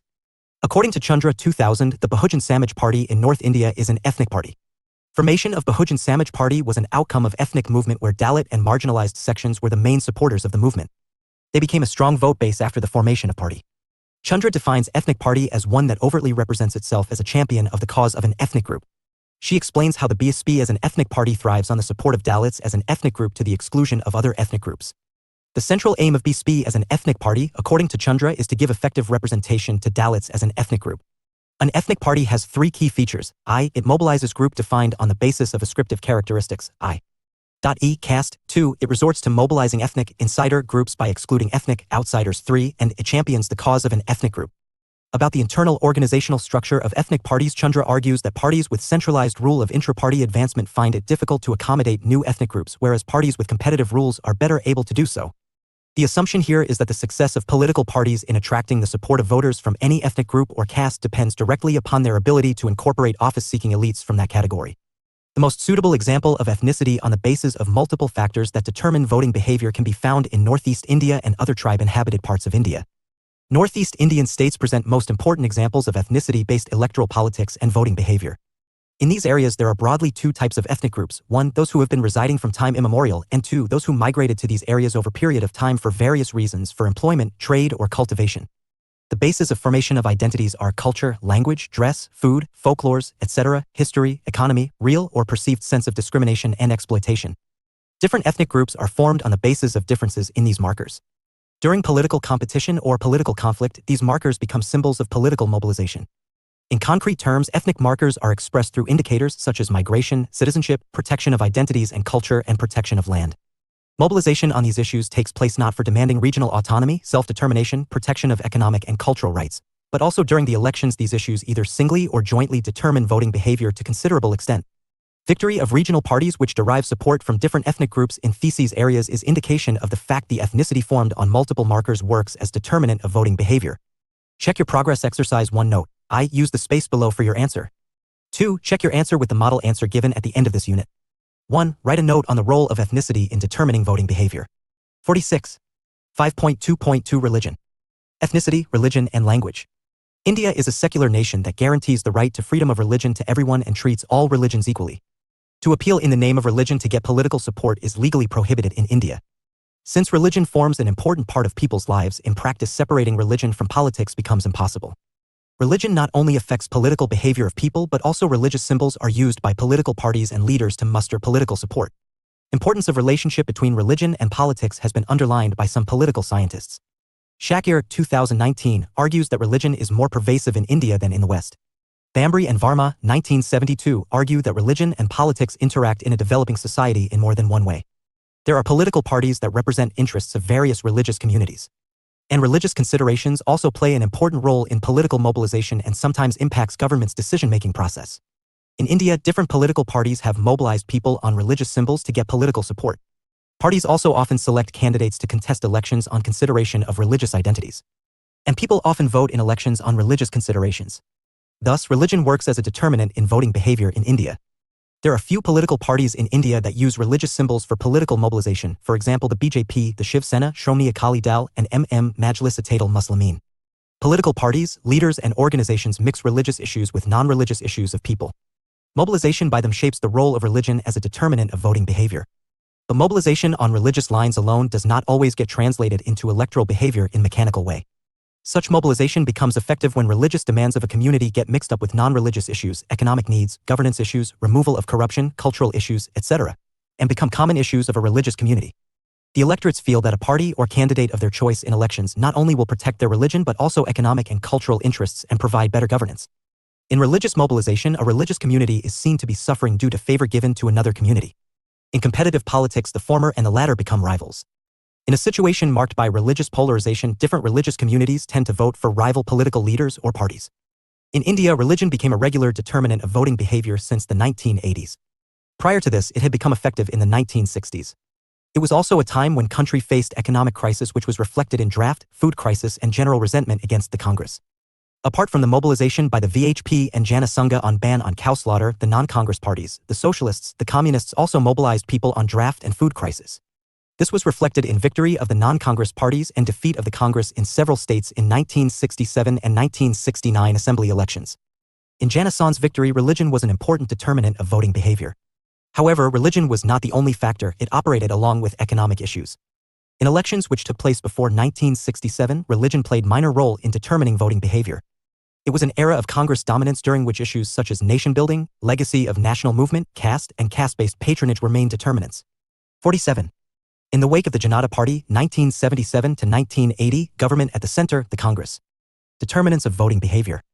After getting new nomenclature as the Congress, in 1980 sought to use religious symbols to get political gains. It devised new strategy after losing support of people, especially Muslims, to the Janata Party in 1977 Lok Sabha election because of excesses done during emergency. The Congress also suffered setback in 1985 to 86 by-elections.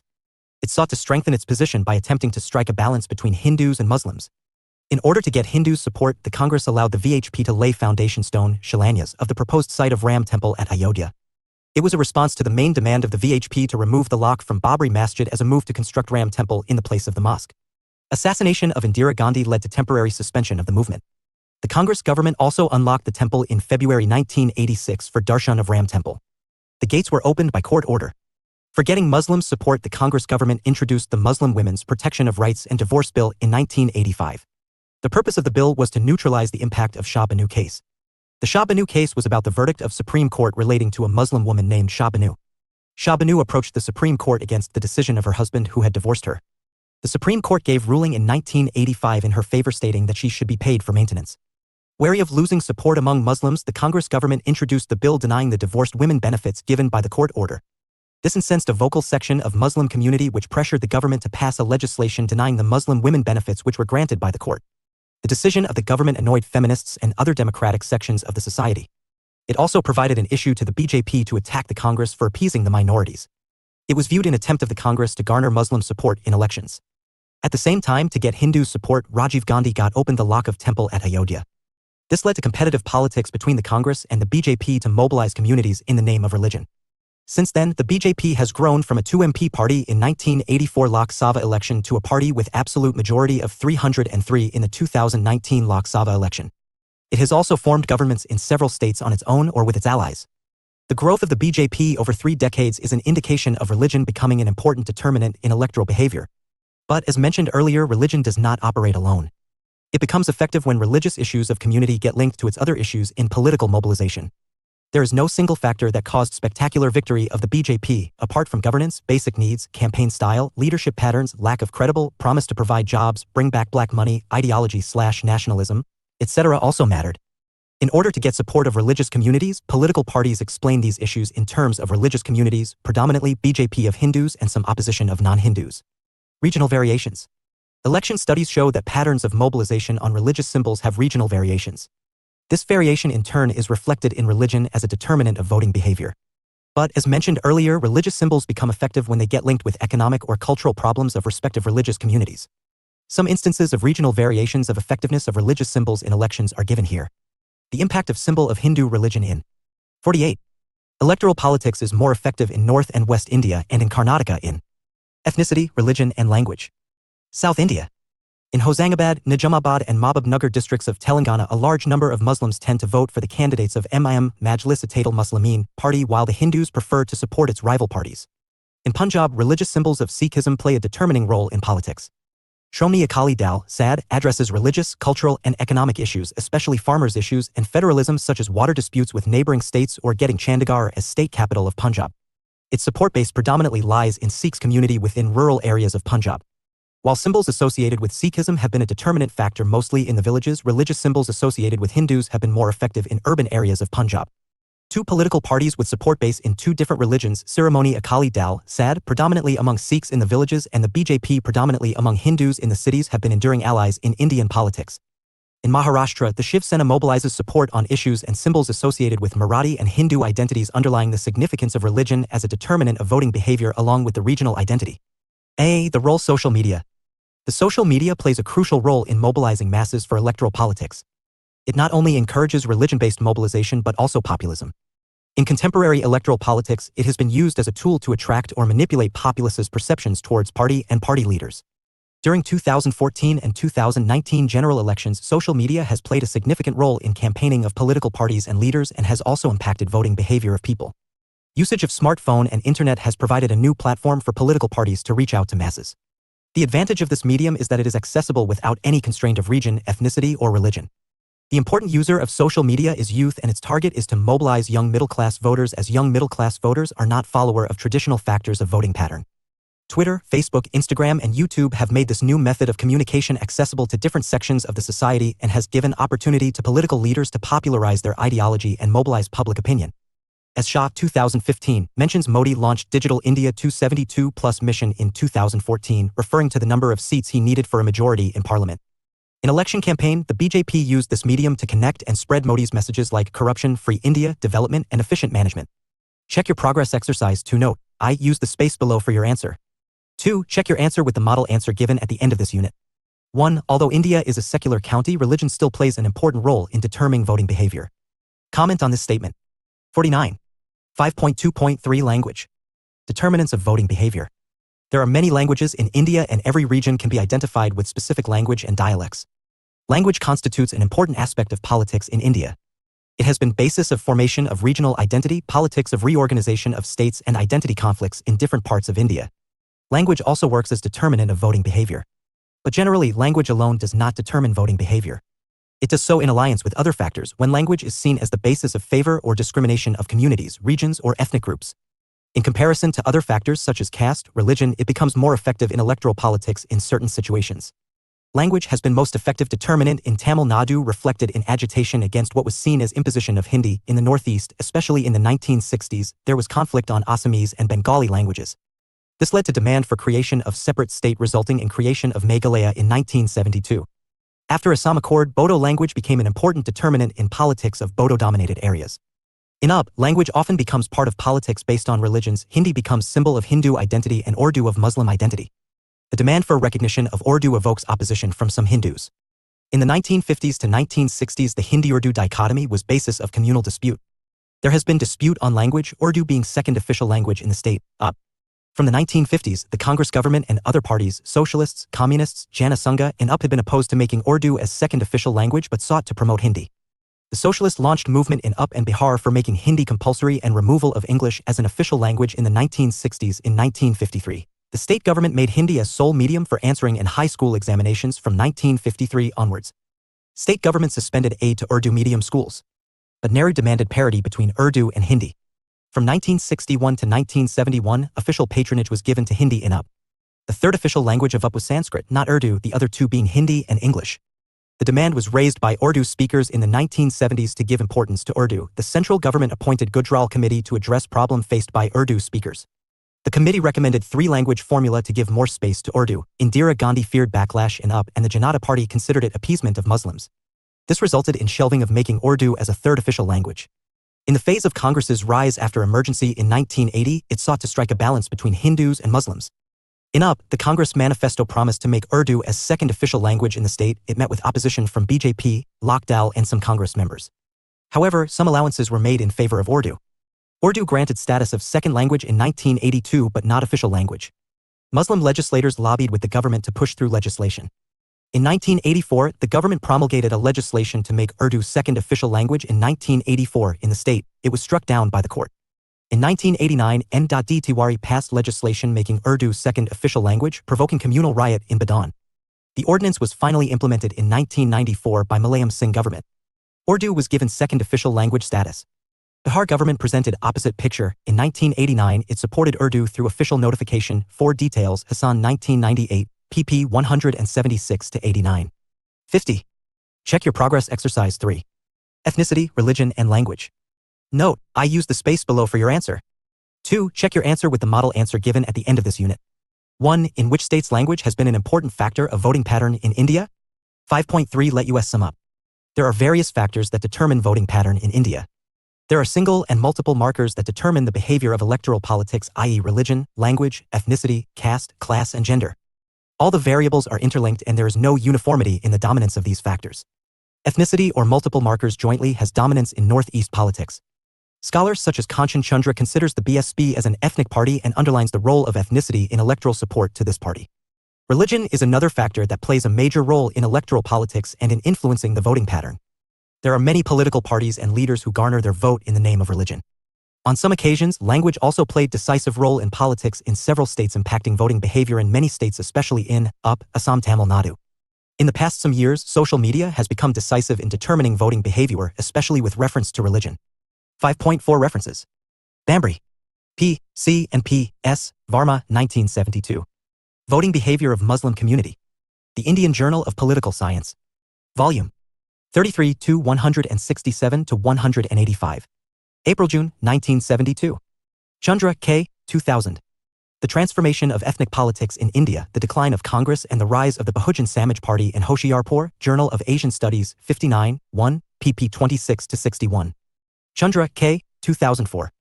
Why Ethnic Parties Succeed, Patronage and Ethnic Headcounts in India. Cambridge University Press. Godavarthi, Ajay, 2014. Muslims of Telangana, A Ground Report, Economic and Political Weekly, Volume 49, Number 17, April 26. Hassan, Zoya, 1998. Quest for Power, Oppositional Movements and Post-Congress Politics, New Delhi, Oxford University Press. Judge Paramjit Singh, 2012. Punjab Elections, Enduring Akali Dal. Economic 51. And Political Weekly, Volume 47, 13-17-20. Kumar Ashutosh. Electoral Politics in Indian Punjab, A New Phase? South Asia. Determinants of Voting Behavior. Research Volume 31, 137-57. Moin Shakir, 2019. Electoral Participation of Minorities and Indian Political System. In the edited book of Mahajan, Gurpreet and E.T. eds, 2019. Reading India Selections from Economic and Political Weekly. New Delhi, Orient Black Swan. Palshikar, Suhas, Kumar, Sanjay and Lodha, Sanjay eds. 2017 Electoral Politics in India, Resurgence of the Bharatiya Janata Party, Routledge, Francis and Taylor Group. Shah, Ghanshyam, 2015. Mega Marketing and Management, Gujarat's 2014 Elections. In the edited book of Paul Wallace. India's 2014 Elections, a Modi-led BJP sweep. New Delhi, Sage Publication. Shastri, Sandeep, Suri, KC and Yadav, Yogendra eds. 2009 Electoral Politics in Indian States, Lok Sabha Elections in 2004 and Beyond. New Delhi, Oxford University Press. 5.5 Answers to Check Your Progress Exercises. Check Your Progress Exercise 1. 1. Ethnicity is used in two ways. 1. As an identity formed on the basis of multiple markers such as caste, tribe, religion, language, culture, etc. And 2. As an identity formed on the basis of a single marker. Ethnicity is not only visible in voting pattern but also in the formation of political parties. The most suitable example of ethnicity formed on the basis of multiple factors that determine voting behavior can be found in Northeast India and other tribe-inhabited parts of India. Northeast Indian states present most important examples of ethnicity-based electoral politics and voting behavior. Different ethnic groups are formed on the basis of differences in these markers, culture, history, economy, and perceived sense of discrimination and exploitation. During political competition or political conflict, these markers become symbols of political mobilization. Check Your Progress Exercise 2. 1. Religion is an important factor that determines voting pattern in India. Religion forms an important part of people's lives because in practice separating religion from politics is generally impossible. Religion not only affects political behavior of people but religious symbols also are used by political parties and leaders to muster political support. There are some religious political parties in India such as the BJP, the Shiv Sena, Shromani Akali Dal, and Majlis-e-Muslimin Muslimin that use religious symbols in political mobilization. However, religious symbols become effective when they are linked with non-religious issues. In India, religion became a regular determinant of voting behavior since the 1980s. After Janata Party, 1977-1980, the Congress, in 1980 sought to use religious symbols to get political gains. It devised new strategy after losing support of people. 52. Especially Muslims to the Janata Party in 1977 Lok Sabha election because ethnicity, religion, and language. of excesses done during emergency. In Punjab, religious symbols of Sikhism play a determinant role in politics of Punjab. Shromi Akali Dal, SAD, addresses the religious, cultural, and economic issues, especially farmers' issues and federalism such as water disputes with neighboring states or getting Chandigarh as state capital of Punjab. Check your progress exercise 3. 1. Language constitutes an important aspect of politics in India. It has been basis of formation of regional identity, politics of reorganization of states and identity conflicts in different parts of India. Language also works as determinant of voting behavior. But generally, language alone does not determine voting behavior. It does so in alliance with other factors when language is seen as the basis of favor or discrimination of communities, regions, or ethnic groups. In comparison to other factors such as caste, religion, it becomes more effective in electoral politics in certain situations. Language has been most effective determinant in Tamil Nadu, reflected in agitation against what was seen as imposition of Hindi. In the Northeast, especially in the 1960s, there was conflict on Assamese and Bengali languages. In UP, language often becomes part of politics based on religions. Hindi becomes symbol of Hindu identity and Urdu of Muslim identity. 53. Block 3 Regional Aspirations and Movements. Regional Aspirations and Block 3 Introduction. Movements. India consists of various regions which have uneven levels of development. Some regions are more developed and some are less developed or backward. Different regions also have different social and cultural features. Such diversities exist within the regions in a common administrative unit such as state or union territory. Often, the regional differences get expressed in the form of regional aspirations. In several regions within various states or across more than one state, there exist grievances among the people. They feel that their regions are discriminated by their respective state governments, central governments, or by other regions.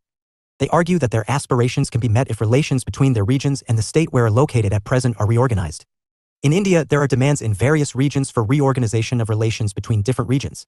These demands take the following forms: movement for autonomy to regions within a state or union territory, insurgency, or for creation of a new state out of one or more than one state. The 3 units in this block are about regional aspirations and movements. Unit 6 is about movements for autonomy within Indian states. Unit 7 deals with the cases of insurgency in India. Unit 8 discusses the movements for separate statehood in India. 56. 57. Autonomy movements. Unit 6 Autonomy movements asterisk. Structure. 6.0 Objectives 6.1 Introduction 6.2 Constitutional provisions and regional autonomy 6.3 Features of autonomy movements 6.4 Examples of autonomy movements 6.4.1 State within the state and autonomy, Meghalaya 6.4.2 From separate state to autonomy, Bodo movement 6.4.3 The context of Bodoland movement, the ULFA 6.4.4 Karbis and Dimesa Kacharis autonomy movement. 6.5 Let us sum up 6.6 References 6.7 Answers to check your progress exercises. 6.0 Objectives. After reading this unit, you will be able to explain the meaning of autonomy in a federal structure, analyze the reasons for the autonomy movements, explain provisions in Indian Constitution about autonomy in Indian federal structure, and discuss examples of autonomy movements in India. 6.1 Introduction. Autonomy movements are collective action of people in a region or across regions seeking rearrangement of relations among federal units, central, state, and local governments in a country in such a way that the people involved in such action enjoy autonomy of their region to manage their affairs. The autonomy is sought in multiple spheres of identity: cultural, ethnic, economic, political, etc. It is needed to legislate on these issues relating to the regions demanding autonomy or execute decisions on them. The notion of autonomy in a federal structure has multiple meanings: creation of a separate state out of one or more states within the Union of India, or rearrangement of federal relations within an existing state of the Union of India, giving autonomy a region. Autonomy is often confused with self-determination. Although self-determination and autonomy are sometimes used interchangeably in Indian context, they convey different meanings. Self-determination often refers to establishment of a sovereign out of the existing sovereign state. It is also known as secession, in which one region in a country wants to secede and become a sovereign state. Indian Constitution does not approve establishment of a sovereign state out the sovereign state. The movement in a region of a state for rearrangement of federal relations between. Prof. Jaipal Singh, Faculty of Political Science, SAS, IGNOU, New Delhi. The region and the state is called autonomy movement. Such autonomy is regional aspirations and movements, demanded by creating an administrative device such as regional, district, or territorial councils. Movement for creation of separate state of one or more states in known statehood movement. You will read about it in Unit 8. The movement which seeks to establish sovereign state out of Indian Republic and see involvement of people and violence are known as insurgencies. You will read about them in 7. In this unit, you will read about the autonomy movements in this unit. 6.2 Constitutional provision and autonomy.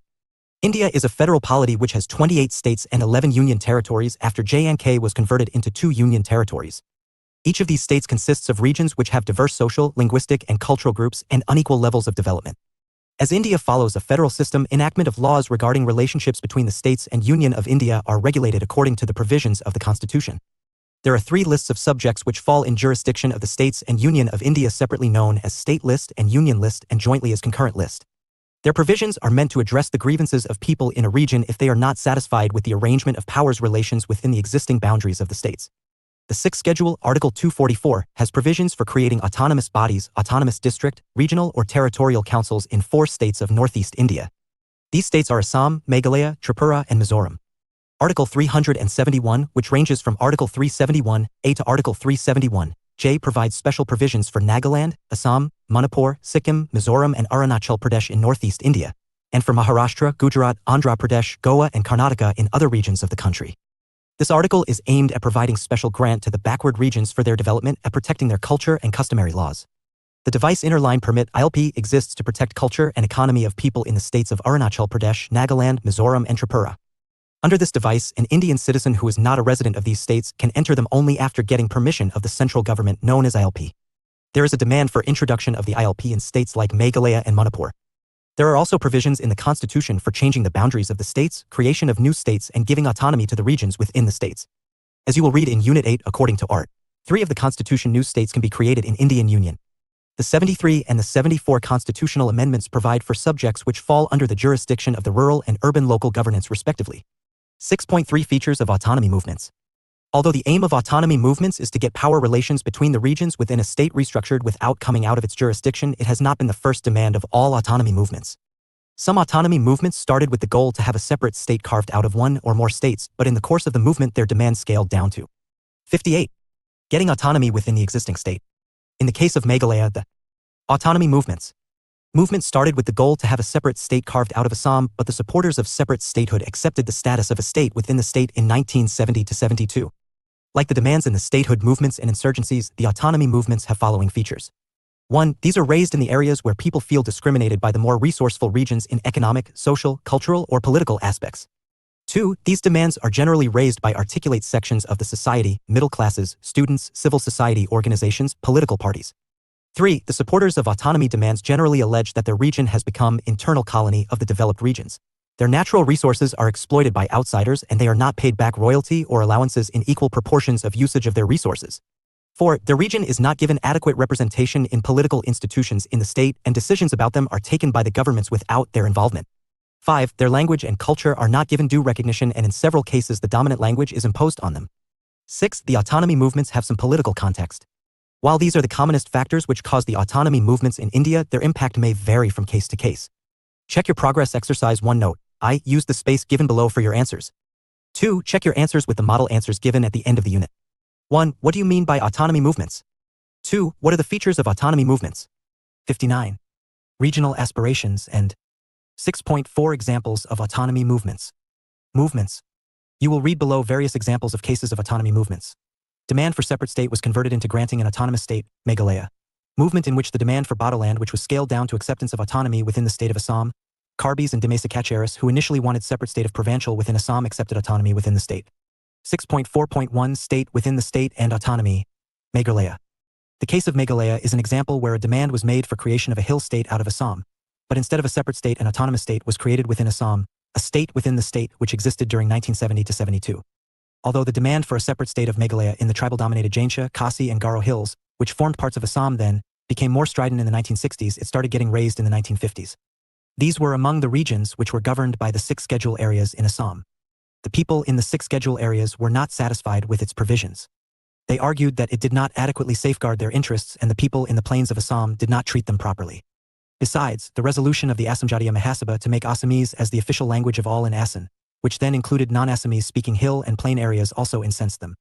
In this context, the Chief Executive Member, CEM, of the Garo Hills District Council, Williamson Sangama, convened a meeting of the CEMs of all district councils on the 16th and the 17th of January 1954.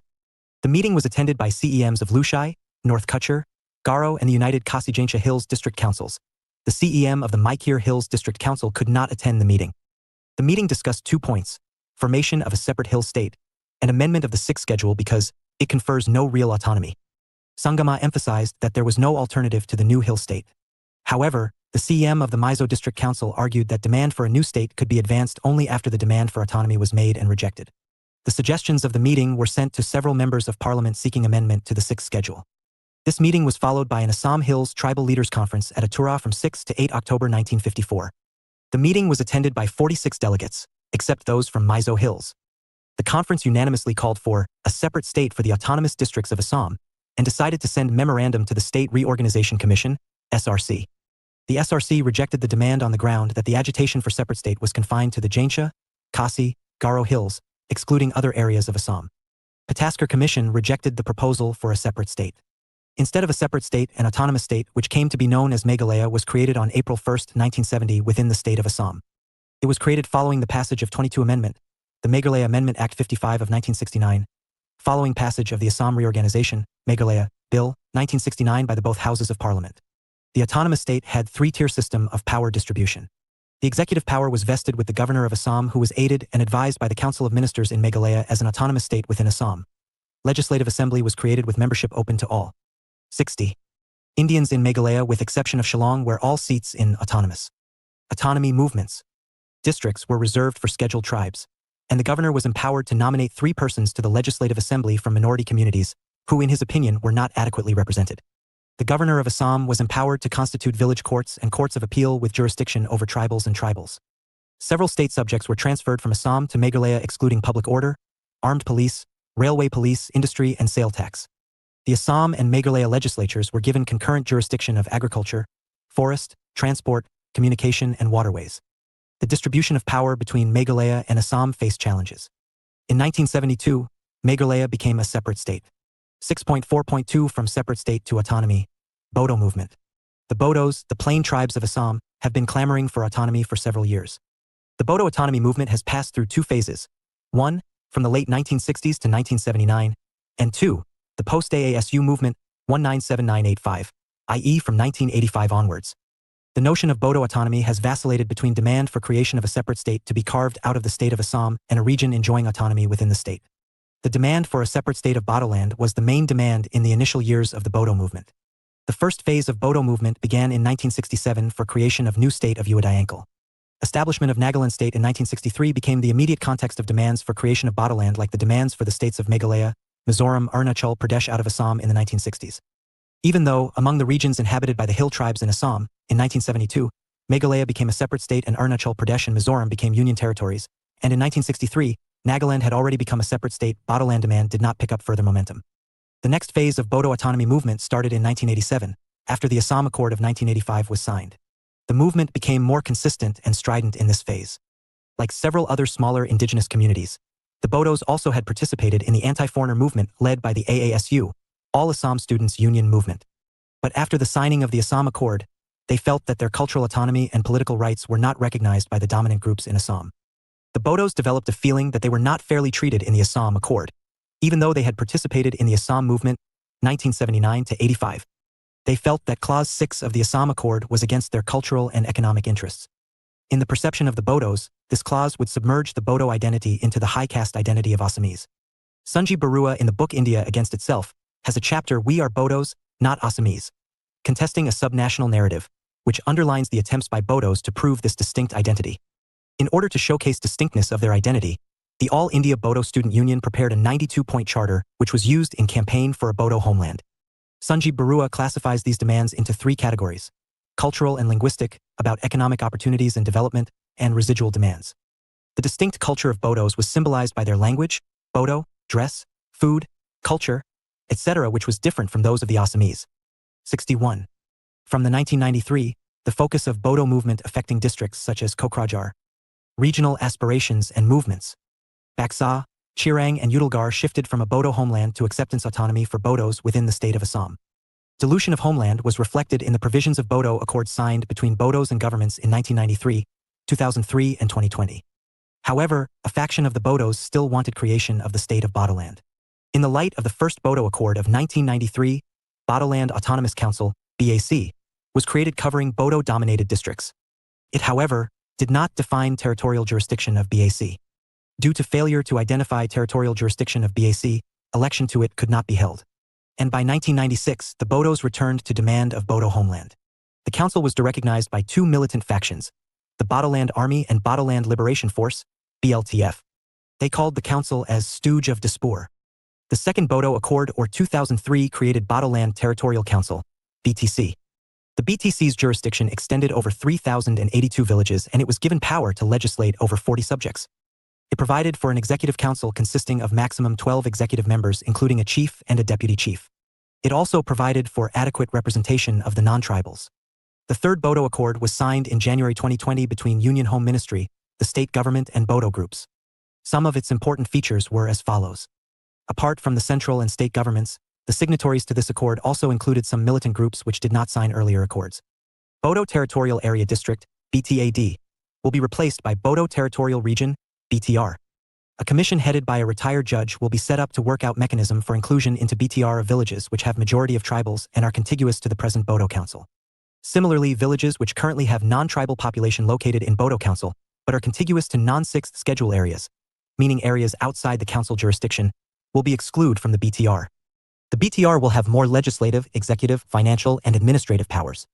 The accord provided for autonomy within Assam, sidelining the issue of separate state or union territory.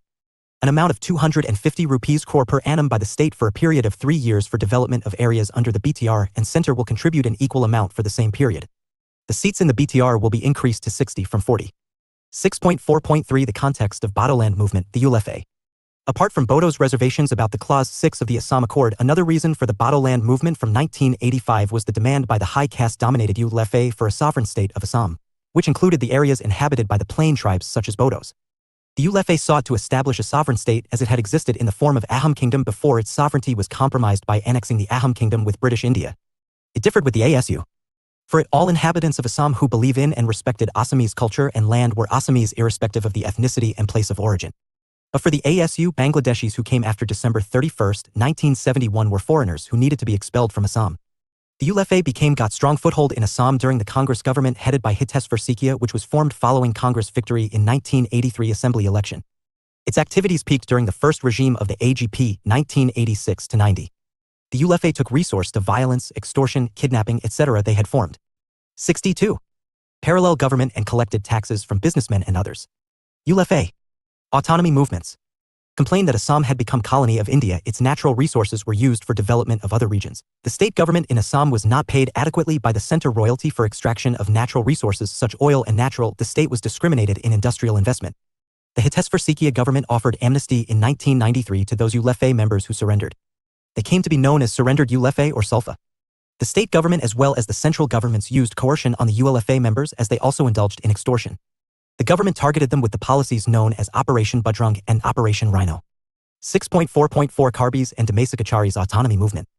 Two tribes of Assam, Karbi and Karbis Onlong and Dimasa Kakharis in North Kachar Hill districts of Assam have also been demanding carving out of an autonomous state within the existing state of Assam from these two districts.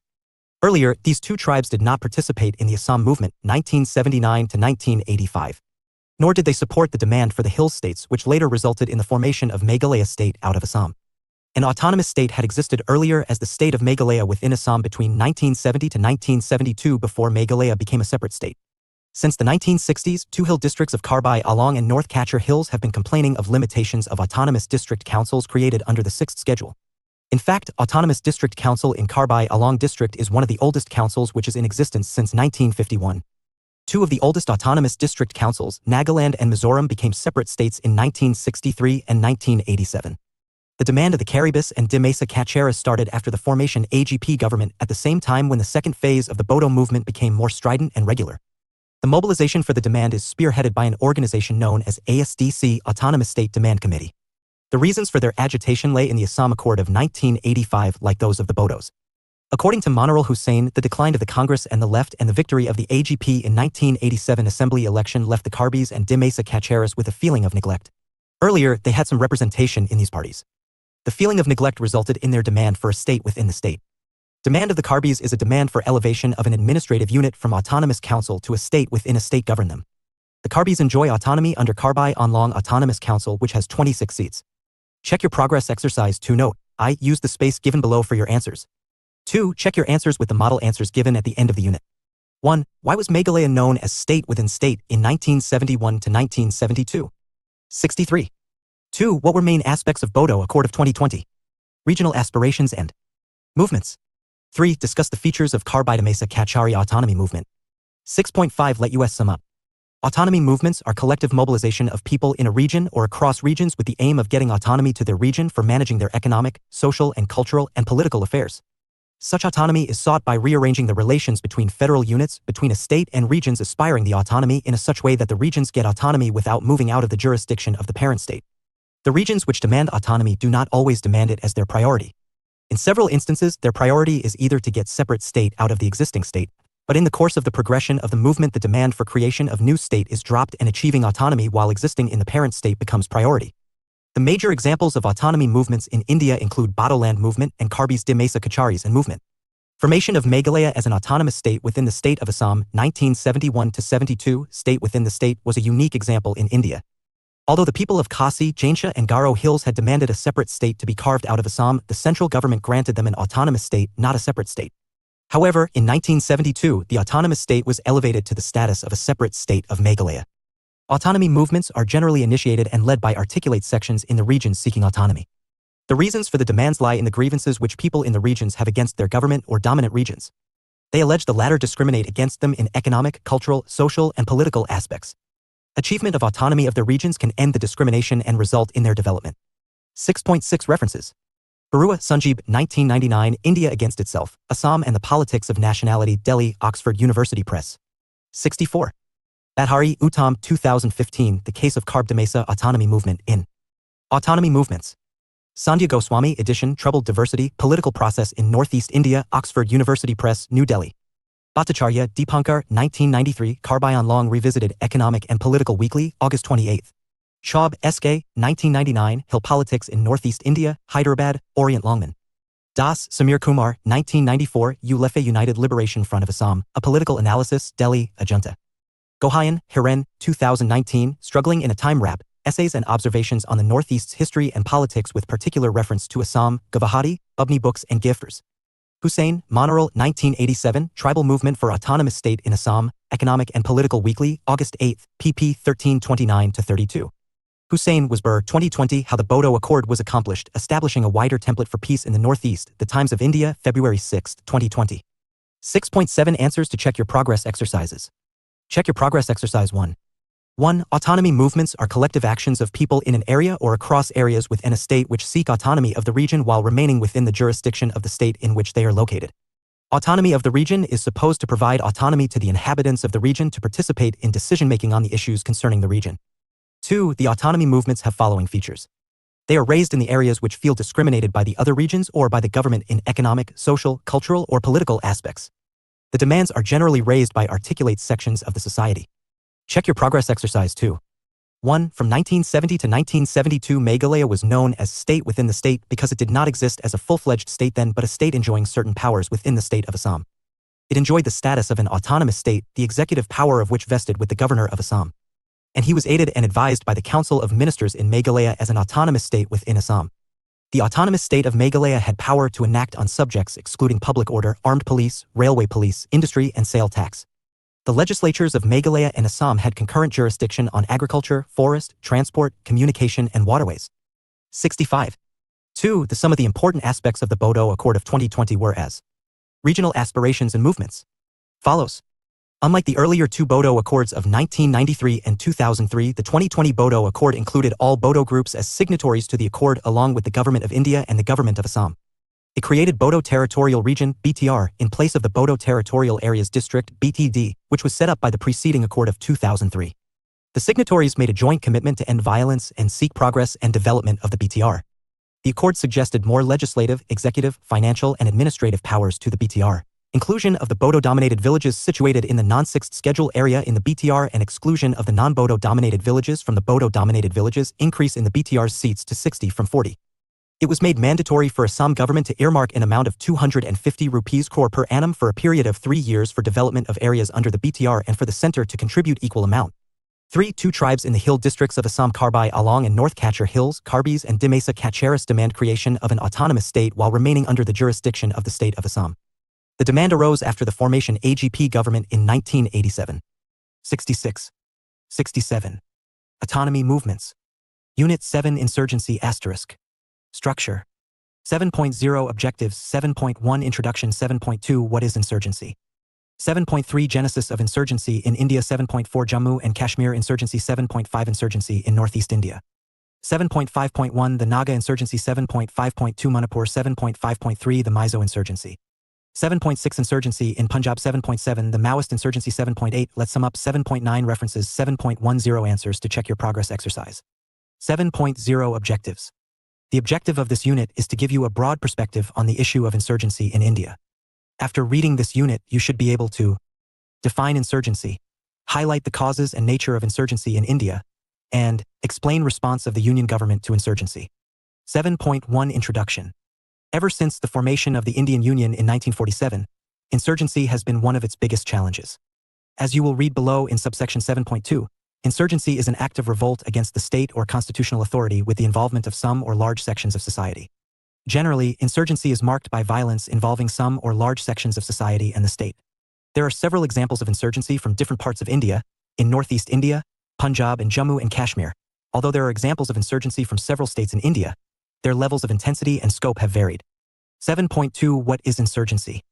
Different scholars define insurgency in different ways. Despite differences, all of them largely agree that there is a common feature in the definition of insurgency. Insurgency is an organized armed resistance against the state or constituted authority with the aim of overthrowing the regime. And those people who are engaged in insurgency activities are known as insurgents. Insurgency, therefore, *drive N. Kishore Chand Singh, Consultant, Faculty of Political Science, SOS, IGNOU, New Delhi. Involves at least one non-state actor or movement that fights against an established regional aspirations and movements. Authority to Achieve Political Change, Marston, 2005. S. K. Chaub defines insurgency as a rebellion against an order or an authority. He adds that an insurgent may have a completely different viewpoint on the same issue, and he is one who does not accept a prevailing order, for whom an insurgency is an act of resistance or transformation. Chaub, 1997. The Indian Army's doctrine for sub-conventional operations defines insurgency, an organized armed struggle by a section of the local population against the state, usually with foreign support. Its goal may be seizure of power and replacement of the existing regime, or even liberation of a defined area. Mod, 2006. 64. Insurgency is often assumed as identical with terrorism, although there are differences between them. The insurgent tends to use similar kind of violent activities as terrorists do. However, unlike terrorism, insurgency movements generally involve or require material or moral support from some section of the population in order to justify their existence and also to erode the legitimacy of the government. In this regard, insurgent groups normally carry out information and psychological warfare for propaganda and mass political mobilization. Singh, 2018. 249. Mod, 2006. Terrorist groups, on the other hand, do not enjoy popular support. The goal of an insurgency is to challenge the existing authority with an attempt to bring political change for the control of its territories or a part of it. But the terrorist groups do not attempt to bring political change. Instead, they used violence even against the civilian targets to instill fear and alter public perception on the effectiveness or legitimacy of the government. A concept related of insurgency is counterinsurgency. It means those measures which are taken by the state to counter the insurgency. It may be defined as a comprehensive civilian and military efforts designed to simultaneously defeat and contain insurgency and address its root cause. However, there is no single set of technique for counterinsurgency. It requires a wide range of military, civilian, political, economic, or social actions of various kinds executed by the government in order to undermine an insurgency and also resolve its root causes.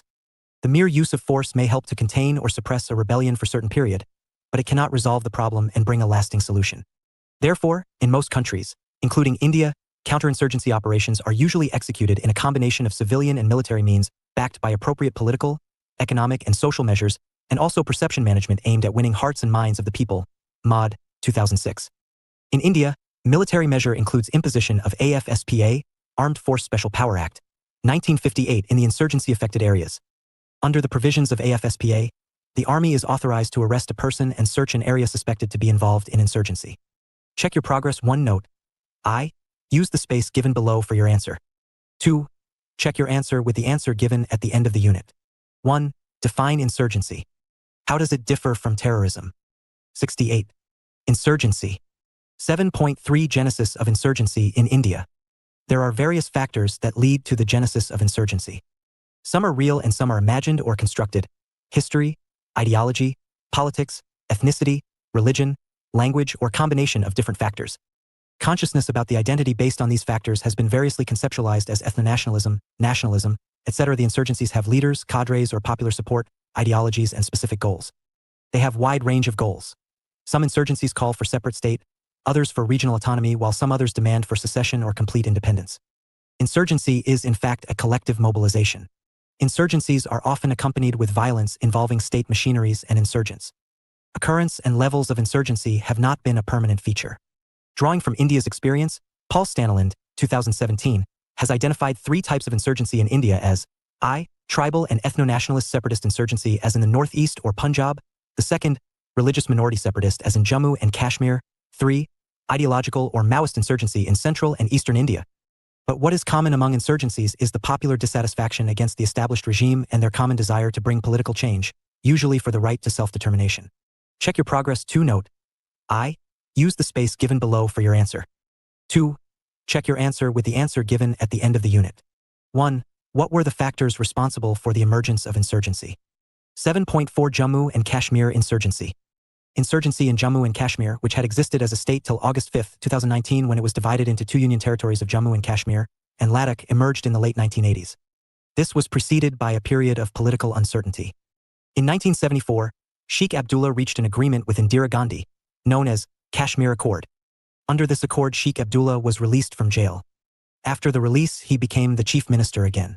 But, upon his release, he was asked by the center to drop the demand for self-determination. Dropping of self-determination demand created resentment in Jammu and Kashmir.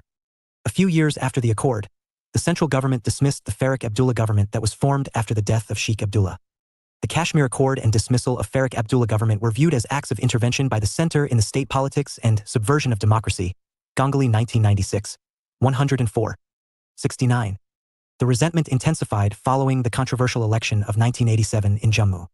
Regional aspirations and movements. And Kashmir. After this election, Kashmir Valley witnessed a dramatic rise in armed rebellion against the Indian state. By the 1990s, 2 types of insurgency groups emerged in Kashmir. One was the Jammu and Kashmir Liberation Front, JKLF, which launched a guerrilla revolt against India with the aim to liberate Kashmir from India. The other was the Pakistan-sponsored groups like the Hizbul Mujahideen, HM, based on Pan-Islamism, Stanilaland 2012, 158, Ganguly 1996. There were multiple reasons for the rise of insurgency in J&K. Younger generation of educated Kashmiris like Yasin Malik, Shabir Shah, and Javed Mir participated in Vidhan Sabha election in 1987. But because of manipulation and rigging in the election, they lost their faith in electoral process and resorted to rebellion as channels for expressing their discontents. Ganguly 1996, 104. Around the time, the use of religion for politics in Kashmir became more intense, transforming the political struggle of Kashmir into a religious struggle exclusively for Kashmiri Muslims. In 1993, around 26 pro-separatist parties united to form the All-Parties Hurriyat Conference, Hurriyat. There were 2 factions divided on ideological lines within the Hurriyat, one faction following the hardline, advocating for merger with Pakistan, another faction, the moderate faction, urging for an independent Kashmir. And after the Kargil War of 1999, insurgency in Kashmir became dominated by pro-Pakistan local groups and cross-border proxy groups. Evans 2000. Pakistan sought to control the Kashmir militancy by supporting Islamic groups which are inclined towards Pakistan and systematically undermining pro-independence groups like the JKLF. Patankar 2009, 68. During the 1990s, a large number of suicide bombings or Fedayeen attacks were carried out by Pakistan-sponsored groups like Lashkar-e-Taiba, Harkat al-Mujahideen, Jaish-e-Mohammed, etc. as a part of Pakistan's proxy war against the Indian state. Insurgency-related violence continues until 2003 when a ceasefire agreement between India and Pakistan reduced the intensity of violence. Though violence may have been contained, the rebellion itself was far from over. Tensions once again escalated in 2008 in the Kashmir Valley, but with a completely new form in which Kashmiri youths came out in mass protests on the streets. Unlike the previous generation who took up arms, this new generation has used stone pelting as a new form of agitations which were largely spontaneous. Right 2018. But by and large, the new form of mass protests is less violent as compared to the high-intensity violence of the 1980s and 1990s. This is, however, not to suggest that insurgency has disappeared from Kashmir, rather it continues to remain one of the most complex problems in India today. 7.5 Insurgency in the Northeast. Out of the 8 states in Northeast India, Assam, Arunachal Pradesh, Manipur, Meghalaya, Mizoram, Nagaland, Tripura, and Sikkim, 3 have witnessed insurgency of higher scale and more enduring than in other states. These 3 states are Nagaland, Mizoram, and Manipur. You will read about these states in subsections 7.5.1, 7.5.2, and 7.5.3. Insurgencies in these states spanned during the 1950s to 1960s. In Tripura, the tribal majority state of Tripura was reduced into a Bengali-dominated state after the massive population influx after the 70 Bangladesh War of 1971. It led to the formation of Tripura National Volunteers. Insurgency. TNV in collaboration with Mizo National Front MNF in 1978. After a decade of violence, TNV surrendered with an agreement in 1988. However, peace could not prevail for long as a new insurgent group called National Liberation Front of Tripura and Left-T emerged in 1989. Later, another group called All Tripura Tribal Front 8TF emerged. Both groups continued their rebellious operations because of their common agenda to drive out Bengali immigrants. Insurgency in other states started later than in these states. In Assam and Meghalaya, insurgencies started in the late 1980s and the 1990s respectively. In Meghalaya, insurgency developed with the emergence of the Hini Trepachik Liberation Council HALC, 1992. In Assam, the ULFA, which was formed on April 7, 1979, aimed to achieve a sovereign state out of Assam. Bodo movement sought to achieve an autonomous state of Bodoland within the Indian Union. National Democratic Front of Bodoland, NDFB, was formed in 1986 with the demand of forming an autonomous state of Bodoland. HALC aimed to protect the interest of indigenous peoples of Meghalaya against the rise of the outsiders. Later, it was renamed and converted into Hinatrep National Liberation Council HNLC. Besides this, another insurgent group known as the Achik National Volunteer Council ANVC emerged in the state. 7.5.1 Naga Insurgency. In northeast India, the Naga insurgency is the oldest. Indeed, some consider it to be the mother of all insurgencies in India. It can be traced to political mobilization of Nagas during the second decade of the 20th century. In 1918, the Nagas formed the Naga Club. In 1929, the Naga Club placed the demand for sovereignty before the Simon Commission in 1929. In 1946, the Naga Club was developed into a political organization called the Naga National Council NNC under the leadership of Ingami Zapa Fizzo with the aim of forming an independent Nagaland. In February 1947, NNC submitted a memorandum to the British administration in which a demand was put up for an interim government. As a result, an agreement known as 9-Point Agreement or as Naga Akbar Hydari Accord, which was signed in June 1947 between NNC and Akbar Hydari, the governor of Assam, on behalf of the British administration. The accord recognized the right of Nagas to develop themselves according to their freely expressed wishes guided by the Naga customary laws. It also entrusted special responsibility to the governor of Assam as the agent of the union government to ensure the observance of the agreement for a period of 10 years. And after the expiry of this period, the NNC would be asked whether they wanted the agreement to be extended or a new agreement would be reached regarding the future of Naga people. Naga Akbar Hydari Accord, IN Naga Akbar % Accord.pdf, accessed on April 4, 2019. A few months after the Naga Akbar Hydari Agreement was signed, NNC under Fizzo declared independence of Nagaland on August 14, 1947. It was one day before India attained independence. Following attainment of independence on August 15, 1947, the Naga-inhabited territory as a part of larger state of Assam came under the Republic of India. But NNC did not accept inclusion of Naga-inhabited territory as a part of Indian Union. This led Fizzo to launch an armed struggle against the Indian government for an independent Naga state. The government of India responded by creating a state of Nagaland in 1963. In 1964, 71. An agreement was signed between Government of India and NNC following a regional aspirations and movements peace mission. As a result, the Operation Insurgency was suspended. Again, an agreement known as the Shillong Accord was made in 1975 between the NNC and the Union government. However, the accord failed to bring permanent peace in Nagaland. A faction of NNC cadres like Isaac Chisiswu, Thungaling Weeva and SS Kaplang refused to accept the Shillong Agreement, terming it as sellout. They formed the National Socialist Council of Nagaland NSCN in 1980 to continue their movement. However, in 1988, NSCN2 was split into two factions, one, NSCNIM led by Thungaling Weeva, Isaac Chisiswu, and another NSCNK led by S.S. Kaplang. Since then, the two rival factions have continued separate struggles for Naga independence. However, these groups entered ceasefire agreements with the Government of India, the NSCNIM in 1997 and NSCNK in 2001. Following these agreements, NSCNIM dropped the demand of sovereign state and raised a new demand for Greater Nagaland or Nagalim. Greater Nagaland or Nagalim implies unification of all contiguous Naga-inhabited areas in different states beyond Nagaland, i.e. Arunachal Pradesh, Assam and Manipur along with some parts of Myanmar into a single administrative unit. This demand evoked opposition in other states than Nagaland, resulting in inter-ethnic and interstate conflict and violence in the region. Again, on August 3, 2015, Union government and different Naga groups reached an agreement, the Naga Framework Agreement, with the purpose of addressing the issues raised by the latter. 7.5.2 Manipur. Manipur has the highest number of insurgent groups representing various ethnic communities. Insurgency in Manipur began with signing of Instrument of Accession or Merger Agreement by Maharaja of Manipur with the Union of India in September 1949 in Shillong. In Manipur, it was generally alleged that the Maharaja was forced to sign the agreement. This led to mass protest against joining of Indian dominion by Maharaja. Hyjamirabat, a communist leader, led an armed struggle for creation of independent, sovereign state of Manipur. However, he was outlawed and he escaped to Burma in 1950, where he died the following year. Though Irabat's movement failed to achieve the goal, it sowed the seeds of Manipuri nationalism. Later, in 1964, secessionist insurgent group called the United National Liberation Front (UNLF) was formed under the leadership of Arambam Samrendra for the restoration of Manipur's sovereignty. In 1968, Revolutionary Government of Manipur (RGM) was formed to act like parallel government. Later, following the socialist ideology, many other secessionist organizations came into existence in the state. For example, People's Revolutionary Party of Kanglipak (PREPAK), People's Liberation Army (PLA), and Kanglipak Communist Party (KCP) were formed in 1977, 1978, and 1980 respectively. Many insurgent groups representing different tribes also emerged in 1990s, demanding for some form of autonomy or separate homelands. In the 2010s, underground outfits representing the tribes such as Kuki, Zomi, Mar, etc. are under suspension of Operation Sioux agreements with the governments of India. To counter the insurgency in Manipur, Armed Forces Special Powers Act of 1958 has been in operation since September 1980. 72. 7.5.3 The Mizo Insurgency.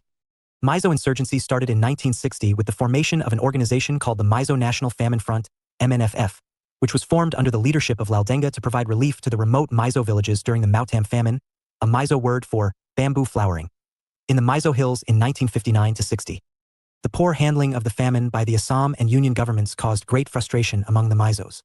Mizo and Lusai Hills were then part of Assam government till 1972, when Mizoram became a separate state. The Mizos felt that Union government and the Assam governments did not take sufficient steps to help during the famine. The miseries caused due to the famine added to their complaints of stepmotherly treatment at the hands of the Assam government's decision to make Assamese language as an official language of the state.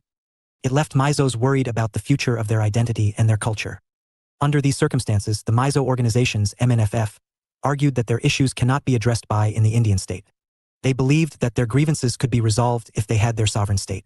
Soon after the famine ended, in October 1961, Laldenga turned MNFF into a political party by dropping the word famine. Thus, Mizo National Front, MNF, came into existence, and in 1966 it launched a major uprising for establishing a sovereign state for the Mizos. The demand for secession resulted in the outbreak of violent clash between the MNF and Indian security forces. An agreement of 1976 reached in Kolkata between the MNF and the Government of India, and subsequent negotiations reduced the intensity of violence. Finally, after 2 decades of turmoil, a political settlement was reached through Mizoram Accord of 1986 signed between the MNF and Government of India. In February 1987, Mizoram became 23rd state of the Indian Union, with Laldenga as the first chief minister of the state of Mizoram. Since then, Mizoram has been the most peaceful state in the region. So far, the Mizo Accord remains the most successful political settlement in the history of independent India. The Mizo Accord is often referred to as the only insurgency in the world which ended with a stroke of pen. 7.6 Insurgency in Punjab. Punjab witnessed insurgency which began in the late 1970s and reached its peak in the first half of the 1980s. This insurgency is also known as Khalistan movement for the establishment of an independent Sikh state called Khalistan. The Khalistan state was to be set up to implement Anandpur Sahib Resolution, a resolution which was passed by at Anandpur Sahib in 1971. It was a violent movement in which thousands of people were killed. The Khalistan movement was led by Bhadranwale. To escape arrest, in 1983, Bhadranwale along with his followers occupied and fortified the Sikh shrine Akal Takht inside the Golden Temple complex, from which he led the insurgency campaign. To counter escalating violence, June 6, 1984, Indira Gandhi government at the center ordered a military action, known as Operation Blue Star, into the Golden Temple in order to flush out militants from the Golden Temple complex. During the operation, around 200 to 250 Khalistanis/militants, including Bhadranwale, were killed. The Operation Blue Star caused resentment among Sikhs against Indira. 73. Gandhi-led government. This resulted in assassination of Indira Gandhi in 1984. Regional aspirations and movements by 2 of her Sikh bodyguards. After a few years of Operation Blue Star, the insurgency came to virtual halt, especially by Operation Black Thunder in 1991, an operation which was carried out KPS Gill, Chief of Punjab Police. Various reasons have been given in academic literature for the rise of insurgency in Punjab: political, social, cultural, and economic. Citing political reasons, Atul Kohli argues, like other self-determination movements, Punjab insurgency happened because of centralization and intervention in the state politics by the central government, and lack of accommodation of self-determination by the central leadership. Point 1 stream of argument about the political reason underlines that the Khalistan movement emerged from the competition between the Congress and Akali Dal to dominate political space in Punjab. Those who argue that social and cultural and economic reasons led to the rise of Punjab insurgency emphasize that Green Revolution and changing customs caused economic crisis and erosion in Punjabi culture. These created anxiety among people. Supporters of Khalistan movement understood that establishment of independent Khalistan state would help to address the social, cultural, and economic crisis in Punjab. 7.7 Maoist insurgency. In some parts of the country such as Jharkhand, certain areas of Andhra Pradesh, Maharashtra, and Odisha, some sections of the society are involved in insurgency which is inspired by Maoist ideology professed by China's communist leader Mao Zedong. Such insurgency is known as Maoist or Naxalite. The aim of the Maoist insurgent is to end class-based division and replace the Indian state with the state whose policies and character are guided by Maoist political ideology. Their strategy involves armed rebellion by well-organized groups against the state institutions including police and the property classes who they consider their class enemies. The term Naxal is derived from a village called Naxalbari in Darjeeling district of West Bengal, where the movement was originally emerged in 1967. It originated as a small peasant rebellion by members of the Santhal tribe against the exploitation and oppression by local landlords. This movement, which started as a local incident, soon developed into a series of events. The Naxalite movement was led by Communist Party of India, Marxist-Leninist, founded in 1969 headed by Charu Majumdar. Within a few years of its beginning, the Naxal movement spread to other states such as Bihar and Andhra Pradesh. However, Charu Majumdar was arrested in 1972 and jailed like several other Naxalite leaders. Following the release of several Naxal leaders in 1977, the Naxal movement was fragmented into four major groups on ideological ground: Maoist Communist Center, MCC, People's War Group, PWG, the Party Unity, PU, and CPIML, Liberation. The MCC, PWG, and the PU rejected the idea of parliamentary democracy and merged to form the unified CPI Maoist in 2004. The CPI Maoist launched an armed rebellion against the state forces, after which the movement became more intensified. In 2009, the government of India launched counterinsurgency operation called Operation Green Hunt to counter the Maoist insurgency.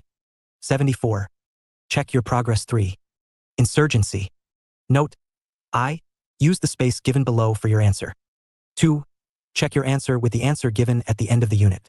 1. Explain the genesis of insurgency in Jammu and Kashmir. 2. What were the reasons for insurgency in northeast India? 3. What were the main causes of insurgency in Punjab? 7.8 Let us sum up. Different states in India have witnessed insurgencies. Insurgency is a resistance, often involving violence, that questions the state or constitutional authority to achieve political independence with the support of some sections of society. The states which have been affected by insurgencies at different times in the post-independence India are Nagaland, Mizoram, Manipur, Assam, Punjab, and some states affected by Naxalite movement, and Jammu and Kashmir, which was divided into 2 union territories in 2019. Insurgency movements generally have features such as organizations, leaders, ideologies, and mobilization strategy. The state takes measures to counter the insurgencies known as counterinsurgency measures. These measures include military action and civil policies. The insurgencies are caused because of real and imagined grievances experienced by 75. The people in the insurgency-prone areas. Regional aspirations and 7.9 References. Movements. Barua, Sanjeeb, 1999. India Against Itself.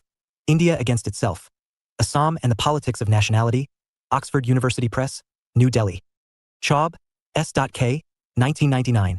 Hill Politics in Northeast India. Hyderabad, Orient Longman. Ganguly, Sumit, 1999. The Crisis in Kashmir. Portents of War, Hopes of Peace, Cambridge University Press. Kohli, Atul, 1990. Democracy and Discontent. India's Growing Crisis of Governability. New York, Cambridge University Press. 2001, The Success of India's Democracy, New York, Cambridge University Press. Ministry of Defense, 2006, Doctrine for Subconventional Operations, New Delhi, Headquarters Army Training Command, http://Indian Strategic Knowledge, accessed on March 15, 2019. Oken, Jennifer L., 2009, Counterinsurgency Against Naxalites in India in Sumit Ganguly and David P. Fielder ed. India and Counterinsurgency, Lessons Learned, London, Routledge. Fudnis, Urmila and Ganguly, Raja, 2001, Ethnicity and Nation Building in South Asia, New Delhi, Sage. Rai, Murdu, 2018, Kashmir, From Princely State to Insurgency, Oxford Research Encyclopedia for Asian Studies. Acre 4/9780190277727.001.0001/Acre 4/9780190277727 E184.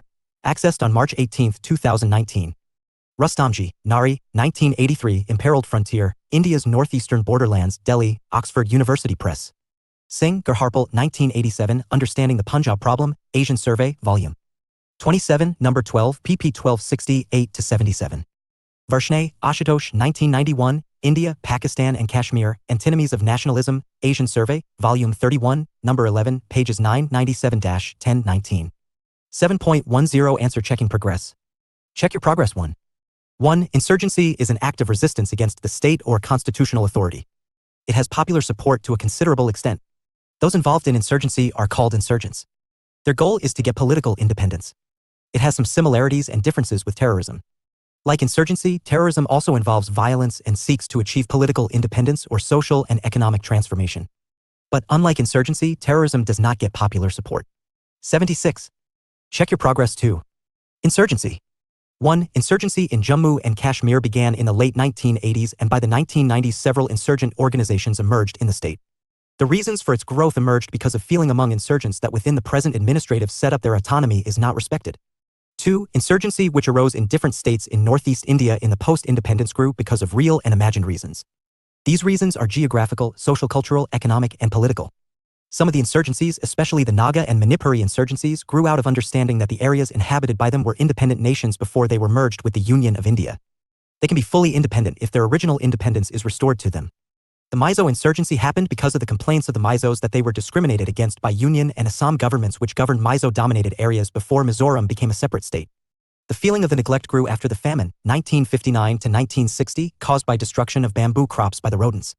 This gave rise of Mizo insurgency in the 1960s.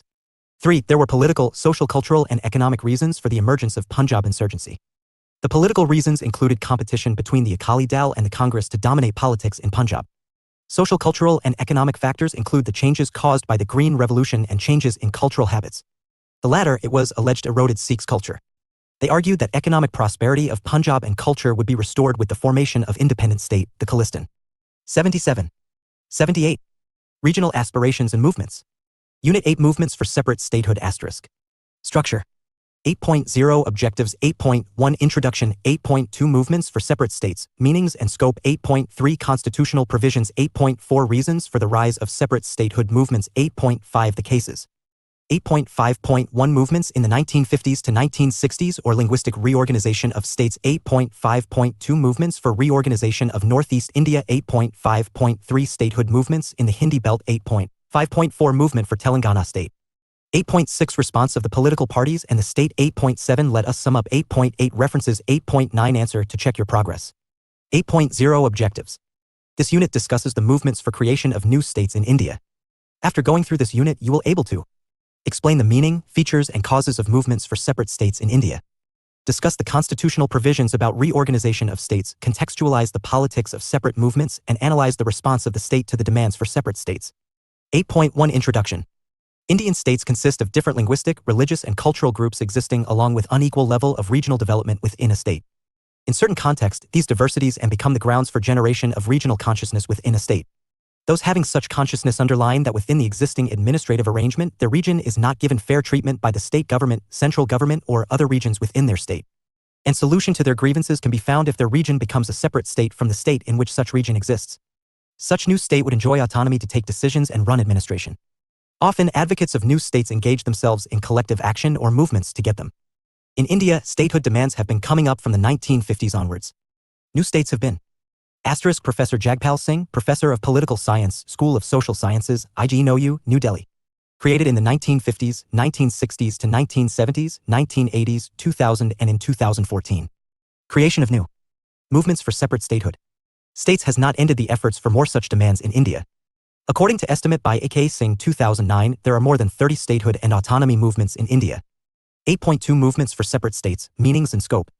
The movements for restructuring power relations among administrative units in an area within one or more states are also regional movements as they address regional grievances. These movements generally assume three forms: statehood movements, autonomy movements, and secessionist movements. Statehood movements seek separate state consisting of a region from one or more existing states. Autonomy movements, like statehood movements, also want administrative autonomy to run their affairs. But, as you will read in Unit 6, unlike the statehood movements, they do not want a separate state about an existing state. Rather, they want autonomy within the existing state. Secessionist movements, unlike the statehood and autonomy movements, seek to secede from the Union of India and get a sovereign state. It is important to note that while Indian constitution has provisions for creation of separate states and autonomy within the states, it does not permit secession. 8.3 The constitutional provisions. According to Article 3, Indian constitution has provisions for creation of new states out of one or more existing states. Constitutionally, it is the president who has the power to initiate the process for creation of new state or states. He can do it town his own, or he can do it in consultation with the state from which new state has to be carved out. Such state or states can request the president about its willingness to carve a new state out of its/their existing size. The concerned state or states do so by passing a resolution in the state legislature to this effect. In the light of the resolution, the president may ask the union government to present a bill for passage in the both houses of parliament. If passed by the both houses, it is sent to president for getting his/her consent. After president gives consent, the bill/decision is notified and the process of creation of the new state begins. It is important to note that often political expediency impacts the interpretation of Article 3. Despite the president having power to initiate the process for creation of new states, he does so in resolution of the state government. The passage of the resolution also depends on political bargaining or assessment of political implications by political parties in power and in opposition. It has generally been observed that while in opposition, the parties have supported the demand for creation of new states, but they have opposed it while in the government. 8.4 Reasons for the rise of separate statehood movements. Since the demands for creation of new states are raised in specific regions within one or more states, the factors that cause the rise of such movements can be 79. Found in the grievances of such regions. These are multiple factors that become regional aspirations and movements. The basis of grievances. The factors are related to language, culture, customs, religion, historical background, and level of development. The advocates of new states allege that their regions are discriminated or remain neglected on the grounds of such factors.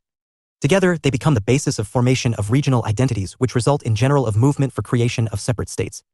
It is important to note that though the multiple factors become the reasons for generation of movements for separate states, some of these factors are more important in some movements than the other factors. In some movements, language is more determining factor than others, in some it is development, in some it is ethnicity, and in some it is religion. The relative effectiveness of these factors has varied according to different phases of movements and different regions. Check your progress. 1 Note: I use the space given below for your answer. 2. Check your answers with the answers given at the end of the unit. 1. What is statehood movement and how is autonomy movement different from it? 2. According to which article of the constitutions a new state can be created? Explain. 8.5 The cases. During the post-independence, there have been several examples of statehood movements in India. They can be grouped in the phases. 1. Movements in the 1950s. Movements in the 1950s to 1960s or linguistic organization. 2. Reorganization of Northeast India. 1963, 1971 to 72 and 1985. 3. Movements in the Hindi Belt 1990s, 2000. 4. And the Telangana movement. 80. 8.5.1 Movements in the 1950s to 1960s or linguistic organization. Movements for separate statehood of states. In the 1950s, there were statehood demands based on language. The first linguistic state to be formed after independence was Andhra State. It was formed on October 1, 1953 after the death of Pai Sriramulu due to fast which he had undertaken demanding creation of the state. Andhra State was formed of Telugu-speaking districts of Madras State. In the pre-independence period, in 1937 Orissa and Sindh were formed on the linguistic basis. In these examples, the British has deviated from their usual formula of reorganization of provinces which was done on linguistic and military considerations. In the 1920s, even the Congress had established its provincial committees on the basis of language.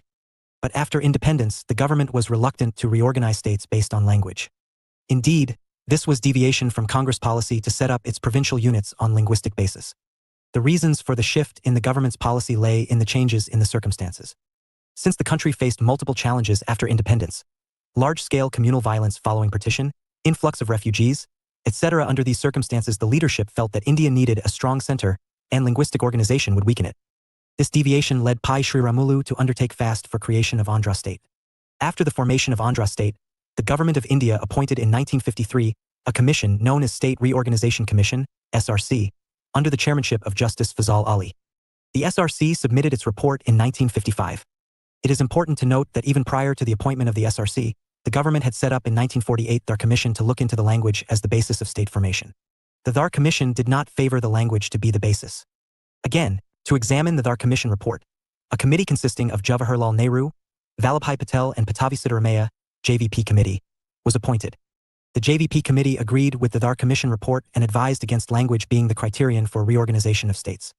The SRC recommended that states could be reorganized on language basis. On the recommendations of SRC, several states were created on linguistic basis between 1956 to 1960. The creation of Punjab and along with of Haryana and Himachal Pradesh in 1966 was result of Punjabi Suba movement. The Punjab Suba movement took place for creation of Punjab state in which Punjabi language was to be a criterion. But in this case, religion also got associated with the language as majority of Punjabi Suba movement spoke Punjabi language and practiced Sikh religion. Master Tara Singh and Sant Pata Singh played leading role in the Punjabi Suba movement. After carving out of Punjab, the residue areas of Punjab became separate states of Haryana and Himachal Pradesh where Hindi became the sole language of the state. 8.5.2 Movements for reorganizations of Northeast India. In Northeast India, there are two kinds of movements for reorganizations of power relations within the constitutional framework of India. 1. The autonomy movement, 2. And statehood movements. You have read about the autonomy movements in Unit 6. You will read about the statehood movements in Northeast. 81. In this subsection, the state reorganization did not suggest reorganization of regional aspirations and movements. Northeastern states. The SRC was against the idea of creating separate hill states out of Assam. It was felt that the reorganization of the regions would accentuate the process of isolation of the hill region which was initiated due to the colonial policy of inner line permit and demarcating excluded and partially excluded areas. Instead of creating separate states of the hill regions, it suggested that autonomy should be given to various cultural and linguistic groups. The SRC also argued that if hill states were created out of Assam, they would not be economically viable. However, Nagaland became a state in 1963, Meghalaya, Manipur and Tripura in 1972. Arunachal Pradesh and Mizoram became states from Union territories in 1985, and Sikkim was annexed into India in 1975. The Hill State Movement. Tribal leaders from the tribal-dominated hills Khasi, Jantia, Garo and Lusai Hills, then part of Assam state, wanted creation of Hill State. Although the Hill State movement was largely supported by other hill districts of Assam, it was confined to Garo, Khasi and Jaintia Hills. The demand was reiterated in Tura Conference of Tribal Leaders in 1954. They formed a Hill Tribals Union with W.A. Sangama as its chairman and B.B. Lindo as secretary of its ad hoc executive body. In 1955, Hill leaders meet in Asval in October 1955 and formed the Eastern India Tribal Union, EITU. In 1960, replacing the EITU, APHLC, All-Party Hill Leaders Conference, was formed at the initiative of William Sangama. The Passage Language Bill in Assamese Assembly in 1960, which was considered as imposition of Assamese language on the non-Assamese communities, also contributed to acceleration of Hill statehood demand. The APHLC wanted unification of all districts, excluding Naga Hill District, mentioned in Part A of the table in 6th Schedule to the Constitution. The Naga Hill District was excluded because the leadership in the Naga Hills wanted a sovereign state, while the leaders of the APHLC wanted statehood within the Indian Union. In 1960, Nehru offered Scottish pattern of autonomy for the hill areas to the hill leaders, which was rejected by them. However, the offer was accepted by one faction of the APHLC known as Assam Hills People's Conference, HSPC. As a result, Pataskar Commission was formed to look into the autonomy concerning the hill areas. The Pataskar Commission recommended against any change in the 6th Schedule. This aggrieved the APHLC. In protest, it boycotted the 1967 general election. In such situation, when Indira Gandhi visited Shillong on January 11-13, 1967, she promised reorganization of Assam. Consequently, on December 24, 1969, the Parliament passed the 22 Constitutional Amendment, i.e., Assam Reorganization Meghalaya Bill, creating autonomous state of Meghalaya within Assam. In 1971, the President of India passed certain acts leading to creation of many new states in northeast India, such as Manipur, Tripura and Meghalaya, and Union territories of Mizoram and Arunachal Pradesh. Movement for Nagaland. You have read about autonomy in Unit 6 and insurgency in Unit 8. In this section you will read about formation of Nagaland State. The state of Nagaland was formed in 1963. As you have read in Unit 7, the preceding formation of Nagaland was not caused due to the imposition of the Assamese in 1960. It started much before for the language agitations. However, the center responded by making the state of Nagaland in 1963. The same is the case with Mizoram. 82. Like in the Naga Hills, even in the Mizo areas/Lusai Hills, it was not the movements for separate statehood, for separate state. Rather, it was insurgency which preceded the formation of Meghalaya state. Assam Accord and statehood movements. Assam Accord in 1985, which brought the 6-year anti-foreigner movement in Assam, also elevated 2 union territories, Arunachal Pradesh and Mizoram, to the level of statehood. Thus, we can see that different states were created in northeast India at different point of time. However, following the formation of these states over the years, the demands for separate states have not stopped. The post-Assam Accord period saw the intensification of demand for Bodoland and for autonomy in Karbi Anglong district. There are several such examples in northeast India. Other statehood movements in northeast. Apart from the above movements, there have also been movement for statehood in the areas where Bengali is spoken by majority of population. The Assam Language Bill of 1960, which provoked language riots in the 1960s, boosted up the demand. The Kutcher State Reorganization Committee, which was set up following the submission of the report of the SRC, played main role in statehood, demand for Bengali-dominated areas. Purbanchal Pradesh. 8.5.3 Statehood movements in the Hindi belt. Creation of 4 new states of Uttarakhand, Chhattisgarh and Jharkhand in 2000, and of Telangana in 2000. Creation of 4 new states of Uttarakhand, Chhattisgarh and Jharkhand in 2000, and of Telangana in 2014 provide the recent examples of reorganization of states in India. Unlike creation of states in the 1950s to 1970s, in which language of culture became the basis for creation of new states, from the 1990s, it was the level of development which became basis for their demand and formation of the new states. Uttarakhand/Uttarankal. Demand for creation of Uttarakhand was one of such demands for creation of new states out of the state of Uttar Pradesh. The demand for a separate state of Up Hills was raised in 1938 in Srinagar session of the Congress. Even as the independence approached, political leadership from Terry Garwal expressed the need for separation of the hill region from plains of Up. In 1946, Badrudutt Pandey, a lawyer and political activist involved in protection of rights of forest dwellers and against Bigar, raised the issues in a public rally held in Huldwani. The demand was sidelined with the merger of Kemau, Terry Garwal and British Garwal with the state of Uttar Pradesh.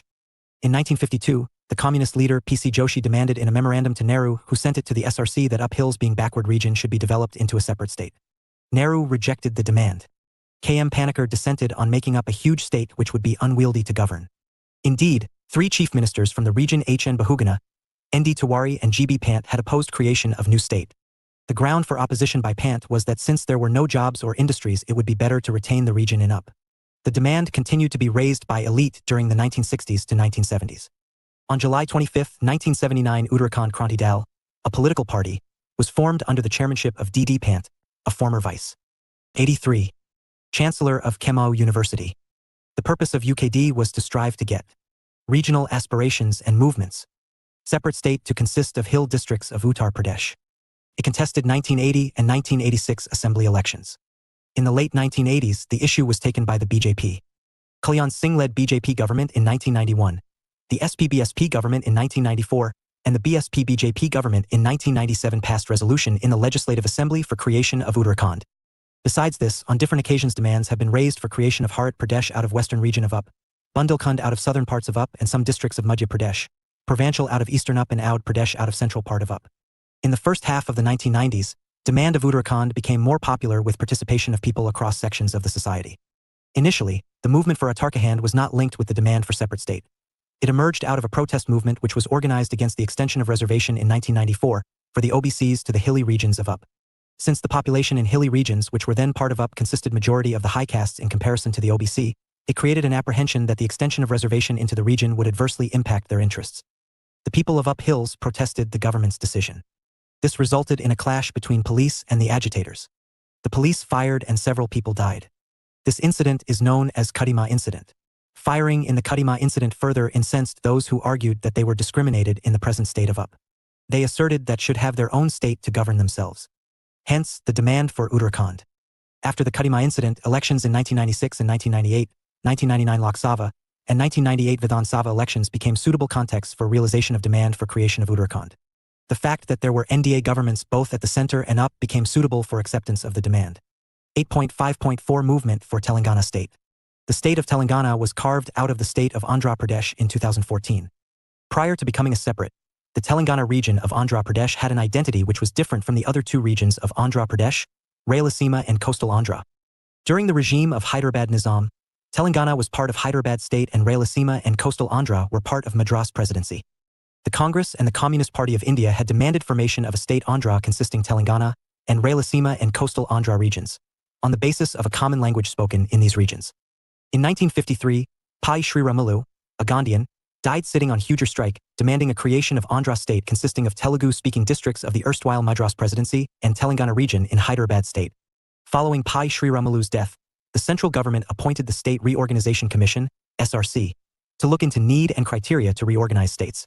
The SRC, which submitted its report in 1955, found that Telangana and other regions Rayalaseema and coastal Andhra were not homogeneous. It recommended creation of separate state of Telangana for 5 years, and formation after the expiry of the 5 years of a single state of Telugu-speaking regions consisting of other 2 regions, Rayalaseema along with Telangana coastal Andhra regions. But much before the expiry of 5 years of formation of Telangana state, The state of Andhra Pradesh was created in 1956 on the basis 84 of common language, the Telugu, consisting of Telangana, Rayalaseema and movements for separate statehood, Andhra regions. The formation of Andhra Pradesh was received with the apprehension in the Telangana region that Andhra region would be placed in dominant position in the new state due to its superior economic position and higher literacy rate than those in Telangana region. The apprehension prevailed despite the commonness of Telugu language spoken in the different regions. An agitation took place against the formation of the Andhra Pradesh state. As a result, with the purpose of safeguarding the interests of Telangana region within the new state, an agreement was singed between the Congress leaders of Telangana and Andhra and Rayalaseema regions in 1956. It was known as the Gentleman's Agreement. Among others, the Gentleman's Agreement had two important assurances. 1. A regional committee would be constituted to look into the regional grievances and recommend measures to resolve them. And 2. If Chief Minister of Andhra Pradesh belonged to one region, the Deputy Chief Minister would belong to the other regions. Within a few years of the signing of the Gentleman's Agreement, there was resentment in the Telangana region that the promises made in the agreement were not fulfilled. The leaders of the region alleged that Telangana had become an internal colony. Teachers, bureaucrats, students, lawyers, businessmen belonged to the Andhra regions. Telangana remained a backward region within Andhra Pradesh.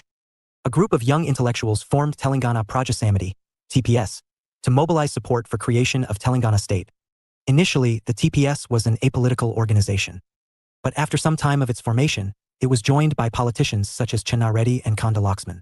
The TPS contested 1971 parliamentary election with creation of Telangana state as its principal goal. In this election, it won 10 out the 14 constituencies falling in the Telangana region. After the election, the TPS merged with the Congress, and the issue of Telangana went into background, though the Central University was established in Hyderabad.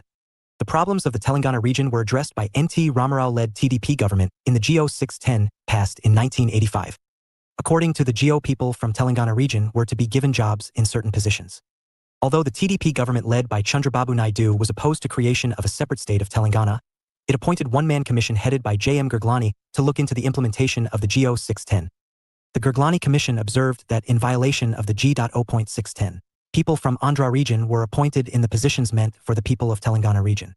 The demand for creation of Telangana was revived in 2001 with the formation of the Telangana Rashtriya Samiti, TRS, by K. Chandrasekhar Rao, KCR. It contested 2004 Lok Sabha and Assembly elections in alliance with the Congress on the promise to create the state of Telangana. The TRS Congress Alliance formed the government in 2004 following its victory with Chief Minister from the Congress. At the center's level, since the TRS was a partner in the UPA alliance, creation of Telangana was included in its manifesto. And the UPA government appointed a subcommittee consisting of Pranab Mukherjee and Sharad Pawar to look into the demand for Telangana state. Meanwhile, differences grew between the Congress and the TRS in Andhra Pradesh, leading to the exit of the latter from the UPA alliance in 2006. The movement was further revived in 2007 after the exit of the TRS from the UPA alliance. The students, teachers, and non-teaching employees of Osmania 85 University played leading role in the movement. The Telangana issue dominated regional aspirations and movements. The 2009 Lok Sabha election with TRS supporting and the Congress opposing it.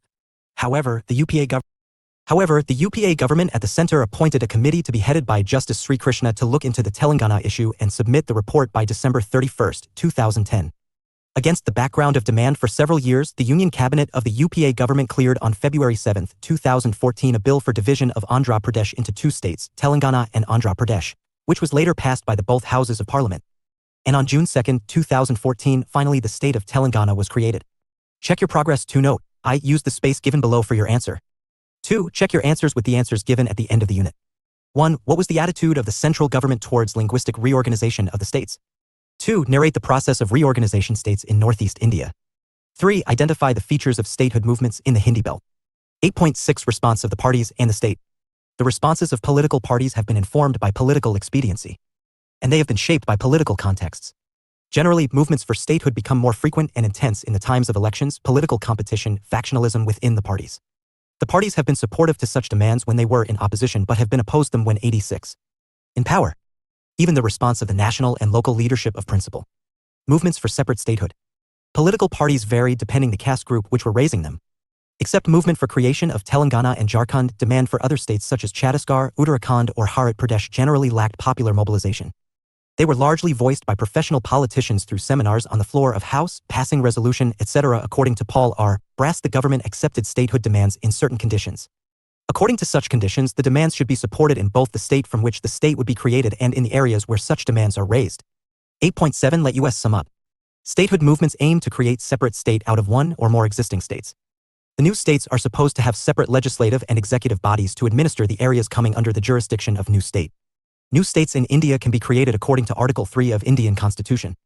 According to this article, only the center government has the power to create new states, though it may do so with the consent of the concerned state, which is generally given through a resolution passed in the state assembly. There are economic, political, administrative political reasons for demands new states. They could be real and constructed. In India, there have been movements for separate states since independence. Andhra state was the first state in the country, which was formed in 1953 after independence following the death of Pai Sri Ramalu. It was formed on linguistic basis. Indeed, there were demands from several areas for linguistic reorganization of the state. But the central government was reluctant to reorganize states on linguistic basis. However, it appointed State Reorganization Commission (SRC) in 1953 under the chairmanship of Justice Fazal Ali. The SRC recommended the reorganization of state on language basis in the way that apart from the main language, the state will recognize other languages as well. Following the recommendations of the SRC, several states were formed on language basis. However, more demands arose, and Maharashtra was created in 1960, Punjab, Haryana, and Himachal Pradesh in 1966 on language basis, Punjab on religion basis. The reorganization of Northeast was not part of SRC recommendations. It was done later. And its basis was not language but race, culture, and customs in the Northeast. Thus, Nagaland was formed in 1963, Meghalaya in 1972. Uttarakhand, Chhattisgarh, and Jharkhand formed in 2000 are the examples of new states created in the Hindi belt, and Telangana in 2014 in South India. The new states have not been created on linguistic basis but on the basis of level of development. 8.8 References. Bangani, Rama Rao 2011, Assertion of a Region, Exploring the Demand for Telangana. In Ashutosh Kumar, edition, Regions Within Regions, Rethinking State Politics in India, Routledge, New Delhi, pp 197-219. Mukherjee, Pampa 2011, The Creation of a Region, Politics of Identity and 87. Development. In Uttarakhand, in Ashutosh Kumar, edition, Regions Within Regions, Rethinking Regional Aspirations and Movements. State Politics in India, Routledge, New Delhi, pp 107-27. Nag, Sujal, 2011, Linguistic Provinces to Homelands, Shifting Paradigms of State-Making in Post-Colonial India in Asha Sarangi and Siddha Pai eds, Interrogating Reorganization of States, Culture, Identity and Politics in India, Routledge, New Delhi, pp 249-81. Singh, A.K., 2009, Federal Perspective, Constitutional Logic and Reorganization of States, Center for Federal Studies with Mayank Publications, New Delhi. Singh, Jagpal, 2001, Politics of Hari Pradesh, The Case of Western Up as a Separate State, Economic and Political Weekly, Volume 36, Number 31, August 4-10, pp 2961-2967. Tillin, Louise 2011, Reorganizing the Hindi Heartland in 2000, The Deep Regional Politics of State Formation in Asha Sarangi and Siddha Pai eds, Interrogating Reorganization of States. pp 107-126. 2013, Remapping India, The Politics of Borders in India, Hurst & Co. London. 8.9 Answers to Check Your Progress. Check your progress. 1. Statehood movement is a collective action for creation of a separate state from out of a single or more states. An autonomy movement is different from a statehood movement in the sense that it does not aim to get a separate state out of the existing state but autonomy within the state. 2. A separate state can be created according to Article 3. Constitutionally, the initiative for this is taken by the President of India. He may do it in consultation with the state out of which new state has to be carved out. The concerned state gives consent through a resolution passed in the state legislature. After this, if the both houses of parliament pass it, it gets the assent of the President of the country. It leads to creation of new state. Check your progress. 2. 1. After independence, the central government was not in favor of forming states on the linguistic basis. Since India faced multiple challenges following partition, the leadership believed that such a move would weaken the Indian Union. However, Andhra state was formed on linguistic basis after the death of Pai Sri Ramalu. Responding to the demands making language as the basis for statehood, the government appointed the State Reorganization Commission, SRC. The SRC recommended linguistic organization of the states. Consequently, in the 1950s, linguistic organization took place. Later, government considered to form states in view of popular support to it in the states which were to be affected by formation of new states. 2. Reorganization of Northeast India took place at different times after independence. Nagaland was the first state which was formed in 1963. It, 88, was followed by formation of Meghalaya in 1972 and elevation of Arunachal. Movements for separate statehood. Pradesh and Mizoram to the status of states after the Assam Accord of 1985. In the post-accord, demands for Bodoland and other states got accelerated. The reorganization of Northeast was not done in the light of the report of the SRC. The basis of Reg organization of Northeast was development and cultural and ethnic factors. 3. In different regions of the Hindi belt in India, there have been demands for statehoods. Most important among these were for division into 4 states including Uttarakhand in Uttar Pradesh, creation of Chhattisgarh in Madhya Pradesh and Jharkhand in Bihar. Principal reason for these states has been level of development in these regions. Accepting demand for creation of Harit Pradesh in western Uttar Pradesh, in other cases in the Hindi belt it has been argued that in the existing states, their regions remain backward due to discrimination by the central and state governments and other regions within their states. Formation of new states will help them develop independently. In the Harit Pradesh case, it was argued it was a developed reason and bore expenses for development of backward regions in up. Except occasional mobilization, the statehood movements in the Hindi belt lacked popular mobilization. They were raised by political elite, usually in some political contexts. 89. Block 4 Religion and Politics. Religion and Politics Block 4 Introduction. This block is about relationship between religion and politics. It has 2 units. Unit 9 is about secularism. It discusses the nature of relationship between religion and the state, of religion with the community, individual and with democratic values such as liberty and equality, and with ethics. Unit 10 explains how communalism has been defined and how it is related to individual rights and the state. 92. 93. Secularism. Unit 9 Secularism *. Structure. 9.0 Objectives 9.1 Introduction 9.2 What is secularism? 9.3 Secularism in Indian Constitution 9.4 Anti-secularism 9.5 Secularism and religious groups 9.6 Let us sum up 9.7 References 9.8 Answers to check your progress exercise. 9.0 Objectives. The objectives of this unit are to acquaint you with some crucial issues about secularism in India. After reading this unit, you will be able to explain the meaning of secularism and secularization, to explain the issues related to secularism, to streamline main arguments in debate on secularism in India. And after comparing this unit with Unit 10, to underline differences between secularism and communalism. 9.1 Introduction. Secularism is one of the most crucial issues in the current political scenario. Secularism is one of the most crucial issues in the current political scenario in world. Yuval Noah Harari, the author of 21 Lessons for the 21st Century, includes secularism among 21 most urgent issues of the 21st century. In India too, secularism has been at the core of academic, popular and political discourse. Some questions are often raised about secularism, about its relationship with religion, state and other institutions, faith, religious communities, place of individual, democratic values such as freedom and equality, about religion, and ethical values. This unit will discuss secularism in the light of these questions. 9.2 What is secularism? The central issue in secularism is religion. Secularism in a society implies that the religious supremacy of a community does not lead to discrimination and persecution of religious minorities. The meaning of secularism depending on the extent of relationship religion has with the attributes mentioned above, i.e., relationship with religion, state and other institutions, faith, religious communities, place of individual, democratic values such as freedom and equality, about religion and ethical values. There are 3 meanings of secularism according to different. Professor Jagpal Singh, Professor of Political Science, School of Social Sciences, IGNOU, New Delhi. This unit has been borrowed from the course BPSC 132, Unit 13. Religion and Politics Perspectives. 1 talks about relationship between the religion and the state. 2 is about the possibility or impossibility of applicability of secularism in India. And the 3rd is about equal respect to all religions or Sarva Dharma Sambhav. These perspectives have been reflected in the debate within the Constituent Assembly, popular and academic discourse in India. As you will read in this unit, the debate on secularism in India in the Constituent Assembly and academic discourse has involved these 3 meanings to varying levels. According to Rajiv Bhargav, success of secularism depends on certain factors. These are democracy and independence of the state from pressure of classes and ethnic groups in society, which again depends on presence of state. Democracy depends on pacification of politics, i.e. peaceful competition or competition without violence. In fact, secularism is associated with values which are linked with democracy and equal citizenship. Yuval Noah Harari underlines that in a secular society, people belonging to different faiths, Hindus, Christians, Muslims, and atheists follow certain ethical codes. These ethical codes are enshrined in the values or secular ideals such as truth, compassion, equality, freedom, courage, and responsibility. For secularists, truth is different from belief, and there is no single source as custodian of truth. Compassion implies a deep appreciation of suffering to reduce sufferings in the world in best possible way. Since sufferings are universal, the commitment to truth and compassion result in commitment to equality. The search for truth can be achieved with freedom to think, investigate, and experiment. Courage includes value to fight biases and oppressive regimes, to admit ignorance and venture into unknown. Responsibility means to not rely on higher power to address problems facing societies. No divine power needs to be credited for it. The developments result from knowledge of human beings themselves and their compassion. According to D. Smith, secularism can prevail in a secular state. What is secular state?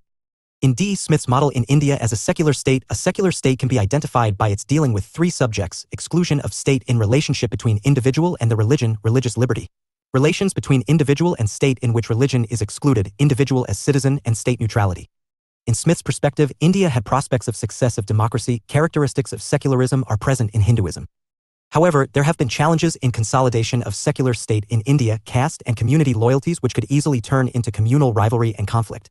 Gallanter finds Smith's critique of Indian secularism unconvincing. Countering Smith, he contends that Indian state departs from principles of secularism by giving subsidies to religious schools and bodies, promoting Hinduism, and compromising its secular credentials. For him, precondition for a secular state to succeed lies in presupposing a normative conception of religion with capacity to judge and evaluate religion. In his opinion, the compromise in India on secularism could be visible in the Constituent Assembly, the debate on religious liberty, right to religious worship, religious practice, whether the state should recognize only linguistic minorities or linguistic minorities as well, on citizenship, universal civil code, religion-based political reservation, and on state neutrality, whether the state should give instructions to the state-aided schools. Akhil Balgrami contests the notion of secularism as merely states' neutrality and equidistance from different religions. Balgrami rejects this notion and provides 94. An alternative notion. He argues secularism does not emerge in all historical secularism contexts. It emerges in some historical contexts. It emerges where there is threat of majoritarianism. It can also emerge in the contexts which are not fully modernist. Secularism is different from secular and secularization. Secularism is a political doctrine.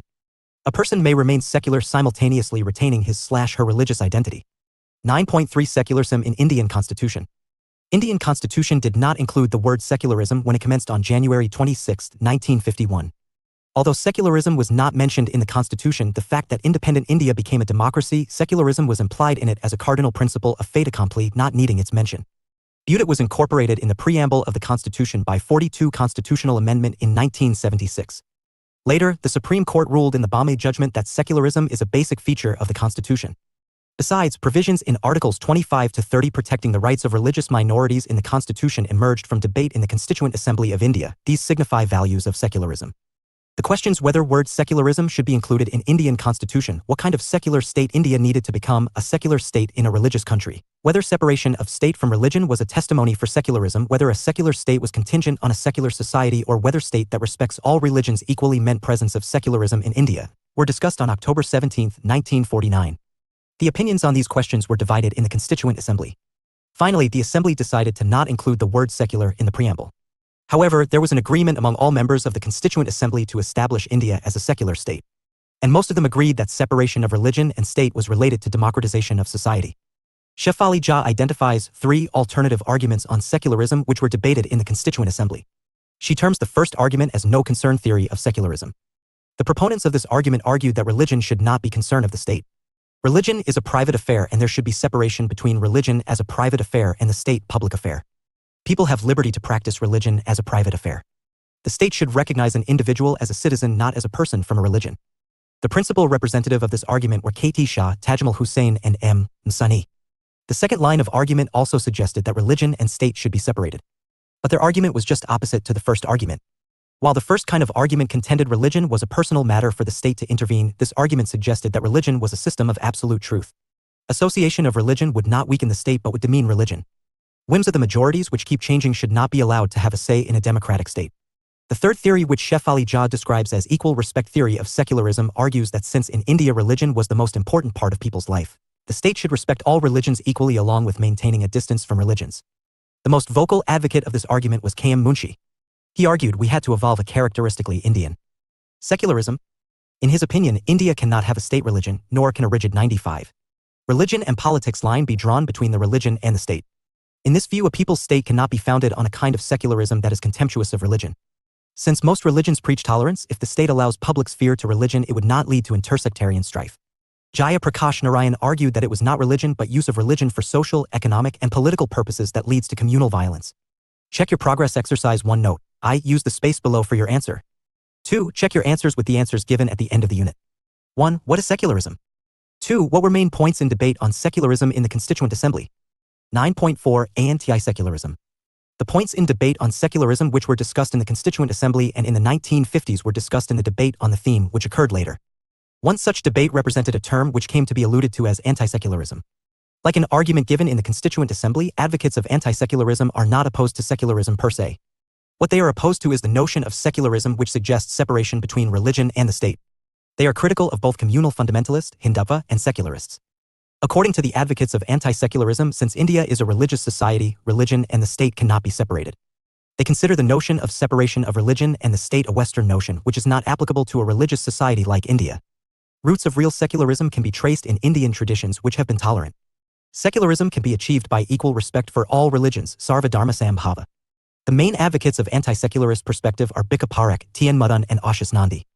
Especially, Mudun considers secularism as a gift of Christianity, and Nandi has an anti-secularist agenda to critique secularism. According to Achin Van Eyck, they focus on 6 general themes regarding Indian society: modernity, understanding of culture, civilization, religion and Hinduism, past and present, secularism and secularization. 96. Particularism and universalism, individualism and communitarianism. Particularism and universalism, individualism and communitarianism, and neo-I. Secularism. Gandhianism. While they share common point that state should respect all religions equally and Indian tradition has been a tolerant tradition, they have differences.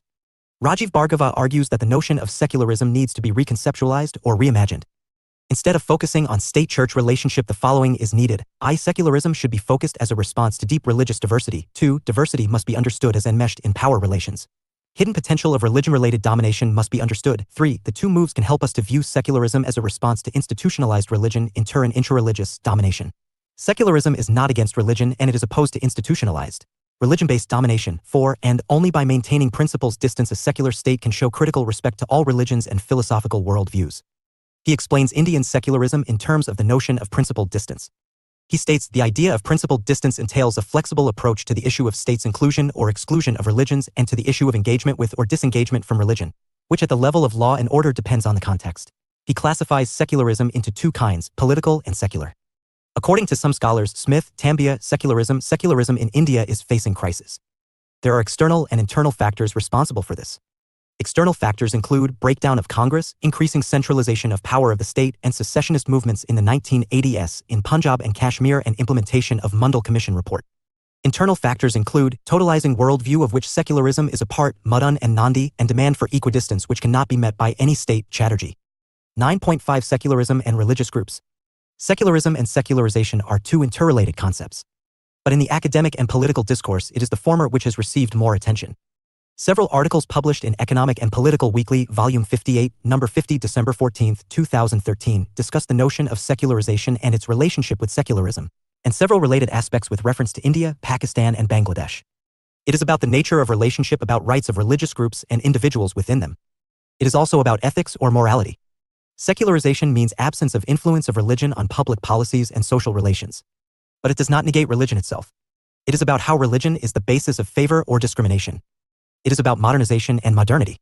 Secularization must be collective normative project, whereas secularism in Europe was not launched as a program of collective action, Rajiv Bhargava.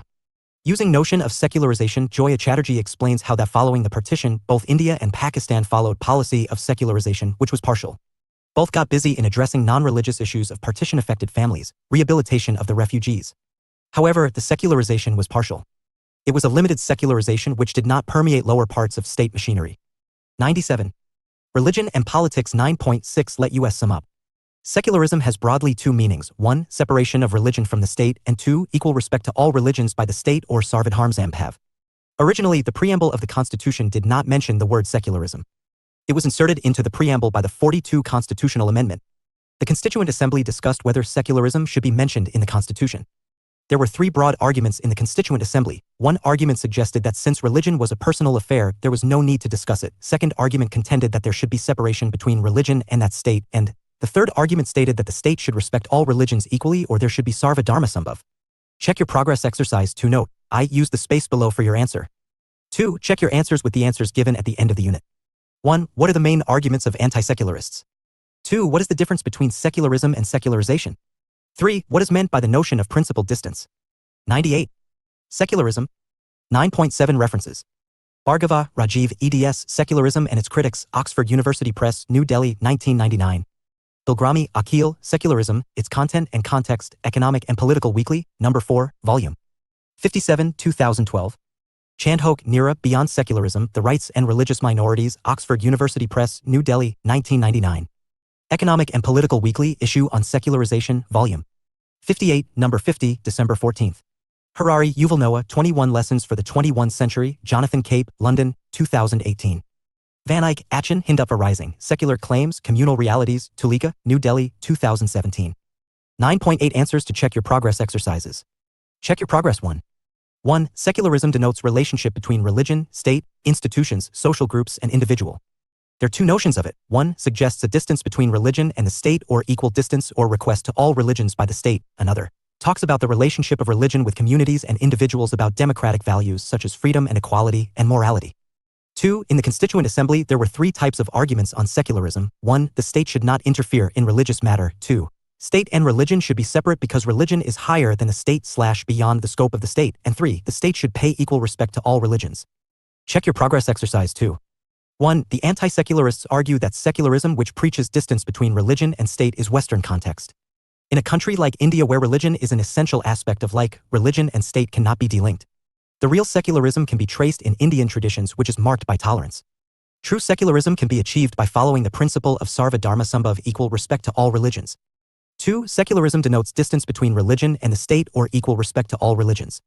Secularization denotes absence of the impact of religion on the state policies about social groups.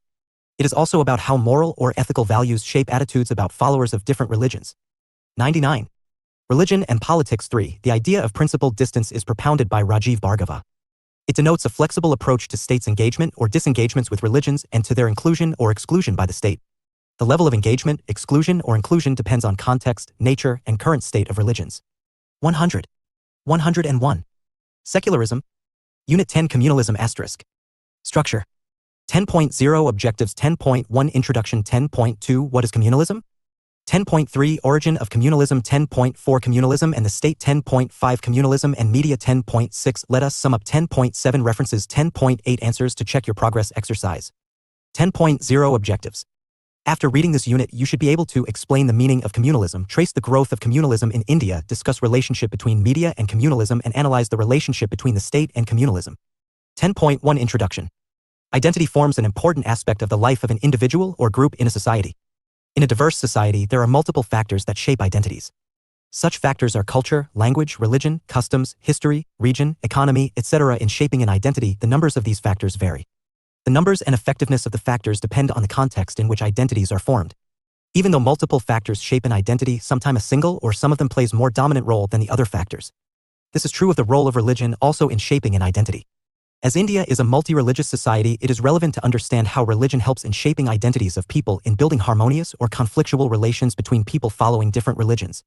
10.2 What is communalism?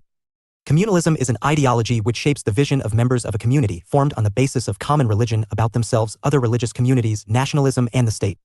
In their book India's Struggle for Freedom, Bipan Chandra and others underline that communal ideology consists of three elements. The first element underlines the belief that people from similar religious community have similar secular interests such as political, economic, social, and cultural interests. The authors of the book term it as the first bedrock of communal. Dr. Rakesh Batabial, Associate Professor, Center for Media Studies, School of Social Sciences, JNU, New Delhi, 110068. This unit has been borrowed from the course BPSC 132, Unit 14. Religion and Politics Ideology. The second element denotes that the people belonging to different religious communities do not have common secular interests, social, economic, cultural, or political interest. The third element or phase of communalism shows a stage in which the relations between different religious communities are seen as mutually incompatible, hostile, and antagonistic. Communalism is linked to another concept, e.g., communal violence. Both are different but interrelated. Communalism is a consciousness, and when this consciousness gets expressed in terms of violence between two different religious communities, it is called communal violence. Different religious communities do not become communal on their own, nor do their relations turn into communal violence automatically. Religious communities are turned into communal communities by certain sections of society, and they can convert relations between such communities into communal riots. Such sections can be political leaders, activists, middle classes, or community leaders. They explain to the members of their respective communities that the other community is responsible for their problems. In certain politically suitable situation or context, they are able to mobilize their respective communities into communal violence. There have been different approaches to the way communalism can be studied. First has been the approach, which may be called empirical approach, used by various scholars starting Asghar Ali Engineer, in which different communal riots were studied and general conclusion have been drawn. A large number of scholars such as Amrita Basu, Paul Brass, Ashutosh Varshney, etc., have followed this approach to test their theories. The second approach has been materialist approach. This approach underlines the need to study social and economic conditions, role and nature of the state, and ideology to understand communalism. In this approach, the incidents of communal violence are studied as a reflection of these factors. K.T. Shah, Bipan Chandra, Achin Naik, C.P. Bambri, Adifir Mukherjee have followed this approach. The third approach has been the essentialist approach, where the communities are already seen to be different and living across fault lines with separate identities. Huntington, the American political scientist, in his very celebrated book Clash of Civilizations, has presented an outline of such approach. 10.3 Origins of Communalism. Communalism as a belief or an ideology has been the product of the colonial rule in India. In this sense, it is product of modern times in India. Earlier also, there were large number of instances of intersect or intercult or religious conflicts and violence. But they were not communal in the sense it came to be understood from the mid-19th century. The communalism in India largely was product of the colonial policies towards different communities, especially after the 1857 mutiny. The challenges faced by the colonial rulers in the latter half of the 19th century became the reasons for them to devise policies that promoted communalism. Among these challenges included criticism of the colonial administration by a new intelligentsia, which had emerged in India by mid-19th century. This intelligentsia most often was the product of the new English education. This intelligentsia began to realize that people of India were suffering due to the colonial rule. Transcending linguistic, caste sectarianism, or 102. Cultic identities, the new intelligentsia sought to generate national consciousness. Communalism. Against the colonial administration. Thus, the new intelligentsia, trained in both traditional knowledge and the new Western knowledge through English medium, wanted an Indian people emerge as nation. This consciousness led them to attempt to constitute a national community, consisting of Indians of different sections of society.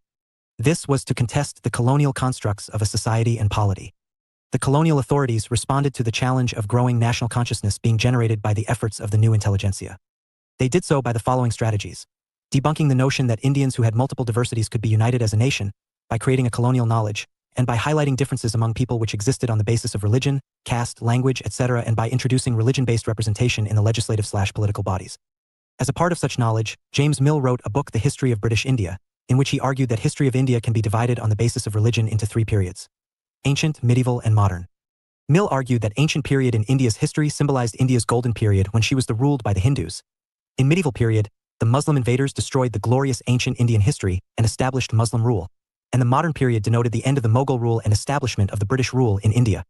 Such periodization of Indian history has been used by the communal historians and the colonial authorities to divide the society on communal lines. As most of the intelligentsia came from the upper crust of the Hindu society, its growth and ideas could be shown to be detrimental to the interest of Muslims by the Muslim intelligentsia and traditional elite.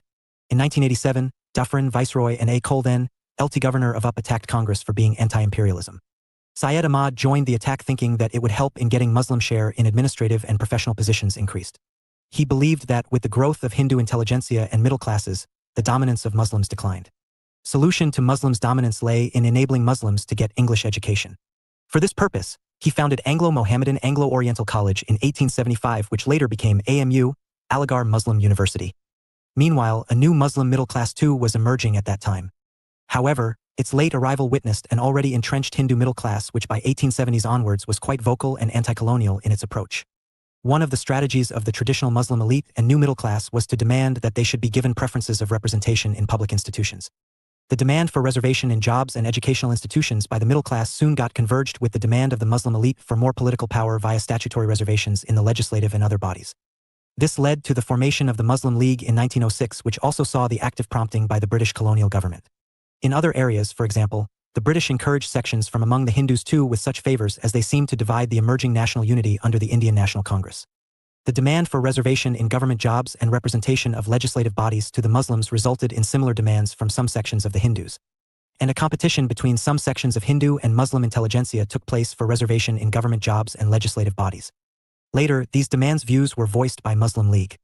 In fact, the earlier Muslim intelligentsia and later Muslim League represented sections of Muslim landlords and middle classes, and their vision and demands were common. 103. Religion and politics. For some historians, Hindus had all the glory which was destroyed by the Muslim invaders, while the Muslim communal historians saw the British as destroyer of the glory of Islam. According to them, the Islamic glory had to be restored once again. This could be done by establishing an Islamic rule. These two versions represented two-nation theory.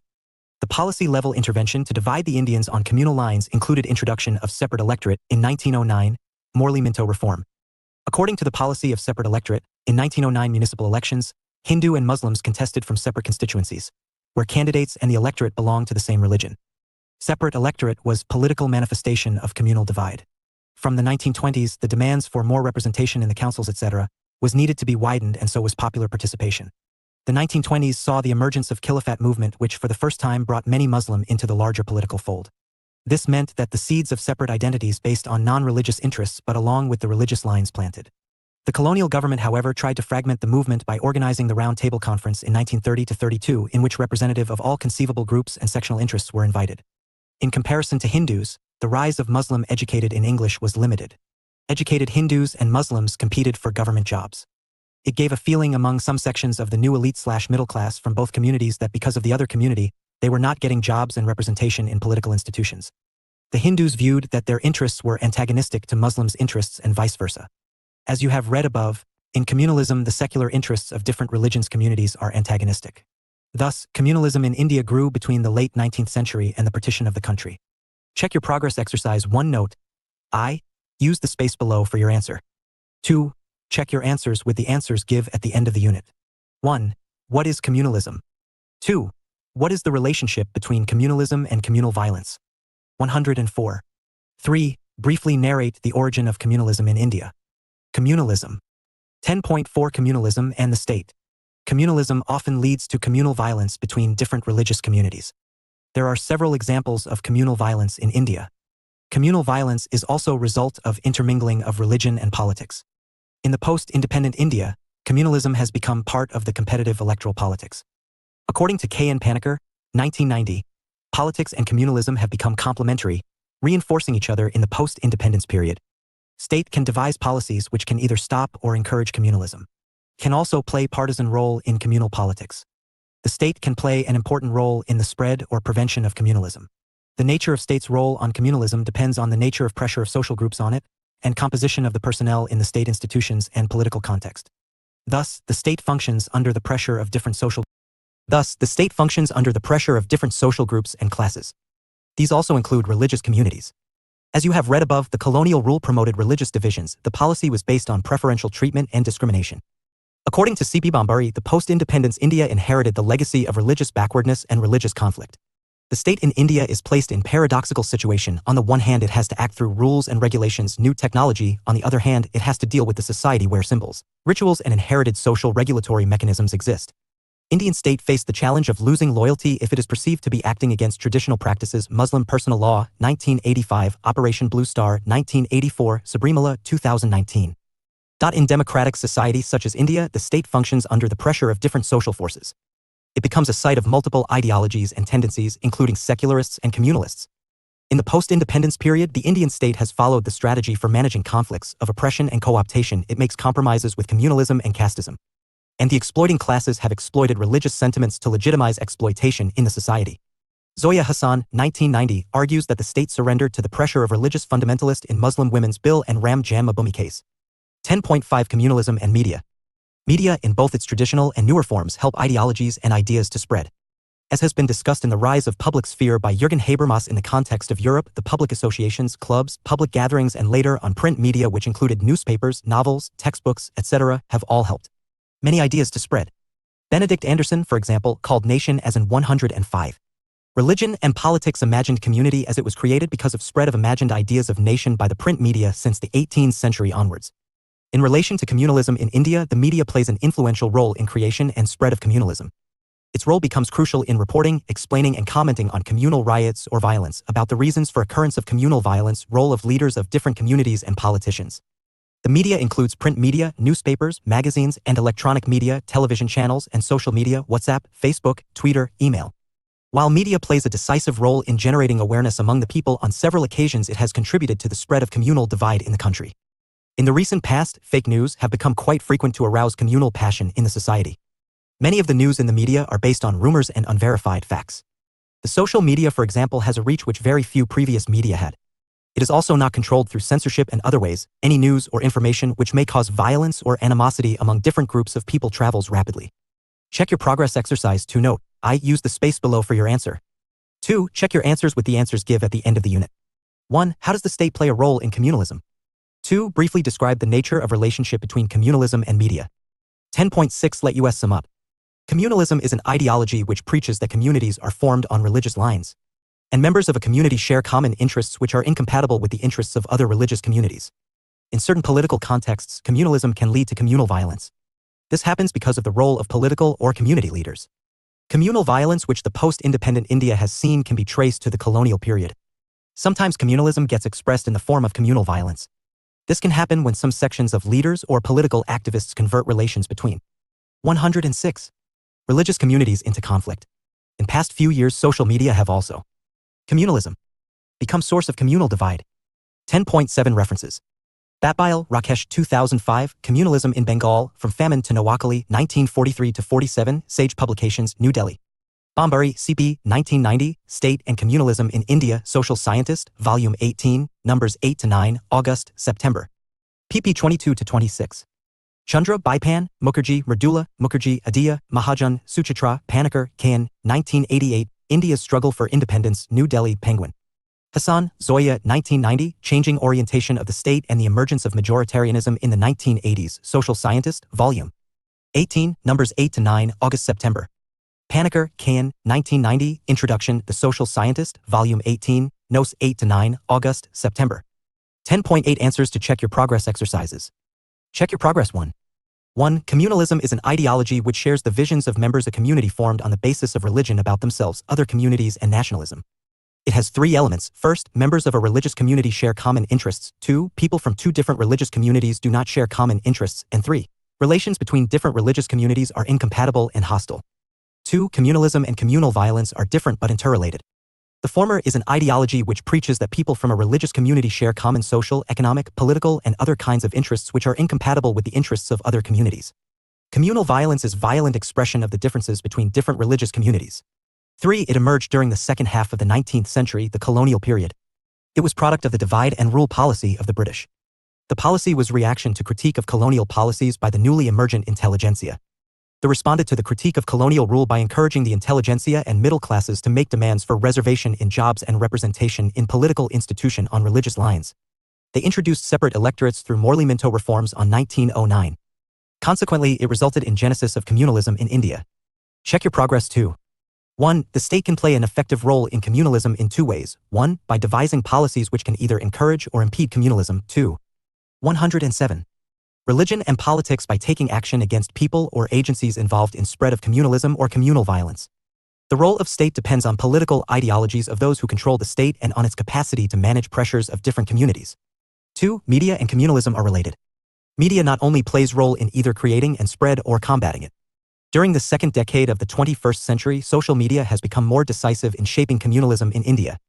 Quite often, media spread fake news, unverified information which contribute to communalism. 108. 109. Communalism. Block 5 Caste and Politics. Caste and Politics Block 5 Introduction. In India, caste is one of the most important factors that shape politics. Indeed, it is not only caste that affects politics, politics also influences caste. Relationships between caste and politics can broadly be viewed in 2 aspects of politics, electoral and non-electoral. In Unit 4, you have read that caste is one of the determinants of voting behavior in elections. The 2 units in this block are about caste organizations and caste's politicization around different issues. Unit 11 discuss caste organizations and caste formations. Unit 12 is about politicization of castes on some important issues. 110. Caste organizations and Unit 11 Caste organizations and political formations. Political formations asterisk. Structure. 11.0 Objectives 11.1 Understanding caste system in India 11.2 Emergence of caste-based organizations 11.3 Issues raised by caste organizations 11.4 Caste formations 11.5 Role of caste in electoral politics 11.6 Role of caste in non-electoral politics 11.7 Let us sum up 11.8 References 11.9 Answers to check your progress exercises. 11.0 Objectives. In this unit, you will be reading about the concept of caste system in India and the various organizations associated with it. The unit also looks at the role of caste in Indian politics. After going through this unit, you should be able to explain the caste system in India, discuss the emergence of caste-based organizations, and enumerate the role of caste in electoral and non-electoral politics in India. 11.1 Understanding caste system in India. Caste can be defined as a hereditary endogamous group having a common name, common traditional occupation, common culture, relative rigidity in matters of mobility, distinctiveness of status, and forming a single homogeneous community.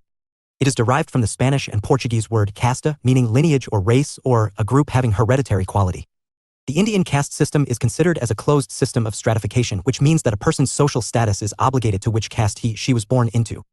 The Indian caste system is a classification of people into 4 hierarchically ranked occupational groups and access to wealth called varnas.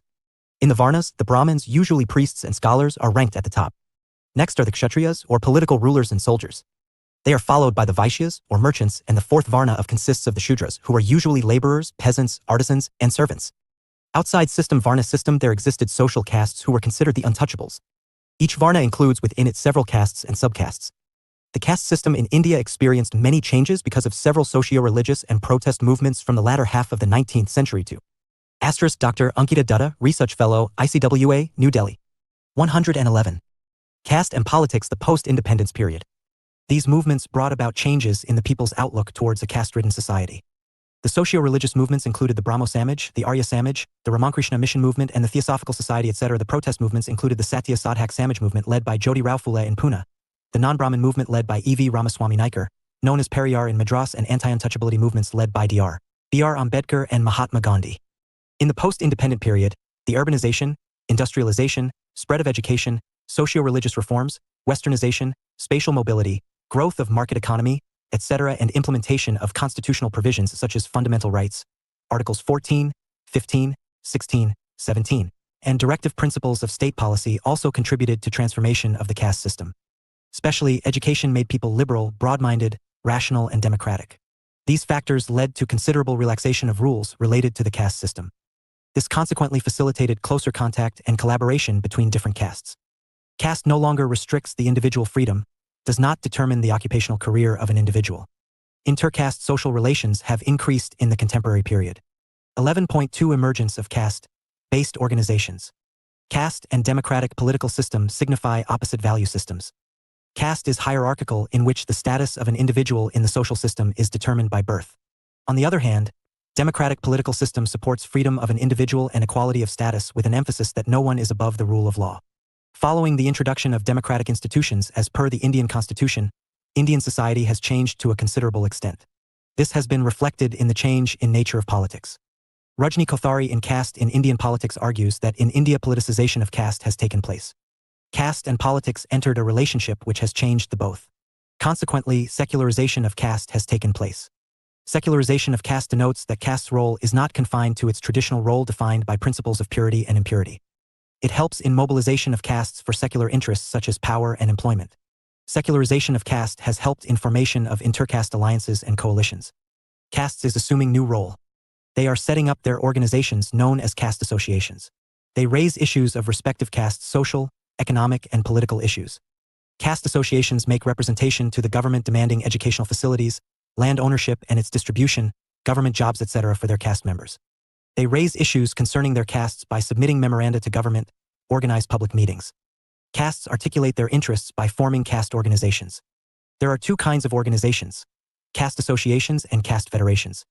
In order to pursue their interests, claim for representation to the government demanding educational facilities, land ownership and its distribution, government jobs, etc. for their caste members, and social mobility, castes have established their organizations. Origin of castes organizations can be traced to pre-independence period. In the initial 112 stages, caste organizations largely concerned themselves with the idea of giving caste organizations and political formations representation and voice to the marginalized. However, with the entrenchment of liberal democracy and expansion of adult franchise, their aim began to change with the rise in demand for their representation in the administrative, educational, and political spheres.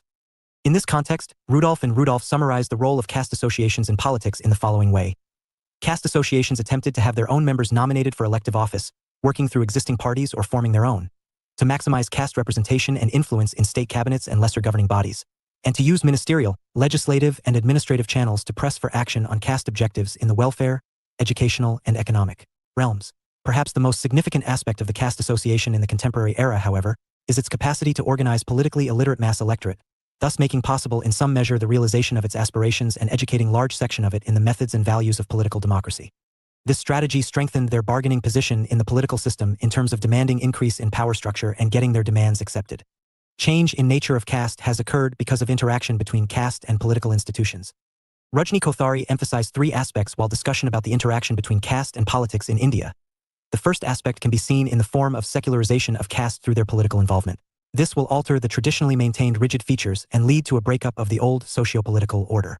This enables the process of alignment and realignment of various strata and gradually embracing the process of social mobility. The second aspect is related to the integration dimension. The caste system not only differentiates individuals on the basis of their caste/social identity, but also distinguishes on the basis of occupational and economic roles. At the same time, it is an integral structure of a specific type, namely one that is more intense in its small group orientation and particularistic loyalties, and where wider loyalties operate only when they are structured through the prevailing differentiations. This aspect is important in understanding the structural impact of democratic nation building. The third aspect is related to consciousness, that is, caste enters politics through consciousness and then gets politicized. The practice of adult franchise in association with the provision of political reservation for the Dalits has further strengthened consciousness among the concerned communities. Therefore, three consequences of such interaction between caste associations and political parties can be deduced. Firstly, caste members, particularly poor and marginalized who previously remained untouched by the political processes, got politicized and began to participate in electoral politics with an expectation that their interests would be served. Secondly, caste members get split among various political parties, weakening hold of the caste.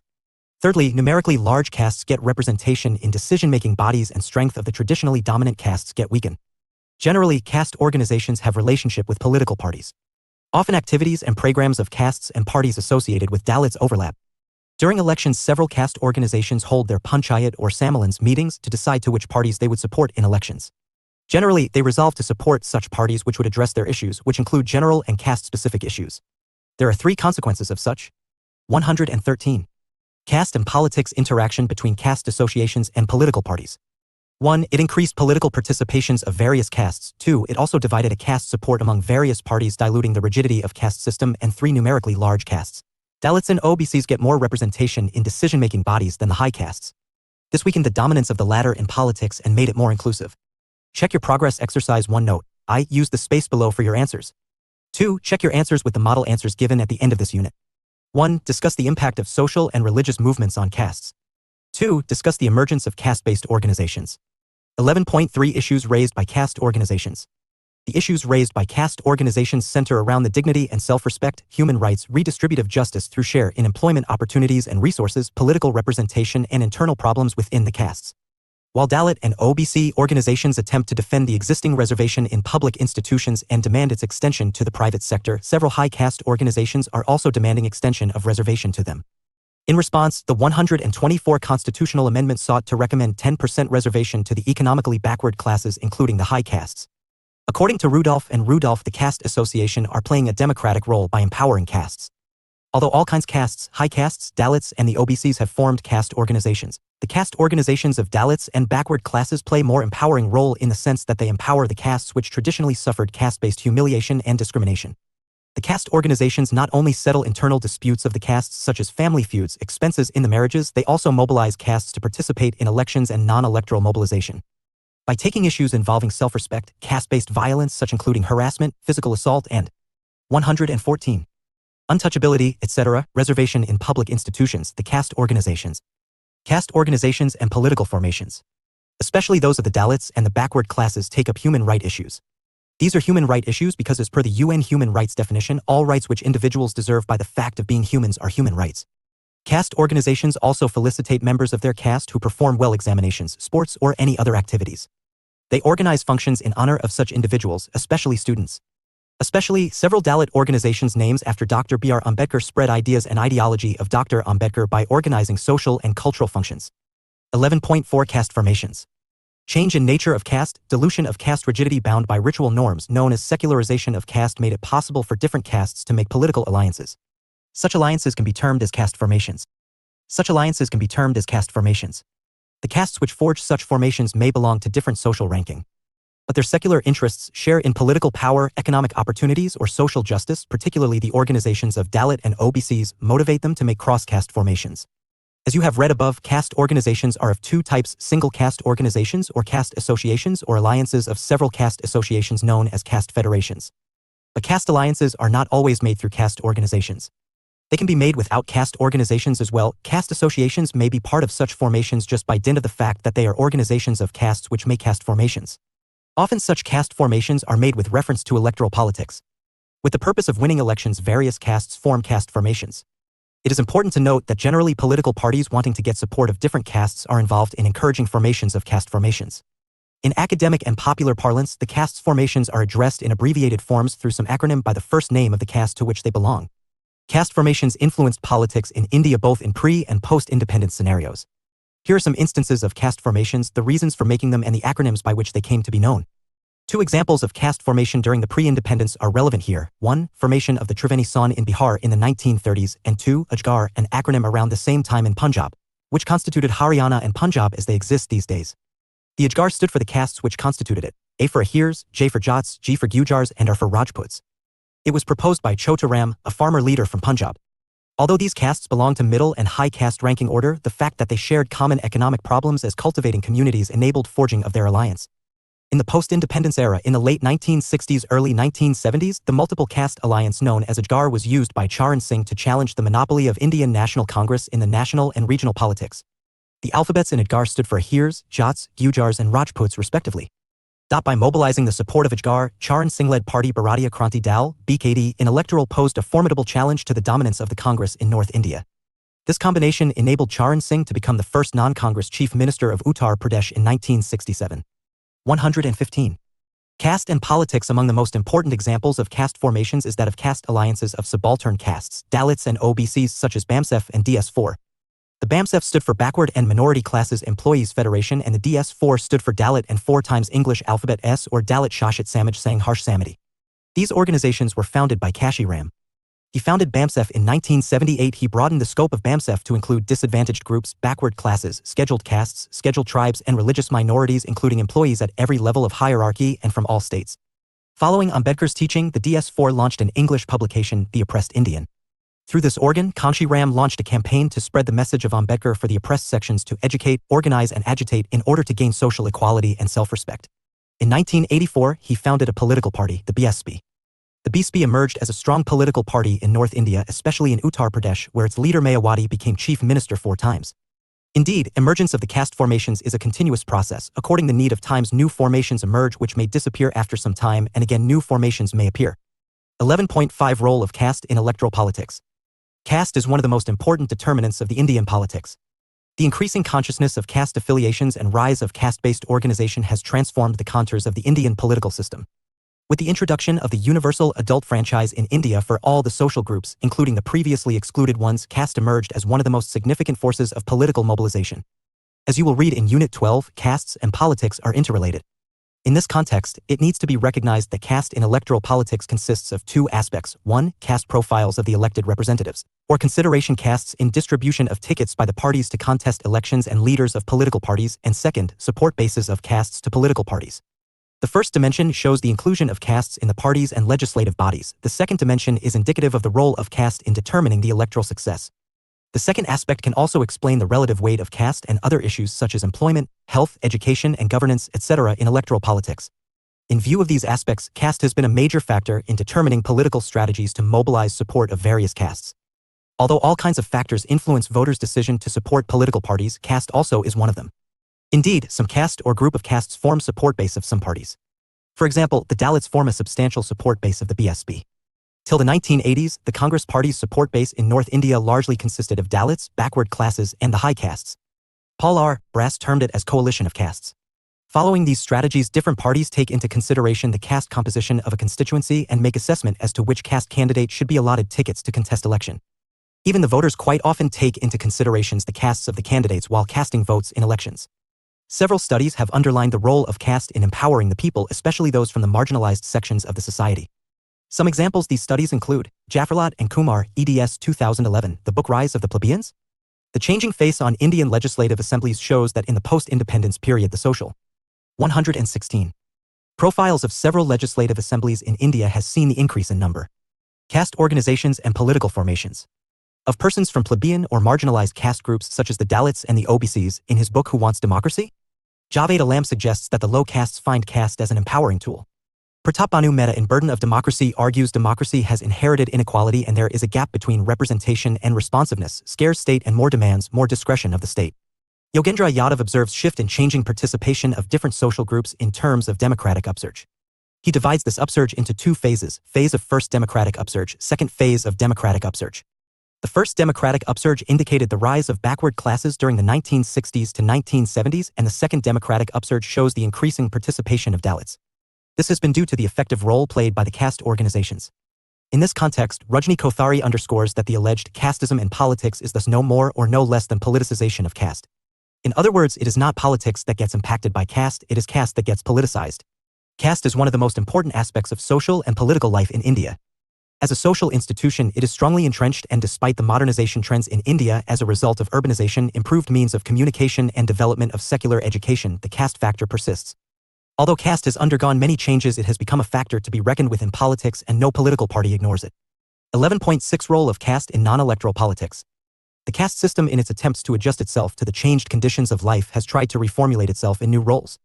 Due to industrialization and urbanization and other factors such as westernization, reorganization of Indian states, spread of education, socio-religious reforms, spatial and occupational mobility, and growth of market economy have greatly affected the caste system. Changes in the role of caste must also be understood in the light of the influence of these factors. As discussed in the previous section, caste plays a crucial role in the politics of the country. It is also true that caste plays a crucial role in non-electoral spheres. It is expected that spread of education would make people liberal, broad-minded, rational, and democratic. Hence, with the growing literacy rate in India, caste-mindedness and casteism would take a backstage. However, rising literacy has resulted in the increasing caste consciousness of the members of the group or community. This has resulted in every caste wanting to safeguard their interests, which has been accomplished by organizing themselves as unions, as pressure groups. These groups mainly cater to the issues of educational, medical, and religious needs of their members. These organizations are running hostels and hospitals, schools and colleges, reading rooms and libraries, dharmashalas and temples, and so on. These caste-based organizations are also trying to project the leadership of some of their members to serve as their spokesman. Caste organizations are increasing and are making every attempt to obtain the loyalty of their members and to strengthen their caste identity and solidarity. 117. Caste and politics. Although caste panchayats are deteriorating, caste organizations are on the increase. Some of these organizations have their own written constitutions and managing committees through which they try to preserve some of the caste rules and practices. Some of the caste organizations run their own papers, bulletins, periodicals, monthlies, etc., through which they regularly feed information to the members regarding the activities of caste organizations and achievements of caste members. There are several attempts which are made to increase caste integration through the establishment of caste-based trusts and trust units. These trusts arrange annual gatherings, get-togethers, annual dinners, occasional festival celebrations, etc. They offer scholarships to the poor students of the caste. Some of them run schools, colleges, hostels, maternity homes for caste members. These organizations are making efforts to improve the economic conditions of caste members by establishing cooperative credit and industrial societies. Check your progress exercise 2. Note: I use the space below for your answers. 2. Check your answers with the model answers given at the end of this unit. 1. What are the issues raised by the caste organizations? 2. Explain the role of caste in electoral and non-electoral politics. 11.7 Let us sum up. Caste acts both as divisive and cohesive factor in Indian politics. It provides a basis for the emergence of several interest groups in the Indian political system, each of which competes with every other grouping in their struggle for recognition and power. The caste consciousness has led to the emergence of new trends in India politics whereby the previous caste affiliations with different political parties are getting broken down and new caste equations are emerging to replace the old ones. Under the impact of modern politics, associations of caste have become the hallmark of political mobilization. They have emerged with the object of pursuing political power, social status, and economic interest. Members of certain caste groups who were considered low or the lowest in socio-economic hierarchy a few decades ago now amalgamate together into a common 118 organization to press for their demands.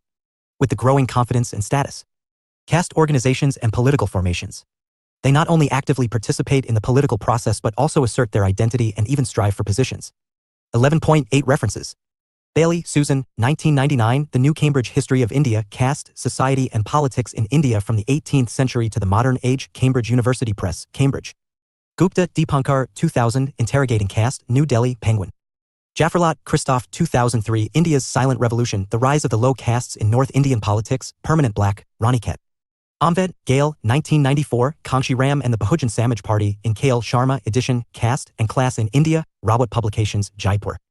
Pai Sada, 2002, Dalit Assertion and the Unfinished Democratic Revolution in Uttar Pradesh, New Delhi, Sage Publication. Pratap Bhanu Mehta, 2003, The Burden of Democracy, New Delhi, Penguin. Rajni Kothari, edition, 1970, Caste in Indian Politics, Hyderabad, Orient Longman.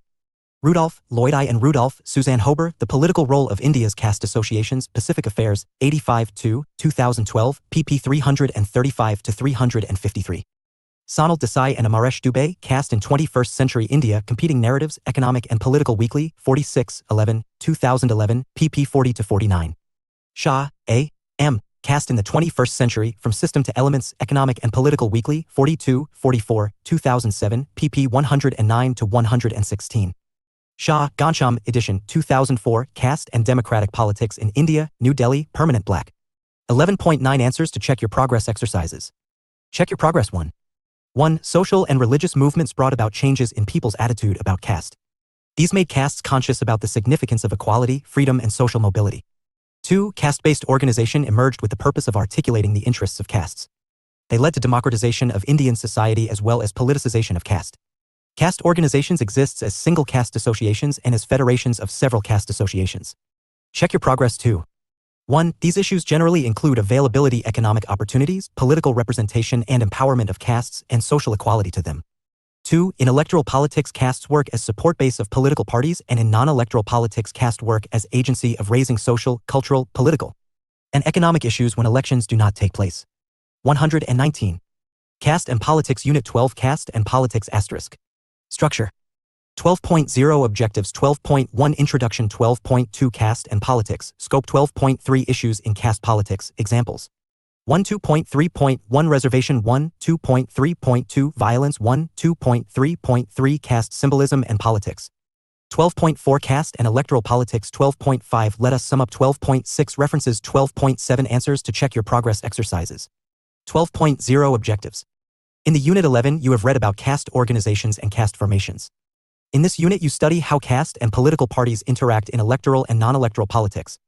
After going through this unit you should be able to explain the scope of caste and politics, interpret the role of caste in electoral politics, and establish relationship between caste and democracy. 12.1 Introduction. Caste plays a decisive role in politics. This fact has been highlighted in several studies on relationships between caste and politics in India. Political parties and caste organizations mobilize castes to address their concerns. After independence, Indian society has undergone significant changes. These changes have affected the nature of castes and politics in India. Caste's role has widened from its traditional role of performing caste-based occupations to impact democracy. The changes in nature of caste have been caused because of states' policies such as land reforms, welfare schemes, reservation in public institutions for the marginalized communities, and infrastructural development. Over the years, the presence of Dalits and OBCs has become significant in Indian politics. This is different from the initial years of independence when only high castes and dominant middle castes dominated political space in the country. There is a relationship between caste and politics.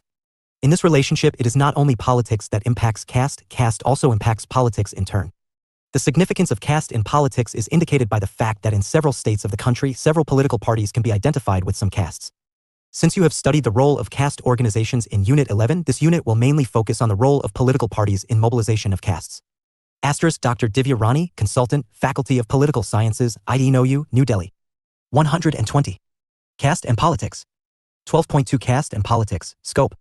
Scope of caste and politics covers various issues concerning different castes and institutions that mobilize them. These institutions include caste organizations and political parties.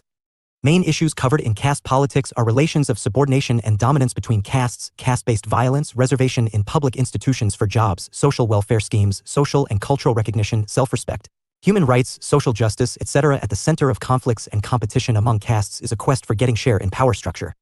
The competition among castes virtually becomes competition among political parties and political conflicts and competition among castes to get power. The political parties devise strategies to mobilize castes to win elections.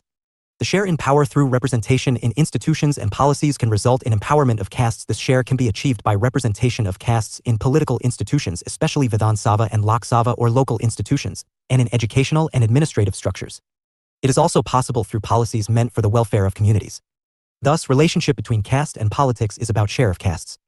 Broadly, the scope of caste and politics includes mobilization of castes by different political parties in electoral and non-electoral politics. This also involves mobilization of castes by caste organizations, which you have read in Unit 11. Since India has a federal political structure, relationship between caste and politics can be viewed at different levels of this structure: the institutions of local governance, PRIs, and urban governance, the Vidhan Sabha elections at state levels, and the Lok Sabha at national level. 12.3 Issues in Caste Politics, Examples. In this subsection, you will read about some examples of the issues that are related to caste and politics. These issues are reservation, caste-based violence, and other issues such as cultural issues and redistributive justice. 12.3.1 Reservation. In Unit 13, you will read that reservations are devised to provide jobs in public institutions and representation in political institutions to various marginalized sections of society, SCs, STs, OBCs, women, and EWS under the affirmative action programs of the state. This unit will focus on political dimension of reservation in relation to only one of several marginalized groups, the caste. In India, caste groups which form the scheduled castes, SCs, and other backward castes, OBCs, have been entitled for reservation in public institutions, SCs for jobs, admission to educational institutions, legislative bodies, and institutions of local governance, and OBCs for jobs in public institutions, admission to educational institutions, and in the institutions of local governance such as panchayats and municipalities. The issue of reservation is embedded with caste politics. Different castes are involved in politics of reservation. Castes which are excluded from reservation either demand reservation to them, abolition of caste-based reservation, or exclusion of certain castes from the category entitled for reservation. The castes entitled for reservation want to retain the provisions for reservation to them. Since the categories such as SCs and OBCs consist of various castes which have different levels of social, educational, and economic. 121. Caste and politics achievement. Some castes among them feel that they have not benefited from reservation policies. They argue that benefits of reservation mostly go to the better-off sections among the reserved categories of castes. For example, the most backward classes in Uttar Pradesh demand that the reservation quota for the OBCs should be subdivided so that advantage of reservation is given to them, and it does not disproportionately go to the dominant castes among the OBCs. In this context, the MBCs in some Hindi states demand subdivision of quota on the lines of Karpuri Thakur formula. As you will read in Unit 13, this formula is named after Chief Minister of Bihar who had subdivided OBC quota so that extremely backward classes could benefit from reservation policy. Even the farming communities such as Jats in Rajasthan in 1999 and in Haryana in 2009, Marathas in Maharashtra in 2016 and Patels in Gujarat in 2015 launched agitations for their inclusion in the OBC category. Because of the Jats agitation in Rajasthan, the BJP government in Delhi and the Congress government in Rajasthan included Jats in OBC list in their respective states. Both groups, supporters and opponents of reservation, provide arguments in support of their positions. The opponents of reservation argue that basis of reservation should be economy and merit. Caste-based reservation adversely affect merit and efficiency of governance, and some castes which are included in the OBC list are economically and politically dominant. The supporters of reservation argue that caste discrimination still exists. Merit is determined by social inequalities, and in the case of the OBCs, especially those belonging to economically and politically dominant OBCs, it is argued that the Constitution guarantees reservation to the socially and educationally backward communities. Improvement in their social and economic conditions does not make them socially and educationally forward. Hence, constitutionally they are entitled to reservation as OBCs. Differences among the supporters and opponents of reservation have on several occasions led to agitations and counter-agitations.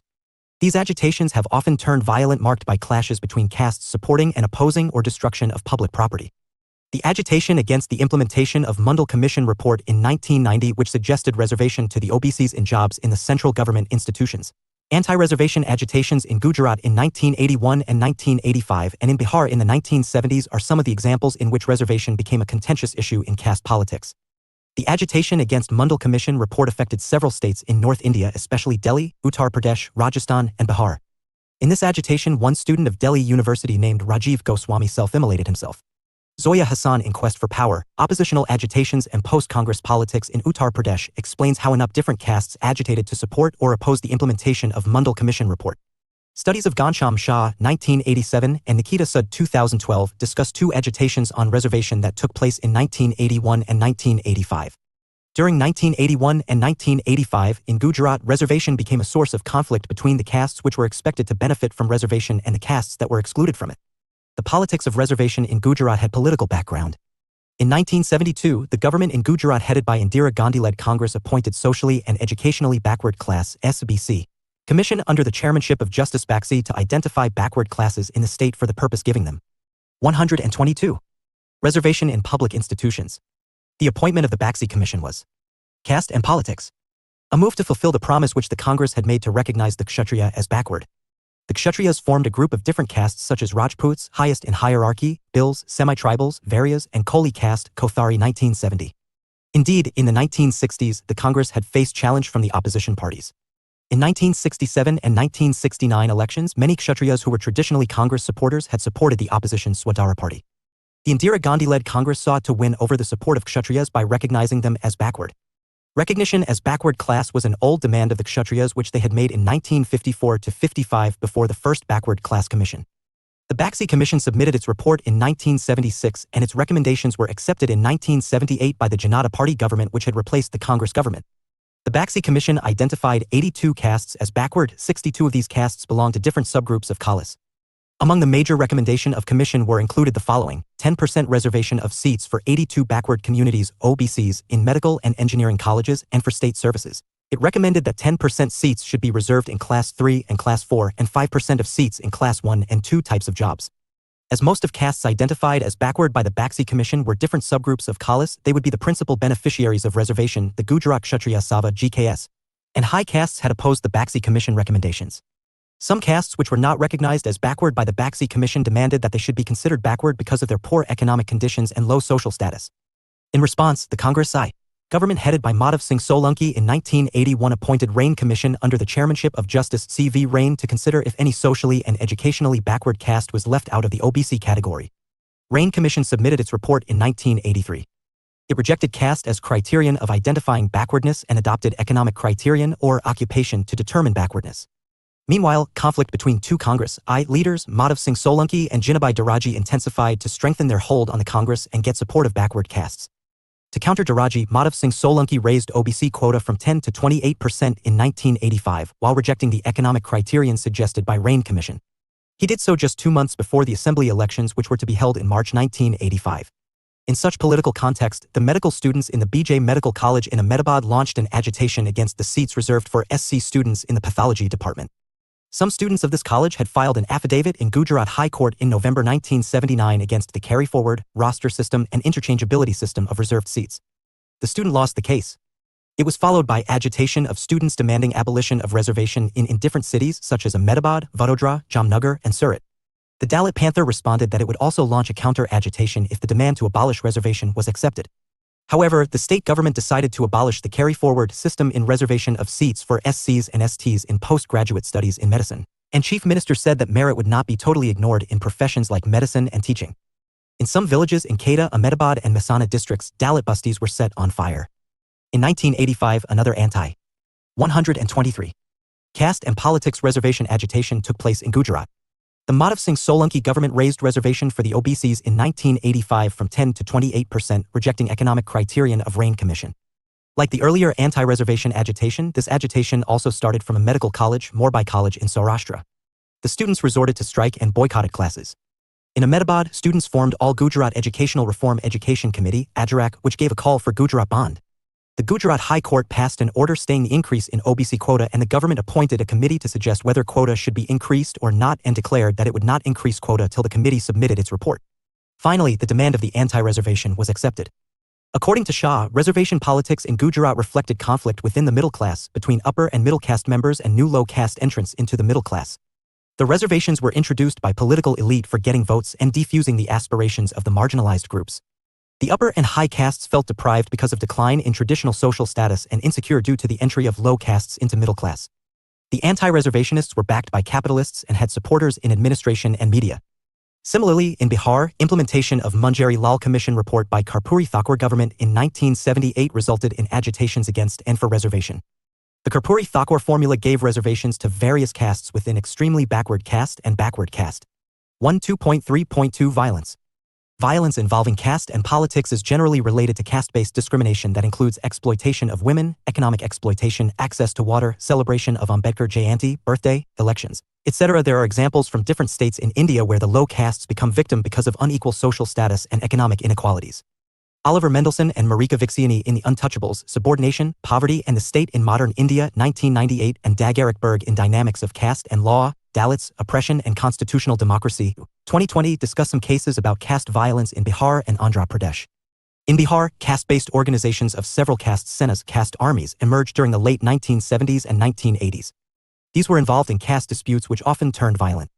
Such violence often emerged from dispute on ownership of land among other issues between Dalits and OBCs such as Kormis or Yadav or between Dalits and high castes such as Bhumihars. One of such disputes which caught national attention occurred in Pipar village of Punpun division of Putna district in February 1980. In the dispute over the ownership of land between Dalits and Kormis, members of two Dalit families were shot dead and bodies of the dead and houses of Dalits were burnt. Prior to the Pipra incident took place, 2 Kormi landlords were murdered in neighboring villages, one in December 1979 and another in January 1980.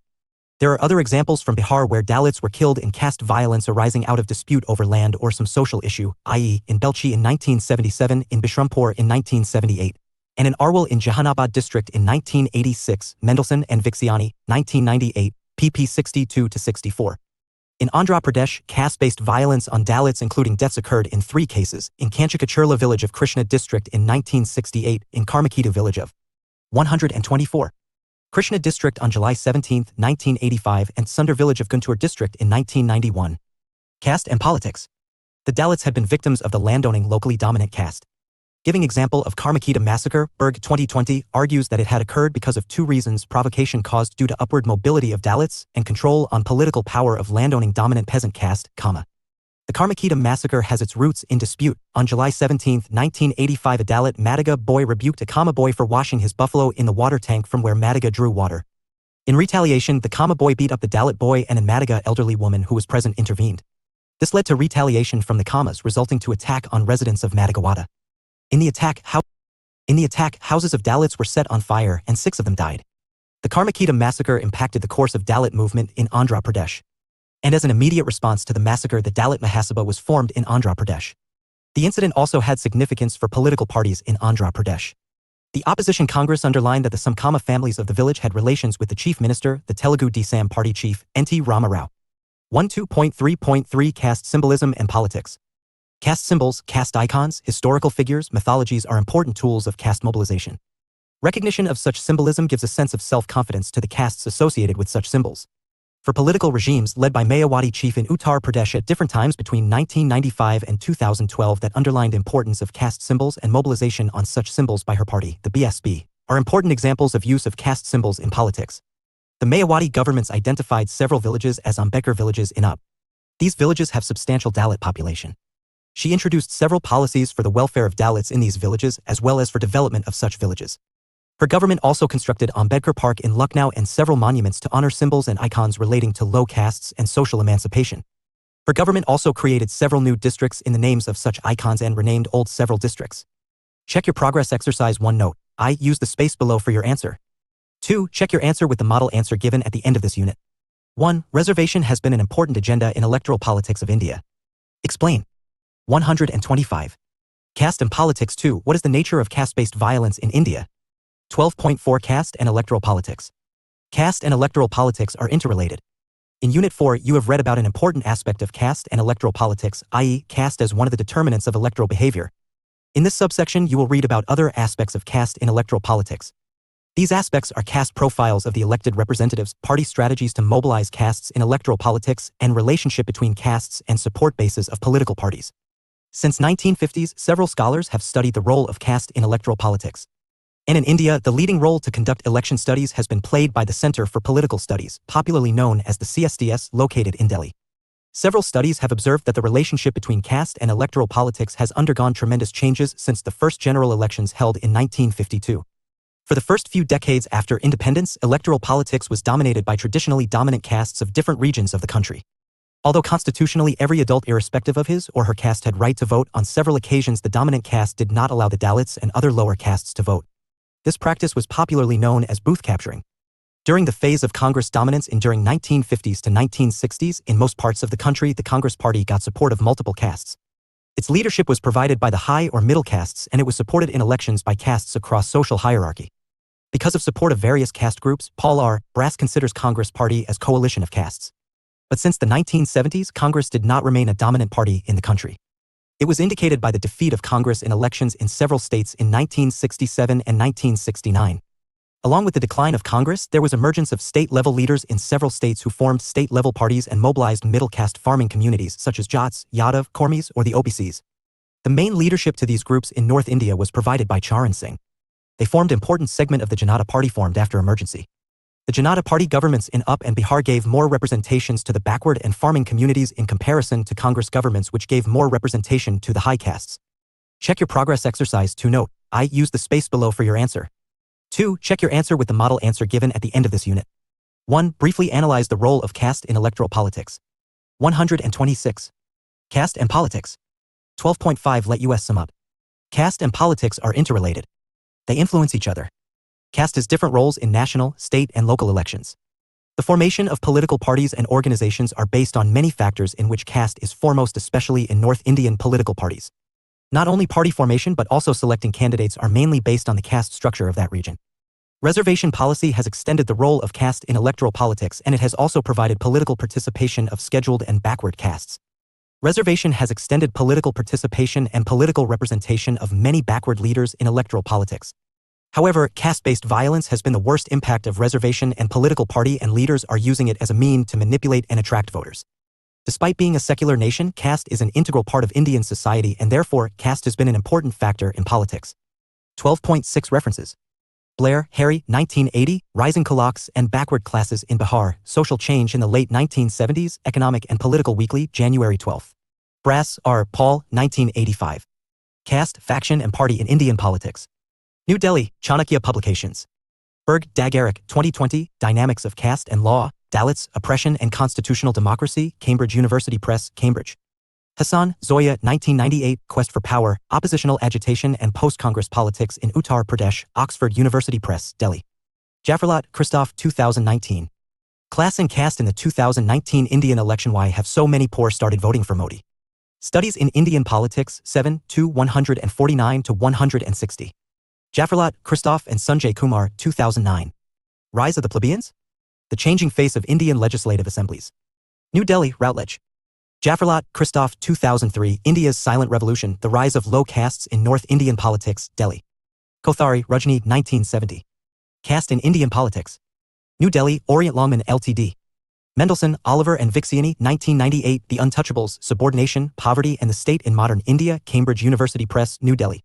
Pai Siddha, 2002, Dalit Assertion and the Unfinished Democratic Revolution, The Bahujan Samaj Party in Uttar Pradesh, Sage Publication, New Delhi. 127. Caste and Politics, Shah, Ghanshyam, 1985, Caste, Class and Reservation, Economic and Political Weekly, Volume 2, Number 3. 1987, Middle Class Politics, A Case of Anti-Reservation Agitation in Gujarat. Economic and Political Weekly, Annual Number. Edition 2002, Social Backwardness and the Politics of Reservations in Caste and Democratic Politics in India, Permanent Black, Delhi. Sud, Nikita, 2012, Liberalization, Hindu Nationalism and the State, A Biography of Gujarat, Oxford University Press, New Delhi. 12.7 Answers to Check Your Progress Exercises. Check Your Progress Exercise 1. 1. Since different castes have different levels of social, economic and political status in India, caste groups such as SCs, STs, OBCs, reservations for jobs in public institutions, admission to public educational institutions and legislative bodies for SCs and STs, and in local government institutions. Reservation has been a contentious issue in Indian politics. The castes which are included from benefit of reservation demand merit to be criterion of reservation, abolition of caste-based reservation. Those who are entitled for reservation argue that merit is shaped by social, educational, economic reality, and it is needed to provide social justice to the marginalized communities. 2. The nature of caste-based violence is generally related to caste-based discrimination that includes exploitation of women, economic exploitation, access to water, celebration of Ambedkar Jayanti, birthday, elections, etc. There are examples from different states in India where the low castes become victim because of unequal social status and economic inequalities. The caste-based violence often includes physical assault of dominant castes on the marginalized communities, especially Dalits. Check Your Progress Exercise 2. 1. Caste and electoral politics are interrelated. The political parties make their strategies to mobilize different castes. They do so by addressing their issues, by giving tickets to candidates to contest elections, by consideration whether candidate will be able to get support of various castes or whether his/her caste is influential enough. Parties such as the BSP and the SP have support based predominantly among the Dalits and OBCs. However, it is the coalition of different several castes which helps a candidate from a party to win elections. 128. 129. Caste and Politics. Block 6 Affirmative Actio. N. Affirmative Action Block 6 Introduction. In an unequal society, the marginalized people need the help of the state to fulfill their basic needs. The action of the state to provide such help is known as affirmative action. In India, the marginalized sections of society have faced discrimination of the basis of caste, gender, poverty, etc. The Indian state has introduced affirmative action in the form of reservation to the marginalized groups in the public institutions and through development policies. The two units in this block are about reservation and development as part of affirmative action. Unit 13 is about reservation and Unit 14 deals with development. 130. 131. Reservation. Unit 13 Reservation *. Structure. 13.0 Objectives. 13.1 Introduction. 13.2 What is reservation? 13.3 Constitutional Provisions. 13.4 Reservation for SCs and STs. 13.5 History of reservations for OBCs. 13.6 Reservation for OBCs in central government institutions. 13.6.1 Kaka-Kalelkar Commission Report. 13.6.2 Mundal Commission Report. 13.7 Reservation for OBCs in the states. 13.8 The Karpuri-Thakur Formula. 13.9 Reservation for women. 13.10 Reservation for EWS. 13.11 Let us sum up. 13.1 2 References. 13.13 Answers to check your progress exercises. 13.0 Objectives. After reading this unit, you will be able to explain the meaning of reservation, discuss the need for reservation, and explain the reservation policies introduced for various groups in India. 13.1 Introduction. Human beings are not equal. They are born into different communities which do not have equal levels of economic opportunities, social status, political empowerment, educational achievements, etc. Thus, they do not possess equal resources of fulfilling their needs. The levels of inequalities are determined by the relations of individuals and communities with the resources. In this context, people belonging to all communities do not have resources to meet their requirements. In India, there exist inequalities among castes, tribes, and gender groups, and between the poor and the rich. These communities are known as SCs, Dalits, STs, OBCs, men, women, and transgender groups. Because of inequalities among them, all communities cannot be equally capable of meeting their needs. For all to be able to have equal opportunities, it is essential that the less privileged groups in a society are given special help by the state. The special help is a compensatory step which the state provides to the deprived groups for the inequalities they have faced in the past or contemporary time. Reservations. Professor R.K. Barak, formerly with IPA, New Delhi. Affirmative action for the SCs, STs, women, OBCs, and economically weaker sections (EWS) are the compensatory measures to enable the deprived sections in India for achieving their welfare. 13.2 What is reservation? Reservation is a device through which some proportion of positions are fixed in employment, seats in representative bodies such as parliament, state legislatures, and local self-government institutions for the weaker sections of society such as SCs, STs, OBCs, women, or EWS. The reserved positions cannot be occupied by any group which is not entitled for them by law. Why is reservation required? It is needed to help those sections of society who cannot meet their needs without the help of the state or any other agency. Is reservation discriminatory against the unreserved categories? It is a discriminatory in the positive sense, not in negative sense. That mean purpose of such discrimination to bring at par with unreserved category of people those who need the state's help. In this sense, reservation is also known as positive discrimination. As reservation is initiated by the state is also known as affirmative action. The Indian state provides reservation to different categories on different grounds. For the scheduled castes, SCs, the principal ground for reservation has been the experience of untouchability undergone by the castes identified as SCs. The scheduled tribes get it because of their disabilities faced on account of their geographical locations and other characteristics. The OBCs get it because of their social and educational backwardness. Women get it because of their discrimination due to patriarchal values in society. And economically weaker section get it because of their poor economic status. They latter generally belong to those communities which cannot get reservation in other categories but need state devices for betterment. They belong to poor persons from the high castes. 13.3 Constitutional Provisions. Reservation to backward classes are provided according to Articles 15(4) and 16(4) with the purpose of establishing an egalitarian and secular society. Incorporation of the articles promising reservation in the Constitution of India was result of debate in the Constituent Assembly. There were 3 arguments in the Constituent Assembly on reservation. 2 of the arguments opposed the reservation. The third one supported it. One argument opposing reservation underlined that it would result in dilution of merit and efficiency. This would also create sectarian divisions in society.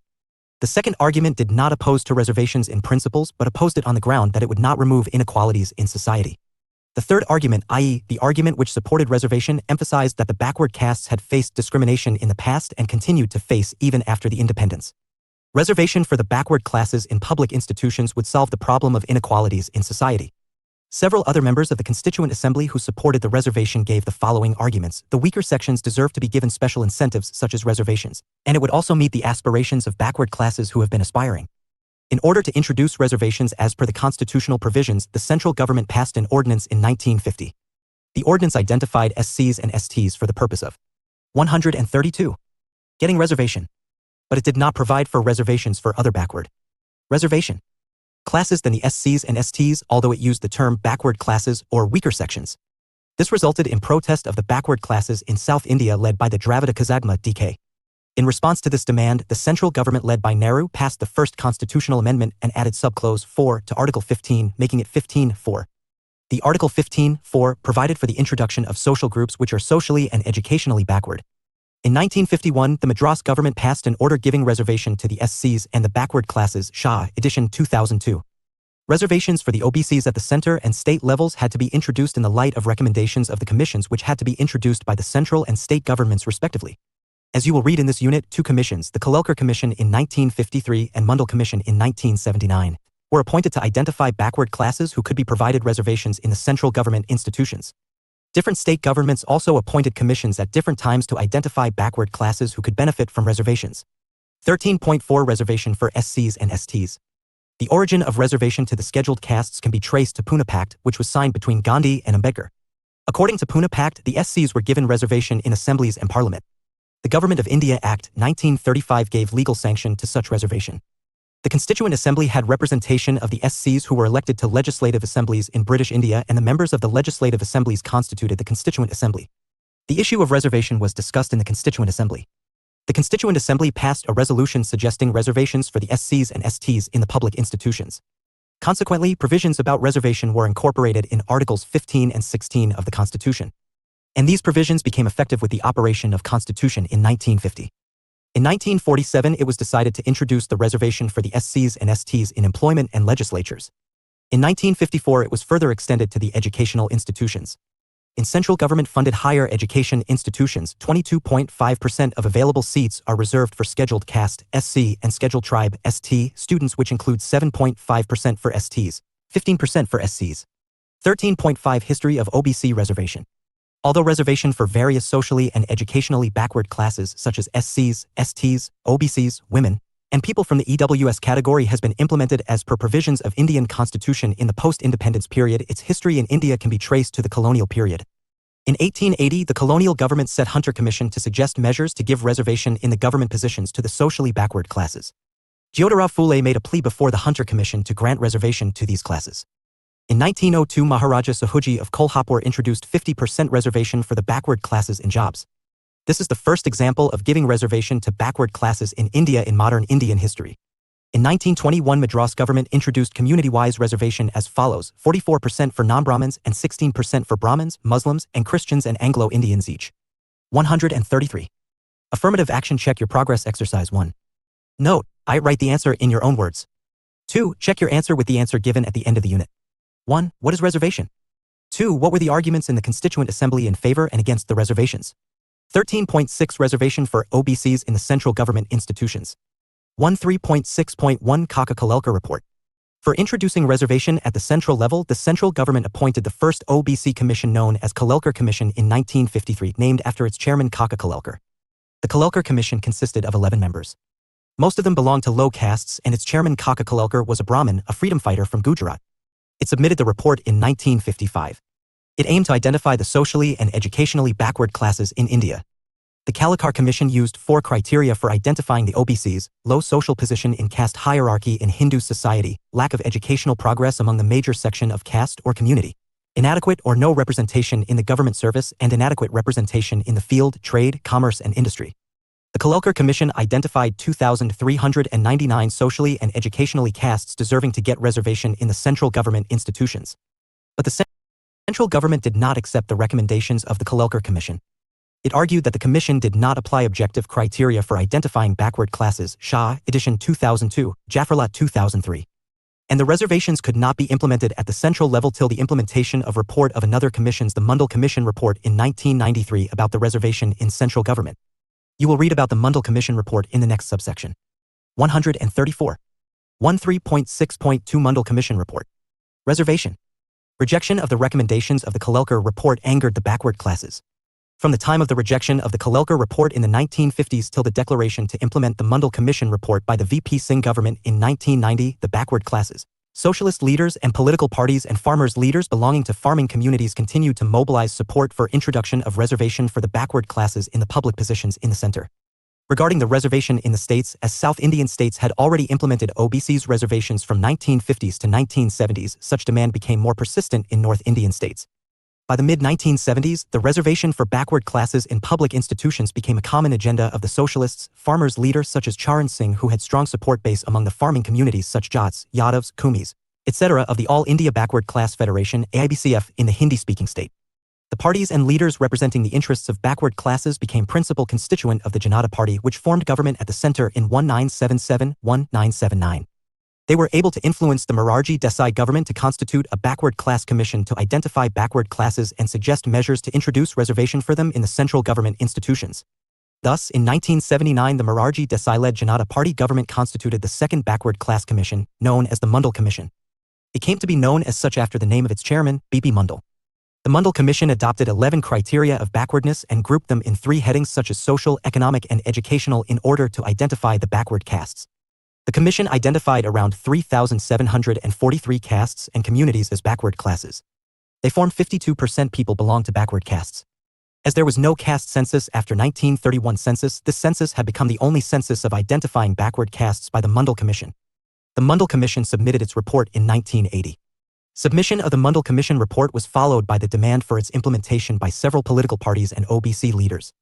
The Janata Dal was formed by VP Singh following his exit from the Congress. The Janata Dal consisted several parties or OBC leaders or the next generation descendants which had earlier been part of the Janata Party. As a result, implementation of the Mundal Commission report was included in the Janata Dal's election manifesto in 1989 Lok Sabha election. The defeat of the Congress in this election led to the formation of the second non-Congress government at the center with VP Singh as the Prime Minister 1989 to 1990. It was a government of coalition known as the National Front, and Janata Dal was the principal partner in the coalition. As implementation of the Mundal Commission was in the Janata Dal's manifesto, the VP Singh government announced implementation of the Mundal Commission report in July 1990. The implementation of the report led to violent protest in India, especially in North India. Several petitions challenged the announcement to implement the Mundal Commission report. The Supreme Court took all petitions together in 1992 in Indra Soni versus Union of India. It upheld the decision to implement the Mundal Commission report on the following conditions. 1. The creamy layer among the OBCs with certain annual limit, subject to change by the central government from time to time, would be excluded from the benefits of reservation. 135. Affirmative action meant for the OBCs. That means OBC reservation will be given only to the non-creamy layers among the OBCs, those whose income will be less than the limit set to exclude the creamy layer among them. 2. The total limit for reservation to all categories, SCs, STs and OBCs would not cross a limit of 50% of the total positions. Since the SCs and STs have 22.5% reservation, the reservation limit for the OBCs was fixed as 27.5%. In view of the Supreme Court judgment, the recommendations of the Mundal Commission got accepted by the central governments in 1993. In 2006, the UPI government extended the reservation for the OBCs to the central government educational institutions. Check your progress exercise 2. Note, I write the answer in your own words. 2. Check your answer with the answer given at the end of the unit. 1. What was the Kalelkar Commission report? 2. What was the Mundal Commission report? 13.7 Reservation for OBCs in the states. Non-implementation of the Kalelkar Commission report angered the backward classes. In South India, Periyar-led DK movement, and in North India the socialist and backward classes continued to raise the demand.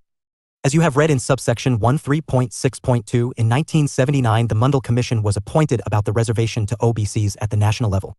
In the 1970s, several state governments also appointed socially and educationally backward commissions, SBC. The purpose of commissions was to identify backward classes and to suggest special treatment to be given to the OBCs as given to the SCs and STs. For example, the Hemvati Nandan Bahuguna Congress government in UP appointed the Chetty Lal Sathi Commission, and the Karpuri Thakur-led Janata Party government appointed Manjari Lal Commission to identify backward classes and suggest measures to introduce reservation for the backward classes. 136.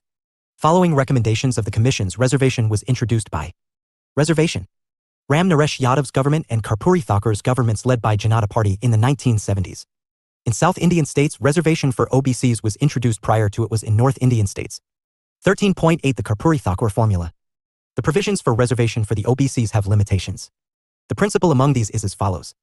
As the OBCs is a group of castes having unequal levels of social, economic, educational, and political standards, the OBCs consist of politically and economically influential farming communities such as Yadavs, Kormis, Jats, Vokaligas, Gujars, etc., as well as socially and economically marginalized castes who had traditional occupations associated with Jajmani system.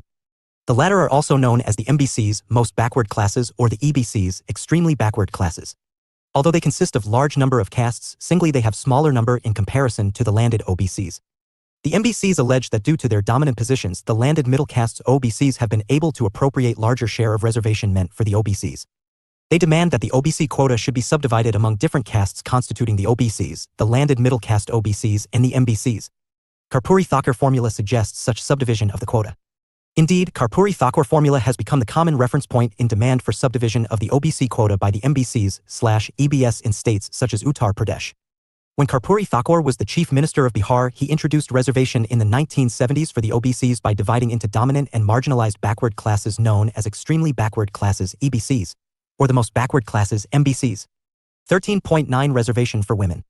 The 72 and the 73 constitutional amendments of 1992 and in 1993 provided 33% reservation to women in the institutions of local self-governance in rural and urban areas in India respectively. Prior to these amendments, women were not entitled to political reservation. The reservation created confidence among women and made them more conscious of their democratic rights. Unlike prior to introduction of the reservation for them in the political bodies at local level, women's presence marked a remarkable increase. However, in practice, several drawbacks have been noticed. In several cases, the women elected representatives became proxies for the male members of the families, their husbands, fathers, brothers, etc. While for the purposes of formalities, the women elected members put the signature. In actual practice, the male members worked on their behalf. There are some exceptions where elected women representatives have fulfilled their responsibilities independently. The reservation for women in the institutions of local self-governance was result of such demand of new social movements of the 1980s. In these movements, women have played decisive role. The demand is also raised to introduce 33% reservation for women in the higher level of political institutions such as parliament and legislative assemblies. Such demands are articulated by civil society organizations, intellectuals, and several political parties. But there is no unanimity among the parties on this issue.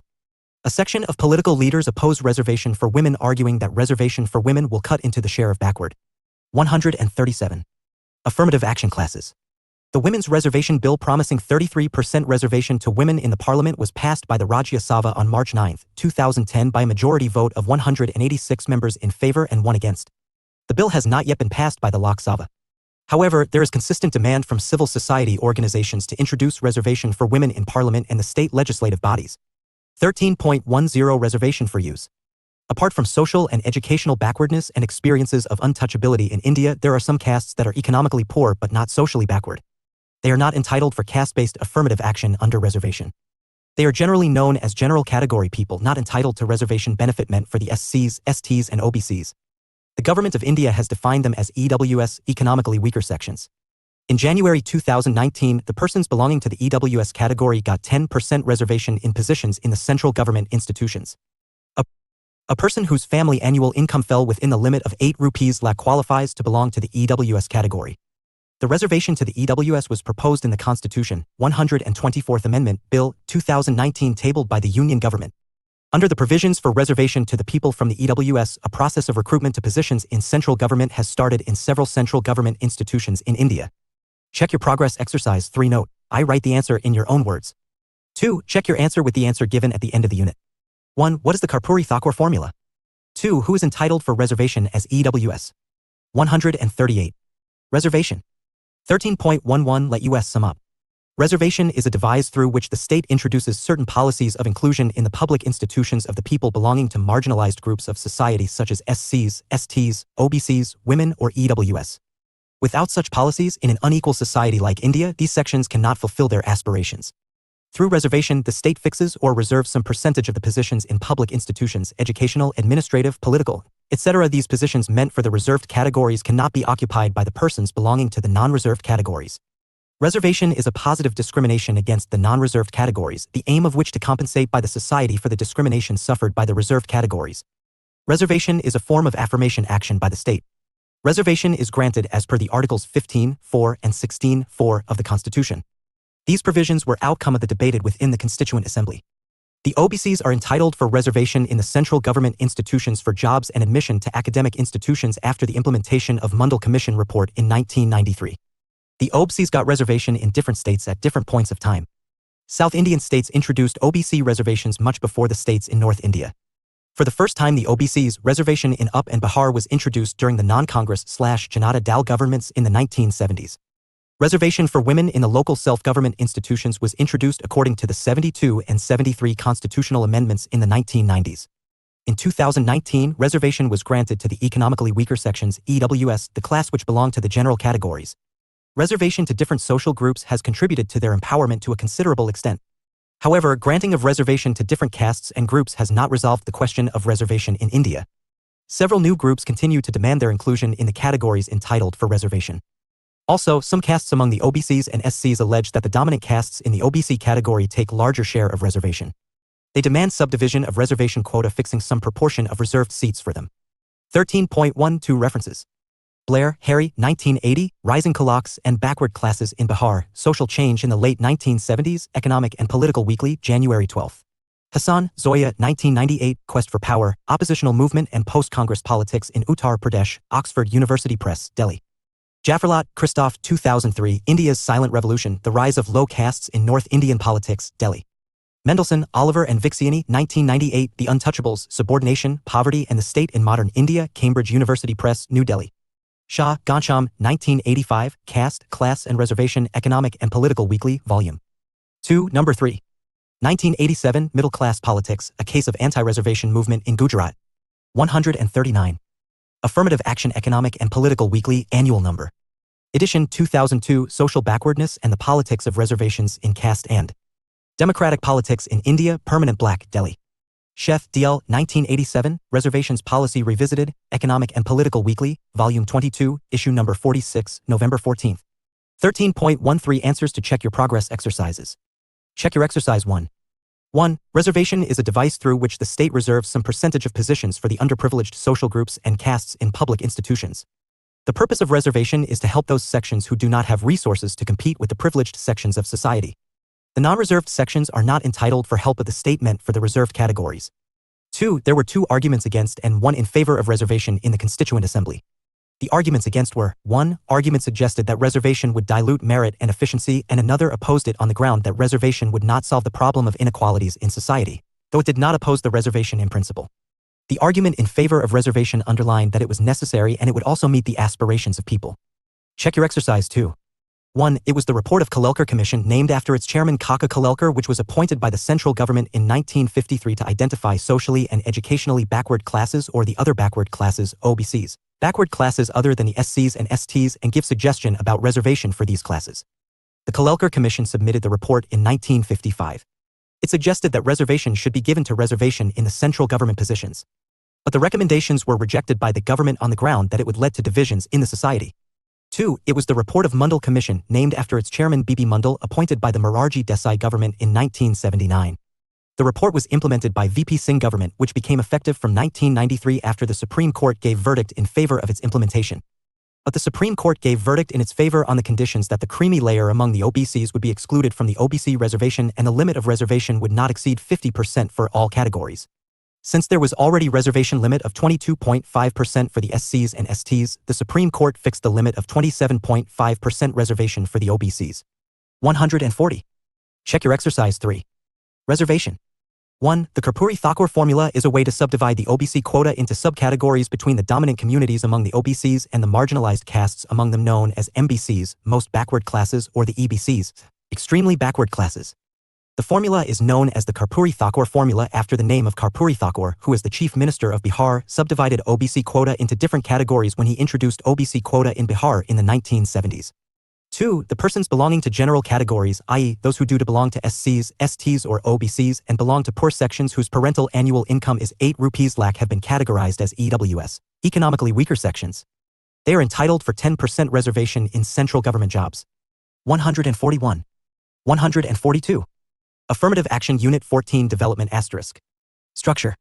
14.0 Objectives 14.1 Introduction 14.2 Meaning and Scope of Development 14.3 Affirmative Action, Welfarism and Development 14.3.1 Constitutional Provisions for Affirmative Action 14.4 Development through Welfare Schemes 14.4.1 India's Development Model 14.4.2 Development through Welfare Schemes 14.5 Challenges to Development 14.6 Let us sum up 14.7 References 14.8 Answers to Check Your Progress Exercise 14.0 Objectives.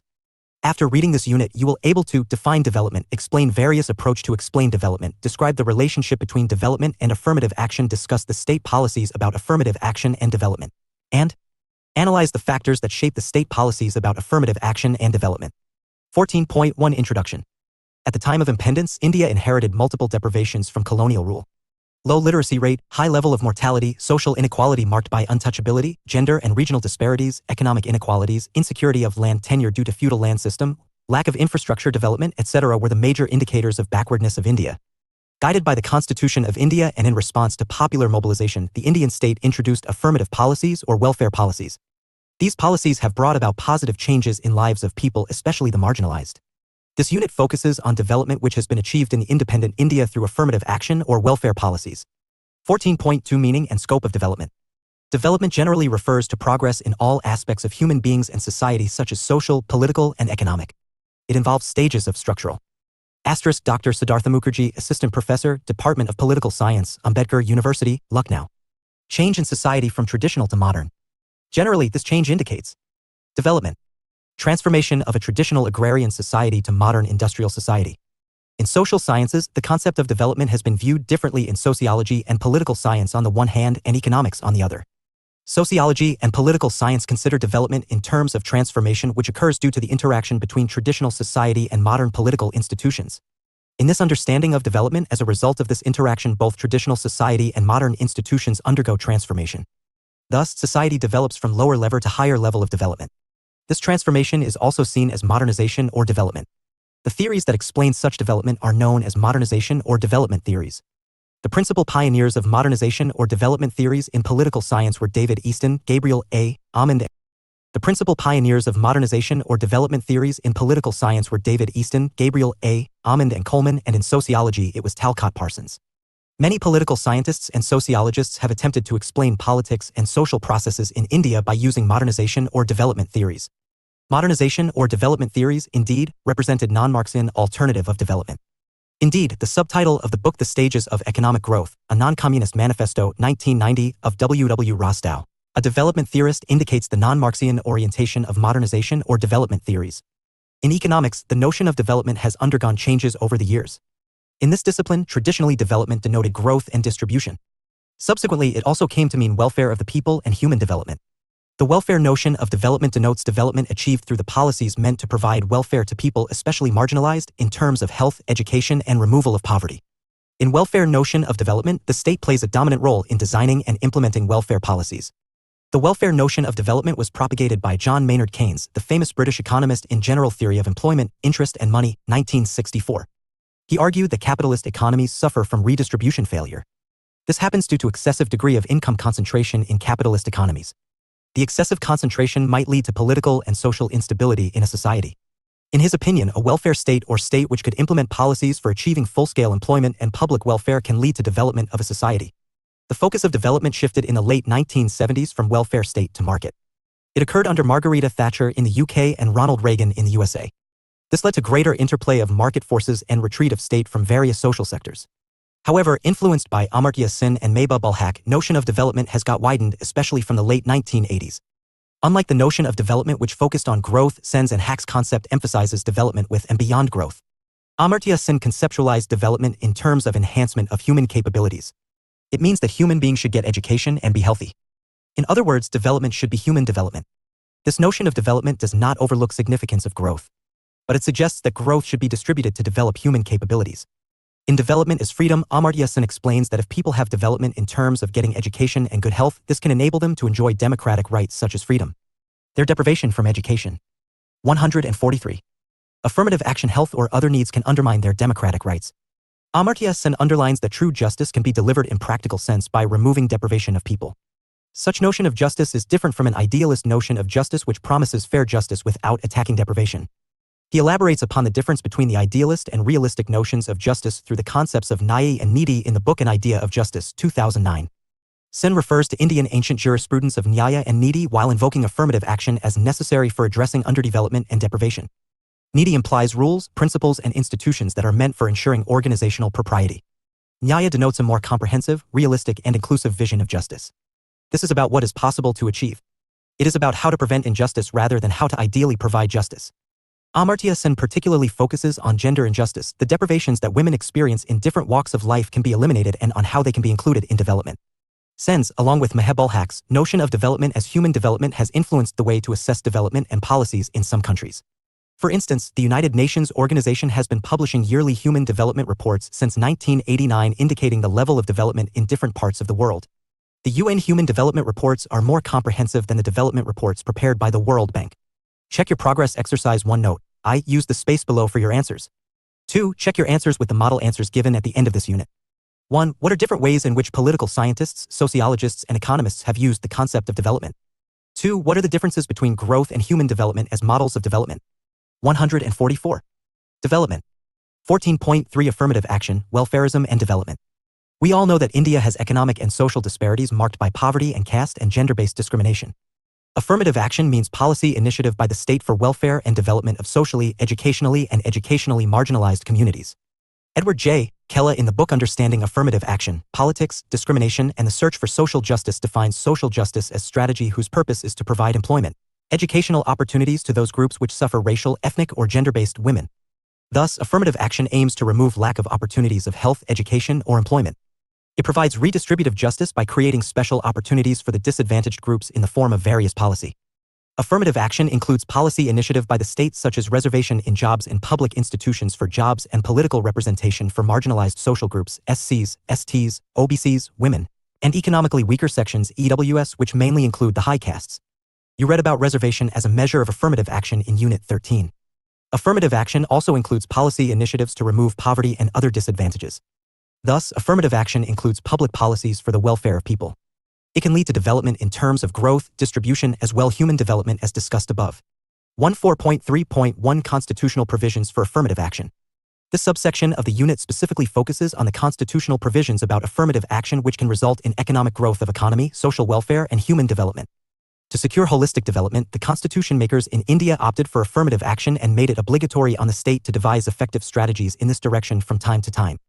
As you have read in Unit 4 on Fundamental Rights and Unit 5 on Directive Principles of the State Policy in the course BPSC 102, Indian Constitution has provisions for affirmative action to remove the social and economic disparities. Especially, these provisions focus on protection of rights and development of the scheduled castes, scheduled tribes, backward castes, minorities, and backward regions. The provisions for development of the marginalized communities can broadly be divided into 4 categories. 1. Educational and cultural safeguards. Article 46 of the Directive Principles of State Policy makes it obligatory on the state to promote and take special care of the educational and economic interests of the weaker sections, particularly scheduled castes and scheduled tribes, and protects them from social injustice and all forms of exploitation. The V and 6 schedules of the Constitution provide for protection of rights, culture, and customs. The V schedule is about the plain tribes and hill tribes, and the 6th schedule is for hill tribes of Meghalaya, Tripura, and some parts of Assam. 2. Social safeguards. The Article 17, fundamental right of the Constitution, abolished untouchability and made it a punishable offense. To this end, Protection of Civil Rights Act, 1955 and Scheduled Castes and Scheduled Tribes Prevention of Atrocities Act, 1989 were passed as 2 major 145. Affirmative action legislative enactments. The state governments and union territories are meant to implement these acts in their respective regions. Central assistance is provided to them from time to time for this purpose. Additionally, Article 24, fundamental right, prohibits children below the age of 14 from working in factories, mines, or other hazardous employments. New legislative initiatives have been taken to enact laws that provide further safeguards to the most marginalized communities. The most prominent amongst these are the Prohibition of Employment as Manual Scavengers and the Rehabilitation Act, 2013. It aims at identifying and eliminating insanitary latrines, prohibiting employment as manual scavengers and hazardous manual cleaning of sewer and septic tanks, and identifying and rehabilitating manual scavengers. 3. Economic safeguards. There are special economic safeguards for the tribals in scheduled areas. The governors of such states having scheduled areas have special powers. These states also have tribal advisory councils, TCs, as constitutional bodies with special authority related with the regulation of land transfer and allotment in tribal areas and regulation of business therein. Besides, the TCs can also make laws on diverse subjects concerning the tribals in their areas such as forest, public health and sanitation, inheritance of property, marriage, and social customs. Special grants are allotted for the development of these states from Consolidated Fund of India. As tribal areas generally have poor infrastructure, roads, and other amenities, special assistance programs are constitutionally guaranteed to them. Article 339 empowers the President to appoint a commission to report on the administration of scheduled areas and welfare of tribal communities in their respective states. 4. Political safeguards. The Constitution provides special provision for political representation in political institutions.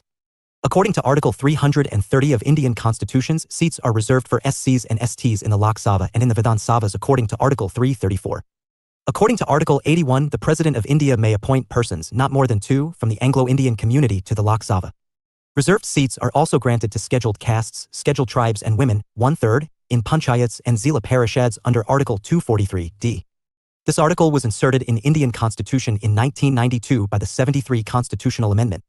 5. Reservation in public employment and admission to public educational institutions. The Constitution allows reservation in government jobs and admission in 5. Reservation in public employment and admission to public educational institutions. The Constitution allows reservation in government jobs and admission in academic institutions to the persons belonging to SC, ST, and OBC communities. Article 16 that provides for equality of opportunity in matters of public employment includes special clauses for reservation of appointments and posts in government services for the backward class of citizens. Article 16, Clause 4. Clause 4a of the same article provides for reservation in matters of promotion within government services for scheduled castes and scheduled tribes. In the central government institutions, the percentage of reservation for SCs and STs is 22.5% and for the OBCs it is 27.5%. While such provisions had existed for the SCs and STs following the implementation of the Constitution in the central institutions, it was introduced for the OBCs after the implementation of Mundal 146 Commission Report in 1993. However, the reservation of the OBCs had development been in existence in several states prior to the implementation of Mundal Commission Report. 14.4 Development through welfare schemes. 14.4.1 India's development model. The foundation of India's development was laid by Nehruvian model of development. This model envisaged a development strategy in which the state and private sectors would participate jointly. In this model, the state or government played leading role.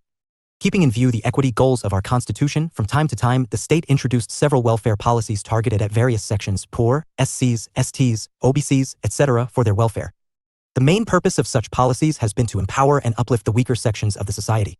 Such policies are introduced both by the central and state governments in order to establish an egalitarian society by removing poverty, economic disparities, and discrimination based on caste and gender inequalities. Some of these policies have been initiated by the center and some by the state governments. These are either exclusively funded by the center or are jointly by the central and state governments. Some of them are exclusively introduced by the state governments with the financial support of the central government. The Nehruvian model of development had limitations. The period of operation of Nehruvian model 1950s-1980s was also known as an era of license permit Raj. In the license permit Raj, the role of state has generally been viewed too as regulatory. A business firm was supposed to get license from government agencies to run its business. This took a lot of time, leading to delay in starting business and was mired in corruption. The central government led by P.V. Narasimha Rao in 1991 introduced reforms which came to be known as liberalization. Under these reforms, the dominant role of the state in comparison to the market declined. In his book, Democracy and Development, Kohli argued that under the impact of reforms, state policies in India have become pro-business from being based on socialism. The pro-business tilt in India's policies began with shift in policy orientation of Indira Gandhi and Rajiv Gandhi governments. Poverty remains a glaring aspect of Indian social reality, with millions of people subsisting on less than ₹100 per day, nearly half of India's children remaining malnourished. Inequality has constrained the impact of growth on poverty alleviation. This, however, did not lead to removal of poverty alleviation or welfare policies. Indeed, the central and state governments introduced several welfare-oriented policies even during the reform era. 14.4.2 Development through welfare schemes. Many welfare policies have been introduced by the central and state governments in India since independence. Some of these have been exclusively introduced by the central governments and some by state governments and some jointly by the central and state governments. Indeed, with slogan of Garibi Hatao, remove poverty, in 1971 Lok Sabha election, poverty became one of the central issues of political and policy agendas in India. As a part of its affirmative action strategy. 147. Affirmative action. The policy included special incentives for SC/ST children in the field of secondary education. Some of the important ones are incentives for children belonging to indigent SC/ST families, ensuring timely payment of scholarship by the state governments, revision of scholarship amount as per the needs of the communities, pre-metric scholarship for all children of families engaged in occupations like scavenging, tanning and flaying, increase in recruitment of teachers from SC/ST communities, improving educational infrastructure for schools in rural and backward areas. The most important among poverty removal schemes are such as 20-point program introduced during emergency era, employment generation, Narega, food for work program, and financial incentives through Jan Dan scheme. Mahatma Gandhi National Rural Employment Guarantee Act, Manrega, 2005 is world's largest anti-poverty programs. It makes the government responsible to provide up to 100 days of wage labor on government-funded public work for a local poor person who applies for work. Work under this program is planned by the local community or panchayat. The records of the money spent and work completed under the program must be made available publicly. Nrega contributed not only in economic empowerment / providing economic opportunities, it has also contributed to social and political dimensions, political awareness, confidence, restraining migration. In Madhya Pradesh, single-day earning from the program enabled a poor family to get 2 adequate meals for 2 weeks. Ritikakara, The Battle for Employment Guarantee, edition 2011, mentions that Nrega had prevented migration of laborers from their native places to other areas in search of employment as it was now available in or near their villages. The wage received through the Nrega enhanced material well-being of the poor families. At least 1/3 of beneficiaries should be women. Jean Dries and A. Kaysen, 2015, Economic Development and Social Opportunities, argue that of many deprivations have been reduced to a considerable extent. They, however, underline that a lot needs to be done before ignorance, poverty, diseases, and inequalities of opportunities have ended. Age-specific mortality rates have declined. Life expectancy has gone up to 60 years in 1995 over around 30 years in 1947. The progress has also been made in India since independence in other aspects of life such as living conditions, elementary education, nutritional characteristics, protection from illness, social security, and consumption levels. Panagria and Moore, 2013, in their study show that scheduled castes population under below poverty line, BPL, fell sharply from 40.6% in 2009 to 10 to 29.4% in 2010 to 11, and scheduled tribes from 45.3% to 43% during the given period. However, the gap between these groups and the forward castes remains high. In January 2019, the government passed a bill providing 10% quota in educational institutions and government jobs for the economically backward people within upper castes. This is well above the existing quota for SCs, STs, and OBCs. This implies that with this additional quota, the prescribed threshold of 50% set by the Supreme Court in the Indira Soni and others versus Union of India case will be crossed. In a way, the new legislative dispensation marks a recuperation of the economic criterion of affirmative action that remained outweighed by the measure of social backwardness for a long time. The new initiative is aimed at promoting the development of poor amidst the socially advanced communities. Besides, several state governments in India have introduced welfare policies which are exclusively state government policies. 148. For example, Food for Work program introduced by Maharashtra government. Development. Amma Canteen in Tamil Nadu. Among such programs include Ambedkar Village program introduced by the Mayawati government in Uttar Pradesh. Ambedkar Village programs focused on villages which had substantial proportion of Dalit population. Atul Kohli in his book The State and Poverty argues that successive poverty alleviation programs of the 1970s and 1980s in Indian states such as UP, Karnataka and West Bengal depended on some factors such as nature of leadership, organization and ideology and grassroots organizations. In Poverty Amid Plenty in the New India, 2012, also Atul Kohli notices regional variations in the impact of development policies in India's states. The states can be identified as neo-patrimonial, social democratic, and developmental in the light of level of development, success of the policies. Bihar and Uttar Pradesh are categorized as neo-patrimonial.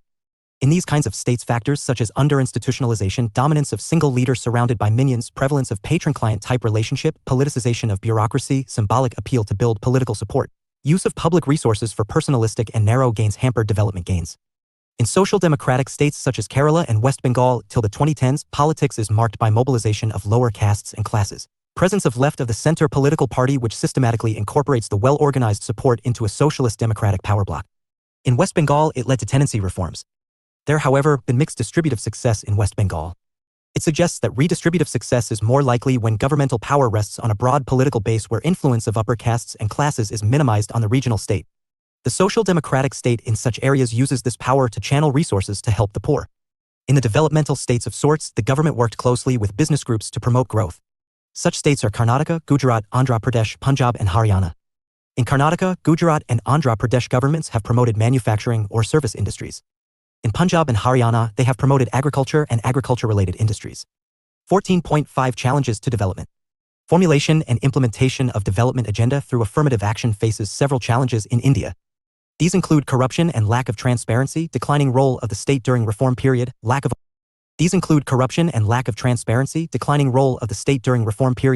awareness within a large section of the poor, and role of touts or agents. Although people's access to public information about the details government policies has increased to a large extent due to usage of the right to information (RTI), it has not been useful in curbing corruption in several instances. Social schemes meant for the empowerment and development of marginalized communities often do not reach them. It happens due to the mismanagement of funds and lack of transparency about the affirmative action policies. Especially at the villages levels, the problem gets compounded due to lack of communication, ignorance, and nexus between the corrupt bureaucrats and the intermediaries. Increasing role of the market forces along with the decline of the state's role has impacted the poor adversely. The drive towards privatization could be moderated in critical social sectors like health and education. In this regard, Ashwini Deshpande in her study 2008, 149. Affirmative action identifies several instances of labor market discrimination against the scheduled castes. The discrimination exists in the form of wage differentials, unfair hiring practices. The privatization in government enterprises has affected the marginalized sections in two ways. First, decrease in scope of decent employability and increase in the unorganized labor in the rapidly growing real estate industry, and second, privatization of critical social sectors like health and education, making it unaffordable and inaccessible to the ordinary citizens. Check your progress exercise 2. Note, I use the space below for your answers. 2. Check your answers with the model answers given at the end of this unit. 1. What were the features of Nehruvian model? 2. What does shift from socialism to pro-business in policies mean? 3. What are challenges before welfare schemes? 14.6 Let us sum up. Affirmative action and welfare policies form an important part of development model in India. In India, this type development model aims to improve conditions of people by removing social and economic disparities in India. In this, the state has played the central role from the time of independence. The state introduced policies that remove poverty, untouchability, gender disparity to a considerable extent. However, the poverty, social inequality, gender discrimination continues to persist. This is because of challenges such as corruption and transparency 150, which affect implementation of welfare-based development agenda. Since the development 1990s, monopoly of the state to introduce development policies has been shared by the market. This has diluted the leading role of the state in development in terms of implementing welfare policies or affirmative action for the marginalized sections of society. The developmental discourse in India has largely been growth-centric. However, welfare-oriented policies continue to be introduced by the central and state governments and are resulting in removal of deprivations of the poor in a considerable way. 14.7 References. Ushtekar Sham. The National Rural Health Mission, A Stocktaking, Economic and Political Weekly, September 13 to 19, 2008, 43-37.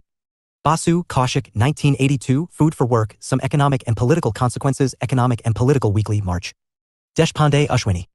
Quest for Equality, Affirmative Action in India, Indian Journal of Industrial Relations, October 2008, 44-2.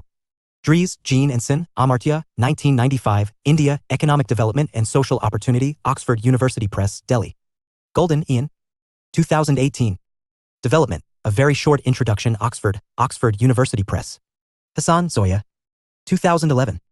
Politics of Inclusion, Castes, Minorities, and Affirmative Action, New Delhi, Oxford University Press. Kella, Edward J., 2016, Affirmative Action, Politics, Discrimination, and the Search for Justice, Georgetown University Press.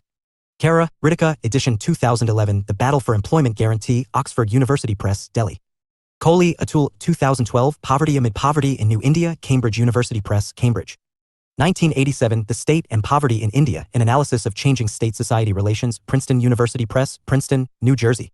Lees, Colin, 1977-1996, The Rise and Fall of Development Theory, Indiana University Press, London. Pai, Siddha, 2002, Dalit Assertion and the Unfinished Democratic Revolution, The Bahujan Samaj Party in Uttar Pradesh, Sage, New Delhi. Panagria, Arvind and Vishal Moore. Poverty by Social, Religious and Economic Groups in India and its Largest States, 1993-94 to 2011-12, Working Paper No. 2013-2002, School of International and Public Affairs, Institute for Social and Economic Research and Policy, Columbia University. Rostow, W.W., 1990, The Stages of Economic Growth, A Non-Communist Manifesto, Cambridge University Press. 151. Affirmative Action Sin, Amartya, 1999, Development is Freedom, Oxford University Press, Delhi. 2009, The Idea of Justice, Harvard University Press. Tillin, Louise, Deshpande, Rajeshvar, Kailash, KK, eds. 2015, Politics of Welfare, Comparison Across States, Oxford University Press, New Delhi. 14.8 Answers to Check Your Progress Exercises. Check Your Progress Exercise 1. 1. Sociologists and political scientists view development in terms of transformation of society and polity from one stage to another. Such transformation happens as a result of interaction between traditional social and political systems and modern social and political values and institutions.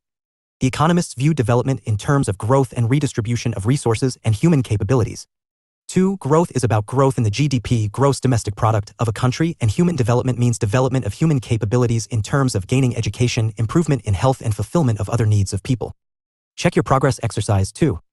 1. In Nehruvian model of development, the state and private sector played joint role in which state had a leading role. Under this model, the state introduced several welfare policies for the betterment of various sections of the society.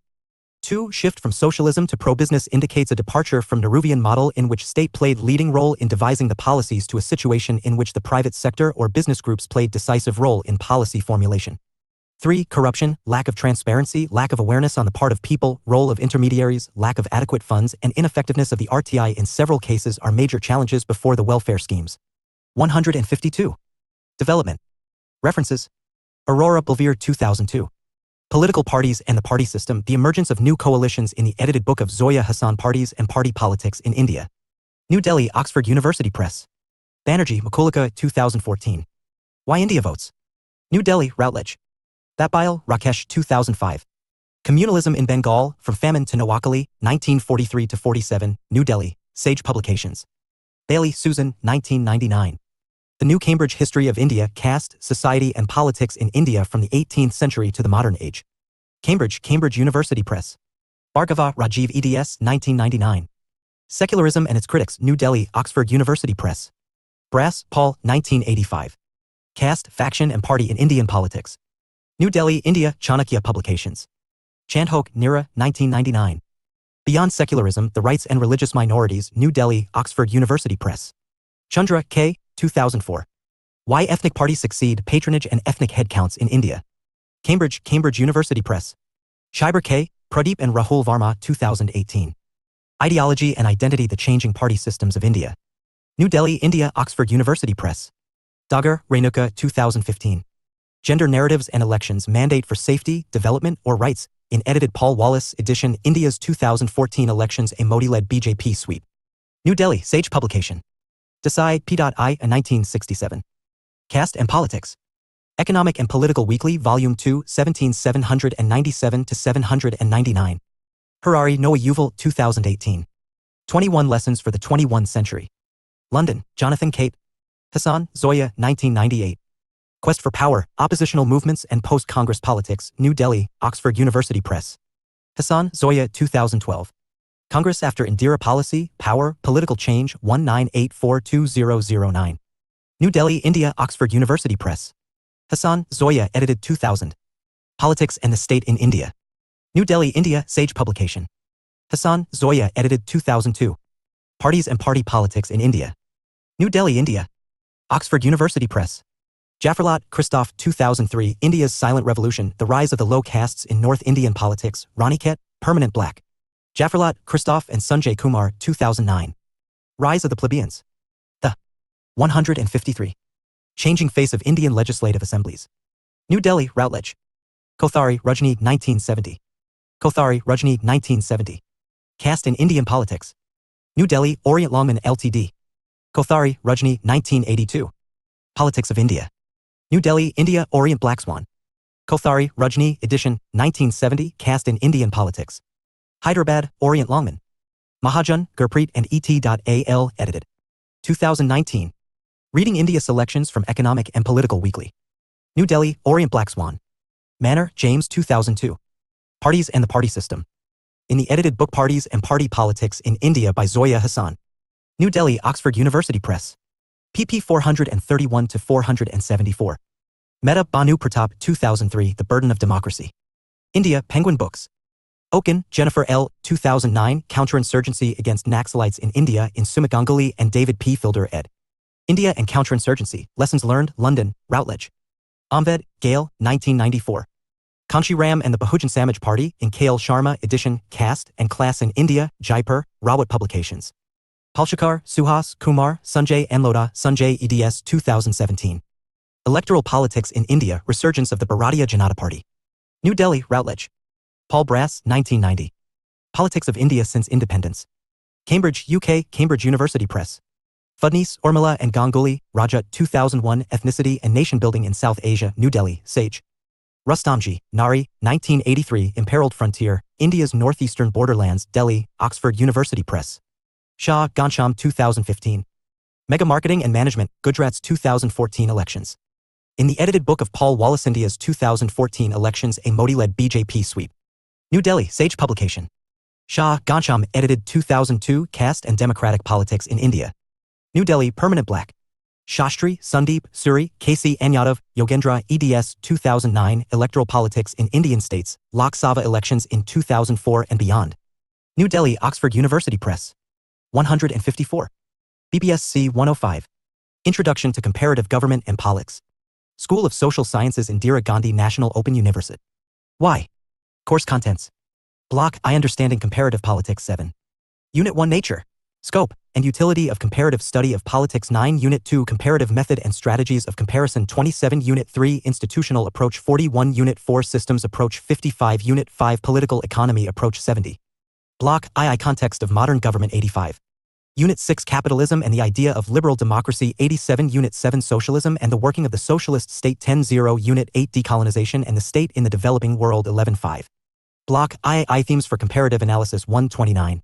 Unit 9 Parliamentary Supremacy and Rule of Law in UK 130. Unit 10 Dependency and Development in Brazil 144. Unit 11 Comparative Perspective on Federalism Brazil and Nigeria 158. Unit 12 Role of Communist Party in China 173. Suggested readings 189.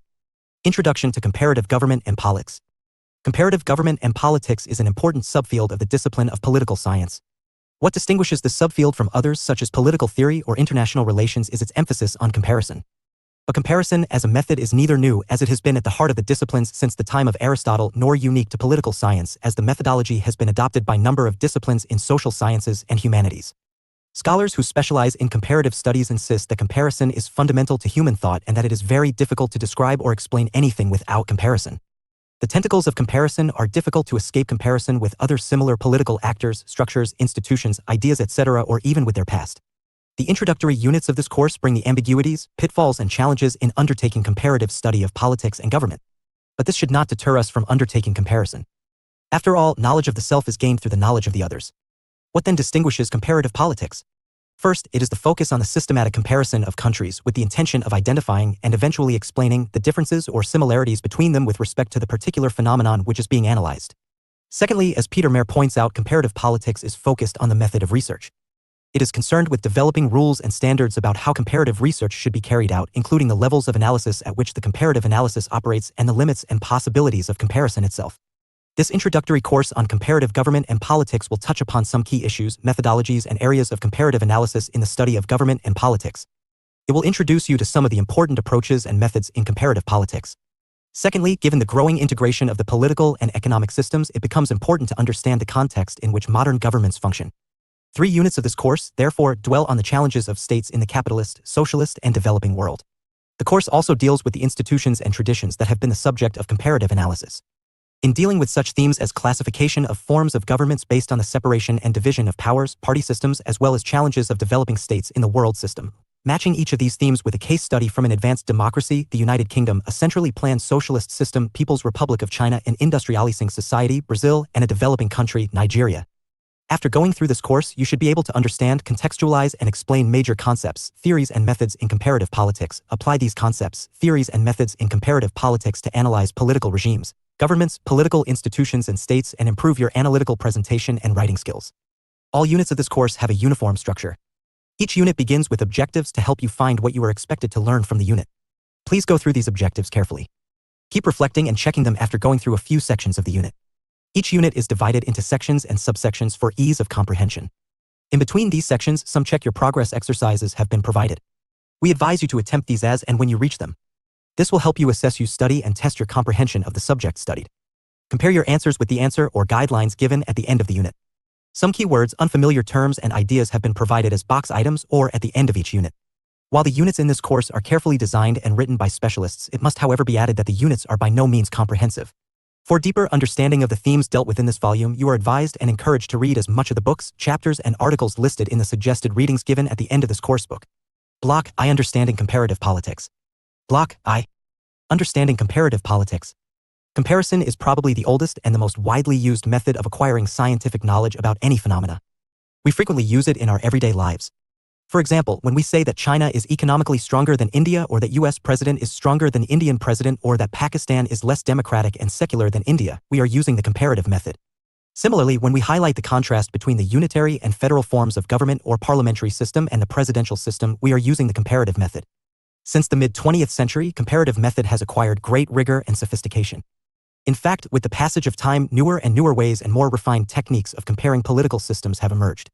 The use of comparative method in comparative politics has, broadly speaking, 3 important components which are closely related to each other. 1. What do we compare? 2. How do we compare? And 3. Why do we compare? This block addresses itself to these 3 questions or dimensions of comparative method in comparative politics. The first 2 units of this block address the first question, what do we compare? They will give you some idea about the nature, scope, and significance of comparative politics. The second question, how do we compare, deals with various approaches.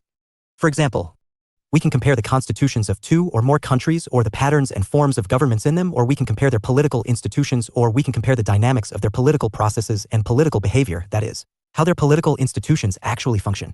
We can also compare their party systems and the nature and role of their pressure groups. It is also possible to compare their political cultures, their agents of political socialization, their methods of interest articulation and interest aggregation, their styles of political recruitment, and their ways of decision-making. We can also compare politics of different countries by analyzing class structure of their societies. We can even compare their modes of production, feudal, capitalist, etc., to understand the class character of their elite and the political ideology, conservative, liberal, or radical, to which they are committed. This block will discuss 3 important approaches: the institutional approach, the systems approach, and the political economy approach. The third question in comparative method is, why do we compare? It will give us some idea about how each approach enriches our understanding. It also enables us to evaluate the utility of each approach as well as its limitations. 9. Nature, scope, and utility of comparative study of politics. Unit 1: Nature, Scope, and Utility of Comparative Study of Politics. Structure.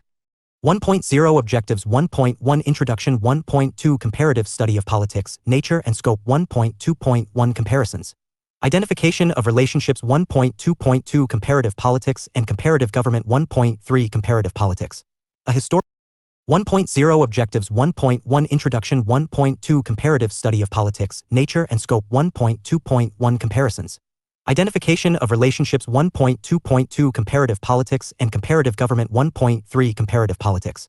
A Historical Overview 1.3.1 The Origins of Comparative Study of Politics 1.3 to the late 19th and early 20th centuries 1.3.3 The Second World War and after 1.3.4 The 1970s and Challenges to Developmentalism 1.3.5 The 1980s The Return of State 1.3.6 The Late 20th Century, Globalization and Emerging Trends/Possibilities 1.4 Comparative Study of Politics.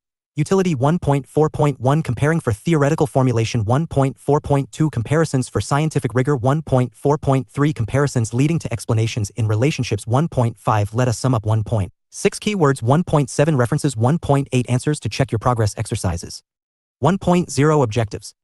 We often compare ourselves with others knowingly or unknowingly, what others think, what they do, or how they live, and so on. Comparing with others and comparing things around enable us a deeper understanding of our own conduct vis-a-vis those of others. Such a process of comparison shapes a large part of who we are. Such a process of comparison takes place at the collective level too. Within the field of political science, we do engage in the activity of comparing different political systems, institutions, process, activities, etc. across countries. Prof. Ujjwal Kumar Singh, Department of Political Science, University of Delhi. Adopted from EPS 09, Comparative Government and Politics. This introductory unit is designed to enable you to be theoretically and understanding comparative, methodologically informed about comparative study of politics. We shall focus politics on the major aspects, nature, scope, and utility of comparative study of politics. After going through this unit, you should be able to explain the meaning and scope comparative study of politics, define and describe major concepts of comparative study of politics, explain the purpose of the comparative study of politics, explain the significance and relevance of the comparative study of politics, describe the historical background of the comparative study of politics, and identify and explain key concepts used in the comparative study of politics. 1.1 Introduction. Comparative study of politics is about comparing political phenomena. Its primary goal is to encompass the major political similarities and differences between countries around the world. The emphasis is on how different societies cope with various problems by making comparisons with others. Although comparative methods and methods of comparisons are widely used in other social sciences disciplines such as psychology, sociology, economics, etc., it is the substance of comparison i.e., its subject matter, vocabulary, perspective, and concepts which gives comparative politics its distinctiveness both as a method and as a subfield of the study of comparative politics. The nature and scope of comparative politics has been determined historically by changes in the A. subject matter, B. vocabulary, and C. political perspective. To understand where, why, and how these changes took place, we have to look at what is the focus of study at a particular historical period, what are the tools, languages, or concepts being used for the study, and what is the vantage point, perspective, and purpose of inquiry. Thus, in the sections which follow, we shall look at the manner in which comparative politics has evolved, the continuities and discontinuities which have informed this evolution, the ways in which this evolution has been determined in and by the specific historical contexts and socio-economic and political forces, and how in the context of globalization, radical changes have been brought about in the manner in which the field of comparative politics has so far been envisaged. 1.2 Comparative study of politics, nature, and scope. As we saw, the comparative method is commonly used in other disciplines as well, and that what distinguishes comparative politics from other disciplines which also use comparative methods is its specific subject matter, language, and perspective. In that case, one may well ask the question, is there at all a distinct 10. Field of comparative political analysis, or is it a subdiscipline subsumed within the larger discipline of political science? The three aspects of subject matter: nature, scope, and utility of comparative language, vocabulary, and perspective, we must remember, are inadequate in study of politics. Establishing the distinctiveness of comparative politics within the broad discipline of political science, largely because comparative politics shares the subject matter and concerns of political science, i.e., democracy, constitutions, political parties, social movements, etc. within the discipline of political science. Thus, the specificity of comparative political analysis is marked out by its conscious use of the comparative method to answer questions which might be of general interest to political scientists. 1.2.1 Comparisons, identification of relationships. This stress on the comparative method as defining the character and scope of comparative political analysis has been maintained by some scholars in order to dispel frequent misconceptions about comparative politics as involving the study of foreign countries. Under such an understanding, if you were studying a country other than your own, e.g., an American studying the politics of Brazil or an Indian studying that of Sri Lanka, you would be called a comparativist. More often than not, this misconception implies merely the gathering of information about individual countries with little or at the most implicit comparison involved. The distinctiveness of comparative politics, most comparativists would argue, lies in a conscious and systematic use of comparisons to study two or more countries with the purpose of identifying and eventually explaining differences or similarities between them with respect to the particular phenomena being analyzed. For a long time, comparative politics appeared merely to look for similarities and differences and directed this towards classifying, dichotomizing, or polarizing political phenomena. Comparative political analysis is, however, not simply about identifying similarities and differences. The purpose of using comparisons, it is felt by several scholars, is to ultimately study political phenomena in a larger framework of relationships. This, it is felt, would help deepen our understanding and broaden the levels of answering and explaining political phenomena. Mohanty, 1975. 1.2.2 Comparative politics and comparative government. The often encountered notion that comparative politics involves a study of governments arises, asserts Ronald Chilcote, from conceptual confusion.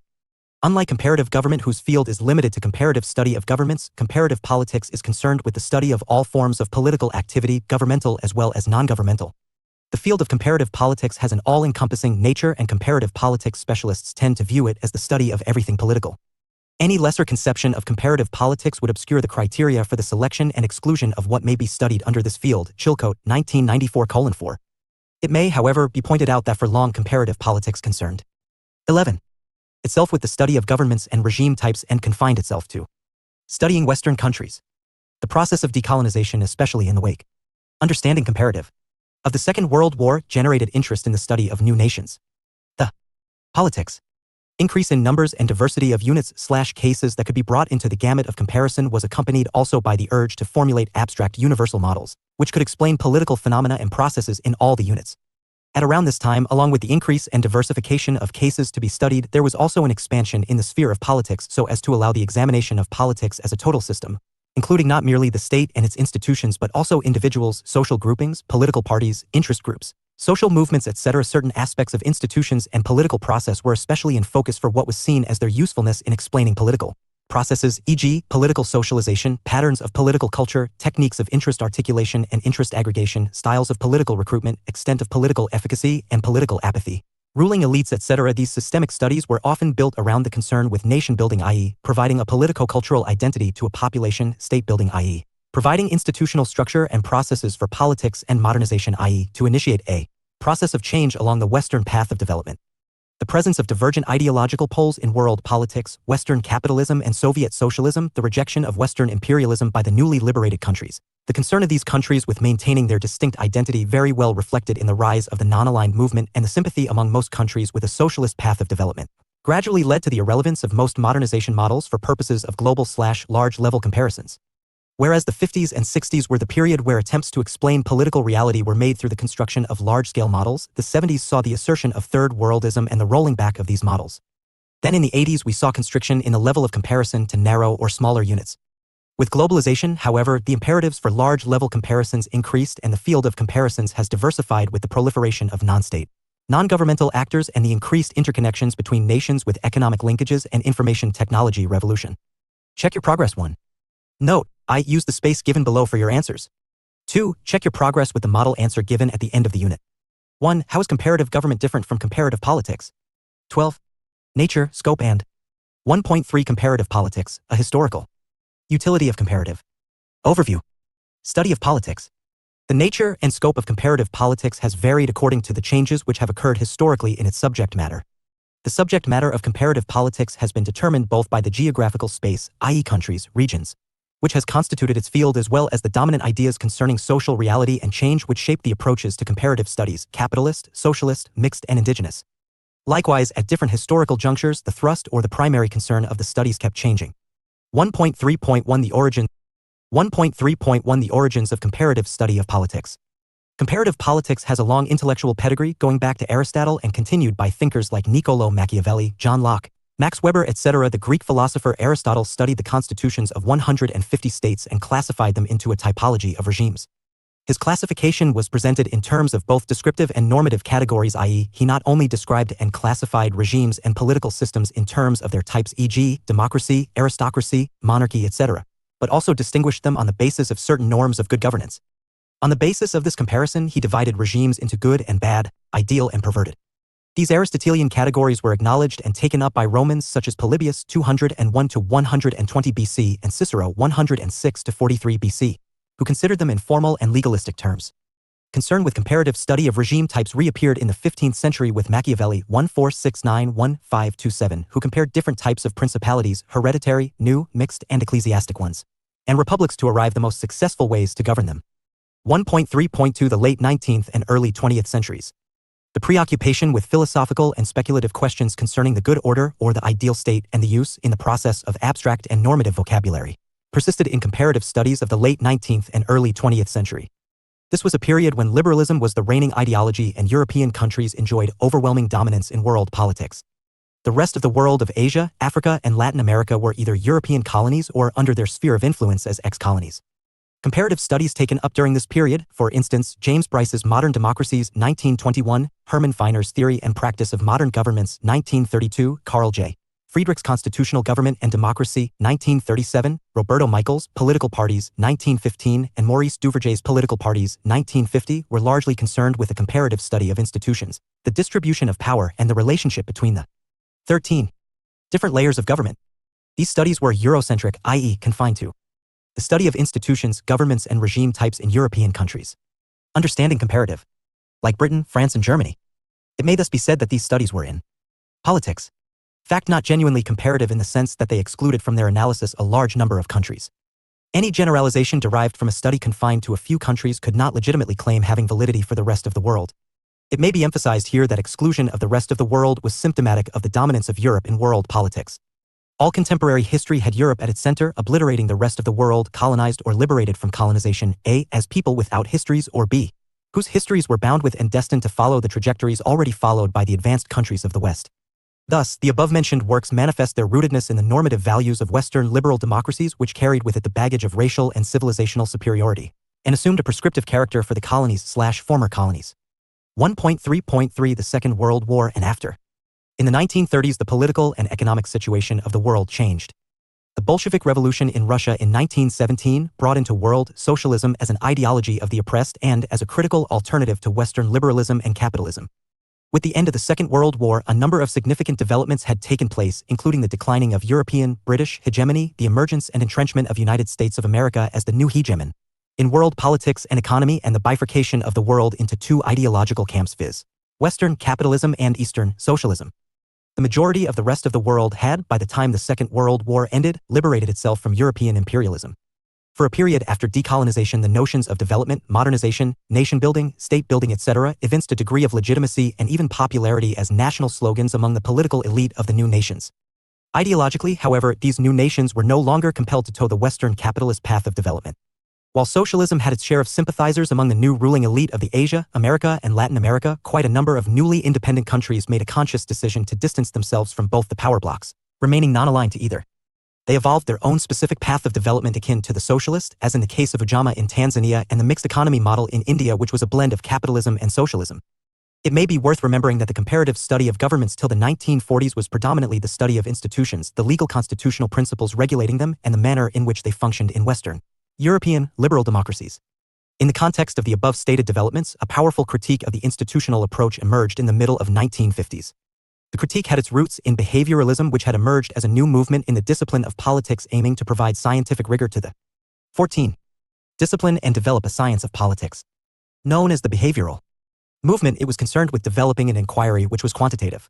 Nature, scope, and utility of comparative. Based on survey techniques involving the examination of empirical facts. Study of politics. Separated from values to provide value-neutral, non-prescriptive, objective observations and explanations. The behavioralists attempted to study social reality by seeking answers to questions like why people behave politically as they do and why as a result political processes and systems function as they do.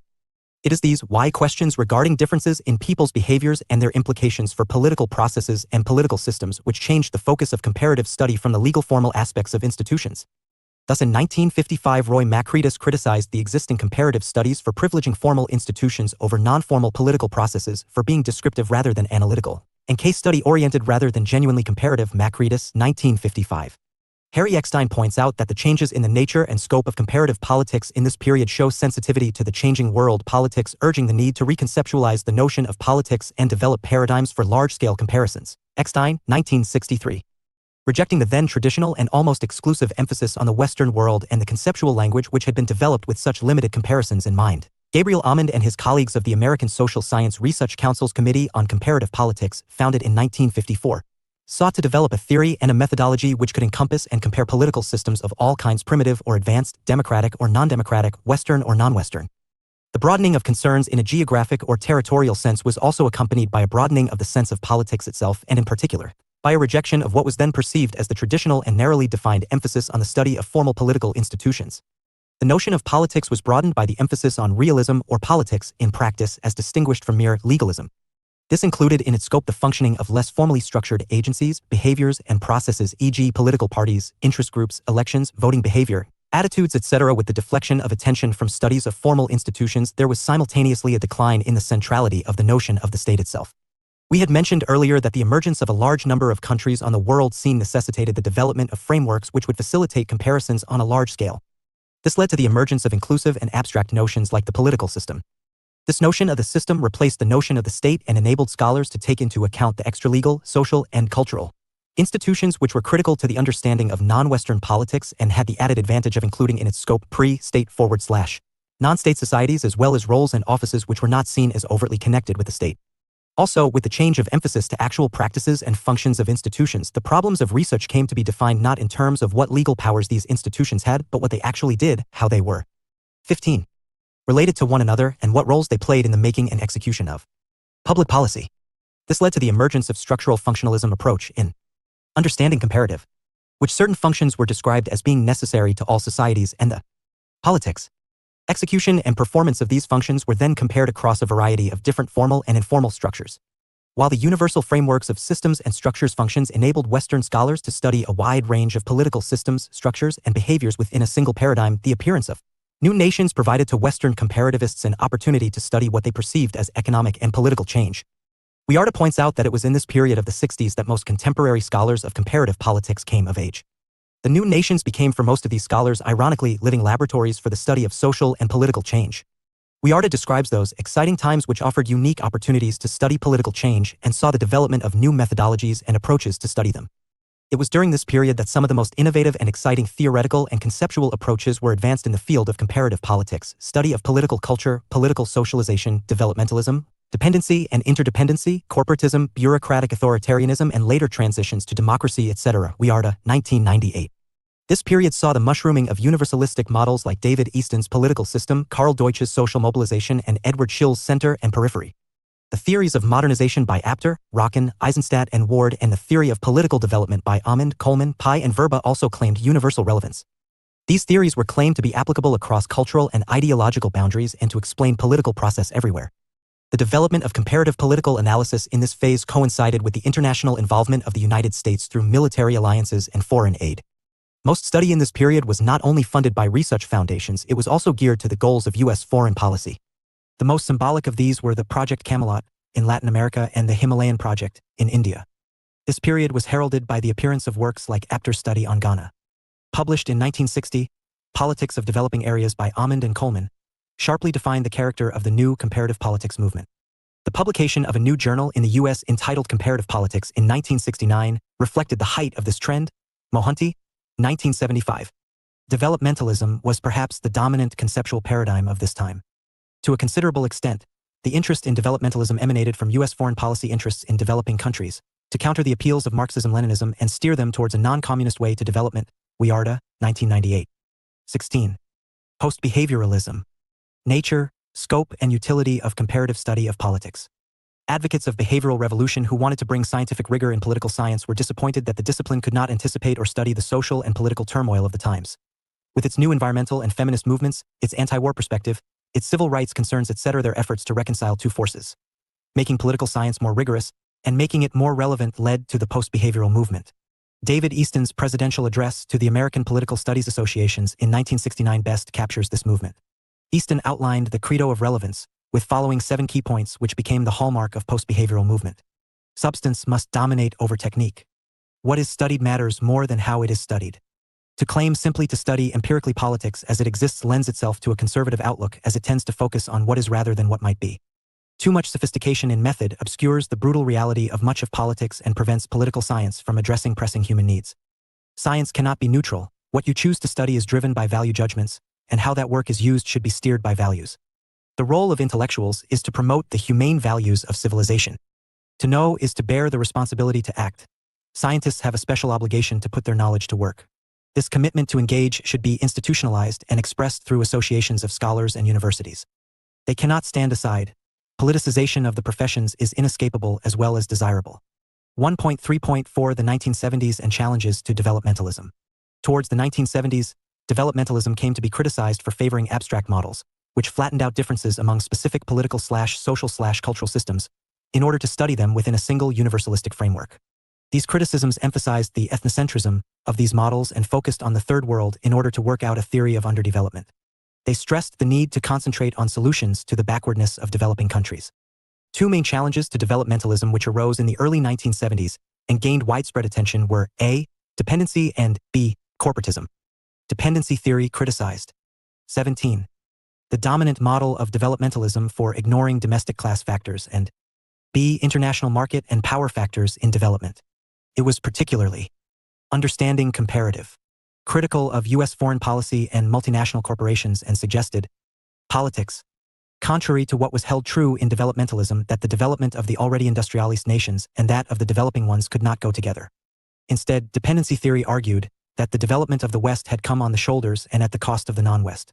The idea that the diffusion of capitalism promotes underdevelopment and not development in many parts of the world was embodied in André Gundry Frank's Capitalism and Underdevelopment in Latin America, 1967.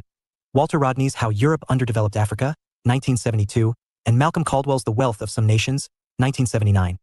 Marxist critics of the dependency theory, however, pointed out that the nature of exploitation through surplus extraction should not be seen simply on national lines but as part of a more complex pattern of alliances between the metropolitan bourgeoisie of the core/center and the indigenous bourgeoisie of the periphery/satellite as they operated in a worldwide capitalist system. The corporatist approach criticized developmentalism for its Euro-American ethnocentrism and indicated that there were alternative organic, corporatist, often authoritarian ways to organize the state and state-society relations. Chilcote, 1994. 16. 1.3.5 The 1980s. The return of the state. During the late 1970s and early 1980s, still reflecting the backlash against developmentalism, a number of theories and subject matters emerged into the field of comparative politics. These included bureaucratic authoritarianism, indigenous concepts of change, transitions to democracy, the politics of structural adjustment, neoliberalism, and privatization. While some scholars saw these developments as undermining and breaking the unity of the field, which was being dominated by developmentalism, others saw them as adding healthy diversity, providing alternative approaches and covering new subject areas. Amond, who had argued in the late 1950s that the notion of the state should be replaced by the political system, which was adaptable to scientific inquiry, and Easton, who undertook to construct the parameters and concepts of a political system, continued to argue well into the 1980s on the importance of political system as the core of political study. The state, however, received its share of attention in the 60s and 70s in the works on bureaucratic authoritarianism in Latin America, especially in Argentina in the works of Guillermo O'Donnell E.G., Economic Modernization and Bureaucratic Authoritarianism, 1973. Ralph Miliband's The State in Capitalist Society, 1969, had also kept the interest alive. Attempts to restore the focus on the state began in the late 1970s with the publication of State, Power, Socialism, 1978, by Nikos Palanca, and Bringing the State Back in 1985, by political sociologists Peter Evans, Theda Skocpol, and others. 1.3.6 The late 20th century. globalization and emerging. Nature, scope and utility of comparative trends. Study of politics.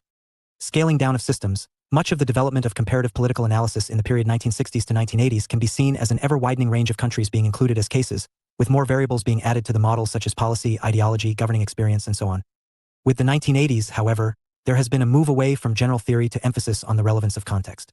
In part, this tendency reflects the renewed influence of historical inquiry in the social sciences, and especially the emergence of a historical sociology, which tries to understand phenomena in the very broad or holistic context within which they occur. Theta Skocpol and M. Summers, 1980. There has been a shying away from models to a more in-depth understanding of particular countries and cases where more qualitative and contextualized data can be assessed, and where account can be taken of specific institutional circumstances or particular political cultures. Hence, we see a new emphasis on more culturally specific studies, e.g., English-speaking countries, Islamic countries, and nationally specific countries, e.g., England, India, and even institutionally specific countries, e.g., India under a specific regime. While emphasis on grand systems and model building diminished, the stress on specific contexts and cultures have meant that the scale of comparisons was brought down. Comparisons at the level of smaller systems or regions, however, remained, e.g., the Islamic world, Latin American countries, Sub-Saharan Africa, South Asia, etc. Civil society and democratization approach. Yes, the disintegration of Soviet Union brought the notion of the end of history. In his article, The End of History, 1989, which was developed later into the book The End of History and the Last Man, 1992.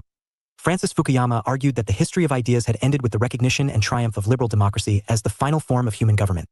The end of history thesis invoked to stress the predominance of Western liberal democracy is in a way reminiscent of the end of ideology debate of the 1950s, which emerged at the height of the Cold War and in the context of the decline of communism in the West.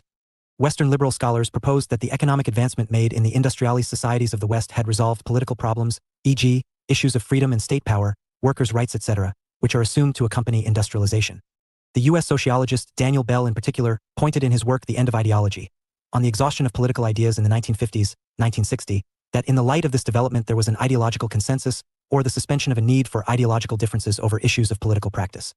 In the early 90s, the idea of the end of history was coupled with another phenomenon of the 80s, globalization. Globalization refers to a set of conditions, scientific, technological, economic, and political, which have linked together the world. Globalization refers to a set of conditions, scientific, technological, economic, and political, which have linked together the world in a manner so that occurrences in one part of the world are 19. Bound to affect or be affected by what is happening in another part. It may be pointed out that in this global world the focal point or the center around which understanding comparative events move worldwide is still Western capitalism. In the context of the so-called politics triumph of capitalism, the approaches to the study of civil society and democratization that have gained currency give importance to civil society defined in terms of protection of individual rights to enter the modern capitalist world. There is, however, another significant trend in the approach which seeks to place questions of civil society and democratization as its primary focus. If there are on one hand studies conforming to the contemporary interest of Western capitalism seeking to develop market democracy, there are also a number of studies which take into account the resurgence of people's movements seeking autonomy, right to indigenous culture, movements of tribes, Dalits, lower castes, and the women's movement and the environment movement. These movements reveal a terrain of contestation where the interests of capital are in conflict with people's rights and represent the language of change and liberation in an era of global capital. Thus, concerns with issues of identity, environment, ethnicity, gender, race, etc. have provided a new dimension to comparative political analysis. Information collection and diffusion. A significant aspect and determinant of globalization has been the unprecedented developments in the field of information and communication technology, viz., the Internet and World Wide Web. This has made the production, collection, and analysis of data easier and also assured their faster and wider diffusion worldwide. These developments have not only enhanced the availability of data but also made possible the emergence of new issues and themes which extend beyond the confines of the nation-state. These new themes in turn form an important/influential aspect of the political environment of the contemporary globalized world. The global network of social movement organizations, the global network of activists, is one such significant aspect. The diffusion of ideas of democratization is an important outcome of such networking. The Zapatista rebellion in the southern Mexican state of Chiapas used the internet and the global media to communicate their struggle for rights, social justice, and democracy. The concern with issues regarding the promotion and protection of human rights, which is dependent on the collection and dissemination of information, has similarly become pertinent in the contemporary world. Check your progress too. Note, I use the space given below for your answers. 2. Check your progress with the model answer given at the end of the unit. 1. Is it possible to say that comparative politics refers only to a method of studying governments? 20. Nature, scope, and utility of comparative study of politics. 2. The nature, field, and scope of comparative politics had evolved in response to the changing socio-political concerns over different historical periods. Comment. 1.4 Comparative study of politics, utility. The question of utility of comparative politics is concerned with its usefulness and relevance for enhancing our understanding of political reality. It seeks to know how comparative study helps us understand this reality. First and foremost, we must bear in mind that political behavior is common to all human beings and manifests itself in diverse ways and under diverse social and institutional setups all over the world. It may be said that an understanding of these related and at the same time different political behaviors and patterns is an integral part of our understanding of politics itself. A sound and comprehensive understanding would commonly take the form of comparisons. 1.4.1 Comparing for theoretical formulation. While comparisons form an implicit part of all our reasoning and thinking, most comparativists would argue that a comparative study of politics seeks to make comparisons consciously to arrive at conclusions which can be generalized, i.e. held true for a number of cases. To be able to make such generalizations with a degree of confidence, it is not sufficient to just collect information about countries. The stress in comparative political analysis is on theory building and theory testing with the countries acting as units or cases. A lot of emphasis is therefore laid and energy spent on developing rules and standards about how comparative research should be carried out. A comparative study ensures that all generalizations are based on the observation of more than one phenomenon or observation of relationship between several phenomena. The broader the observed universe, the greater is the confidence in statements about relationship and sounder the theories. 21. 1.4.2 Comparisons for scientific rigor. Understanding comparative politics. As will be explained in the next unit, the comparative method gives these theories scientific basis and rigor. Social scientists who emphasize scientific precision, validity, and reliability see comparisons as indispensable in the social sciences because they offer the unique opportunity of control in the study of social phenomena. Sartori, 1994. 1.4.3 Comparisons leading to explanations in relationships. For a long time, comparative politics appeared merely to look for similarities and differences and directed this towards classifying, dichotomizing, or polarizing political phenomena. Comparative political analysis is, however, not simply about identifying similarities and differences. The purpose of using comparisons, it is felt by several scholars, is going beyond identifying similarities and differences, or the compare and contrast approach as it is called, to ultimately study political phenomena in a larger framework of relationships. This, it is felt, would help deepen our understanding and broaden the levels of answering and explaining political phenomena. In other words, the most significant purpose of comparative politics is not simply to be skeptical of others but to question our own system and beliefs in the light of new evidence and arguments. Check your progress. 3. Note, I use the space given below for your answers. 2. Check your progress with the model answer given at the end of the unit. 1. What according to you is the usefulness of a comparative study of politics? 2. What are the features that determine the nature and scope of comparative politics? 22. 3. Trace the development of comparative politics in the 20th century. Nature, scope, and utility of comparative. Bringing out A. The specificities of the period before and after the Second Study of politics. World War. B. Developmentalism and its critique. C. Late 20th century developments. 1.5 Let us sum up. The nature and scope of comparative study of politics is related to its subject matter, its field of study, the vantage point from which the study is carried out, and the purposes towards which the study is directed. These have, however, not been static and have changed over time. While the earliest studies concerned themselves with observing and classifying governments and regimes, comparative politics in the late 19th and early 20th century was concerned with studying the formal legal structures of institutions in Western countries. Towards the end of the Second World War, a number of new nations emerged on the world scene, having liberated themselves from colonial domination. The dominance of liberalism was challenged by the emergence of communism and the powerful presence of Soviet Union on the world scene. The concern among comparativists changed at this juncture to studying the diversity of political behaviors and processes which were thrown up, however, within a single overarching framework. This led to the use of systems and structures functions frameworks to study political phenomena. These frameworks were used by Western scholars, particularly those in the United States, to study phenomena like developmentalism, modernization, etc., while the political elite of the newly independent countries found concepts like development, nation building, and state building attractive. In many cases, they evolved their own ideological stances and chose to remain non-aligned to either ideological blocks.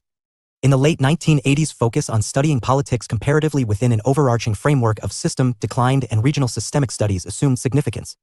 The focus on state in these studies marked a resurgence of the study of power structures within civil society and its political forms, which had suffered a setback with the arrival of systems and structures functions into comparative politics. The petering out of Soviet Union in the same period provoked Western scholars to proclaim the end of history, marking the triumph of liberalism and capitalism. Globalization of capital, a significant feature since the late 1980s that has made itself manifest in technological, economic, and information linkages among the countries of the world, has also tended to influence comparativists into adopting universalistic, homogenizing. 23. Expressions like transitions to democracy, the global market, and civil. 24. Understanding comparative politics. Society. Such expressions would have us believe that there are no differences, uncertainties, and contests which need to be explained in a comparative perspective. There is, however, another way to look at the phenomena, and a number of scholars see the resurgence of civil society in terms of challenges to global capitalism which comes from popular movements and trade union activism throughout the world. 1.6 Keywords. Civil society. The term has contested meanings. By and large, it is understood as a part of a country's life that is neither the government nor the economy but, rather, the domain within which interest groups, political parties, and individuals interact in politically oriented ways. Control. Control in scientific research is an important procedure or mechanism of regulation and checking while conducting an experiment to provide a standard setup or condition. Eurocentric refers to the bias and distorted view which emerge from the application of European idea, values, beliefs, and theories to other cultures and societies. Methodology, the study of different methods of research, including the identification of research questions, the formulation of theories to explain certain events and political outcomes, and the development of research design. Neoliberalism, an advanced version of classical liberalism in which political economy focused on market individualism and minimal statism. Normative, the prescription of values and standards of conduct, dealing with questions pertaining to what should be rather than what is. Theory. Theory. A theory is a set of systematically interrelated ideas, constructs, or propositions intended to systematically explain a particular phenomenon, events, or behavior. In social science, theories provide explanations of social behaviors, events, or phenomena. Nature, scope, and 1.7 Reference. Utility of comparative study of politics. Chilcote. H. Ronald. 1994. Part 1. Introduction. In Ronald H. Chilcote. Theories of Comparative Politics, The Search for a Paradigm Reconsidered. Boulder, Westview Press, 2nd edition. Landman, Todd. 2000. Issues and Methods in Comparative Politics, An Introduction. London, Routledge. Lim, C. Timothy. 2006. Doing Comparative Politics, An Introduction to Approaches and Issues. Boulder, Colorado, Lynn Rayner. Mayer, Peter. 1996. Comparative Politics, An Overview in R. E. Gooden and H. Klingeman, eds, The New Handbook of Political Science. Oxford, Oxford University Press. Mohanty, Manoranjan. 2000. Moving the Center in the Study of Political Thought and Political Theory in Manoranjan Mohanty, Contemporary Indian Political Theory. Samskriti, New Delhi. 1975. Comparative Political Theory and Third World Sensitivity. Teaching Politics, Numbers 1 and 2. Sartori, Giovanni. 1994. Compare, Why and How. In Mate Dogan and Ali Kazantzagil, eds. Comparing Nations, Concepts, Strategies, Substance. Oxford, Blackwell. Theta Skocpal and M. Summers. 1980. The Use of Comparative History in Macro-Social Inquiry, Comparative Studies in Society and History, Volume 22, Issue 2. Wiarta, J. Roward. 1998. Is Comparative Politics Dead? Rethinking the Field in the Post-Cold War Era, Third World Quarterly, Volume 19, Number 5. 1.8 Answers to Check Your Progress Exercises. Check Your Progress 1. 1. Comparative government is the study of different governments through methods of systematic comparison. Comparative politics, on the other hand, is the study of all aspects of politics, government as well as non-governmental. The scope of comparative government is confined to the study of government alone, but the field of comparative politics is all-encompassing in nature, which extends to almost every aspect of political life.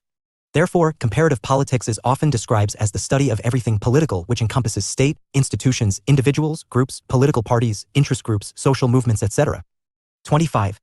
Check Your Progress 2. Understanding comparative. 1. No, it's not merely a method of studying governments, it's much broader. Politics. The scope of comparative politics encompasses a wide range of issues concerned with governance, policy formulations, political process, institutions, regimes, and so on. It is the study of everything political, which involves all sorts of political phenomena, governmental as well as non-governmental.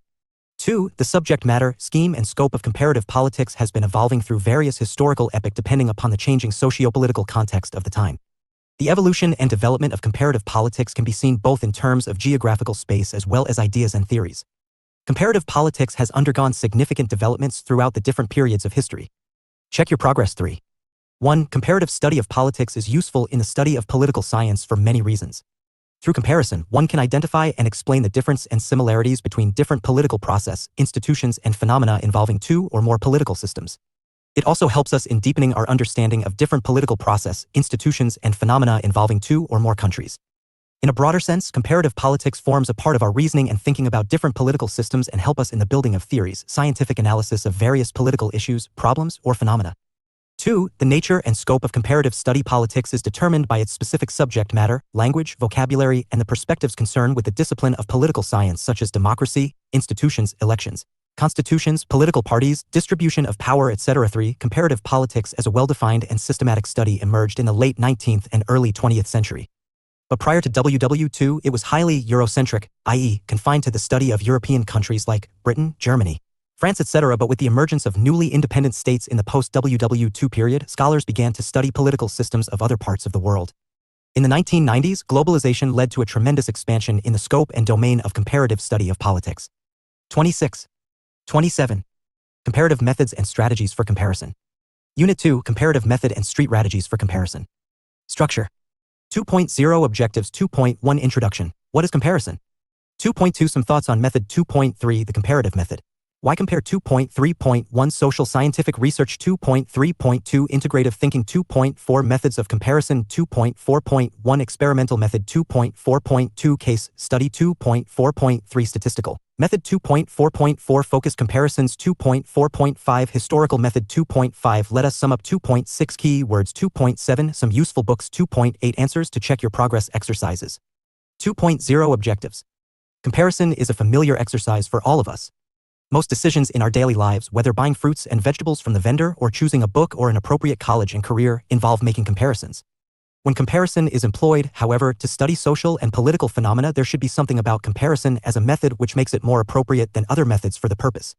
To assess this appropriateness, we first need to know what is the comparative method and how it can be distinguished from other methods, some of which also compare, e.g., the experimental and statistical methods. We should also understand as to why we should use the comparative method rather than any other method.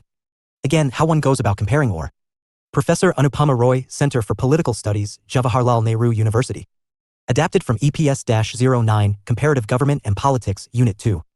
Planning strategies of comparison is also important to bear in mind. In this unit, Understanding Comparative, we will take up these issues. Politics. After going through this unit, you will be able to explain comparative method and how it differs from other methods. List the relative advantages and disadvantages of comparative method over other methods. Identity and describe the important methods of comparison. Describe the use of comparative method for understanding social and political phenomena and explain the significance of comparative method in the field of comparative politics. 2.1 Introduction. What is comparison? In the previous section, we noted how comparisons form part of our daily lives. None of us, however, live in a vacuum. Our daily lives are crisscrossed by numerous other lives. In so many ways, our own experiences and observations of our environment get shaped and influenced by those of others. In other words, our observation of our immediate world would show that people and events are connected in a network of relationships. These relationships may be close or emotionally bound, as in a family, or as the network expands in the course of our daily lives, professional as in our place of work, or impersonal as with our co-passengers in the bus in which we travel. These relationships or interconnectedness, however, may show a regularity, a pattern, or a dailiness, and may also themselves be regulated by norms and rules, e.g. the daily route of the bus, its departure and arrival timings, etc. The idea here is to show that whereas each individual might be seen as having a specific daily routine, there is at the same time a cumulative or aggregate effect, where a number of such individuals may be seen as following a similar routine. The lives of these individuals, we can say, has a pattern of regularity which is comparable in terms of their similarity.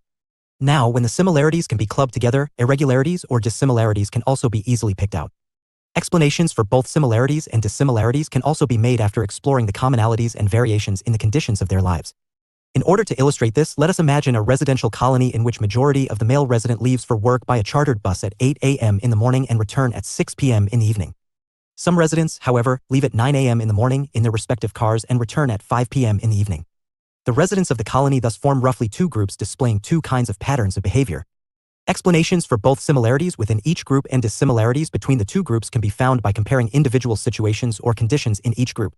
While explanations for similarities can be seen in the commonalities in the conditions, explanations of irregularity or dissimilarities between groups 28 can be explained in terms of absence of conditions which permit the similarity in comparative methods and one group, e.g., it may be found that those who travel by bus have a lot of things. Strategies for in common besides going to their offices in the chartered bus, such as same office. Comparison. Absence of personal vehicles, more or less similar positions / status in the office, location of offices on the same route, etc. Those who travel by their cars would likewise exhibit similarities of conditions within their group. The explanation for the different patterns between the groups can be seen in terms of the absence of conditions which permit similarities in the two groups, e.g., the car group residents may be going to different offices which do not fall on the same bus route. They may be the only ones owning cars, their status in their offices may be higher, etc. The explanations could be numerous and based also on numerous other variables like caste, gender, political beliefs, etc. On the basis of this observation of similarities and dissimilarities, propositions can thus be made in terms of a causal relationship, e.g. men/women who drive to work do so because there are no chartered buses to their place of work, or men/women The explanation for the different patterns between the groups can be seen in terms of the absence of conditions which permit similarities in the two groups, e.g., the car group residents may be going to different offices which do not fall on the same bus route. They may be the only ones owning cars, their status in their offices may be higher, etc. The explanations could be numerous and based also on numerous other variables like caste, gender, political beliefs, etc. On the basis of this observation of similarities and dissimilarities, propositions can thus be made in terms of a causal relationship, e.g. men/women who drive to work do so because there are no chartered buses to their place of work, or men/women who own private vehicles are more likely to drive to work than those who do not own vehicles, or upper-class women are more likely to drive to work, etc. Let us move on from this simplistic example to the complex ways in which social scientists use comparisons. 2.2 Some thoughts on method. What exactly is a method? And why is it so important? Method, as we know from our experiences, is a useful, helpful, and instructive way of accomplishing something with relative ease. A piece of collapsible furniture, for example, comes with a manual guiding us through the various steps to set it up. While studying a phenomenon, method would similarly point to ways and means of doing things. We may not, however, unlike our example of the collapsible furniture, know the final shape or results of our explorations at the outset. We may not also have a precise instruction manual guiding us to the final outcome. We will simply have the parts of the furniture and tools to set it up, in other words, concepts and techniques.